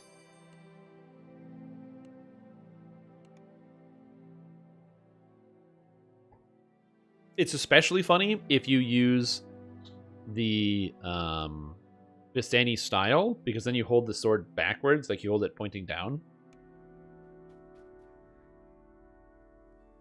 I know that the Vistani style is slower and does less damage than not using the Vistani style, but I'm still going to use the Vistani style because it looks very cool. And to me, that's important.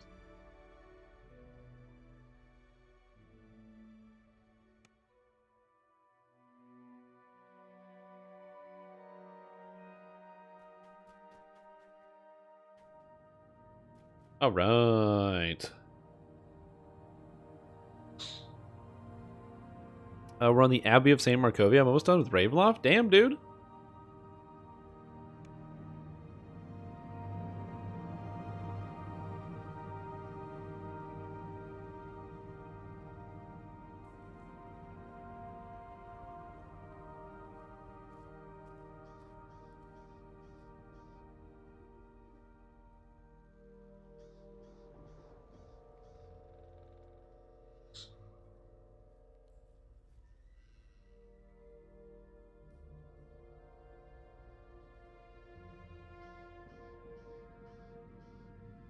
I got very distracted. Sorry. Saw Link. What? The same items, so time to feed a weapon? Mm-hmm. Yeah, that's the other thing too, is you can always liquidate and consolidate. I wouldn't be surprised if you could build an entire second sentient jewel from liquidating items from some characters. Your journey has brought Some people you can. here, to a place of kindness and madness. More important than anything? Yeah. A place of sun and shadow. Normally, I don't care too much about the style in video games, but some video games, it's like really, really important to me. So like, have I spent a long time in Destiny 2 making my character look exactly the way I want it? Yeah. Their flesh is forged Yeah, I did. into new forms. I gotta look cool while I'm saving the universe, man.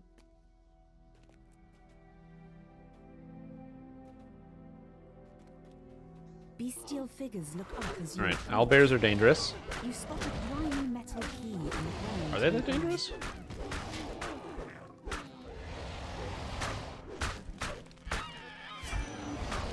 Here we go. You pick up the tarnished key.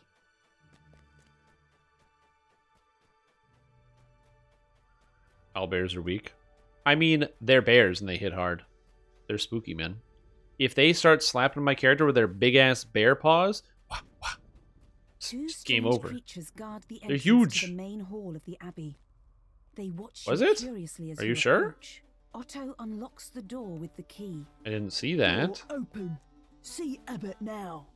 Blessing is seek the light in the field. Yeah, it was there, the shepherd's crook. Yeah. I did fed almost everything sentient jewel that I could. Almost everything that else got sold. Yeah. My friends that play completely free to play. Well, the thing about a lot of free to play games is in general you can play them free to play. Like you can play DDO free to play. And assuming that the video game lets you play free to play, that's kind of like the most important thing. Even if, yeah, sure, maybe you know, it takes a long time to grind out everything in DDO, or maybe it's irritating to deal without stash tabs in Path of Exile. There are very few video games that are like free as in there's never a reason to spend any money in them whatsoever. One, because it's very common for free-to-play video games to put very nice accessibility and convenience features, deliberately withholding them from the video game so they can charge you for them as part of the free-to-play model. You know, like instead of unlocking backpack space in game by doing a quest, you unlock backpack space by doing the credit card quest, as an example, and or other things. That's just like the simplest one. But also at the same time, you know, free-to-play games do need to make money at some point. So, like, if I enjoy a video game, I'm just going to be spending my money on it. I don't really think too much about it. Like, I don't spend a lot of money on video games, but when I do decide to spend money on a video game, I'm okay with saying, okay, well, I spent X amount of hours playing this, so I'm going to buy a thing. So, like, as an example, shows that it is seldom used. Like, I think of, like, Path of Exile. I've spent a lot of time playing this new Path of Exile League. I'm thinking about buying one of the supporter packs because I spent like over 100 hours in the new league, and like that's a long time. So I might buy one of the supporter packs. It's like, you know, why not?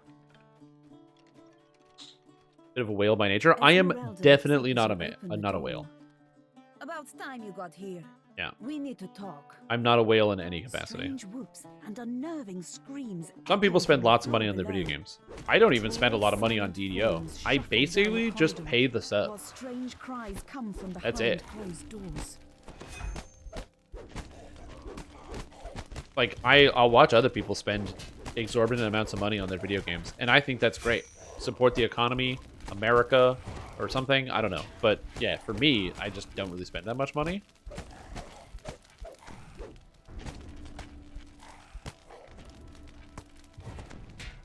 Oh god. Sunder him. Sunder him. Oh my god. You gotta spend it on something? Absolutely. Well, it's either that or start buying magic cards.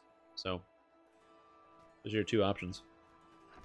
Strange creatures burst from behind the doors, shrieking madly. And then he goes, oh, well, I have a lot of those too.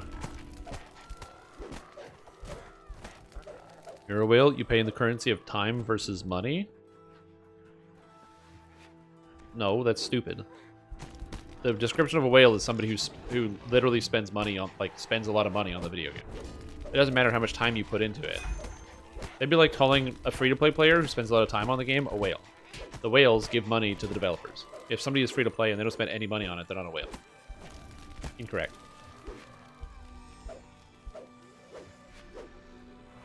Like, you can have that equivalency in your mind and imagine that those two things are similar. But, like, I'm sure SSG would much rather I spent $1,000 on the game than 1,000 hours on the game.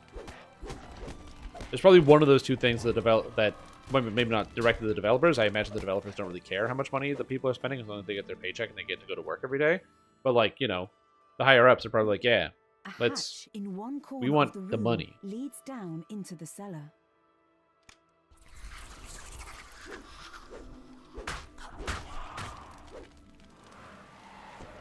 In a new Brendan Fraser show, the whale was not about a World of Warcraft gamer. Oh man, it's not? Well, I mean, to be fair, World of Warcraft, I guess they can have whales because they do have like the cash shop in game. But I remember the last time I played, there wasn't a lot of like really nice things that you could get out of the cash shop anyway. Again, free-to-play games really go crazy with the monetization. Like, as much as I do like Path of Exile, and I do think they have one of the better monetization strategies that you can get, which is like, if you want something, you can just pay for it, or the game is like entirely free, and if you want to get like the stash tabs and stuff, you can pay for them. But if you look up the cost of like all the stash tabs, it ends up being like $30, and you only really need the stash tabs when you've already invested a lot of time in the game, and you only start investing like a lot of time. Like, you can finish the whole campaign without worrying about your stash tabs ever, which is like the whole story and understanding the game and getting to see all the stuff. So then you have like the post-game content, which is like the end game, which is 4 times as long, or 20 times as long. But you know, you can do that. But then if you get to that point, you're like, all right, well, I might as well spend some of the money. And you end up spending like $30 at over 150 hours of gameplay, and that's really not too bad. Bang for your buck, right? When you think of all the money you spend on video games. But on the flip side, I really hate the use of loot boxes in that game. Where like they'll come out with some new thing and it's only available in the loot box, so you can't buy it a la carte. So you got to buy like 20 loot boxes and hope you get it. And if you don't get it, you got to keep getting loot boxes. And I don't like that. I'm not a huge fan of that. So that's why I don't buy the loot boxes at all. I don't care if there's anything I want in it. Just I don't like it. I understand it makes a lot of money, and I get that's why they do it. Because, you know, at the end of the day, this is a business. They got to make the money. That's how they pay the bills. They got employees, mouths to feed, and children with mouths to feed. But yeah, I don't really personally like loot boxes. You might be like, but Shrim, Tom, you have a gold roll. Isn't a gold roll a loot box? And the answer is yes, it is a loot box. But the reason why I tolerate the gold roll is because I don't buy the gold rolls. It's just included in like playing the game. So yeah. Your time spent streaming and making videos? I don't know. That's a great question.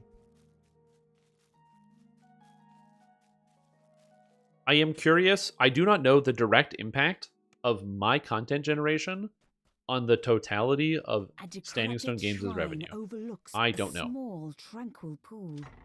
The boxes to the store? Yeah, maybe they do. Arena into the shrine. There you are. This seems so familiar, but I'm sure. Indie developers don't often make MMOs. That is correct. Or if an indie developer starts making an MMO, the MMO balloons to the point where they need to become a larger company. Holds the key. Part because of finding Stream Tom stream? Well, for sure, right? So I'm not saying I have no part in it. I just don't know what that revenue stream breakdown would be, and that's an interesting question. Takes the sun sword and tenderly places it on the shrine. I genuinely don't know. But of course, that's always going to be the relationship with like streamer and in-game company. Every video makes SG around $400,000. I mean, that's probably true. I should ask them for a cut, you know? Because there could be a time in the future where I've just either lost interest in DDO or something changes, or I find a new game that's just like the best thing, and I decide, you know what, it's time to move on to this new thing. And I have no idea if that happens in the future. Like, what do you do then? I don't know. It has been so long. Your videos never would have came back to the game? Oh, yeah. You're doing well. So, what is Dragonlord? It's the new archetype for fighter. It's fighter, focused heavily on tactics, trip, sunder, the new dragon roar, that's a tactical stun, and a bunch of other stuff. So it's all tactics, tactics, tactics. It's not a magic character. It has an imbue that deals like elemental damage, but it scales off melee or melee power and range power. And it gets Ravager as well, like from the Barbarian. But everything that says Barbarian in it just doesn't say Barbarian anymore. It's pretty cool, and I'm having a lot of fun with it. You don't play DDO for like 1 year straight? Yeah. She is mine! A dark figure appears. Yeah, those are the types of things I try not to think about. And the reason I try not to think about those things is because I don't want to, like... I don't know. I don't want to, like, pretend I have knowledge about things that I don't really know about. In the sense that, like, I don't know the impact of my content on the business of Sandstone Games. And so I don't want to try to, like, imagine what that is, because I don't know if that's going to give me the useful information. Hear the build? Yeah, kind of.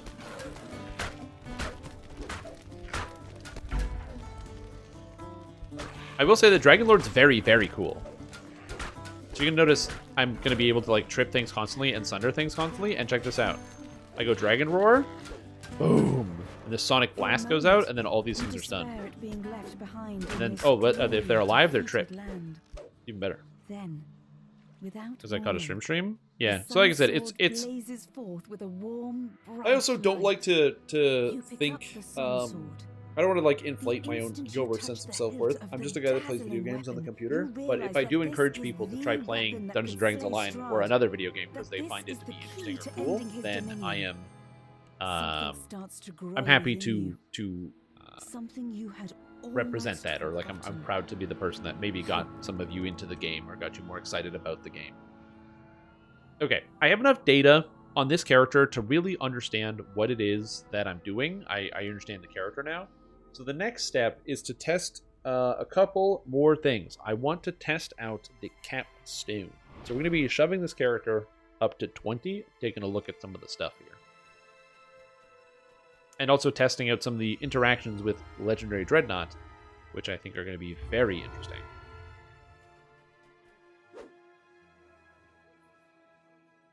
This character did not level as fast as, like, when I tried to do Blightcaster and stuff in a single sitting, like the 1 to 20 TR. And the main reason is because, well, Dragonlord just doesn't do as much damage as a caster, because it does decent damage, but it's still a melee, and it doesn't have the same amount of melee power you get out of fighter. Now, that being said, you know, 5 melee power here, 10 melee power here, 10 melee power here is a total of 25. And then Ravager, 5 melee power here, and 5 melee power here. So you get 35 melee power. It's not bad. But, you know, it could always be more. We could always have more numbers.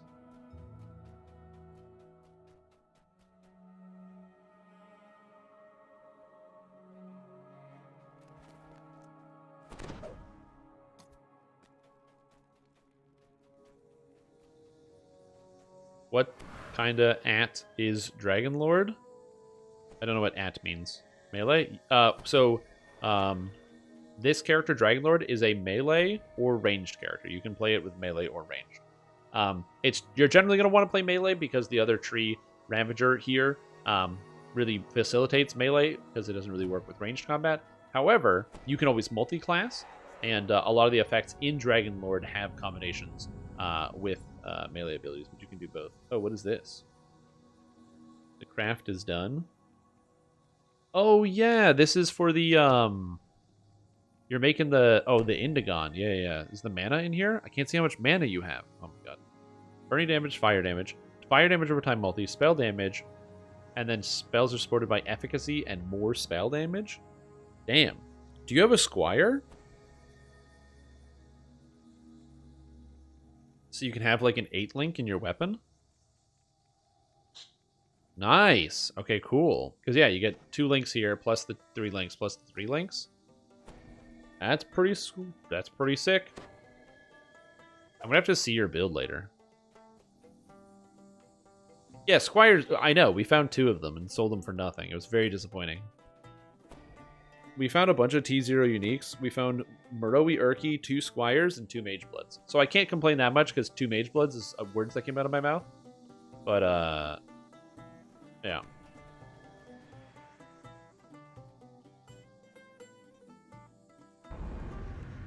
Is Reefbane? I mean, that's cool. That's very cool. At least I think so. Okay, so I think I don't get a feat at 16, so I get 3 more feats. So I think we go with Heavy Armor Master. That's pretty good. And then we go Strength and line this up. And now we get the Last Fighter feat. The Truthful One's Might for melee power. The Augularos' Ascended Wrath for ranged power. Or Core Causes Forbidden Power for universal spell power. Of course, this character will be going with melee power, so we'll be taking the Truthful One's Might here. Which gives a bunch of extra melee power to me and everyone around, which is honestly very cool. I wouldn't be surprised if you do see, you know, people trying to make sure they bring a Dragonlord to certain content, just because of the utility that the Dragonlord brings in terms of the auras, which is kind of sick. And I get 2 more feats now, so I want Tactical Supremacy because it's quite good. And I'm probably going to take Weapon Spec because it's just a bunch of extra damage. Although the extra tactical feat will probably be nice and come in handy if I decide to take the extra +4. My character already has a lot, and I don't know if I need it. But you know what? I am a first life character. You know, my stats are kind of low and I don't have any tomes, so it might not be a bad idea to go ahead and do that. Because it's either greater weapon specialization, slashing, or superior weapon focus. Oh, I don't get access to superior weapon focus. Oh no, it's because I need greater weapon spec. But it's either tactical combatant +4 DCs or +2 to damage. I'm thinking the tactical DCs are going to end up being better just because of the guarantee on that one. And then we spend the rest of the points. So we grab Dragon's Defense, which gives, while you have any aura active, you and nearby allies gain morale bonus to resistance and absorption, and 2 imbue dice and 10 melee range power. Huge increase in stats. I can grab the extra saving throws here. And the armor class. I would normally be taking Untouchable Soul, but I can't, unfortunately. Now we can get Sundered Soul, and we can go into Ravager, and finish off this. Get the I Like Pain. Go with Demoralizing Success. Get Slaughter. Finish off the I Like Pain. Grab Strength. Probably grab the Aura of Fear to make things helpless. And Pain Touch, which is good. And then it leaves me with 3 more points remaining. And with 3 more points, honestly, I could probably do a bit of a respec here and just grab some more strength out of strong defense. So I can take out the strike through here now that I'm at closer to cap. And just kind of go with the healing. So grab this, and then grab the extra points here. And then that leaves me with 3 more points remaining. And I can grab another point of strength because that's extra damage. There's no real downside there.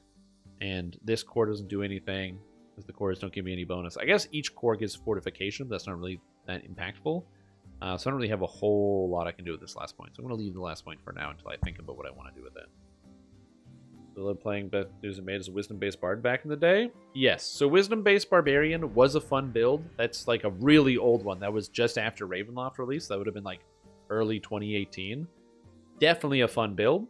Laughter. Does Laughter work? I don't remember if they fixed it. But yeah, when Slaughter scores critical hit, you gain 3 more Fury and 10 melee power. Ew, that is good. I mean, I could scrape another point at a human. And do this, and then grab Laughter. I don't need I hit back, and then I still have the 1 point problem, but that could be good, because then it gives me extra melee power when I hit. And then we go here. So now I want to test out the ability Sundered Soul and its interactions. So I have Slaughter here. So where is this? So what this says is Sundered Soul. Sundered enemies in a small area in front of you must make a will saving throw or have their soul sundered instantly. So let's go find an area and then see if I can sunder an enemy.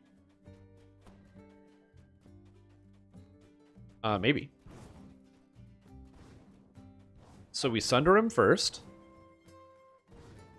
Oh, every time. Every time. I walk up here to showcase something. The instant one. My god. You sundered. Sunder soul.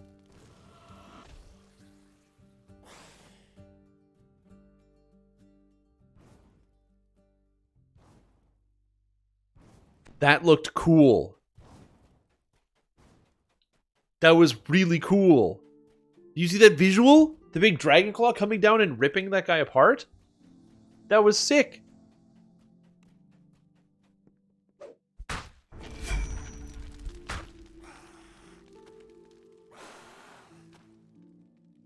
Dude, that's so cool looking.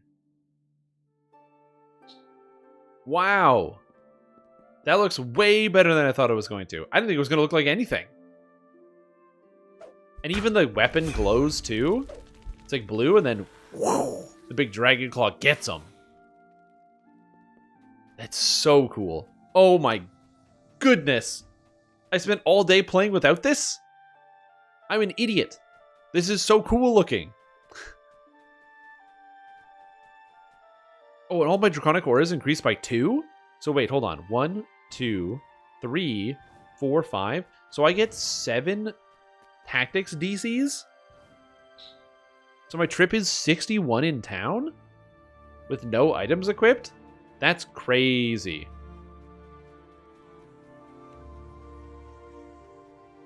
So yeah, I get plus 7. So this gives me... so Their Exotic's Instinct is 2 morale bonus tactical feats. So I get 9 tactical DCs? No. 5? 7, yeah. So it's extra 5. So it's 7 tactical DCs, 8 to damage, and 9 to melee power. Cool. I like it!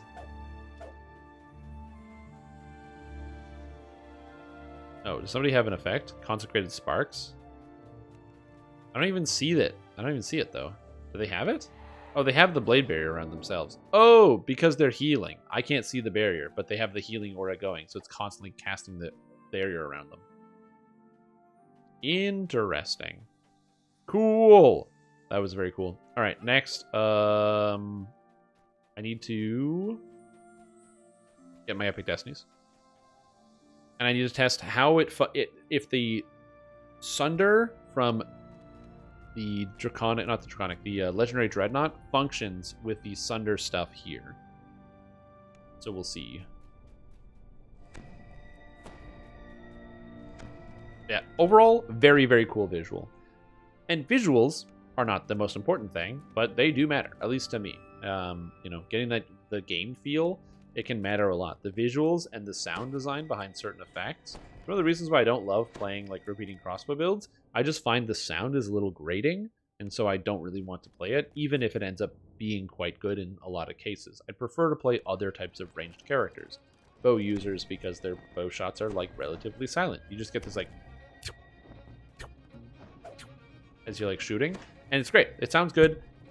I wished it played good, but with this patch, they're making a huge change to how bows work in general, so that's also pretty exciting. There's going to be adding in some AoE stuff into the future, which is looking good, or presumably they are testing it out at the very least. It may not work. There might be some colossal problem with the range stuff. That means it doesn't actually function and won't actually get into the game, but man, it would be nice. Well, yeah, but you think about it now. Pin with repeaters, because pin is AoE, is even nuttier.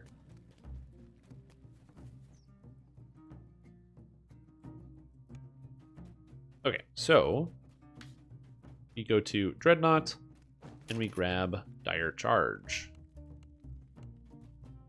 Dire Charge. So now Dire Charge should sunder the creature, so I can Sunder Soul it. Test to make sure Sunder Soul doesn't just work. Correct. So it only works on sundered targets. So I had to make sure, confirm that it only works on sundered targets. 82 Dire Charge at level 20? Oh my god. That's so many DCs. I'm playing the finish. I plus 8 some. Should I make any adjustments to my character's starting stats? Do you have a link to it? So I can remember. Okay. It's technically sundered. And it doesn't count. Okay. So it doesn't count Dire Charge in terms of the Sunder Soul. It only counts the real Sunder. which is interesting. It makes me wonder if it would be worth it to get Sunder Evil here from Divine Crusader, where Sunder and Improved Sunder deal extra light damage and apply Divine Sundering, which is the extra stacking effect. If it would be worth it to go like Legendary Dreadnought and also Divine Crusader at the same time, that could be interesting. I was also possibly thinking about the value of like Shadow Dancer just generally because of the new Epic Strike changes. So Shadow Strike has an 8-second cooldown. You can kind of spam it.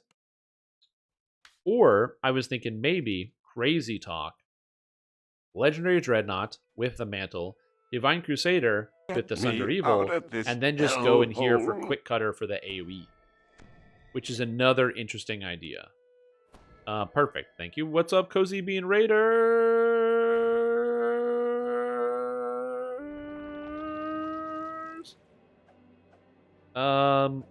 So with the Monk build, I believe this is a dexterity-based character.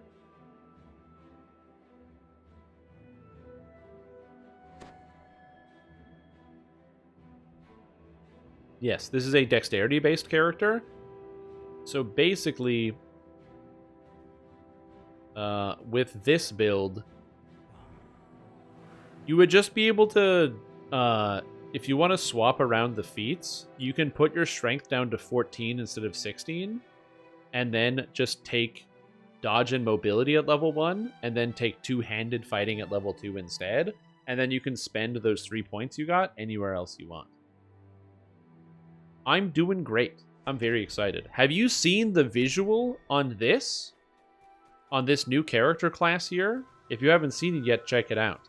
Sunder Soul is a new top ability from Dragonlord. It instantly kills a sundered target. So first, I hit them with Improved Sunder, so that way they are sundered. Let me do that now. And then we use Sundered Soul, an attack which will sunder the soul of the target. As a giant claw comes and kills them. Isn't that so cool? That's so cool. I am shocked by how cool that is. I can do it again. Sunder him. Sundered Soul. So cool. So yeah, very excited about that. Very neat breakdown. And yeah, very cool. Stoked. I am overjoyed.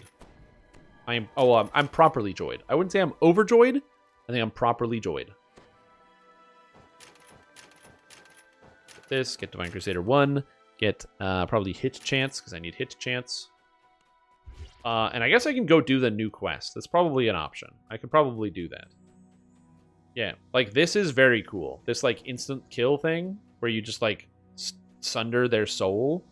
It doesn't have the DC on it, so I assume the DC isn't working, because usually it would display that. But it's still pretty neato. And now I have Quick Cutter, which is a whirlwind attack. So the idea here is I slam people with the Improved Sunder and the Improved Trip, and then we get them with the Quick Cutter. So something like, you know, doing damage, and then give them the Quick Cutter. And we got Quick. It actually hit twice. Pretty sweet. We got the extra stacks. And how much damage is this doing? I mean, that's a fair amount of damage without me having to do anything at level 20. So I love it. Just put it in the game right now. Put it in the game right now. Yeah, put it in the game. Okay, so new quest. All right, so we're gonna do the new quest here. So this is gonna be all brand new. If you have not seen it and you don't want to get spoiled, this is your knowledge. This quest is called Fred's First Date. So we are going to be doing that right now. So this is the brand new quest, Fred's First Date. Doing it on Heroic, because I can't do it at level 34, and we'll be taking care of that. Yeah, how does it work with 2-weapon fighting? I don't know. We'll investigate afterwards. Fred has invited you on a date out in the town in Sharn. Wait, Fred invited me to Sharn? Fred has invited you out on a day on the town in Sharn. You wonder what events lie in store. Okay. We are now here in Sharn. You arrive in a bustling market in the upper city. Fred should be waiting for you nearby. We got Sharn citizens. Don't spend all your money on junk. Coming here to do my shopping for years. Prices might be cheaper in the lower parts of the city, but you can't beat the upper city quality. Great. Market looks beautiful, all lit up at night. Is it nighttime? It's daytime. Don't lie to me, citizen. I could go for something to eat. Yeah, me too, honestly. Take a look. Take a look at that stand over there. This? Look at these guys shopping. It's down this way. All right. You out running errands? Yo, look at the hair on this guy. What the hell? Some punk rocker out here. How much does this cost? Higher than your pay grade. Amazing. Oh, hey, look, it's Fred, the romance novice. Fred stands beside a sky coach. He beckons you over. Ah, Dragon Day. I see you've received my invitation. Let me explain why I've called you out today. In my boredom, I've been reading about different cultural customs for the humanoid inhabitants of this realm, in particular, romance relations. Seeing as you are one such humanoid, I thought I could show you the extent of my research as practice. Okay. Practice for what? Given that this is my home, for the moment, I would be loath to remain ignorant on any cultural topic. This will get me into the mind of the humanoid in romance so that I may better understand them. I see. So you want me to help you practice? Like a date? Yes, exactly that, yes. I wish to woo you and be wooed. I have planned 3 locations for our date to take place throughout the day. For the first, we will be going to Sharn Forest Park. Board the Sky Coach when you're ready. Okay. After speaking to Freddy, he tells you that it has 3 date activities planned for you. Take the Sky Coach to start your romantic adventure. Very fun. Well, let's go to the next location. Go to the Sharn Forest Park. Ooh, it's very pretty here. You step through the gate and enter what appears to be a park. Others gather around picnic tables and join the conversation in a light breeze. Look at these people. Such a nice change from the hustle and bustle. Look at all the butterflies. Yeah, I do look at all the butterflies. Dragon Day, welcome. I thought hard about what humanoids would like. They like air, and nature, and food. I had heard of a ritual called a picnic, and thought it might be a decent way to begin this morning. Come, I have everything set up. I will lead the way. Fred points to the gate on the side of the clearing, gesturing you to follow him. Okay. Right, so we are going to a picnic. And, I mean, look at the food. Fred leads you to the tree-lined clearing with a lavishly decorated picnic table and benches to sit at. Here we are, he says. Take a seat, or stand, or whatever else you're supposed to do. Fred gestures at the table. I provided various things that you humanoids appear to eat. I hope you enjoy them. Okay, so we have yummy cheese, soft bread, and tasty brain. Yay! Where did this come from? Whose brain is this on this table? I guess it's not that important. Tell me, dear suitor, how doth your morning begin? I have waited in suspense for days, yearning for our union. Amazing. It was quite pleasant and peaceful indeed. I have been looking forward to this as well. Or Fred, what the heck are you doing? He's a mind flayer? I mean, he is. Yeah, true. Do regale me with these tales of your adventures. I quite love hearing the sound of your voice. Alas, where do I start? Allow me to tell you about this time when I searched a haunted house for treasure, only to find myself amongst a group of pirates. What's up, Nocturnal? How are you doing? Hope you're doing well. Yeah, now you lost me. Nope. How fascinating indeed. I believe you managed to make it out in one piece, considering how you are here gracing me with your lovely presence. Alas, if only we had all day. Let us enjoy this moment and have a spot of tea. Indeed, I'm quite famished. I believe I spy fixins for making sandwiches. I shall return with one for you, my dear. You and Fred pause your conversation. The variety of foods surrounding the table commands your attention. Okay, alright. I gotta make a sandwich for Fred. So you pick up the bread, tasty brain, you pick up the brain, and yummy cheese. Aha! We go to the crafting table. You put together ingredients to make a brain and cheese sandwich. You compile a sandwich with brain and cheese, adding a slice of brain Fred must have brought for himself. Hopefully we'll find this creation appetizing. I like that without even thinking about it. It's like, you know what? Yeah, whatever. Take the brain, cut a slice, throw them on some bread, you know, get a little bit of mustard in there, some chipotle mayo. Oh, baby, I love sandwiches. You're the bestest, sweetest, the cutest, sweetest human in the whole wide world. Oh, I like that. It's either you're the bestest, cutest, sweetest, or oh, hell no. Oh, shit. No, you're the bestest, cutest, sweetest. I'm so glad you did all this for little old me, Bite Sandwich. So yummy. I love it. Oh, God. Oh, God. Anything for you, Pookie, but you're the one who set up the pic. Never mind. Nah, anything for you, Fred. You know how much Fred has done for us over the years? He deserves to have a nice date. This has been so much fun, but our date's not over yet. Tee-hee. Oh, I'm so excited. Now that a customary conversation is out of the way, says Fred, it's time for you to go and make a bouquet and give it to me as a gift. That is what all couples do at the end of dates. Fred points you on the gate to the other side of the clearing, showing you where to search for the flowers. Okay, I have to go make a bouquet. You got it. He is a wizard. True. What was my record for leveling 1 to 20? Did I take that? No, I didn't. It's just here. 1 to 20 was 10 hours, 50 minutes. Oh, there's twig blights here. Duh. Okay, here, now we test this out. The problem is, I just do too much damage to these things, so they die before I can even hit them with the Sundered Soul. Which isn't necessarily a problem.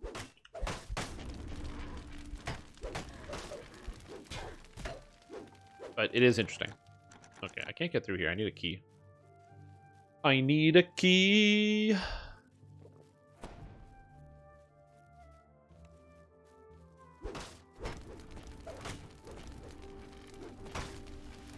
I do have like so many different abilities that I can cast and I have access to all the time that like it's almost overwhelming when I have a lot of different things to fight at the same time. I have a bunch of different things on super short cooldowns. I got the Sunder, I got the Stun, I got the Quick Cutter. I don't need to use Quick Cutter, but I am currently using Quick Cutter. Because it's powerful, and it gets the job done. Also, if you're wondering what the music is, this is not the music from the quest, this is of course the music from the video game Oblivion, because it's just nice and calming. Shambling Mound rises and lumbers towards you. Not for long, you won't. So we give him the old Quick Cutter, hit him with the big attack, and he's dead. There's a forest flower here. You pick up the white flower. There's also a puzzle? Why is this puzzle here? I don't know what this has to do with anything, but I will do it. Maybe it's the same character model from Kill 10 Rats? Probably, yeah.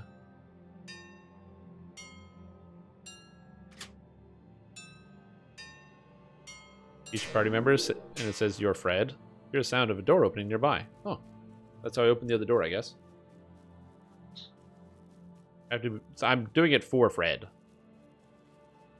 I need to find more flowers, though? Alright, that makes sense. Let's get in some flowers. Honestly, it would be nice if we had a matchmaker quest pack. Where we got to take a bunch of the different characters from the disparate parts of Stormreach and stuff, and play matchmaker and set them up. I feel like a lot of people in Stormreach need that. And you get a date, and you get a date. Ah, we have another plant.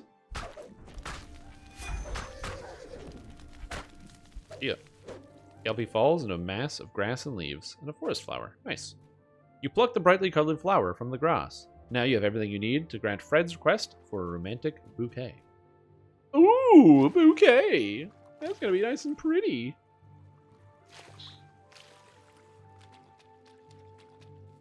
It is nice to bring people flowers, you know, when you're going on a nice date. It's a good idea.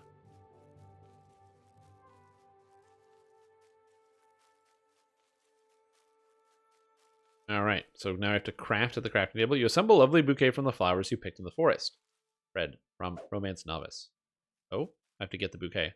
Wow, I did make a nice bouquet. This is pretty good. I'll take it. Pick up the bouquet. You tie the flowers together with the materials that have conveniently appeared on the table in your absence. Fred is going to love this bouquet. Oh gods, finally, I miss you so much. I thought my heart was going to explode, and then you'd find me lying on the ground, bloody and covered by flies. I'm back, I guess. I wonder how this quest goes if you choose the, like, whatever. There's nothing in this world that would ever take me from you. Flowers? For me? You shouldn't have. I would scour the earth, checking every forest and field to bring these to you, if only to see your smile for just a moment. You're the one who told me to bring you these. Alright, let's stop there. Thank you for the following instructions. Following the instructions. Do you feel satisfied by my performance? Bravo, indeed. It's time to move on. Next we'll be going to the Upper City Fair. I'll meet you there. Now that this part of Fred's experiment is concluded, Fred tells you to join him in the place. It's time to leave. I promise that our next location will be just as appealing to a humanoid such as yourself. I assume I have to go back to the cart. Back to the ship. Yeah, these guys are still hanging out. They're just having a good day of their picnic. The next location. Go to the Upper City Fair. Alright. This is a fun quest. You step out of the sky coach and into the area high up in the city towers of Sharn. Cheerful music resounds in the area. A man stands at a counter in a carnival tent ahead. I know what's up with these shadowy boxes, but that's probably going to get adjusted. It's a cool skybox, though. Just like picture the city out there. I considered yet again what type of activity would suit this sort of outing. I've read that humanoids sometimes prefer activities on a first date, so that they have something to talk about aside from the customary small talk. This carnival is open for just the next 2 days. It seemed to fit the bill. True. The man over there is selling tickets. Be a good date and buy them for me, says Fred. Well, you know what? I'll do that. I'll be a good date. Hello, ticket vendor. Howdy there, stranger. You here for the fair? Yes, I am, Mr. Carnival Man. Gosh shucks, just Carnival Man is fine. That line is so stupid. No, just call me Carnival Man. Mr. Carnival Van's my father. Anyway, here are your tickets, but before you go, let me explain some things to you. Along with the carnival games, we got this thing we call the Carnival Challenge. We got 3 champions for you to knock down and get a point. Once you win, you get a prize. Thanks for the dips, Carnival Man. Man hands you tickets. He also tells you about the Carnival Challenge, which you must fight members of the Carnival Troop in order to receive a prize. Oh.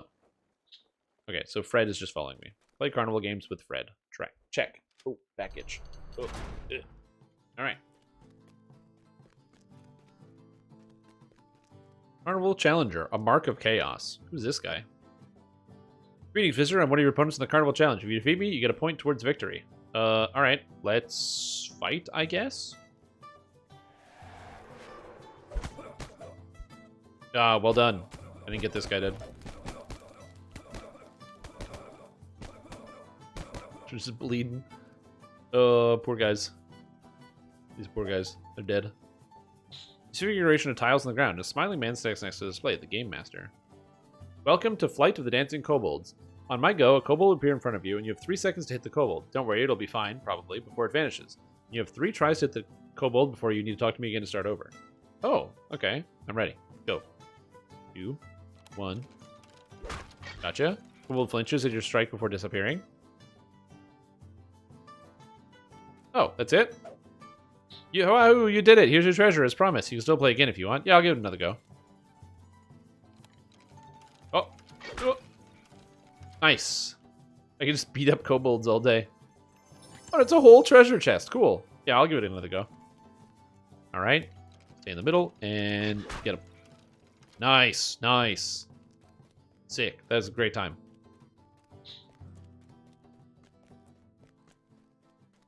All right, well, we have the Strength Crystal. Okay. You approach a blue crystal floating on the platform. Man sitting beside the crystal waves you over.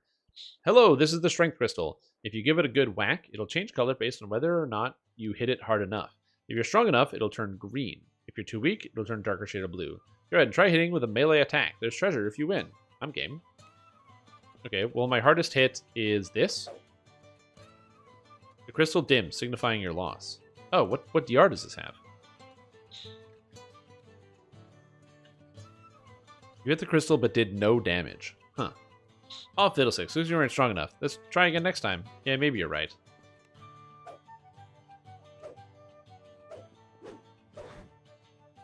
What do I need to do for this? Maybe you just need a high amount of, like, base physical damage? I'm not sure. Carnival Challenge. Greetings, visitor. Let's fight. See ya. See ya. I kill this guy, too. Probably need to hit with Force or Sonic. Is your weapon have Crystal DR? No, it's just a Barovian weapon. Alright, let's keep going. Alrighty, well, there's a fire giant over there, which is kind of interesting. There's a guy here in a treasure chest. Remember to rest for lunch. Alright. Oh, there's another game. Oh, farm animals of this petting zoo mill about in this clearing. Look at all these animals. Nothing better to start your day than to pet a soft kitten, or cow, or dog. You get it. It's a dream come true. It is a dream come true. Petting zoo cow. It said moo. Dog. Woof. What about this? Moo. Look at that. That's great. Pet the cat. Meow. The dream come true. Pet all the animals. Is that not all the zoo animals? Oh, there's a cat I missed. Meow. You pet all the animals. Very important. You note with satisfaction you have played all the games present at the carnival. Hopefully Fred had a good time tagging along. So sweet, so soft. Such good boys. True. Yeah, you gotta make sure you gotta pet them all.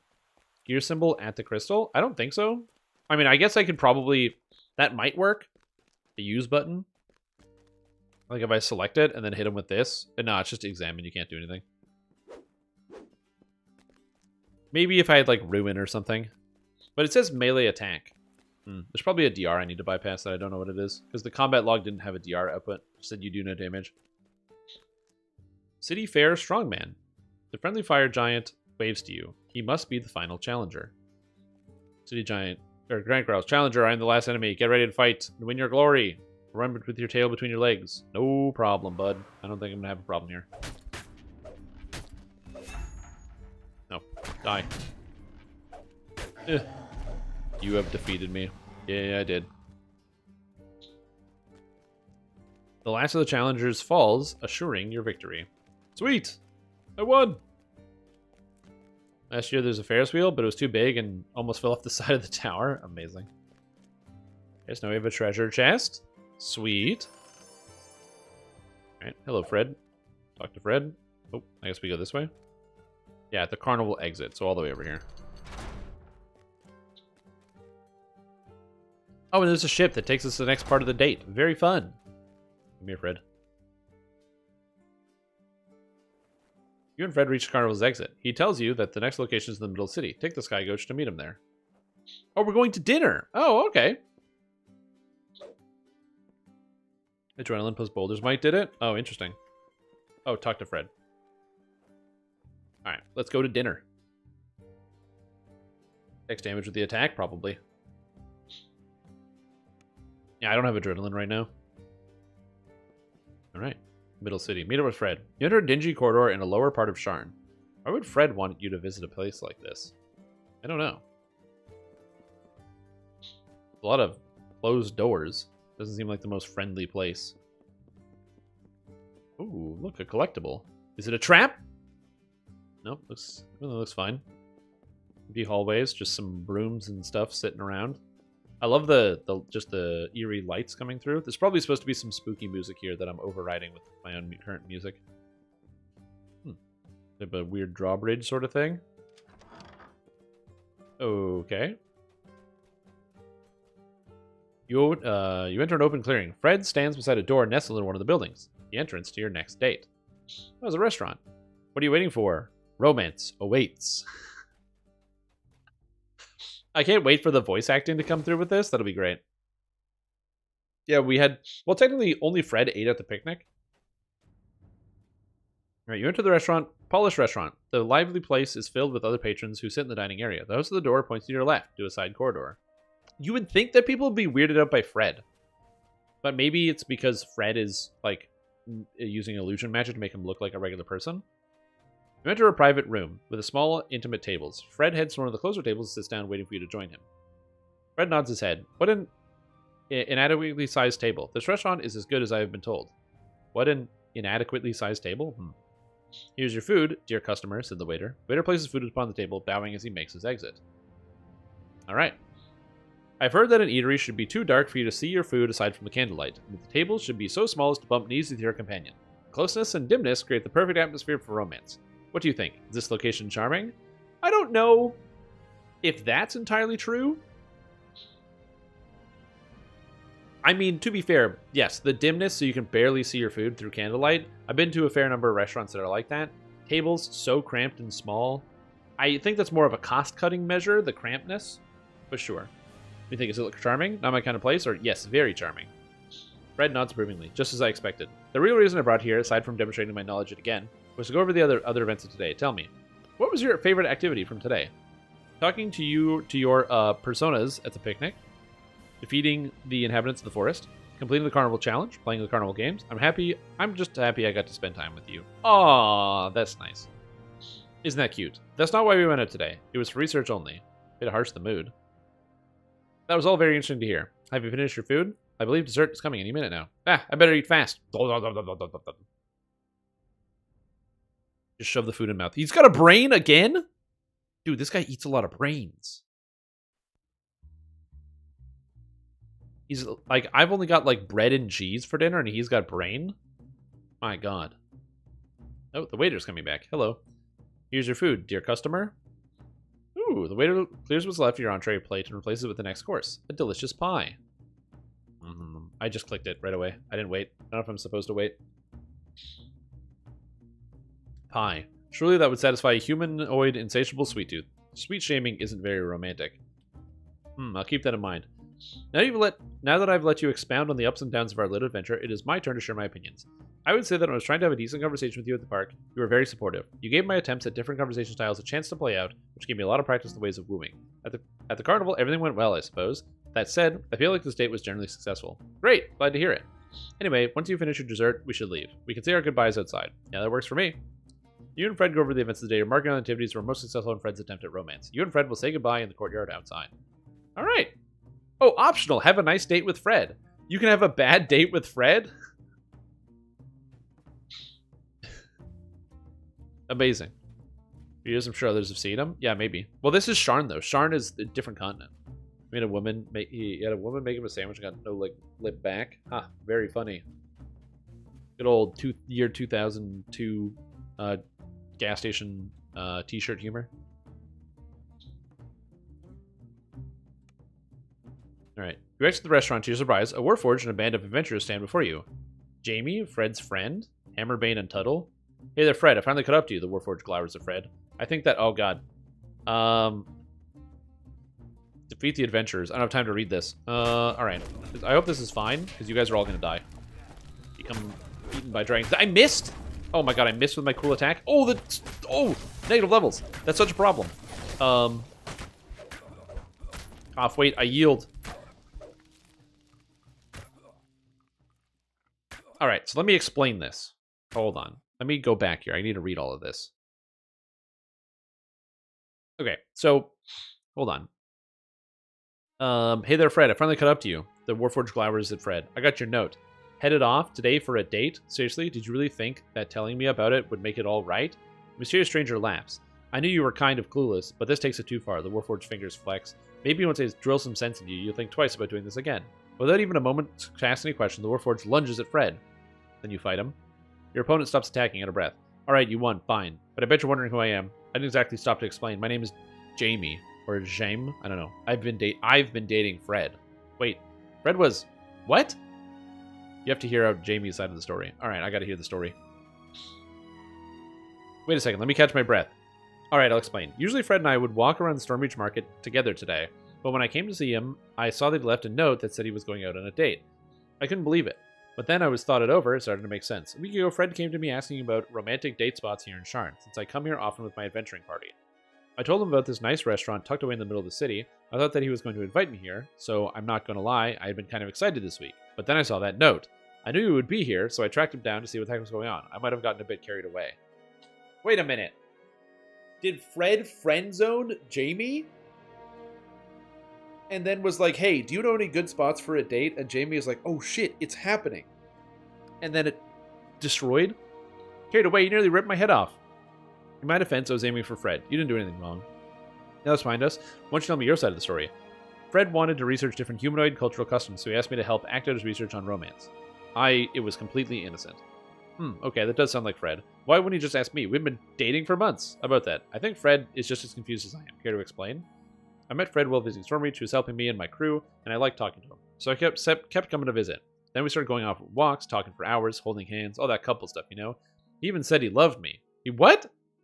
It's true. I said it first, but he did answer. I thought he felt the same. Have you ever asked Fred? Not exactly, but it was also obvious, you know? He had to have known what was what he was doing. He was doing that relationship research and everything. Okay, looks like Fred's got some explaining. I have no idea what's going on. Jamie's explanation was enlightening. You turn to face Fred. What the fuck's happening in this quest? You tell Fred. Jamie said, what? We were dating? Where did that idea come from? I don't know. Maybe all the stuff you did that was definitely dating. Preposterous. Like what? Holding hands, for one? I didn't want to get separated in the crowd. What about... Did you kiss? Wait, don't tell me. I don't want to know. I'm not sure how to go about doing that, so if I did that, then I don't know. That's the stuff. It doesn't feel like classical romance wooing, so Jamie must have the wrong idea. No offense, Fred, but your attempts at wooing sucked. They did not. I did careful research, read the books, watched plays, saw passersby in Stormreach Marketplace. That showed me everything I needed to know. Fiction doesn't always match reality, Fred. I will concede that I probably need some practice, maybe another play or two. I do love Jamie, I think. You see, I'm still catching up on how to feel such emotions, but in this particular case, that love is more like how I feel about eating brains. Very great in the moment, and satiating, but I would not want to date a brain. I mean, yeah, it's like, love is kind of like the feeling of eating a sandwich. Because like it's really tasty while you have it, and it's very satisfying. But you wouldn't want to date a sandwich. So I do understand where he's coming from with this one, where there is like when you have like a really good sandwich, you're like, man, I love this sandwich. It's really good. But it's, you know, you can't date the sandwich. But yeah. Those are the brains you've been snacking on haven't helped you through this one. Poor Jamie.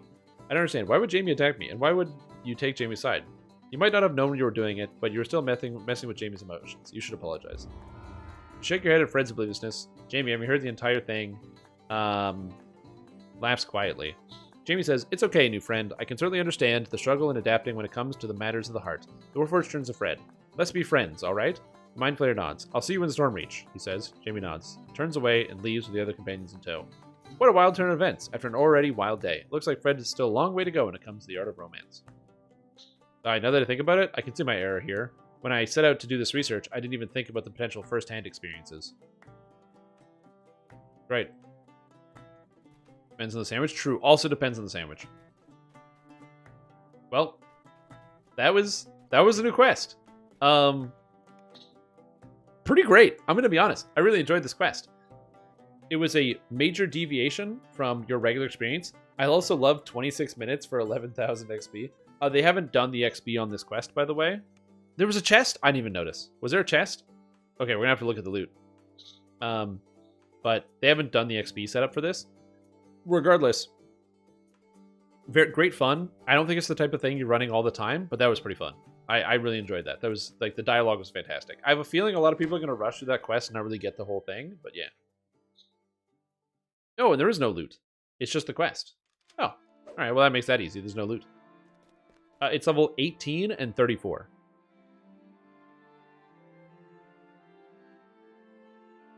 So yeah. How that is if you have a negative experience? Yeah, if you just like ignore Fred the entire time, or they keep making 18s. I don't know. I think it's because they're doing it in terms of story order, where the heroic quests go in literal story order, where the things that happen in heroics happen, the level determines time. So they're kind of in a box right now where this quest has to take place in Sharn and has to take place after other events, so it has to be level 18. But yeah, that would be my best guess. If they could do epics, so it could be like level 25 and level 34, that would be amazing. But I think that the window doesn't let them do that. I think that's the main problem, is they can't have the heroic and say 25 and legendary say 34. But if they could, like, imagine if when you open it, it just said epic and legendary instead, and it was level 25 because it's an epic and legendary quest. Oh, that'd be amazing. So overall, what did we learn today? Dragonlord, fun.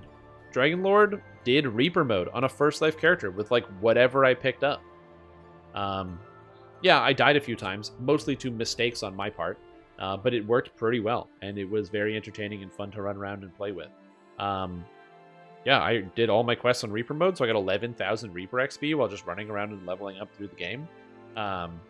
Which, again, I had some struggles, but I was able to do it. Also, this animation for the Sundered Soul is insane, where a giant Dragonlord comes out and it eats something, and that's fucking cool. But yeah, overall, my opinion. Also, Quick Cutter is fantastic. I don't know if other people are using Quick Cutter, but it's really good. I'm digging Quick Cutter. Like, this button does a lot of damage, and it's just literally free whirlwind attack. Is an easy way to think about it. Like, would you take the 3 feats whirlwind attack? Probably. Quick Cutter is whirlwind attack, except it has threat range on it. It's whirlwind attack with threat range and a dot and a buff. So it's working pretty good. I like that. Other than that, so Quick Cutter, great. Visuals on Sunder Soul are fantastic. I haven't tested out Visions of Terror, but there's that. It costs you adrenaline. Yeah, but I don't like using adrenaline because adrenaline is clunky. Because adrenaline has this weird thing where it doesn't skill queue. So, for example, if I'm attacking and mashing Sunder, my character will get the Sunder in because I queue it. It goes on the next open time slot when it will go. It'll just queue the Sunder. So I attack Sunder. My character will just do it. It'll attack and then wait for the animation and then do the Sunder. Adrenaline doesn't do that. Adrenaline doesn't queue. So you have to attack, and then you have to mash the adrenaline and slam the button until eventually the adrenaline goes through, and then once the adrenaline goes through, then you can use your next skill. And I find that very tedious. I don't like it. Which is not saying it's bad, because obviously adrenaline is insanely good. But yeah. TLDR, Quick Cutter is also way better than it was before, so very, very big fan of that. Divine Crusader and Dreadnought didn't really change, other than these things are now linked. And I think these are now linked when they weren't before. So that's nice. That's about it. I don't think there's anything else that was adjusted with this character. As far as a full build for Dragonlord, it's going to take some time. But my plan is to get a video out talking about Dragonlord a bit more generally, and going into some of the strengths and weaknesses of the character. If you haven't seen anything of what I streamed today, Dragonlord does less damage than regular fighter. It just does less damage, right? That's just, we don't need to, there's not a lot of math to check. You don't have as much melee power, where your fighter gets 60, you'd only get 25 from Dragonlord, and then the extra 10 from Ravager brings you up to 35, which is good, but it's not 60. You don't get the Capstone for double strike, and even if you're multi-classing, you're still not getting the auto crit, you're not getting the execute, you don't get shattering strike, you don't get the +8 to all stats. So you're not getting and also the hit and damage, yeah. So you're not getting a lot of the stats you would otherwise get. So just right away, it does less damage. However, in exchange for that damage, it has extremely, extremely good crowd control. Holy guacamole. The reason I started doing Reaper mode and continued doing it is because Dragon's Roar is so good when it comes to crowd control because it works on Reapers, which is fantastic for locking monsters down quickly. And because of the extra tactics DCs, even though Trip and Thunder are usually hard abilities to get to land, especially as a first life character, dude, it just works every time. Look at this, look at this, look at this. I have no Trip items equipped. I am a first life with no tomes with 42 strength, 71 on the improved Trip. Okay, at level 20. I can trip anything in the game right now. And, well, at least anything at my level. And so, if I actually had items and tomes and all those other things, it'll be even higher. So already, I'm pretty stoked about the performance of the crowd control element of it, and it gives you a different angle. On top of that, it has the buffing element, which really helps it fill in that role, and then it just kills people for some reason, which is also cool. So, is Dragonlord Fighter better than Kensai? Probably not. Is Dragonlord Fighter good for multiclassing? Yes, it's very good for multiclassing. Giving access to Fighter Ravager for whatever reason, Action Boost Haste, although it's a tier 2, and of course the Strength Trance, which is very cool and very powerful, and a bunch of just good base stats and a very powerful imbue. And is this good on its own? Yeah, I'd say Dragonlord is probably pretty good. You're going to see some people experimenting with Tank Dragonlord because Stalwart Defender plus Ravager gives you a lot of unique and very powerful stats, as well as just generally combining it with some of the stuff in Dragonlord for the auras as well. I think that just generally playing Dragonlord will be powerful. I was thinking about, do you do 18-1-1 or Pure? But Pure for Sundered Soul seems interesting. The problem with Sundered Soul is it requires monsters to be sundered first.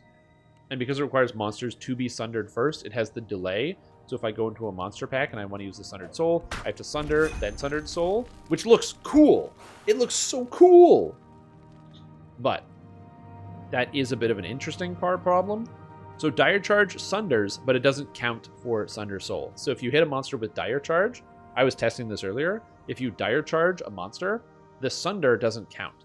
Because what it does is it sunders the foes, but it's not Sunder. It's a different type of Sunder. It's the same reason why Sundering Swings doesn't count to Dire Charge. It only works with Improved Trip and Improved Sunder. However, with this character, you'll have Improved Trip for helpless damage. You'll have Dragon's Roar for helpless damage, which you can rotate between. And your Sunder reduces Fortification by 75 on top of going for Sunder Evil for minus 25%, which means your Sunder, okay, can do minus 100% Fortification, which is a lot. That's a gigantic number. Is that good? I don't know, but that's 100. Like, you wouldn't consider using Sunder before because it's a smaller impact. It doesn't do that much. But like 100? That's a really big number. Also, -3 to all saving throws, and -3 to enemy fortitude saves that stacks up to 5 times. If you are playing a Sunder character, and you're playing with any type of Pale Master or anything, and you're reducing their fortitude saves, you hit them with the Sunder, with the Sunder Evil here, and you double strike, that's -9 to their fortitude saves. Like that. And you're a melee, so you're going in first. Pretty powerful and pretty useful. I am curious to see what you can do with this. I think this is going to be a monster for hardcore in terms of its general usability. And I think the utility of Dragonlord is also very, very cool. They positioned it well. It doesn't, as I said, it doesn't do more damage. And I'm curious to see what builds people come up with the trance in terms of making things work. You've also got not even the strength trance. The Purple Dragon Knight now is coming on the table. Purple Dragon Knight, charisma hit and damage at a PDK. You got the charisma trance. Everything in here scales off of charisma except for the trip and the Sunder, but don't worry about that. And you got a lot of utility, a lot of different things you can use, which is pretty cool in my opinion. So that's also an option. And then the multi-classing possibility. Remember how there's that build, which is the Shader Kai Hand Axe build? You run Shader Kai with Frenzy Berserker for the +2 multi, and then Swashbuckling for the +2 threat range. Yeah, well, actually, turns out you could just use Dragonlord instead and get these special auras and have like a buffing Shader Kai build with the Strength Trance with all this other stuff. Which is fantastic.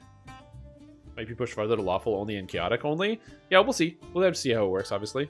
But it's cool. It is very, very, very cool. I'm excited about what they're doing with the Dragonlord. I think it looks really good. And honestly, for the first archetype of the year, gets me psyched. Just because Barbarians can be chaotic neutral? Yeah, they can.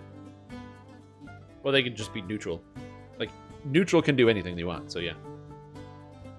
If they do make it so the strength trance is lawful only, and you can't use the strength trance as lawful, that would be, or as chaotic, that would be very, or sorry, you have to be lawful to do it.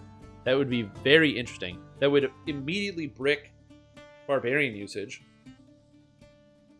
And it would immediately brick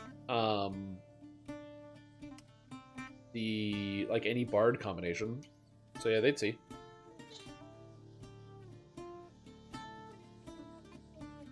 Yeah, either way, it's very interesting, and I like it.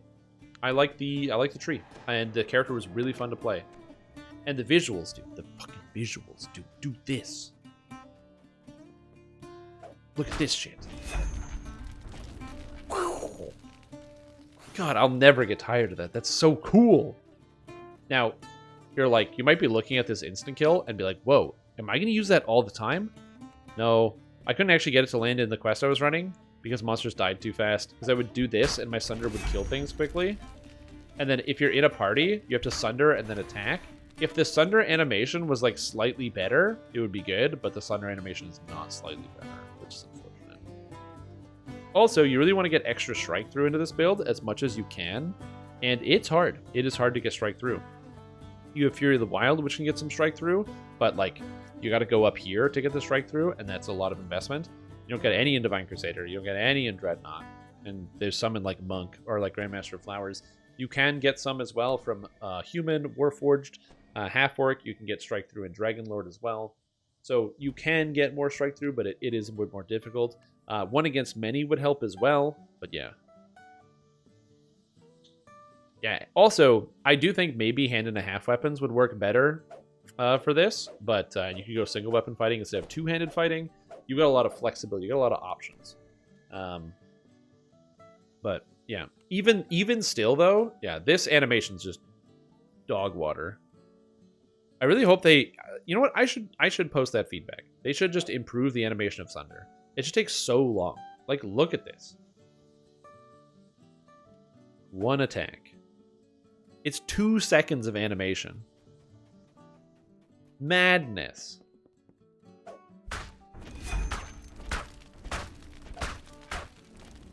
Yeah. You know, I'm sure than sweep, but it's quick horizontal slash. It is. If they just improved the speed of the Sunder animation by like 60%, that would solve most of the problems. I'd love that. Are they going to do that? I don't know. That'd be good, though. 100% damage. Good old slaughter. But then I can go... God, that animation's so... That's so cool. That's so cool, dude. Oh, man. I'm shocked by how cool that is. We got the AoE range. So, and again, this is why I'm happy I get to see this element of it. I will admit, it's definitely been a bit of a bummer to have like people mostly come into chat to complain about what they don't like about the changes coming through, which is fair, and I think it's fair to have people complain about these things, but it has been just hard to focus sometimes with like a lot of people just coming in being like, man, I hate this, man, I hate that, when like I'm excited about a lot of these changes. Not saying people can't be critical, but that definitely was like kind of a bummer in the middle of the day, and so yeah, it was just kind of hard to focus a little bit. But this animation set, just with the powerful ability, it brings me back. I gotta say, Dragonlord looks really, really good. And I'm excited to experiment with some of this stuff. More to Tactics Aura over DPS. Honestly, it looks good. Sunder speed scale off attack speed? I think so. Yeah, it does. But it's still slow. They just need to increase the speed by like 20% or 30% initially. Really fun despite being so long. Oh yeah, dude, like the one-handed Sunder animation, like that's great. That's a cool animation. The dual wielding Sunder animation, look at this. Like that's the good one, by the way. This is the good one. That's the good animation. But yeah, and this one, like I said, whoopsie. This animation's fantastic. It's like up down. It looks great. It's too long. That's all it is. It's just too long. Unarmed Sunder? You freaking wheel the arm around. Just like, just fist him. Whoop. That's great. I mean, the tripping animation's always good, but yeah. Whoop. It's like a throw. You're like throwing hands. Oh, quarterstaff Sunder. I didn't even think about that. Let me go get a quarterstaff. Let me go get a quarterstaff. Quarterstaff.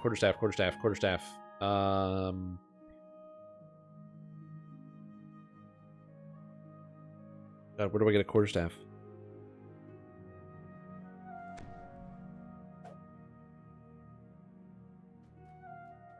Sharn? Doesn't have the weapons. Oh, quest weapons? Yes, quest weapons. Nice.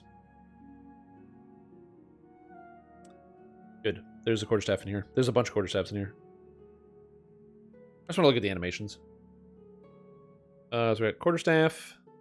What was the other one you said? Great Axe? Does Great Axe have a special Sunder animation? I'm pretty sure Great Axe is just a big spin. That's cool, but it's too long. It's very cool. Like, come on. This is cool. You, like, spin the staff? I just wish it wasn't twice the animation speed. Basically, if they made it so that the two-handed got 2 attacks, so, like, if I Sunder with a two-handed weapon, it's hit, hit, then I'd be fine with it. That'd be okay. That looked silly. change at just the right time. But yeah, it's just too long, especially when you consider like the duration of these. It's like 1, 2, and then this one is, and you're back into it. Maybe it has its own thunder. It shouldn't. I used a great axe earlier. I'm pretty sure it doesn't, because I had the Ember great axe on before. I don't think I still have it. I think I deleted it. Does this guy have a weapon? Catastrophe loot? Yeah, I don't think there is one. No. Store a great axe? Oh, good idea.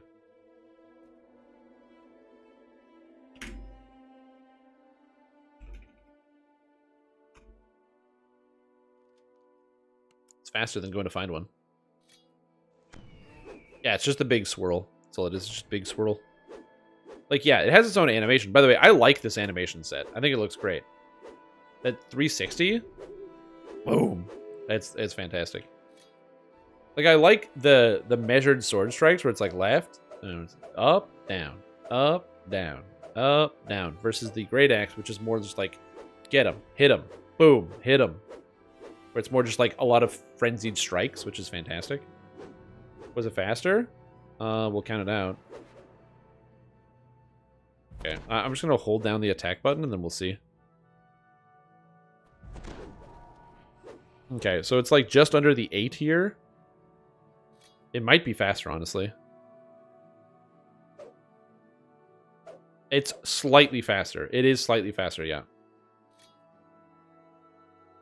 And we'll use the same one, probably. It's Purple Dragonite and Half Orc, probably. I think it's your thing of Purple Dragonite and Half Orc, which probably have the same attack.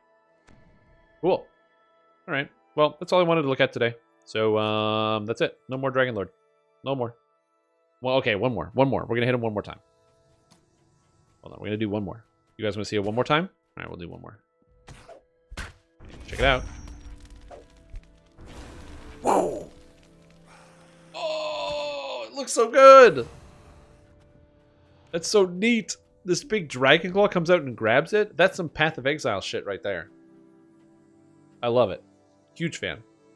But yeah, that's it for today. That's all we're gonna go. That's all we got. I'm gonna put a video about Dragonlord tomorrow. So you'll be able to see that. So I'll be putting out about yeah, what's coming out on the Dragonlord. Back to regular scheduled programming and Arganesson. I'm gonna be working, or not Arganesson, Hardcore League. Gonna be working on the Artificer, so that will be coming out as well. And then in the evening, I'm going to be swapping gears and playing some Path of Exile on stream, because some people have wanted, they asked me to actually show off Path of Exile, so I'll be doing that in the evening. So that should be fun. So that's what we're going to be doing tomorrow. So YouTube video in the morning, Path of Exile in the evening, DDO in between. Should be a good time. So you'll have about 10 hours of stream time content to watch. Do you not want that? Well, man, I'm trying really hard, and you don't want it?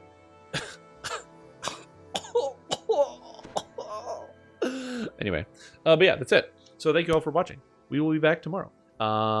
Make sure you drink lots of water and eat good food. Good food that is good for your organs. Because if you eat bad food, you'll get sick. You said avoid streaming PoE, but I'm too curious about your builds. Yeah. Well, I avoided streaming Path of Exile, not because I hate the game or anything. It's mostly just that, like, I find that when I turn on Path of Exile, because Path of Exile hits you with this skill tree, a lot of people, like, get really nervous about it. Also, a lot of people don't love action RPGs, but if you are somebody who likes video games and you like video games that will challenge you, Path of Exile really holds that. Yeah, I've enjoyed making a lot of builds this league. I learned a lot about crafting. That's always been my weakest area, is just crafting equipment and getting the right items that I need. And I spent a lot of time because I had and still have jillions of divines. So there's a magic finding. So I have just been spending a lot of it, wasting it, learning the crafting process of, like, here is an item. Now we go point A to point B to point C, and what's this crafting step? Okay, now I can do this. Okay, now I can beast craft. Now I can go get this harvest thing. Okay, now we reroll with this suffix, and then we add this, the Awakener's Orb. And you're, like, learning the crafting steps, so it's really good to understand the different processes and how you go about stuff. Also, don't go into Path of Exile and expect to learn the crafting process without watching any YouTube videos. Bad idea. Watch a YouTube video. There's so many videos about, like, here is how you craft, like, a +3 bow. Like this. And you're like, you could spend so much time not knowing how to do it, but then somebody figures out how you're supposed to get it done, and it's nice. There's a lot of shortcuts, and so you want to You want to build on the knowledge that already exists. Take your time, learn the things. That's all I have. Thank you for watching. Enjoy the rest of your evening. I hope you do very well and everything is good because it's a good time and stuff. I'm really hungry, man. I'm distracted. I'm super distracted. I gotta get some food.